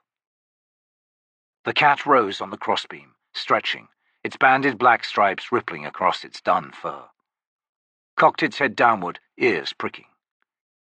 The mouse was at the edge of the kitchen entrance, frozen. Gruntle hissed under his breath. The cat looked his way. The mouse darted into the kitchen and out of sight. With a loud creak, the inn door swung inward. Buke stepped inside, crossed Gruntle's view, then sank down into the chair beside him. "You predictable enough," the old man muttered, gesturing for two of the same when he caught the barkeep's eye. "Aye," Gruntle replied. "I'm a rock." "A rock, huh? More like a fat iguana clinging to one. And when the big wave comes, whatever. You found me, Buke. Now what?" "Just wanted to thank you for all the help, Gruntle." "Was that subtle irony, old man? A little honing?" "Actually, I was almost serious. That muddy water you made me drink, Caruli's concoction, it's done wonders." His narrow face revealed a slightly secretive smile. "Wonders? Glad to hear you're all better. Any more earth-shattering news? If not—" Buke leaned back as the barkeep delivered the two tankards, then said after the man shambled away, "I've met with the elders of the camps. At first they wanted to go straight to the prince. But then they came to their senses. With a little prodding. So now you've got all the help you need in keeping that insane eunuch from playing doorman to Hood's Gate. Good. Can't have panic in the streets, what with 250,000 Pannions laying siege to the city." Buke's eyes thinned on Gruntle. "Thought you'd appreciate the calm." "Now that's much better." "I still need your help." "Can't see how, Buke, unless you want me to kick down the door and separate Korbal Broach's head from his shoulders. In which case you'll need to keep Bauchelain distracted. Set him on fire or something. I only need a moment. Of course, timing's everything. Once the walls have been breached, say, and there's a Tenescowri mobbing the streets. That way we can all go hand in hand to Hood, singing a merry tune." Buke smiled behind his tankard. "That'll do," he said, then drank. Gruntle drained his own cup, reached for the new one. "You know where to find me," he said after a moment. "Until the wave comes." The cat leapt down from the crossbeam, pounced forward, trapping a cockroach between its paws. It began playing. "All right," the caravan captain growled after a moment. "What else do you want to say?" Buke shrugged offhandedly. "I hear Stony has volunteered. Latest rumours have it the Pannions are finally ready for the first assault. Any time now." "The first? Likely they'll only need the one. As for being ready, they've been ready for days, Buke. If Stony wants to throw away her life defending the indefensible, that's her business." "What's the alternative? The Pannions won't take prisoners, Gruntle. We'll all have to fight, sooner or later." "That's what you think," Gruntle thought. "Unless," Buke continued after a moment as he raised his tankard, "you plan on switching sides, finding faith as a matter of expedience." "What other way is there?" The old man's eyes sharpened. "You'd fill your belly with human flesh, Gruntle, just to survive. You'd do that, would you?" "Meat is meat," Gruntle replied, his eyes on the cat. A soft crunch announced that it had finished playing. "Well," Buke said, rising, "I didn't think you were capable of shocking me. I guess I thought I knew you." "You thought?" "So this is the man Harlow gave his life for." Gruntle slowly raised his head. Whatever Buke saw in his eyes made him step back. "Which camp are you working with right now?" the caravan captain calmly asked. "Alden," the old man whispered. "I'll look in on you then. In the meantime, Buke, get out of my sight." The shadows had retreated across most of the compound, leaving Heaton and her brother Kafal in full sunlight. The two Barghasts were squatting on a worn, faded rug, heads bowed. Sweat, blackened with ash, dripped from them both. Between them was a broad, shallow brazier, perched on 3 hand-high iron legs and filled with smouldering coals. Soldiers and court messengers flowed around them on all sides. Shield Anvil Itkovian studied the siblings from where he stood near the headquarters entrance. He had not known the Barghast as a people enamoured of meditation, yet Heaton and Kafal had done little else, it seemed, since their return from the thrall. Fasting, uncommunicative, inconveniently encamped in the centre of the barracks compound, they had made of themselves an unapproachable island. "Theirs is not a mortal calm," Itkovian thought. "They travel among the spirits. Brukhalian demands that I find a way through. By any means. Does Heaton possess yet one more secret? An avenue of escape for her, her brother, and for the bones of the founding spirits. An unknown weakness in our defence. A flaw in the Pannion investiture." Itkovian sighed. He had tried before, without success. He would now try once again. As he prepared to step forward, he sensed a presence at his side and turned, to find Prince Jelarkan. The young man's face was etched deep with exhaustion. His long-fingered, elegant hands trembled, despite being knitted together just above his robe's belt. His gaze was fixed on the swirling activity in the compound, as he said, "I must know, Shield Anvil, what Brukhalian intends. He holds what you soldiers call a shaved knuckle in the hole. That much is clear, and so I have come, once again, seeking audience with a man in my employ." He made no effort to hide the sardonic bitterness of that statement. "To no avail. The mortal sword has no time for me, no time for the Prince of Capustan." "Sir," Itkovian said, "you may ask your questions of me, and I shall do all I can to answer you." The young Capan swung to the shield anvil. "Brukhalian has given you leave to speak?" "He has." "Very well. The T'lan Imass and their undead wolves. They have destroyed the Septarchs' chain demons." "They have." "Yet the Pannion Domin has more, hundreds more." "Yes." "Then why do the T'lan Imass not march into the Empire? An assault into the Seer's territory may well achieve the withdrawal of Kulpath's besieging forces. The Seer would have no choice but to pull them back across the river." "Were the T'lan Imass a mortal army, the choice would indeed be obvious, and consequently beneficial to our own needs," Itkovian replied. "Alas, Kron and his undead kin are bound by unearthly demands, of which we know virtually nothing. We have been told of a gathering, a silent summoning for purposes unknown. This, for the moment, takes precedence over all else. Kron and the T'lan I destroyed the Septarchs Kachenchimali because their presence was deemed a direct threat to the gathering." "Why? That explanation is insufficient, Shield Anvil." "I do not disagree with your assessment, sir. There does appear to be another reason, for Kron's reluctance to march southward. A mystery concerning the Seer himself. It seems the word Pannion is Jaghat. The Jaghat were the mortal enemies of the T'lan Imass, as you may know. It is my personal belief that Kron awaits the arrival of allies, other T'lan Imass, come to this impending gathering." "You are suggesting that Kron is intimidated by the Pannion Seer?" "Aye, in his belief that the Seer is Jaghat." The prince was silent for a long moment, then he shook his head. "Even should the T'lan Imass decide to march upon the Pannion Domin, the decision will come too late for us." "That seems likely." "Very well. Now, another question.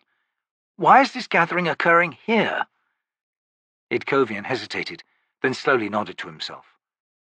"Prince Jelarkan, the one who has summoned the T'lan Imass is approaching Capustan, in the company of an army." "An army?"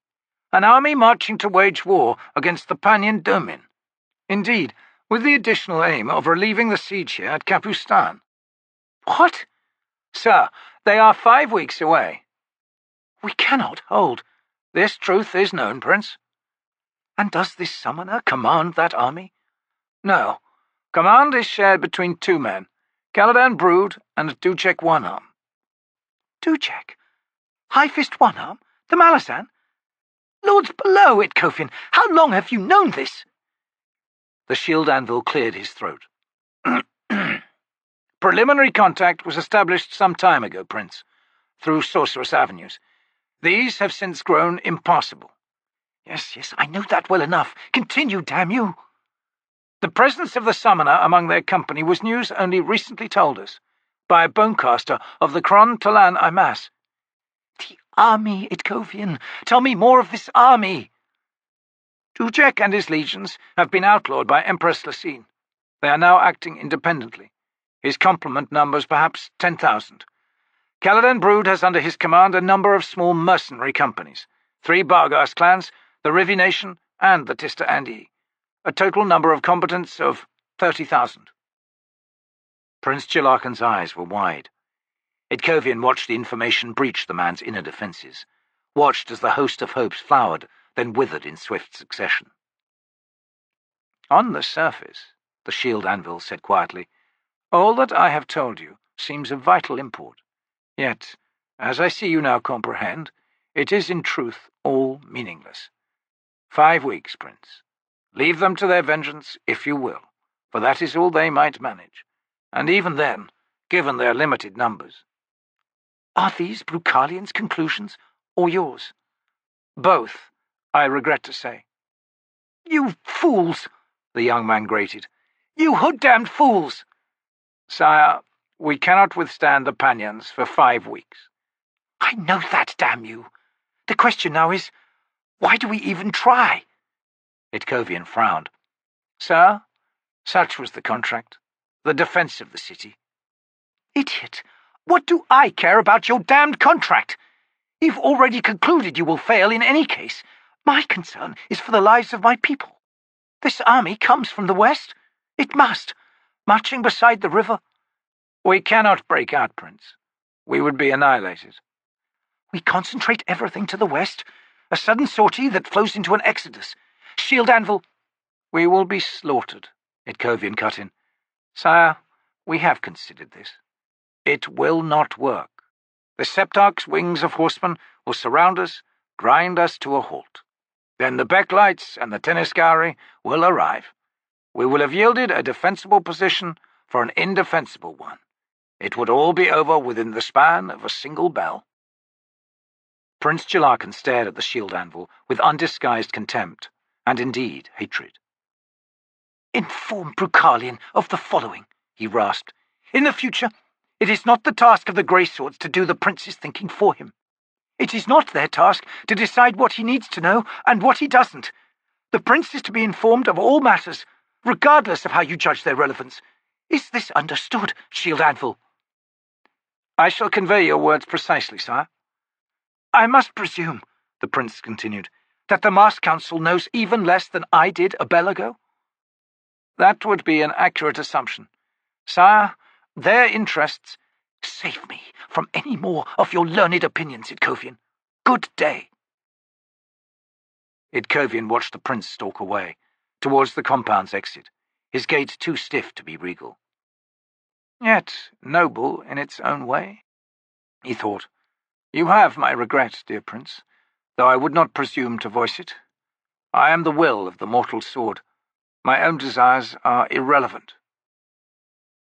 He pushed away the surge of bitter anger that rose beneath these thoughts, returned his gaze to the 2 Baaljagg still seated on the rug. The trance had broken. Heaton and Kafal were now leaning close to the brazier, where white smoke rose in twisting coils into the sunlit air. Startled, it was a moment before Itkovian stepped forward. As he approached, he saw that an object had been placed on the brazier's coals.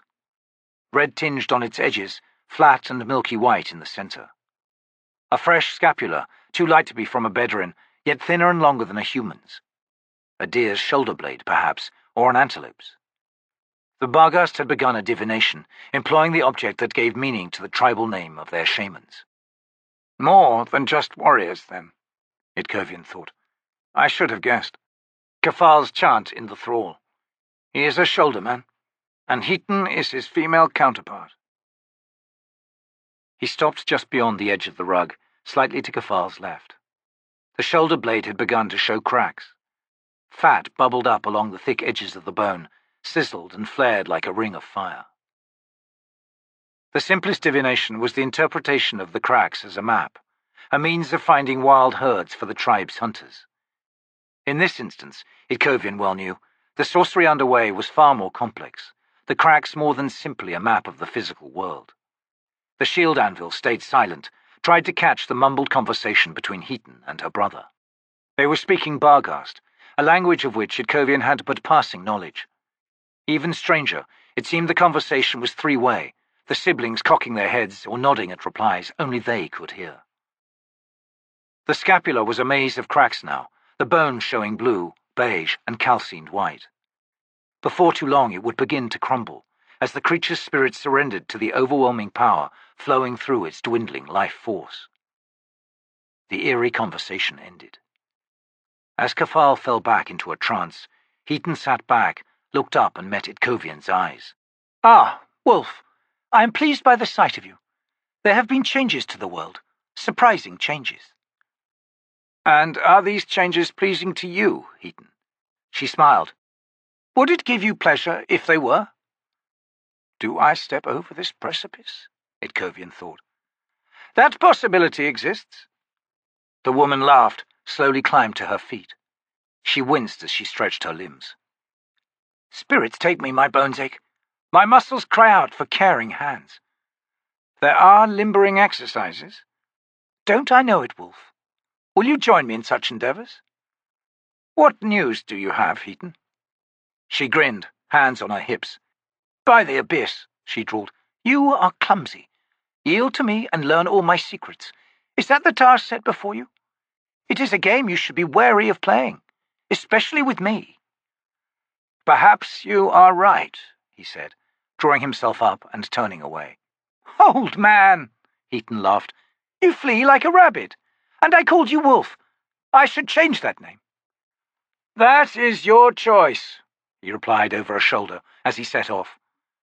Her laugh rang out behind him once more. Ah, now this is a game worth playing. Go on then, dear rabbit, my elusive quarry. Ha!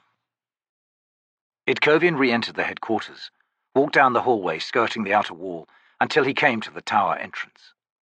His armour shifted and clanked as he made his way up the steep stone stairs.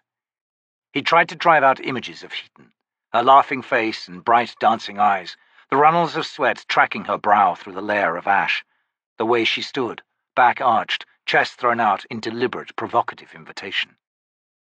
He resented the rebirth of long-buried desires now plaguing him.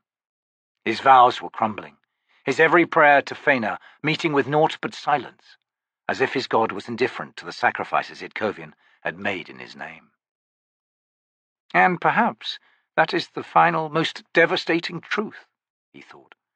The gods care nothing for ascetic impositions on mortal behaviour, care nothing for rules of conduct, for the twisted morals of temple priests and monks. Perhaps indeed they laugh at the chains we wrap around ourselves, our endless, insatiable need to find flaws within the demands of life. Or perhaps they do not laugh, but rage at us. Perhaps our denial of life's celebration is our greatest insult to those whom we worship and serve. He reached the arms room at the top of the circular stairs, nodded distractedly at the 2 soldiers stationed there, then made his way up the ladder to the roof platform. The Destriant was already there. Karnadas studied Itkovian as the shield anvil joined him. Yours, sir, is a troubled mien. Aye, I do not deny it. I've had discourse with Prince Jelarkan, which closed with his displeasure. Subsequently I spoke with Heaton. Destriant, my faith is assailed. You question your vows? I do, sir. I admit to doubting their veracity. Has it been your belief, Shield Anvil, that your rules of conduct existed to appease Fana? Itkovian frowned as he leaned on the merlin and stared out at the smoke-wreathed enemy camps. Well, yes. Then you have lived under a misapprehension, sir. Explain, please. Very well. You found a need to chain yourself, a need to enforce upon your own soul the strictures as defined by your vows. In other words, Itkovian, your vows were born of a dialogue with yourself, not with Fana. The chains are your own, as is the possession of the keys with which to unlock them when they are no longer required. No longer required? Aye, when all that is encompassed by living ceases to threaten your faith. You suggest, then, that my crisis is not with my faith, but with my vows, that I have blurred the distinction. I do, Shield Anvil. Destriant, Itkovian said, eyes still on the Pannion encampments. Your words invite a carnal flood. The high priest burst out laughing. And with it a dramatic collapse of your dour disposition, one hopes. Itkovian's mouth twitched. Now you speak of miracles, sir. I would hope. Hold! The shield anvil raised a gauntleted hand. There is movement among the Beklites. Karnadas joined him, suddenly sober. And there, Itkovian pointed, Erdemen, Scalandi to their flanks. Seer Domin moving to positions of command. They will assail the redoubts first, the Destriant predicted. The Mass Council's vaunted Gidrath in their strongholds. That may earn us more time. Find me my messenger corps, sir. Alert the officers. And a word to the prince. I, Shield Anvil. Will you stay here? Itkovian nodded. A worthy vantage point. Go then, sir. Beklite troops were massing in a ring around the Gidrath stronghold, out on the killing ground.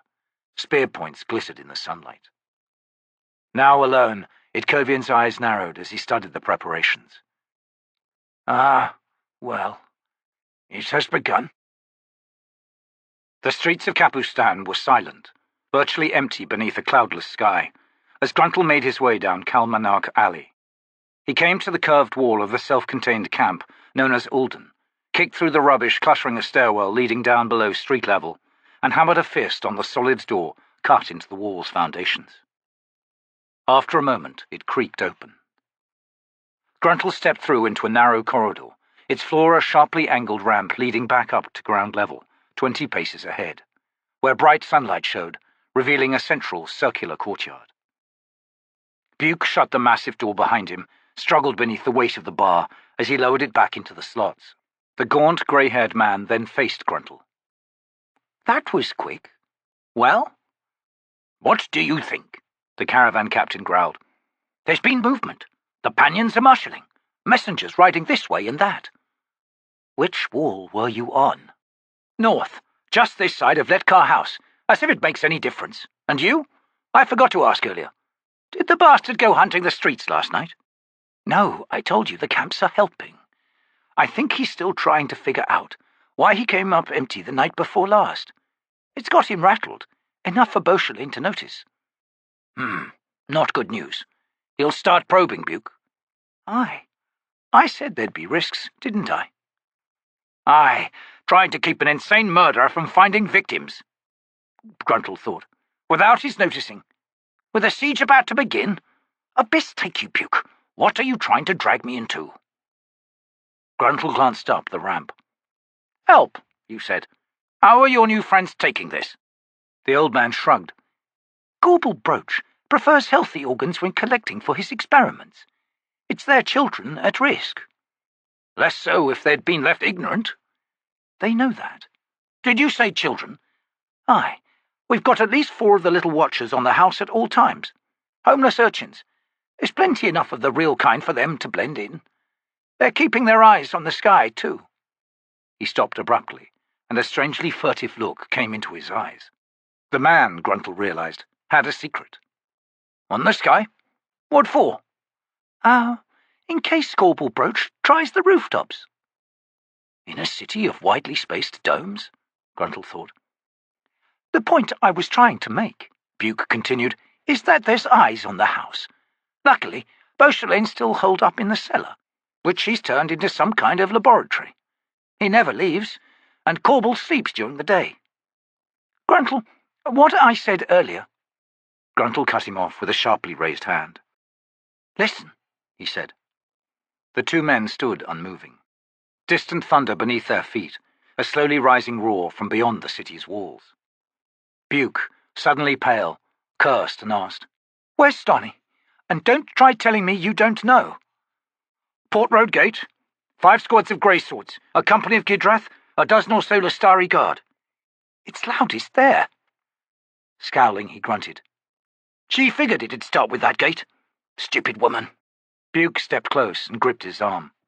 Then why, he hissed, in Hood's name are you still standing here?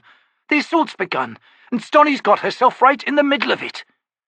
Gruntle pulled free. Sing me the abyss, old man. The woman's all grown up, you know. I told her. I told you. This isn't my war. Won't stop the Tenescowri from lopping off your head for the pot. Sneering, Gruntle pushed Buke clear of the door.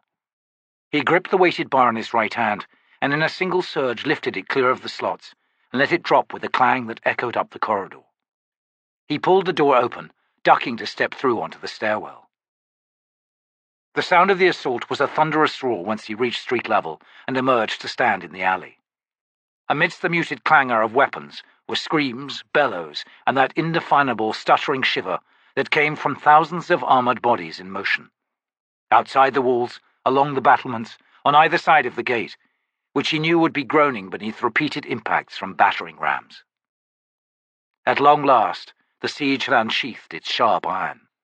The waiting was over. And they won't hold those walls, nor the gates.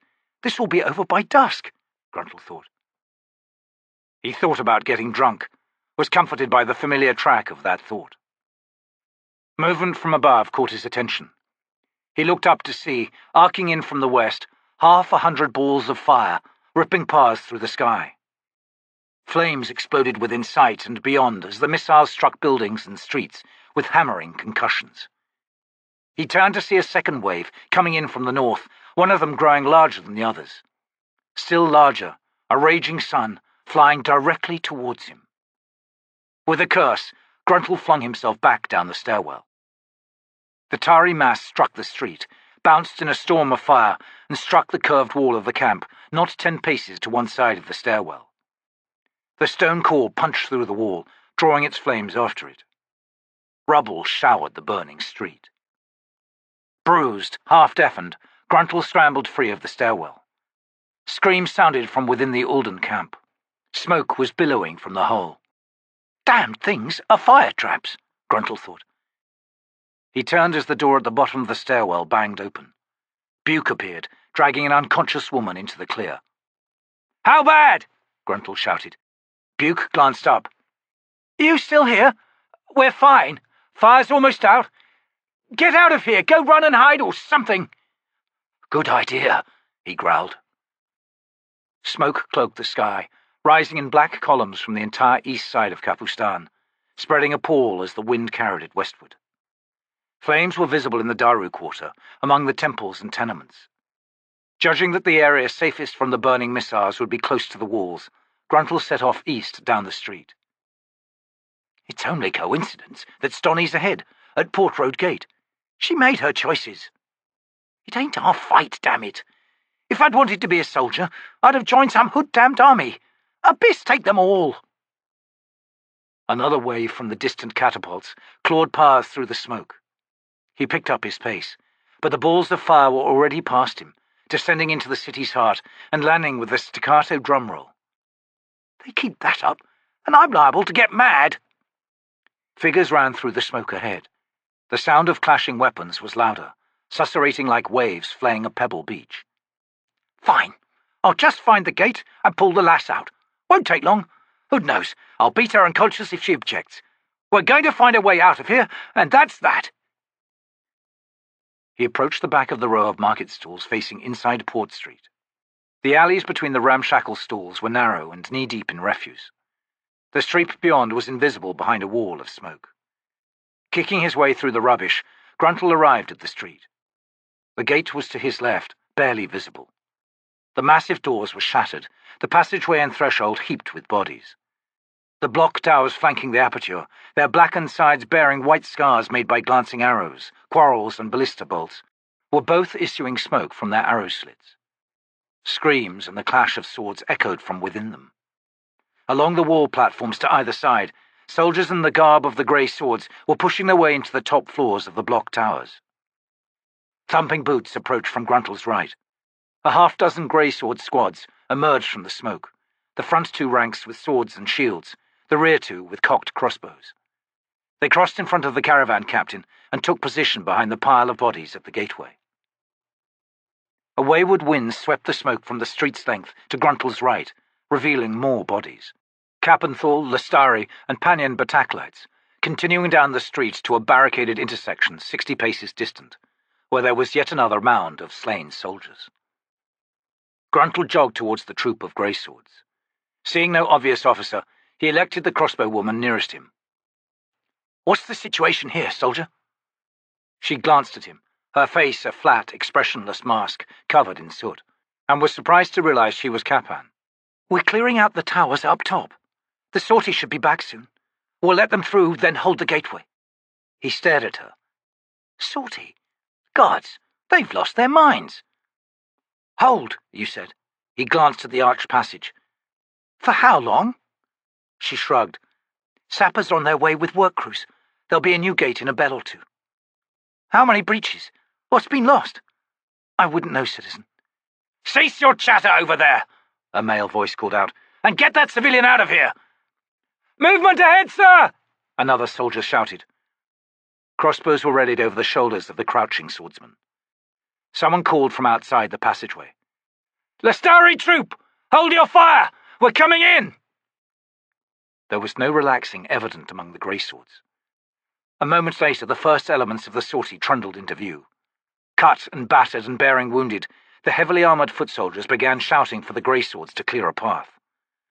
The waiting squads split to form a corridor. Every Lestari among the first 30 who passed through was encumbered by a wounded comrade. From beyond the gateway, the sound of fighting drew Gruntle's attention. It was getting closer. There was a rearguard protecting those bearing the wounded, and the pressure on them was building. "Counter-attack!" someone bellowed. "Scalandi skirmishers!" A horn moaned from high atop the wall to the right of the south side block tower. The roar was growing from the killing field beyond the gateway. The cobbles beneath Gruntle's boots trembled. Scalandi, Gruntle thought. They engage in legions of no less than 5,000. Ranks of grey swords were assembling further down inside Port Street. Swordsmen, crossbowmen, and Capustan archers forming a fallback line. An even larger company was gathering beyond them, along with ballistae, trebuchets, and hurlers, the latter with their buckets of scalding gravel steaming like cauldrons. The rearguard stumbled into the passage. Javelins sliced among them, glancing off armour and shield, only one finding its mark, sending a soldier wheeling with the barbed shaft through his neck. The first of the Pannion Scalandi appeared, lithe, leather-shirted and leather-helmed, wielding spears and scavenged swords, a few with wicker shields, pushing against the yielding line of Lestari heavy infantry, dying one after another. Yet still more came on, voicing a keening war cry. "Break! Break!" The bellowed command had an instant effect, as the Lestari rearguard suddenly disengaged, spun round, and bolted down the corridor, leaving their fallen behind, to be claimed by the Scalandi, dragged back, vanishing from sight. Then the skirmishers boiled down the passageway. The first line of greyswords reformed in the wake of the Lestari. Crossbows snapped. Scores of Scalandi fell, their writhing bodies fouling the efforts of those behind them. Gruntle watched as the greyswords calmly reloaded. A few from the front line of skirmishers reached the mercenary swordsmen and were summarily cut down. A second wave, clawing past their fallen kin, surged towards the line. They withered beneath another flight of quarrels. The passageway was filling with bodies. The next mob of Scalandi to appear were unarmed. Whilst the greyswords loaded their crossbows once more, the skirmishers began dragging their dead and dying kin back through the passageway. The door to the left side block tower slammed open, startling Gruntle. He spun, hands reaching for his Gadrobi cutlasses, to see a half-dozen Capustan stumbling into view, coughing, blood-smeared. Among them, T'lan Imass. Her rapier was snapped a hand's length down from the tip. The rest of the sword, down to and including the bell hilt and its projecting quillons, was thick with human gore, as was her gloved hand and vambraced forearm. Something slick and ropey hung skewered on the thin blade of the main gauche in her other hand, dripping brown sludge. Her expensive leather armour was in tatters, one crossing slash having penetrated deep enough to cut through the padded shirt underneath. Leather and shirt had fallen away to reveal her right breast, the soft white skin bearing bruises left behind by someone's hand. She did not see him at first. Her gaze was fixed on the gateway, where the last of the corpses had been cleared, and yet another wave of Scalandi was pouring through. The front ranks fell to the quarrels as before, but the surviving attackers rushed on, a frenzied, shrieking mob. The four-deep line of greyswords split once more, wheeled and ran, each half sprinting for the nearest alley to either side of Port Street, where Capustan archers stood, waiting for a cleared line of sight on the Scalandi pursuers.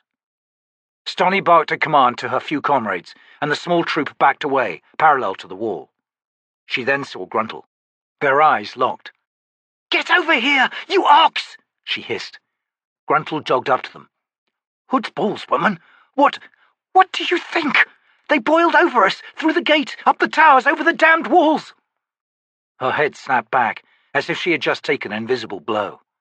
A flat calm settled over her eyes. "It was room by room, one-on-one. A Seer Domin found me." Another jolt ran through her. "But the bastard left me alive. So I hunted him down. Come on, let's move." She snapped her main gauche back at Gruntle as they hurried on.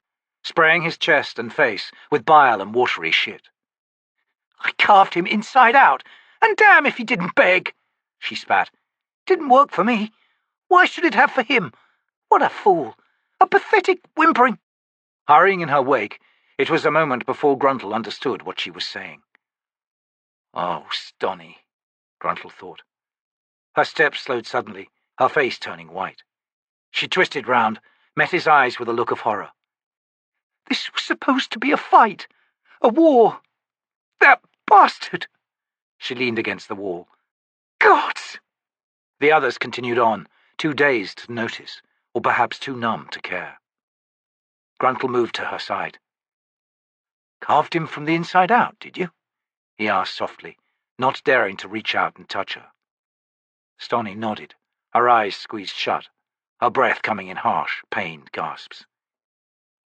Did you save any of him for me, lass? She shook her head. That's too bad. Then again, one Seer Domin's as good as another. Stonny stepped forward, pressing her face into his shoulder. He wrapped his arms around her.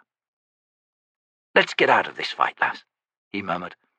I got a clean room, with a basin in it, and a stove and a jug of water. A room, close enough to the north wall for it to be safe. It's at the end of a hallway, only one way in. I'll stand outside the door, Stonny, for as long as you need. No one gets past. That's a promise. He felt her nod. He reached down to lift her up. I can walk. But do you want to, lass? That's the question. After a long moment, she shook her head. Gruntle lifted her easily. Nap, if you've a mind to, he said. You're safe enough. He set off, skirting the wall, the woman curling up in his arms, her face pressed hard against his tunic, the rough cloth growing wetter there.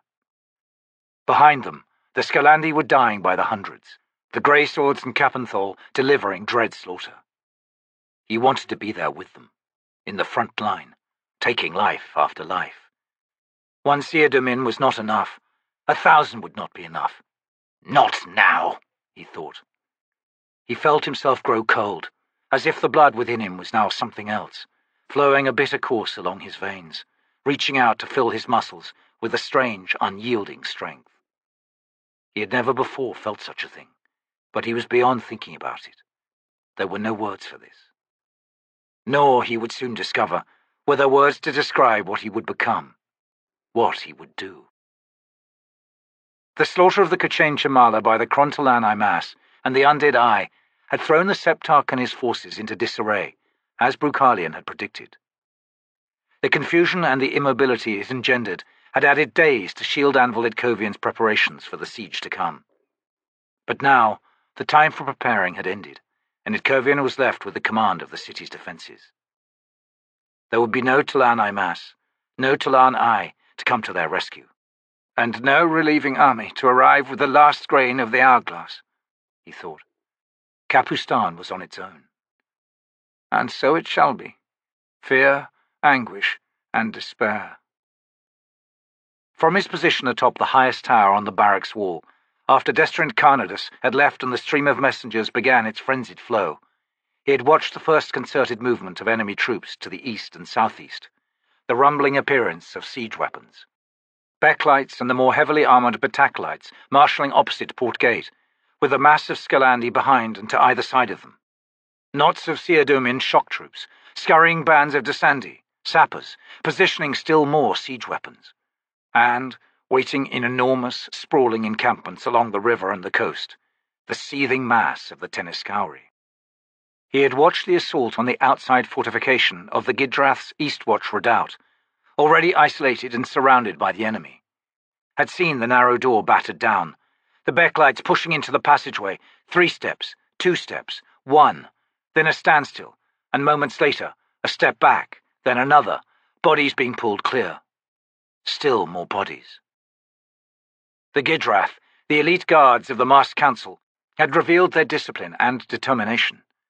They expelled the intruders, raised yet another barricade in place of the door.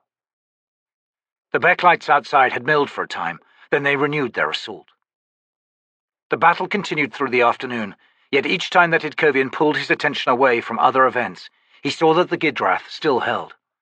taking enemy lives by the score. Twisting that thorn in the Septarchs' midst, he thought. Finally, near dusk, siege weapons were wheeled about. Huge boulders were hurled against the fortress's walls. The pounding concussions continued as the last of the daylight fell away.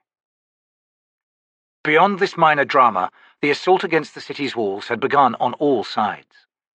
The north attack proved a feint, poorly executed and so quickly recognized as insignificant. Messengers relayed to the Shield Anvil that a similar cursory engagement was underway at the west wall. The true assaults were delivered upon the south and east walls, concentrated at the gates. Itkovian, positioned directly between them, was able to directly oversee the defense on both sides. He was visible to the enemy, and more than one missile had been fired in his direction, only a few coming close. This was the first day. Range and accuracy would improve in the days to come. Before long, he might have to yield his vantage point. In the meantime, he would let his presence mock the attackers. As the Beklites and the Bauchelites rushed the walls, the latter bearing Desandi among them, Itkovian gave the command for counterfire from the walls and block towers. The ensuing slaughter was horrific. The attackers had not bothered with turtles or other forms of cover, and so died in appalling droves. Yet such were their numbers that the gates were reached, battering rams deployed, and breaches effected. The Pannions, however, after pushing through the passageways, found themselves in open concourses that became killing fields as grey swords and cap-and-thall archers launched a withering crossfire from behind barricades blocking side streets, intersections, and alley mouths. The Shield Anvil's strategy of layered defence was proving murderously efficient. Subsequent counterattacks had been so effective as to permit sorties beyond the gates, a vicious pursuit of fleeing Pannions. And this day at least, none of the companies he'd sent out had gone too far. Discipline had held among the Capustan, the Lestari, and the Corellesian companies. The first day was over, and it belonged to Capustan's defenders. Itkovian stood on trembling legs, the coastal breeze building to dry the sweat from his face, sending cool tendrils through the half-visor's grill to brush his smoke-reddened eyes. As darkness closed around him, he listened to the rocks pounding the eastwatch redoubt, and turned for the first time in hours to view the city. Entire blocks were aflame, the fires reaching into the night sky, lighting the underbelly of a turgid canopy of solid smoke. I knew what I would see, he thought. Why then does it shock me? Drive the blood from my veins? Suddenly weak, he leaned against the merlon behind him, one hand pressed against the rough stone. A voice spoke from the shadows of the tower's doorway. You need rest, sir. Itkovian closed his eyes. Destriant, you speak the truth. But there will be no rest, Karnadas resumed. The other half of the attacking force is assembling. We can expect assaults through the night. I know, sir. Brukhalian. Aye, it must be done. Come forward, then. Such efforts are increasingly difficult, Karnadas murmured as he strode up to stand before the shield anvil. He laid a hand against Itkovian's chest. The illness of the Warrens threatens me, he continued. Soon it will be all I can do to fend against it. The weariness drained from the shield anvil, vigour returning to his limbs. He sighed. I thank you, sir. The mortal sword has just been called to the thrall to give account of the first day's battle. And no, we were not fortunate enough to hear of the thrall's destruction beneath a few hundred balls of fire. It stands intact. However, given those that it now houses, we would no longer wish such a fiery end. Itkovian pulled his gaze from the streets, studied the Destriant's red-lit face. Your meaning, sir? The Barghast, Heaton and Kafal have taken up residence in the main hall. Ah, I see. Before he left, Brukhalian asked me to inquire of your efforts to discover the means by which the bones of the founding spirits will be spared the coming conflagration. I have failed, sir. Nor does it seem likely that I will have an opportunity to renew my efforts in that direction. That is understandable, sir. I will convey to the mortal sword your words, if not your obvious relief. Thank you. The Destriant strode to look out upon the east killing field. Gods below, do the Gidrath still hold the redoubt? Uncertain, Itkovian murmured as he joined the man. At the very least, the bombardment has not ceased. There may be little but rubble there now. It's too dark to make out, but I believe I heard a wall collapse half a bell ago. The legions are marshalling once more, Shield Anvil. I need more messengers, sir. My last troop— Aye, exhausted, Karnadas said. I shall take my leave and do as you ask, sir. Itkovian listened to the man make his way down the ladder, but held his gaze on the enemy positions to the east and south. Hooded lanterns flashed here and there among what appeared to be troops arrayed in squares, the figures jostling and shifting behind wicker shields. Smaller companies of Scalandi skirmishers emerged, moving cautiously forward. Bootsteps behind the shield anvil announced the arrival of the messengers. Without turning, Itkovian said, "Inform the captains of the archers and trebuchets that the Pannions are about to renew their assault. Soldiers to the walls and battlements. Gate companies assembled, full complement, including sappers." A score of fiery balls rose skyward from behind the massed ranks of the Pannions. The missiles arced, their sizzling roar audible as they passed high over Itkovian's head. Explosions lit the city, shook the bronze-sheathed floorboards beneath his feet. The shield anvil faced his cadre of messengers. "Go!" Karnadas rode his horse at a canter across Turel Concourse. The huge arch 50 paces to his left had just taken a hit on one corner of the pedestal, spraying broken masonry and burning pitch onto the cobbles and onto the rooftops of the scatter of tenements beside it. Flames billowed, and the Destriant saw figures pouring from the building. Somewhere to the north, at the very edge of the temple district, another tenement block was engulfed in fire. He reached the far side of the concourse, not slackening his mount's pace as he rode up Shadow Street. The Temple of Shadow on his left, the Temple of the Queen of Dreams on his right, then angled his horse again to the left as they reached Daru Spear, the district's main avenue. Ahead loomed the dark stones of the Thrall, the ancient keep towering over the lower structures of the Daru tenements. 3 squads of Gidrath commanded the gate, fully armoured and with weapons drawn. Recognizing the Destriant, they waved him through. He dismounted in the courtyard, leaving his horse to a stabler, then made his way to the Great Hall, where he knew he would find Brukhalian. As he strode down the main aisle towards the double doors, he saw that another man was ahead. Robed, hooded, he was without the usual escort provided strangers to the thrall, yet he approached the entrance with a graceful assurance. Karnadas wondered how he had managed to get past the Gidrath. Then his eyes widened as the stranger gestured with one hand, and the huge doors swung open before him. Voices raised in argument drifted out from the great hall, quickly falling silent as the stranger entered. Karnadas increased his pace and arrived in time to catch the end of a wrath priest's expostulation. "This instant!" The Destriant slipped through the entrance in the stranger's wake. He saw the mortal sword standing near the center millstone, now turning to regard the newcomer. The Barghast, Heaton and Kafal were sitting on their rug a few paces to Brukhalian's right. The priests and priestesses of the masked council were one and all leaning forward in their seats, their masks conveying caricatures of extreme displeasure, with the exception of Wrath Hood, who was standing, the wooden skull visage of his mask arched with outrage. The stranger, hands clasped within the folds of his dun-coloured robe's sleeves, seemed unperturbed by the hostile welcome. From where the Destriant stood, he could not see the man's face, but he saw the hood shift as the stranger scanned the massed assembly. "Will you ignore my command?" Wrath Hood asked, visibly bridling his tone. The priest glared about. "Where are Gidrath? Why in the gods' names haven't they heard our summons?"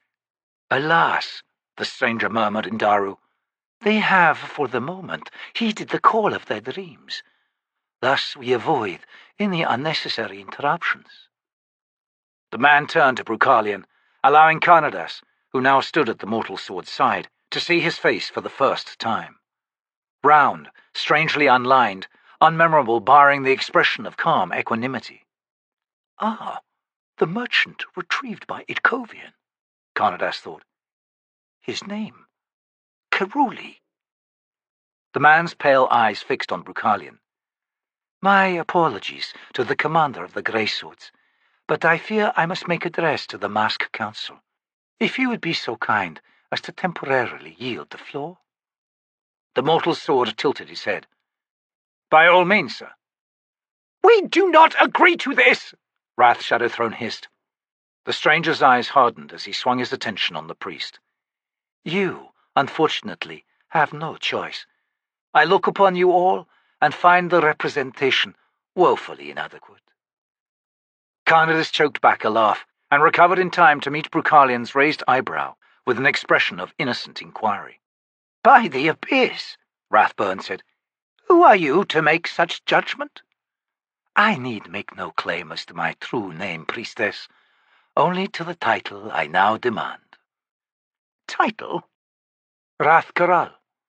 I have come to take my place among the Mask Council, and to tell you this.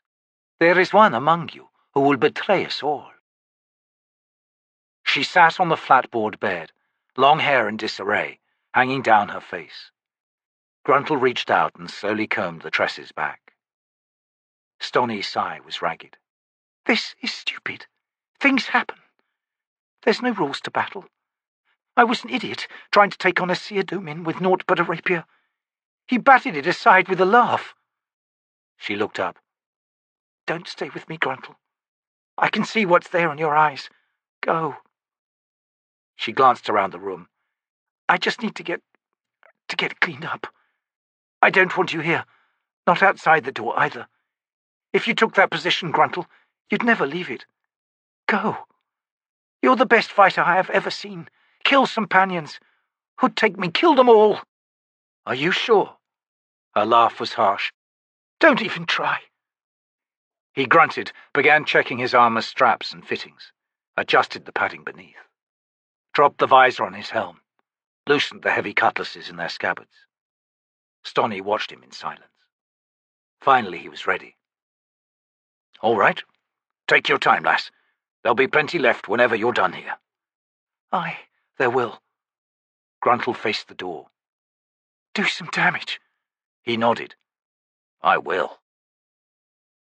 The Beklites and Scalandi reached the east wall in their thousands.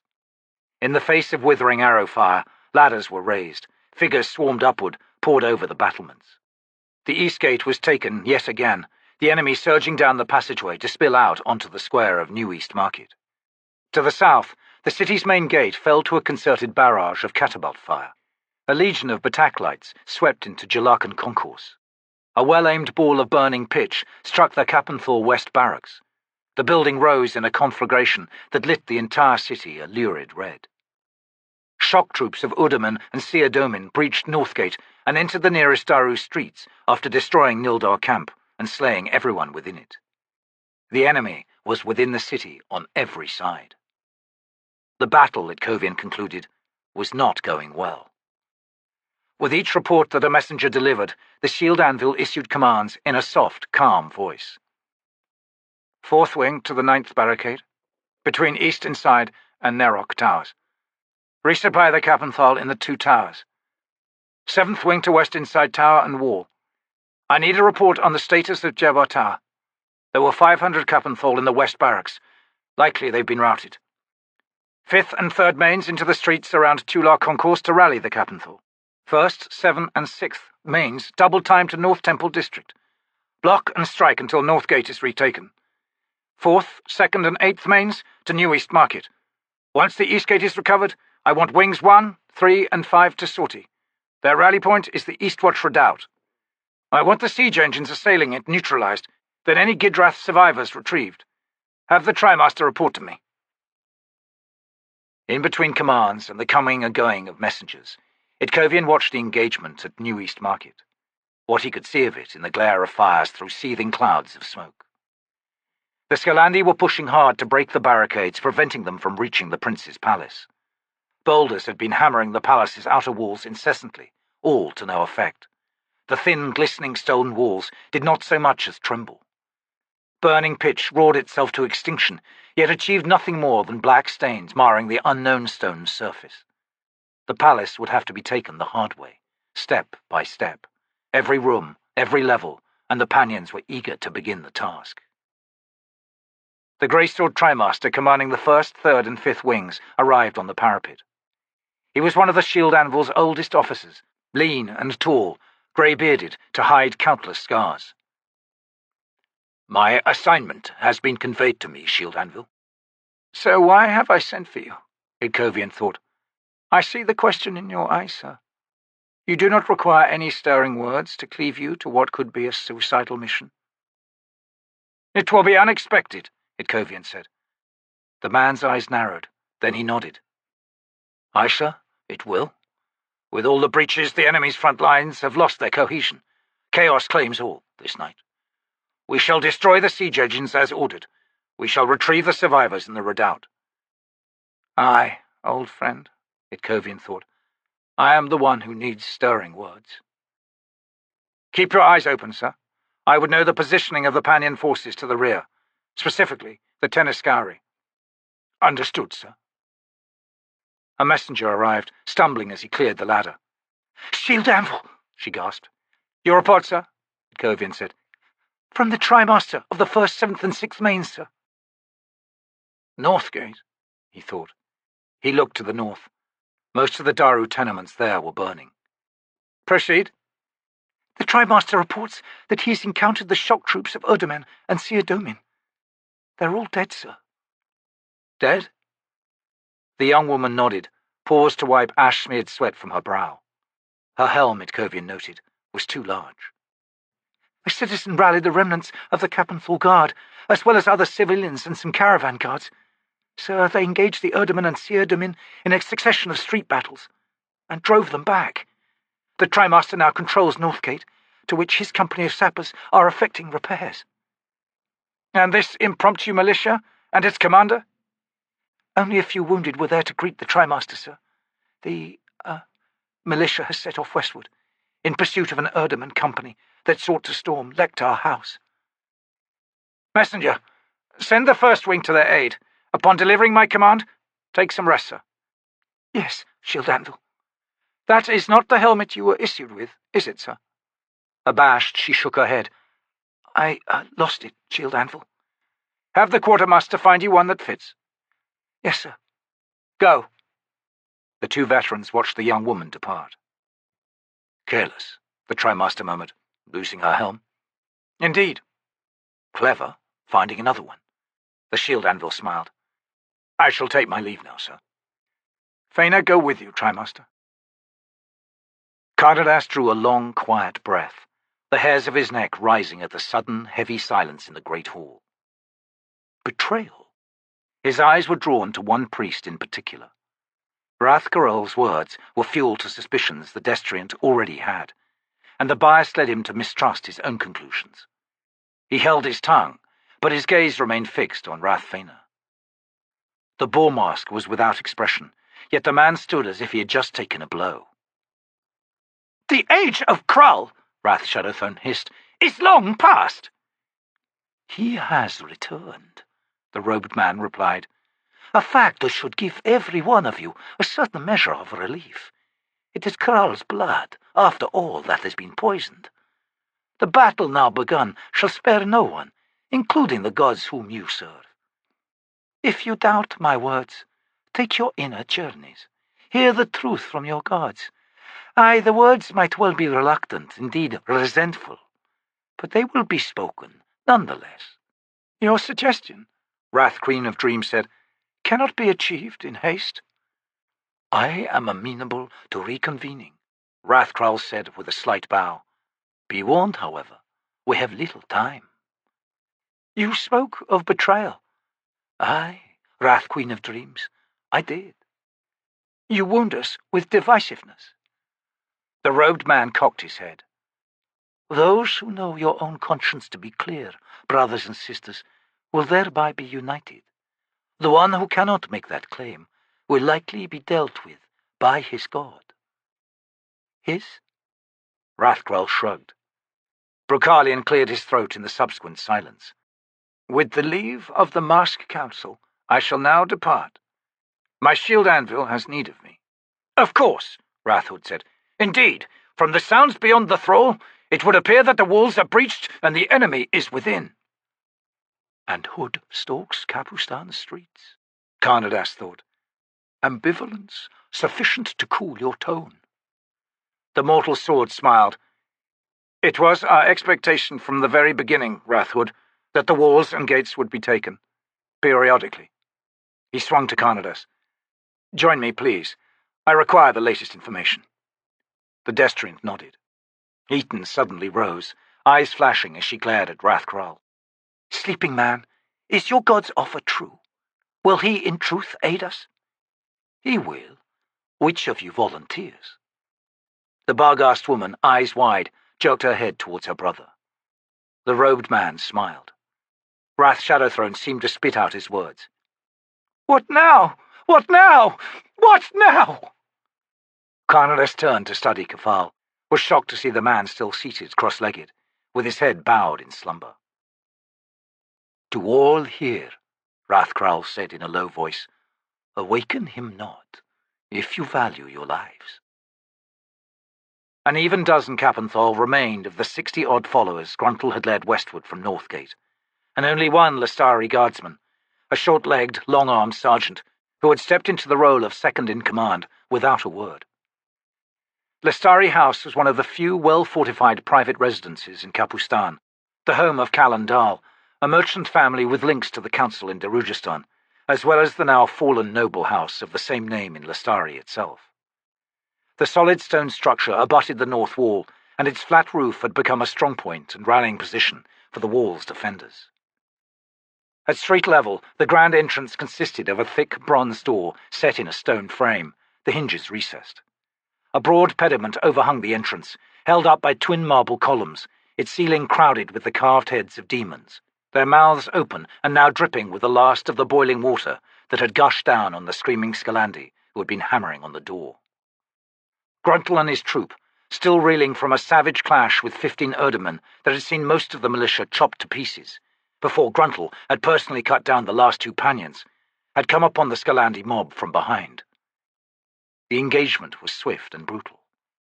Only the Lestari sergeant revealed any mercy when he slit the throats of those Scalandi who had been badly scalded by the boiling water. The cessation of their shrieks brought sudden silence to the scene. Gruntle crouched beside a body and used its tunic to clean the blades of his cutlasses.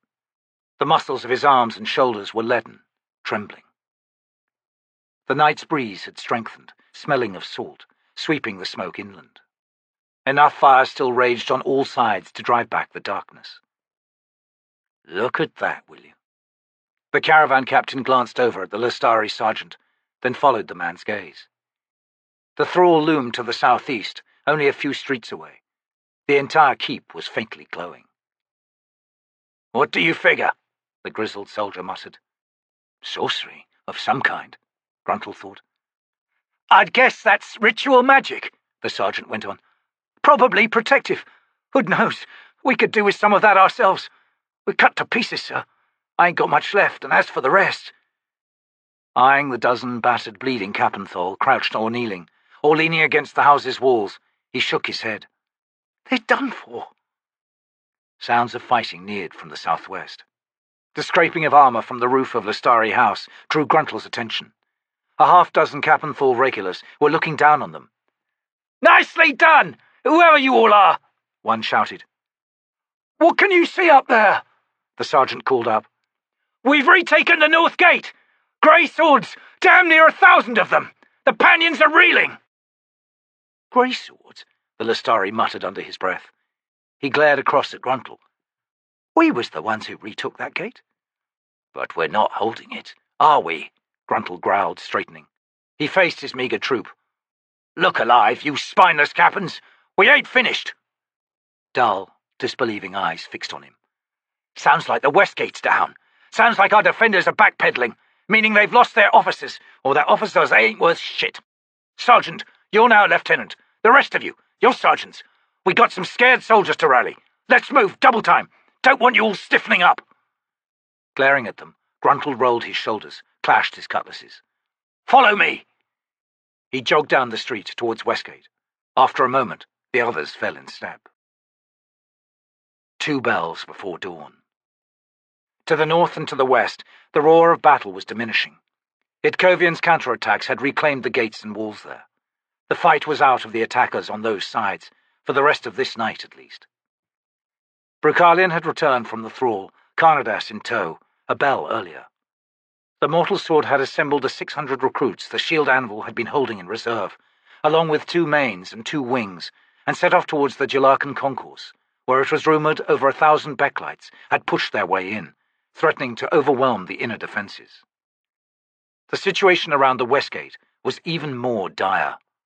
3 of Itkovian's messengers had not returned after being sent that way. The west barracks was a massive fist of raging fire, revealing in lurid flashes the rubble that was the west gate itself. This breach, should it prove able to reach through to the west side of Jelarkan concourse, could see the fall of half the city. The Shield Anvil paced with frustration. He was out of reserve forces. For a while there, it looked as if the Capustan and Grey Sword detachments assigned to the west gate had simply ceased to exist, the wound gushing into a flood. Then, inexplicably, resolve had stiffened. The flood had encountered a human wall, and though it rose, it had yet to pour over. The fate of Capustan lay with those defenders now, and Itkovian could only watch, as all hung in the balance. Karnadas was below, in the barracks compound, exhausting his Danul warren, struggling against whatever sorcerous infection plagued it, yet still managing to effect healing of wounded greyswords. Something had happened in the thrall, was happening even now. The entire keep was glowing, a colourless penumbra. Itkovian wanted to ask the Destriant about it, but the opportunity had yet to arise. Boots on the ladder. The shield anvil swung about. The messenger who emerged was horribly burned along one side of his face, the red blistered skin covering his jaw and upward, forming a ridge beneath the rim on his helm. His eye on that side was puckered, wrinkled and dark as a raisin. He climbed clear of the ladder, and Itkovian saw Karnadas behind him. The Destriant spoke first, halfway out of the hatch. "He insisted he give his report to you first, sir. I can do nothing for the eye, but the pain—" "In a moment," Itkovian snapped. "Messenger, make your report." "Apologies," the young man gasped, "for taking so long."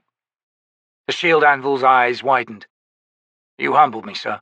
It has been a bell and more since I sent you to the west gate." "The Pannions had reached through to Tolar camp, Shield Anvil. Senar camp had fallen, its inhabitants slaughtered. Everyone. Children.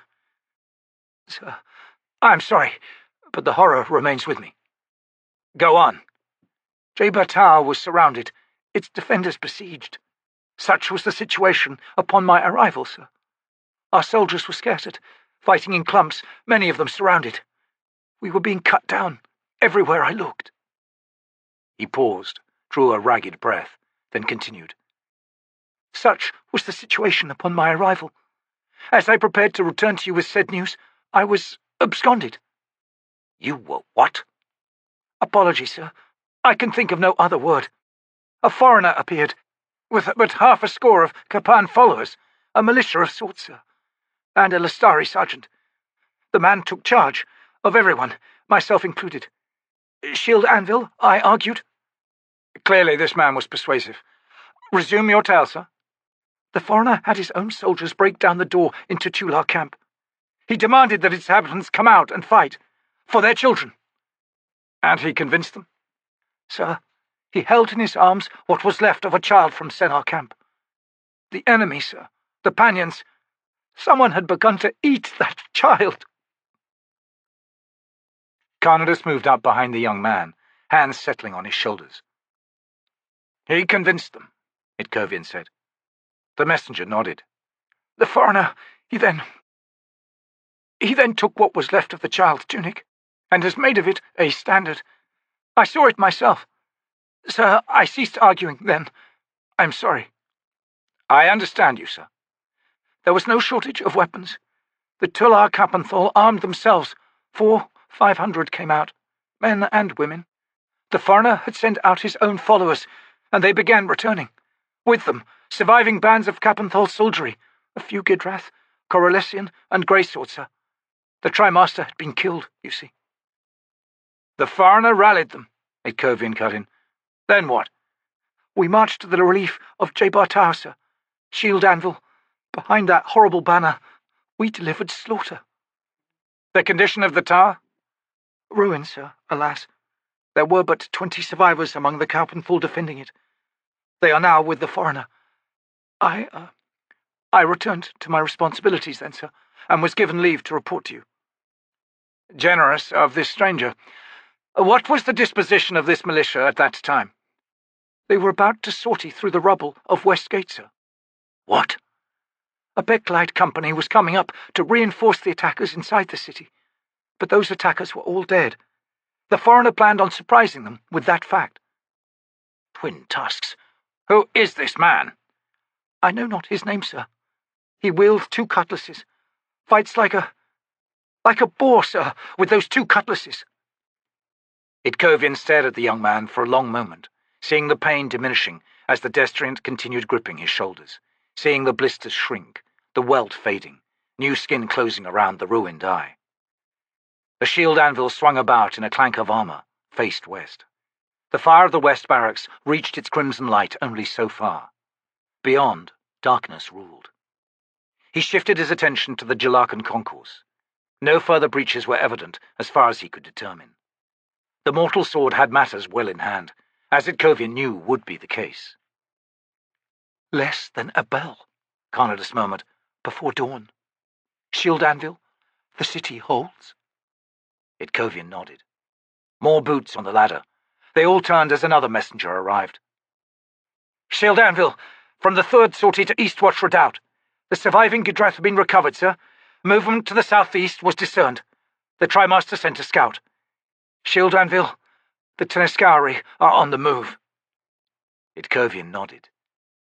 They will arrive with the dawn, he thought. 300,000, maybe more. Destriant, open the tunnels. Begin with the inner camp, sir. Every citizen below. Take charge of the barracks, mains and wings, and whoever else you come across to effect swift directions and control of the entranceways. Karnadas's lined face twisted into a wry smile.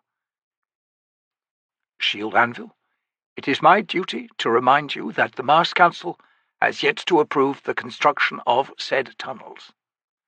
Itkovian nodded again. Fortunately for the people of Capustan, we proceeded without awaiting that approval. Then he frowned. It seems the Mars Council has found its own means of self-defense. Not them, sir. Heaton and Caval. And a new priest, indeed. The very merchant whom you rescued out on the plain. The shield anvil slowly blinked. Did he not have a caravan guard? A large man with a pair of cutlasses belted to his hips? Cutlasses? Itkovian thought. More like Fena's own tusks. The Destriant hissed. I believe you are right, sir. In fact, only yesterday I spared a moment to heal him. He was wounded? Hung over, shield anvil. Very. I see. Carry on, sir. Itkovian looked to his 2 messengers. Word must be sent to the mortal sword, and to this foreigner. The Beklite's wicker shield exploded from the man's arm to Gruntle's backhand swing. The notched, gore-smeared cutlass in the caravan guard's other hand chopped straight down, through helm, then skull. Brain and blood sprayed down over his gauntlet. The Beklite fell to one side, limbs jerking. Gruntle spun, whipping the ragged mess from his blade. A dozen paces behind him, looming above the feral ranks of his followers, was the child's standard, a torn, brightly dyed yellow tunic, now splashed with a red that was drying to deep magenta. The Beklite company had been crushed. Gruntle's victim had been the last.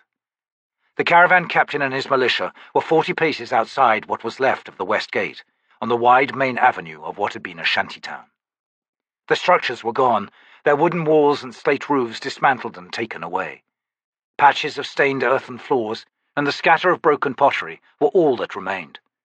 200 paces further west ran the pickets of the besiegers, swarming in the dawn's growing light. Gruntle could see 1,000 Beklites marshalling along its edge, flanked by companies of Erdemen and Betrallid light cavalry. Beyond them, a vast veil of dust was rising, lit gold by the slanting sun. The lieutenant had dropped to one knee beside Gruntle, struggling to regain control of his breathing. Time's come to withdraw, sir. Scowling, the caravan captain swung to survey his militia. 50, 60 still standing.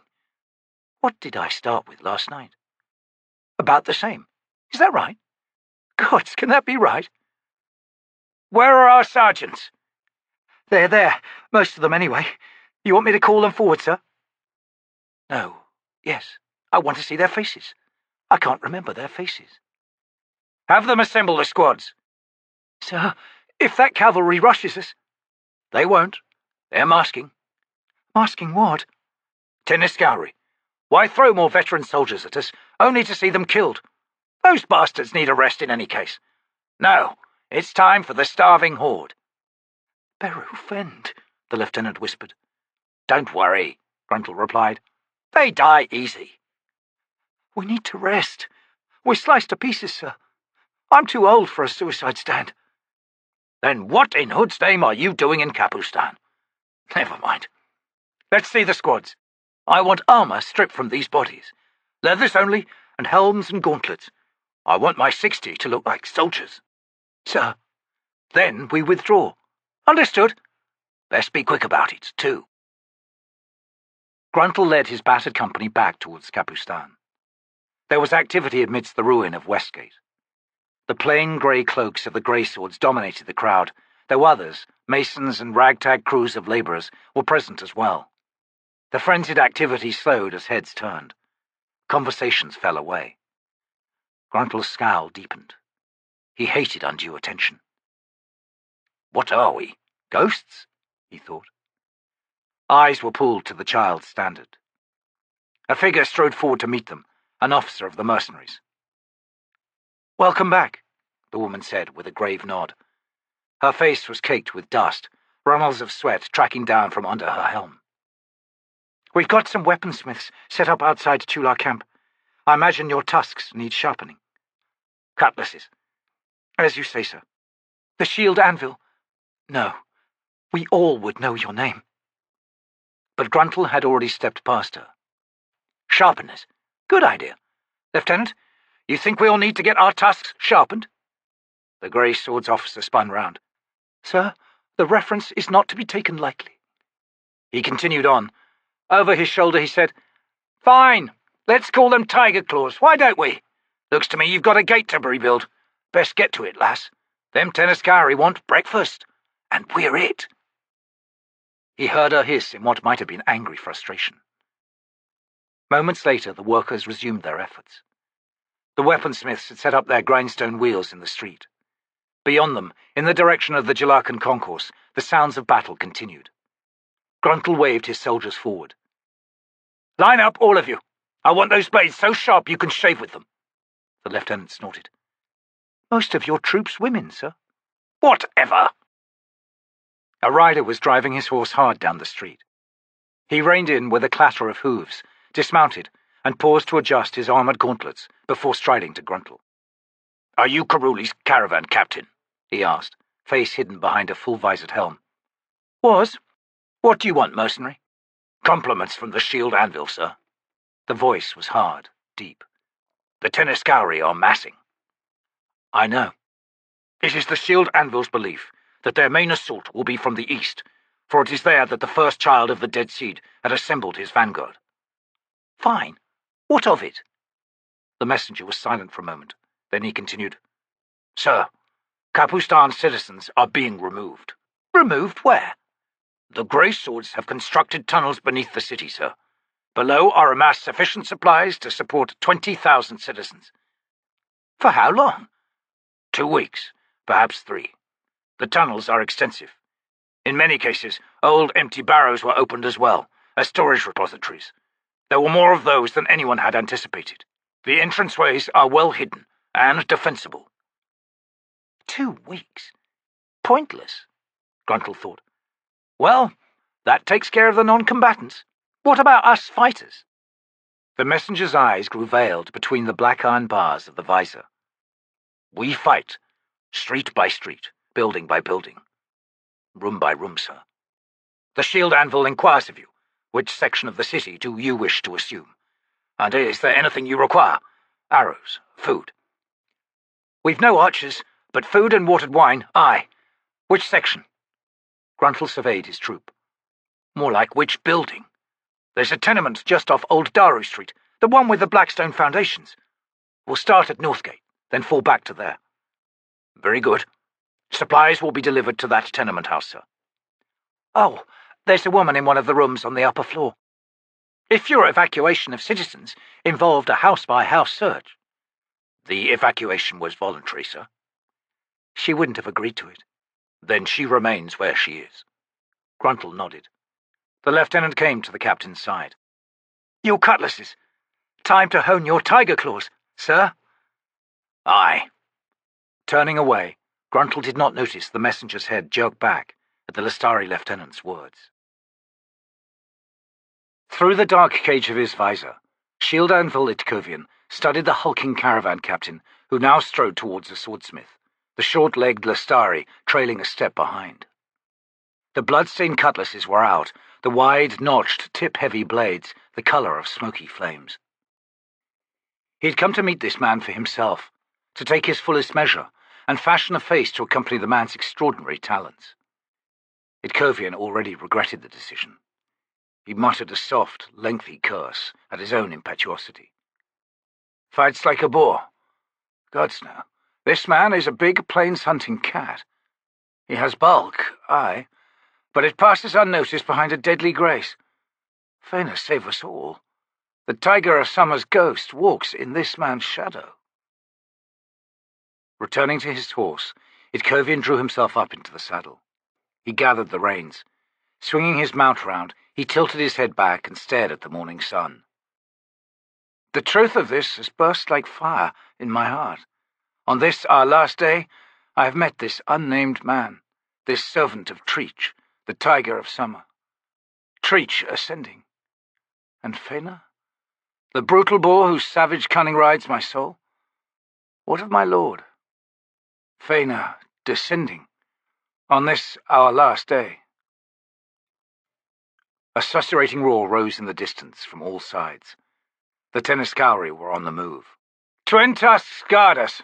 Itkovian rasped, driving his heels into the horse's flanks. The animal surged forward, sparks raining as its hooves struck the cobbles. Grey-faced with exhaustion, Buke made his way towards the necromancer's estate. It was a large edifice commanding a long, low hill that looked too regular to be natural, surrounded by a high wall with mock guard towers at the corners.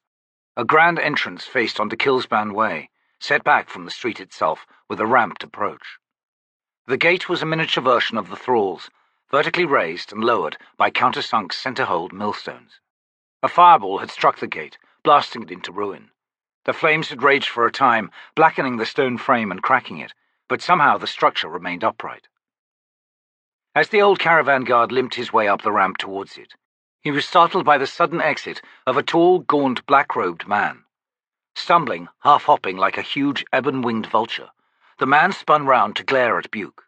His face twisted. "I am second only to Wrath Shadowthrone himself. Do you not know me? Do they not know me? I am Marble, also known as the Malefic, feared among all the cowering citizens of Capustan, a sorcerer of powers unimagined, yet they—" He sputtered with fury. "A boot to the backside, no less. I will have my revenge, this I swear." "Ill-advised priest," Buke said, not unkindly. "My employers are arrogant scum." "That may be, but they're not ones to irritate, sir." "Irritate? When my master hears of this insult delivered to his most valued servant, then shall the shadows flow." With a final snarl, the priest stamped down the walkway, black robe skirling dramatically in his wake. Buke paused for a long moment, watching until the man named Marble disappeared around a corner. The sound of fighting was on all sides, but getting no closer. Hours earlier, in the deep of the night, when Buke had been helping people from the camps and from Daru District's tenements make their way to the Grey Sword's places of mustering, from which they would be led to the hidden tunnel entrances, the Pannions had reached all the way to the street Buke had just walked. Somehow, Capustan's motley collection of defenders had managed to drive them back. Bodies from both sides littered Kilsban Way. Bugh pushed himself into motion once more, passing beneath the scorched lintel of the entrance, with a firm conviction that he would never again leave Bauchelain and Korbal Broach's estate. Even as his steps slowed to a sudden surge of self-preservation, he saw it was too late. Bauchelain stood in the courtyard. "Ah, my erstwhile employee. We'd wondered where you'd gone." Bugh ducked his head. "My apologies, sir. I delivered the tax exemption writ to the Daru civic authorities as requested." "Excellent. And was our argument well received?" The old guard winced. "The event of siege, alas, offers no relief from property taxes, master. The monies are due. Fortunately, with the evacuation, there is no one at Daru House to await their arrival." "Yes, the evacuation. Tunnels. Very clever. We declined the offer, of course." "Of course." Bugh could no longer hold his gaze on the cobbles before him, and found his head turning, lifting slightly to take in the half-score Erdeman bodies lying bloodless, faces mottled black beneath their visors, on all sides.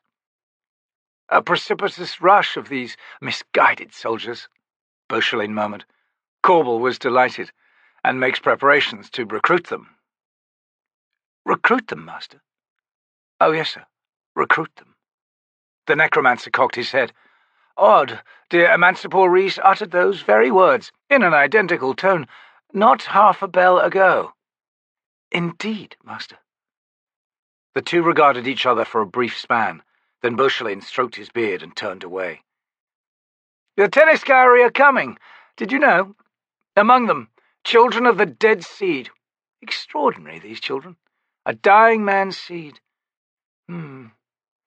It's said that the eldest among them now commands the entire peasant horde. I look forward to meeting him." "Master, how, I mean?" Bauchelain smiled. "Korbal is most eager to conduct a thorough examination of this child named Anasta. What flavor is his biology?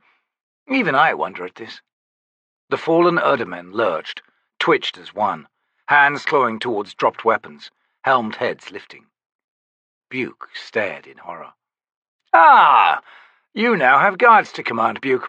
I suggest you have them position themselves at the entrance, and perhaps one to each of the 4 corner towers. Tireless defenders, the best kind, yes?" Emancipor Rhys, clutching his mangy cat tight against his chest, stumbled out from the main house. Bauchelain and Bugh watched as the old man rushed towards one of the now standing Erdemen. Rhys came up to the hulking warrior, reached out and tugged frantically at the undead's chain collar and the jerkin beneath it. The old man's hand reached down beneath both layers. Down, down. Emancipor started gibbering. He pulled his hand clear, staggered back. But... His lined pebble face swung to Bauchelain. That man, Korbal, he said, I saw. He has their hearts. He's sewn them together, a bloody throbbing mass on the kitchen table. But... He spun and thumped the Erdeman on the chest. No wound! Bauchelain raised one thin eyebrow. Ah, well, with you and friend Bugh here interfering with Korbal Broach's normal nightly activities, my colleague was forced to modify his habits, his modus operandi, if you will. Now you see, my friends, he has no need to leave his room in order to satisfy his needs of acquisition. Nonetheless, it should be said, please desist in your misguided efforts. The necromancer's flat grey eyes fixed on Bugh. And as for the priest Keruli's peculiar sorcery now residing within you, unveil it not, dear servant. We dislike company when in our soul-taken forms. Bugh's legs came close to giving out beneath him. Emancipor, Bauchelain murmured, do lend your shoulder to our guard. The old man stepped close. His eyes were so wide that Bugh could see white all around them. Sweat beaded his wrinkled face. I told you it was madness, he hissed. What did Keruli do to you? Damn you, Bugh! Shut up, Mancy, Bugh growled. You knew they were soul-taken. Yet you said nothing, but Caruli knew as well. Bauchelain strode towards the main house, humming under his breath. Buke twisted and gripped Emansipor's tunic. I can follow them now. Caruli's gift. I can follow those two anywhere. They'll kill you. They'll swat you down, Buke. You hood-damned idiot. Buke managed a sickly grin. Hood-damned? Oh, yes, Mancy. We're all that, aren't we just? Hood-damned, aye. A distant, terrible roar interrupted them, a sound that shivered through the city, swept in from all sides. Emancipor paled. The Tenescowri. But Buke's attention had been drawn to the main building's square tower, to the open shutters of the top third floor's room, where two rooks now perched. Oh, yes, he muttered, baring his teeth. I see you. You're going after him, aren't you? That first child of the Dead Seed, Anasta.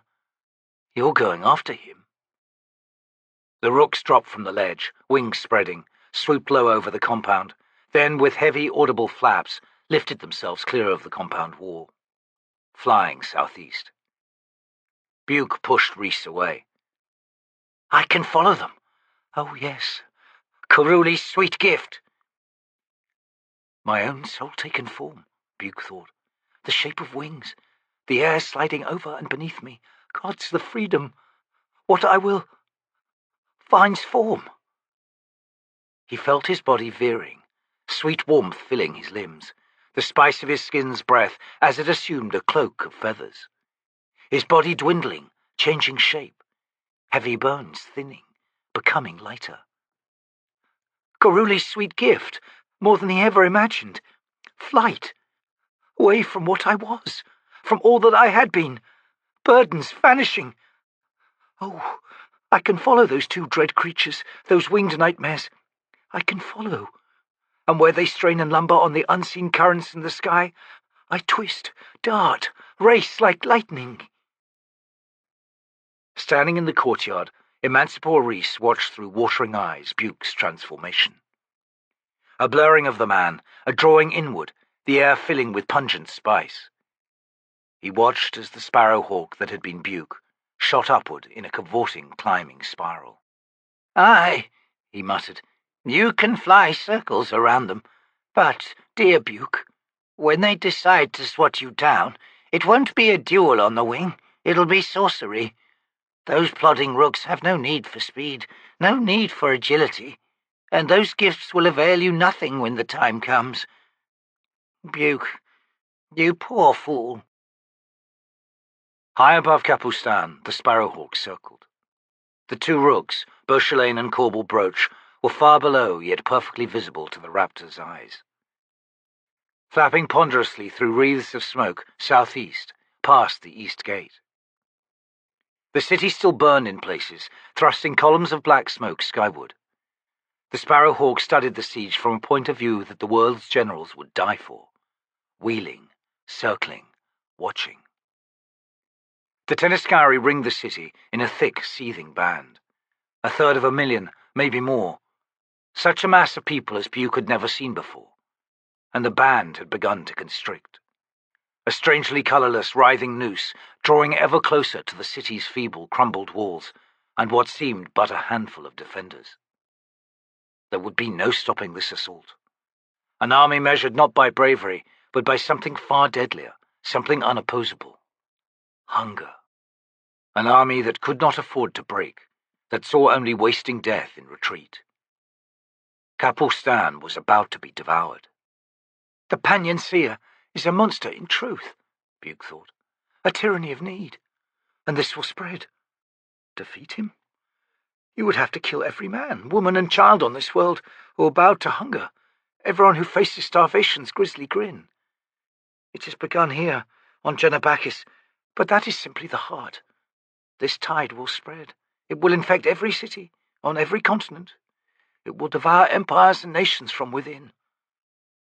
I see you now, Seer, from this height. I understand what you are and what you will become. We are lost. We are all truly lost. His thoughts were scattered by a virulent bloom of sorcery to the east. A knot of familiar magic swirled around a small section of the Tenescowri army. Black waves shot through with sickly purple, streamed outward, cut down screaming peasants by the hundreds. Grey streaming sorcery answered. The Sparrowhawk's eyes saw the twin Corbies now, there, in the midst of the magical storm. Demons burst from torn portals on the plain, tore mayhem through the shrieking, flinching ranks. Sorcery lashed back, swarmed over the creatures. The two rooks swept down, converged on a figure sitting on a bucking roan horse. Waves of magic collided with a midnight flash, the concussion a thunder that reached up to where Buk circled. The Sparrowhawk's beak opened, loosing a piercing cry. The rooks had peeled away. Sorcery hammered them, battered them as they flapped in hasty retreat. The figure on the stamping horse was untouched. Surrounded by heaps of bodies, into which fellow Tenescowri now plunged. To feed. Buk screamed another triumphant cry, dipped his wings, plummeted earthward. He reached the estate's courtyard well ahead of Bauchelain and Korbal Broach, spiralling, slowing, wings buffeting the air.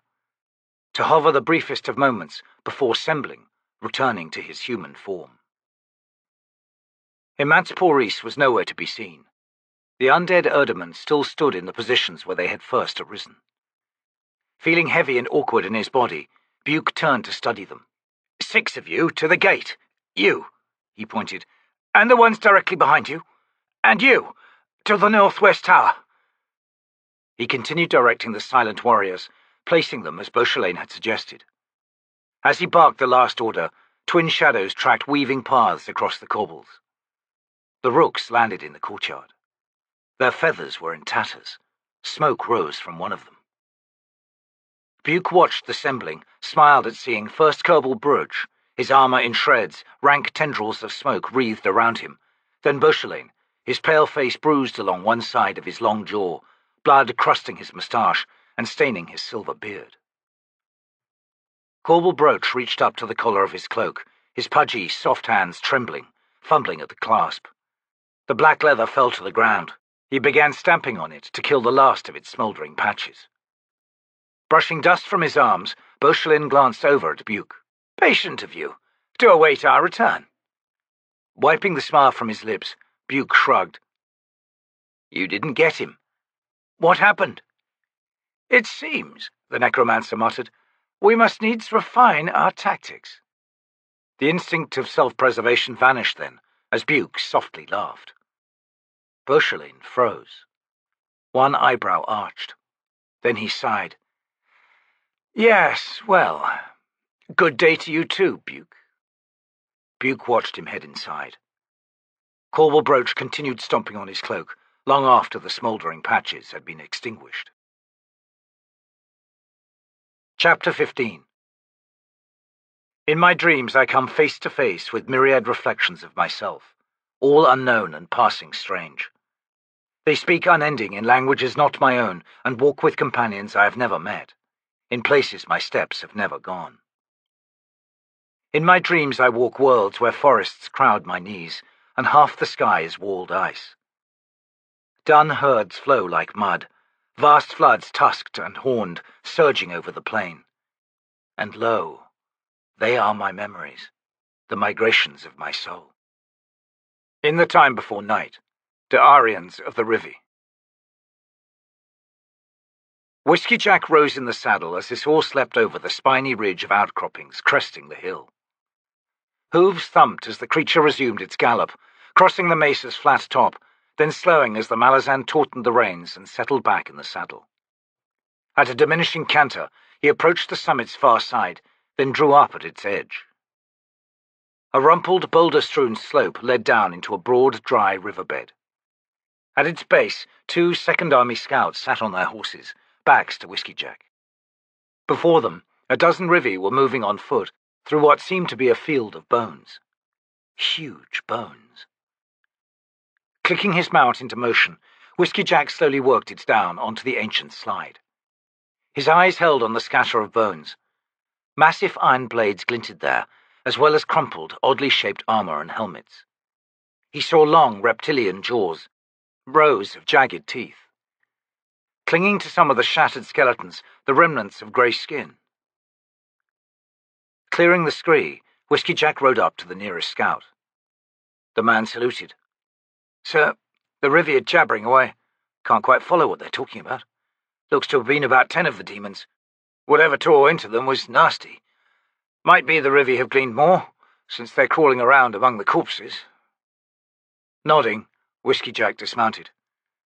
"Keep an eye out," he said, though he knew the scouts were doing just that, but feeling the need to say something. The killing field exuded an air of dread, old yet new, and, even more alarming, it held the peculiar tension that immediately followed a battle.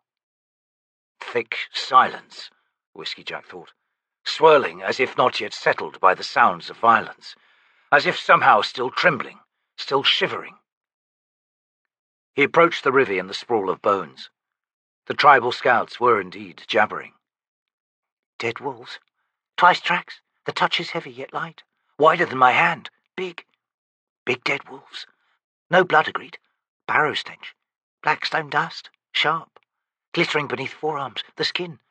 Black glass fragments. Obsidian. Far south. Southwest. Or far north. Beyond Ladron Plateau.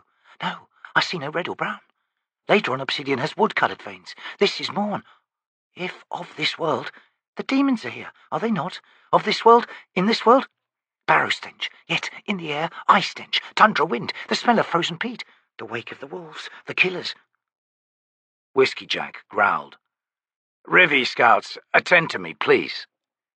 Heads lifted, faces turned. Silence. "I will hear your report now. Which of you commands this troop?" Looks were exchanged. Then one shrugged. "I can speak this Daru you use, better than the others. So, for this that you ask, me." "Very well. Proceed." The young Rivi swept back the braided strands of his grease-laden hair, then waved expansively at the bones around them.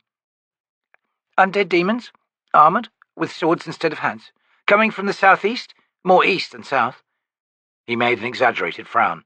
"Damaged, pursued, hunted, fleeing, driven like Bedouin, this way and that, loping, silent followers, four-legged and patient."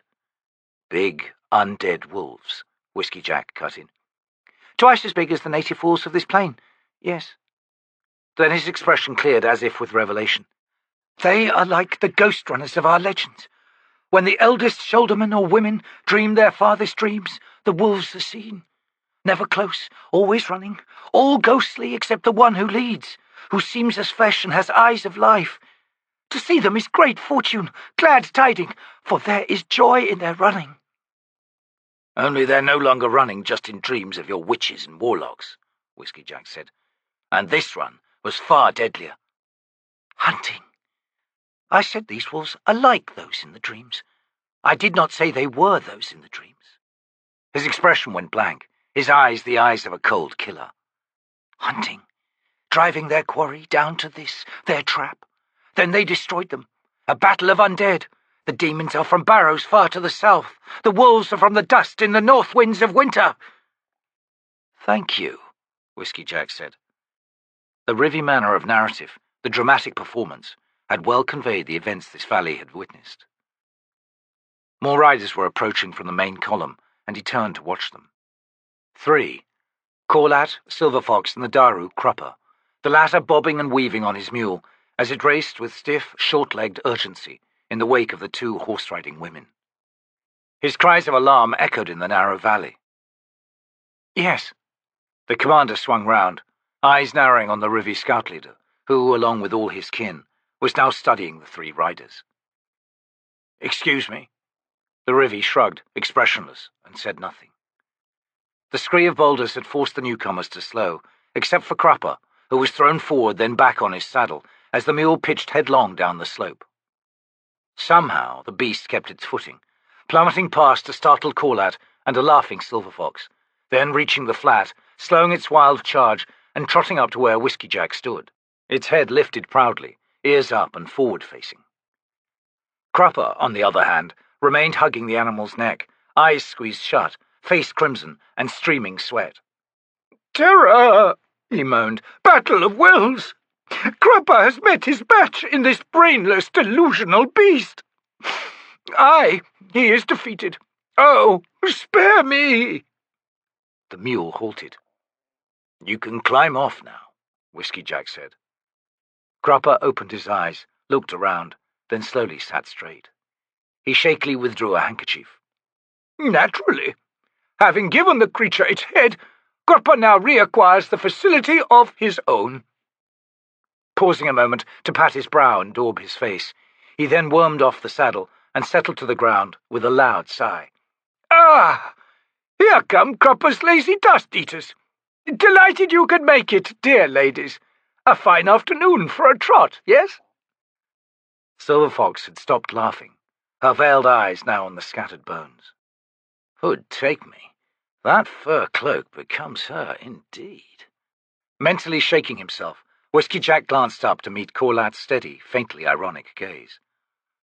But so, she pales beside this Tister Andy. Damn it, old man, think not of the nights past. Do not embrace this wonder so tightly you crush the life from it. The scouts, he said to both women, have come upon a scene of battle. K'chain Jamala, Corlat nodded, eyeing the bones. K'el hunters, fortunately undead rather than enlivened flesh. Likely not as fast as they would have been. Still, to have been torn apart in such fashion. T'lan Imass, Silver Fox said. They are why I have come. Whiskeyjack studied her. What do you mean? She shrugged. To see for myself, Commander. We are all drawing close. You to your besieged city, and I to the destiny to which I was born. Convergence, the plague of this world. Even so, she added as she swung down from the saddle and strode among the bones, there are gifts, dearest of such gifts, the T'lan Imass. She paused, the wind caressing the fox fur on her shoulders, then whispered the name once more. T'lan Imass. Gruppa shivers when she so names them. Ah! Gods bless this grim beauty in its barren land tableau, from which starry dreams so dimmed with time are as rainbow rivers in the sky. He paused, blinked at the others. Sweet sleep, in which hidden poetry resides, the flow of the disconnected, so smooth as to seem entwined, yes? I'm not the man, Whiskeyjack growled, to appreciate your abstractions, Gruppa, alas. Of course, blunt soldier, as you say. But wait, does Gruppa see in your eyes a certain charge? The air veritably crackles with imminence. Do you deny your sensitivity to that, Malazan? No? Say nothing. The truth resides in your hard gaze and your gauntleted hand, where it edges closer to the grip of your sword. Whiskeyjack could not deny the hairs rising on the back of his neck. He looked around, saw a similar alertness among the Rivi, and in the pair of Malazan's scouts who were scanning the hill lines on all sides. What comes? Corlat whispered. The gift, Gruppa murmured, with a beatific smile as he rested his eyes upon Silver Fox. Whiskeyjack followed the Daru's gaze. To see the woman, so much like Tattersail, standing with her back to them, arms raised high. Dust began swirling, rising in eddies on all sides. The T'lan Imass took form in the basin, on the slopes and the crests of the surrounding hills. In their thousands. Grey dust into grey matted fur, black shoulders, throats the hue of rain clouds, thick tails silver and black-tipped. While others were brown, the colour of rotted, powdered wood, faded to tan at throat and belly. Wolves, tall, gaunt, their eyes shadowed pits. Huge long heads were turned, one and all, to Silver Fox. She glanced over her shoulder, her heavy-lidded eyes fixing on Whiskeyjack. She smiled. My escort. The commander, struck silent, stared at her. So like Tattersail, he thought, yet not. Escort, she says, but I see more, and her look tells me she is aware. So very aware now. Escort and bodyguard. Silver Fox may no longer require us, and now that her need for our protection has passed, she is free to do whatever she pleases. A cold wind seemed to rattle through Whiskeyjack's mind. God, what if Calor was right all along? What if we've all missed our chance? With a soft grunt, he shook off the unworthy thoughts. No, we have shown our faith in her, when it mattered most, when she was at her weakest. Tassel would not forget that. So like, yet not. Night's chill, dismembered by betrayal. Is it Taishrin her remnant soul hates? Or the Malazan Empire and every son and daughter of its blood? Or the one she had been called upon to battle, Anamanda Rake, and, by extension, Caladan Brood? The Rivi, the Barghast. Does she seek vengeance against them? Cropper cleared his throat. And a lovely escort they are, my dear lass. Alarming to your enemies, reassuring to your loyal friends. We are charmed, for we can see that you are as well, so very deeply charmed by these silent, motionless T'lan Imass. Such well-behaved pups. Cropper is impressed beyond words, beyond gestures, beyond suitable response entire. If only, Corlat murmured, that were the case. She faced Whiskeyjack, her expression closed and professional. Commander, I will take my leave now to report to our leaders. Corlat, Silver Fox interrupted. Forgive me for not asking earlier, but when did you last look upon my mother? This morning, the Tista Andi replied. She can no longer walk, and this has been her condition for almost a week now. She weakens by the day, Silver Fox. Perhaps if you were to come and see her. There is no need for that, the fur-cloaked woman said. Who attends her at this moment? Councillor Coll and the Daru man Murillo. Cropper's most loyal friends, Cropper assures you all. She is safe enough. Circumstances, Silver Fox said, her expression tight, are about to grow tense. And what has it been till now, woman? Whiskeyjack thought. Callow haunts your shadow like a vulture. I'm surprised he let you get away just now. Unless he's lurking about on the other side of the nearest hill. Do you ask something of me, Silver Fox? Corlat inquired. She visibly gathered herself. Aye, some of your kin, to guard my mother. The Tista Andi frowned. It would seem, with your new guardians in such number, that you have some to spare. She would not let them approach her, I'm afraid. She has nightmares. I am sorry, but I must ensure my T'lan Imass are kept out of her sight and senses. She may look frail and seem powerless, but there is that within her that is capable of driving the T'lan Imass away. Will you do as I ask? Of course, Silver Fox. The woman nodded, attention shifting once more back to Whiskeyjack, as Corlat wheeled her mount and rode back up the slope. She studied him in silence for a moment, then looked at Cropper. Well, Daru, are you satisfied thus far? I am, dearest one. Not Cropper's usual tone, but spoken low, measured. Satisfied? With what? Whiskeyjack thought. Will she hold on, do you think? Cropper shrugged. We shall see, yes. Cropper has faith. Enough for both of us? The Daru smiled. Naturally. Silver Fox sighed. Very well. I lean heavily on you in this, you know. Cropper's legs are as pillars of stone. Your touch is so light as to pass unnoticed by worthy self. My dear, the sound of additional riders urges upon you a decision. What will you permit to be seen by those who now approach? Nothing untoward, the woman replied. She raised her arms again. The T'lan Imass returned to the dust from which they had arisen. With a soft grunt, Whiskeyjack strode back to his horse. There were too many mysteries roiling through the company of the two armies, secrets that seemed to hold promises of explosive revelation. Probably violent ones at that. He felt uneasy. I wish Quick Ben was here. Hood knows, I wish I knew what was happening with him, and Perrin and the bridge burners. Did they succeed? Or are they all now dead, their skulls surmounting poles around the Barghast camps? A substantial part of the column's vanguard reached the hill's crest, where they halted in a ragged line. Whiskeyjack swung himself into the saddle and made his way towards the group. Calor, riding a gaunt grey horse, had deliberately drawn rein apart from the others.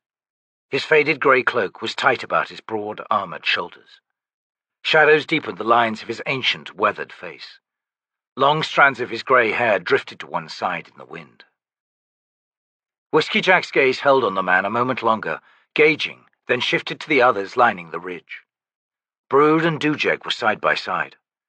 On the warlord's right was the outrider, Herlakel. On the Malazan's left, the standard-bearer, Artanthos. The Tragala Trade Guild's merchant mage, Haradas, was also present, and of course Korlat. None were speaking as Whiskeyjack's horse reached the crest. Then Dujek nodded and growled. Korlat's described what the scouts found. Anything else to add? Whiskeyjack glanced at the Tista Andi, but her expression was closed. He shook his head. No, High Fist.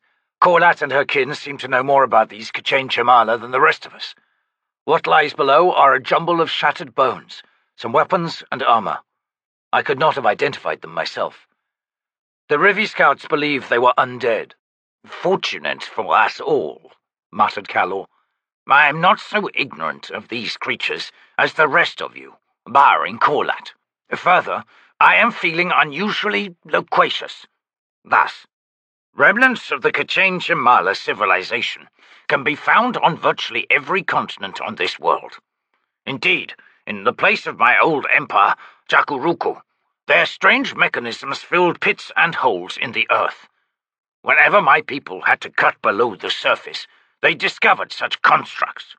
More, barrows were found. Scholars conducted careful examination of their contents. Do you wish to hear an account of their conclusions, or am I boring you? Go on, Caladan drawled. Very well. Perhaps there is more wisdom present here than I had previously credited. The beasts appear to be reptilian, capable of breeding their own kind to specific talents. Those the Tista Andi called Ka'el hunters, for example, were born as warriors. Undead versions are in the valley below, yes? They had no hands, but swords in their stead, somehow melded to the very bones of their forearms. The K'chain Chamala were matriarchal, matrilineal. As a population of bees have their queen, so too these beasts. She is the breeder, the mother of every child, and within this matron resided the sorcerous capacity of her entire family. Power to beggar the gods of today. Power to keep the elder gods from coming to this world. And were it not for the self-destruction of the K'chain Chamala, they would rule unchallenged to this day. Self-destruction, Korlat said, a sharpness in her eyes as she studied Calor. An interesting detail. Can you explain? Of course. Among the records found, once the language was deciphered, and that effort alone is worthy of lengthy monologue, but seeing how you all shift about in your saddles like impatient children, I'll spare the telling. Among the records found, then, it was learned that the matrons, each commanding the equivalent of a modern city, had gathered to meld their disparate ambitions. What they sought, beyond the vast power they already possessed, is not entirely clear. Then again, what need there be for reasons when ambition rules? Suffice to say, an ancient breed was resurrected, returned from extinction by the matrons, a more primitive version of the K'chain Chamala themselves. For lack of a better name, my scholars at the time called them short tails. Whiskeyjack, his eyes on Korlat, was the only one to see her stiffen at that. Behind him, he could hear Silver Fox and Cropper making their way back up the slope. For the singular reason, Calor went on in his dry monotone, that they physically deviated from the other K'chain Chamala in having short, stubby tails, rather than the normal, long, tapered ones. This made them not as swift, more upright, suited to whatever world and civilization they had originally belonged to. Alas, these new children were not as tractable as the matrons were conditioned to expect among their brood. More explicitly, the short-tails would not surrender or merge their magical talons with their mothers. The result was a civil war, and the sorceries unleashed were apocalyptic. To gauge something of the desperation among the matrons, one need only travel south on this continent, to a place called Morn. The rent, Kulat murmured, nodding. Kalor's smile was wintry. She sought to harness the power of a gate itself, but not simply a common warren's gate. Oh no. She elected to open the portal that led to the realm of chaos. Such hubris to think she could assert order upon such a thing. He paused, as if reconsidering his own words, then laughed. Oh, a bitter lesson or two in that tale, don't you think? Caladan Brood grunted. Let's bring this back to the present, shall we? In the valley below, undead Ka'el hunters. The question to address is, what are they doing here? They are being used.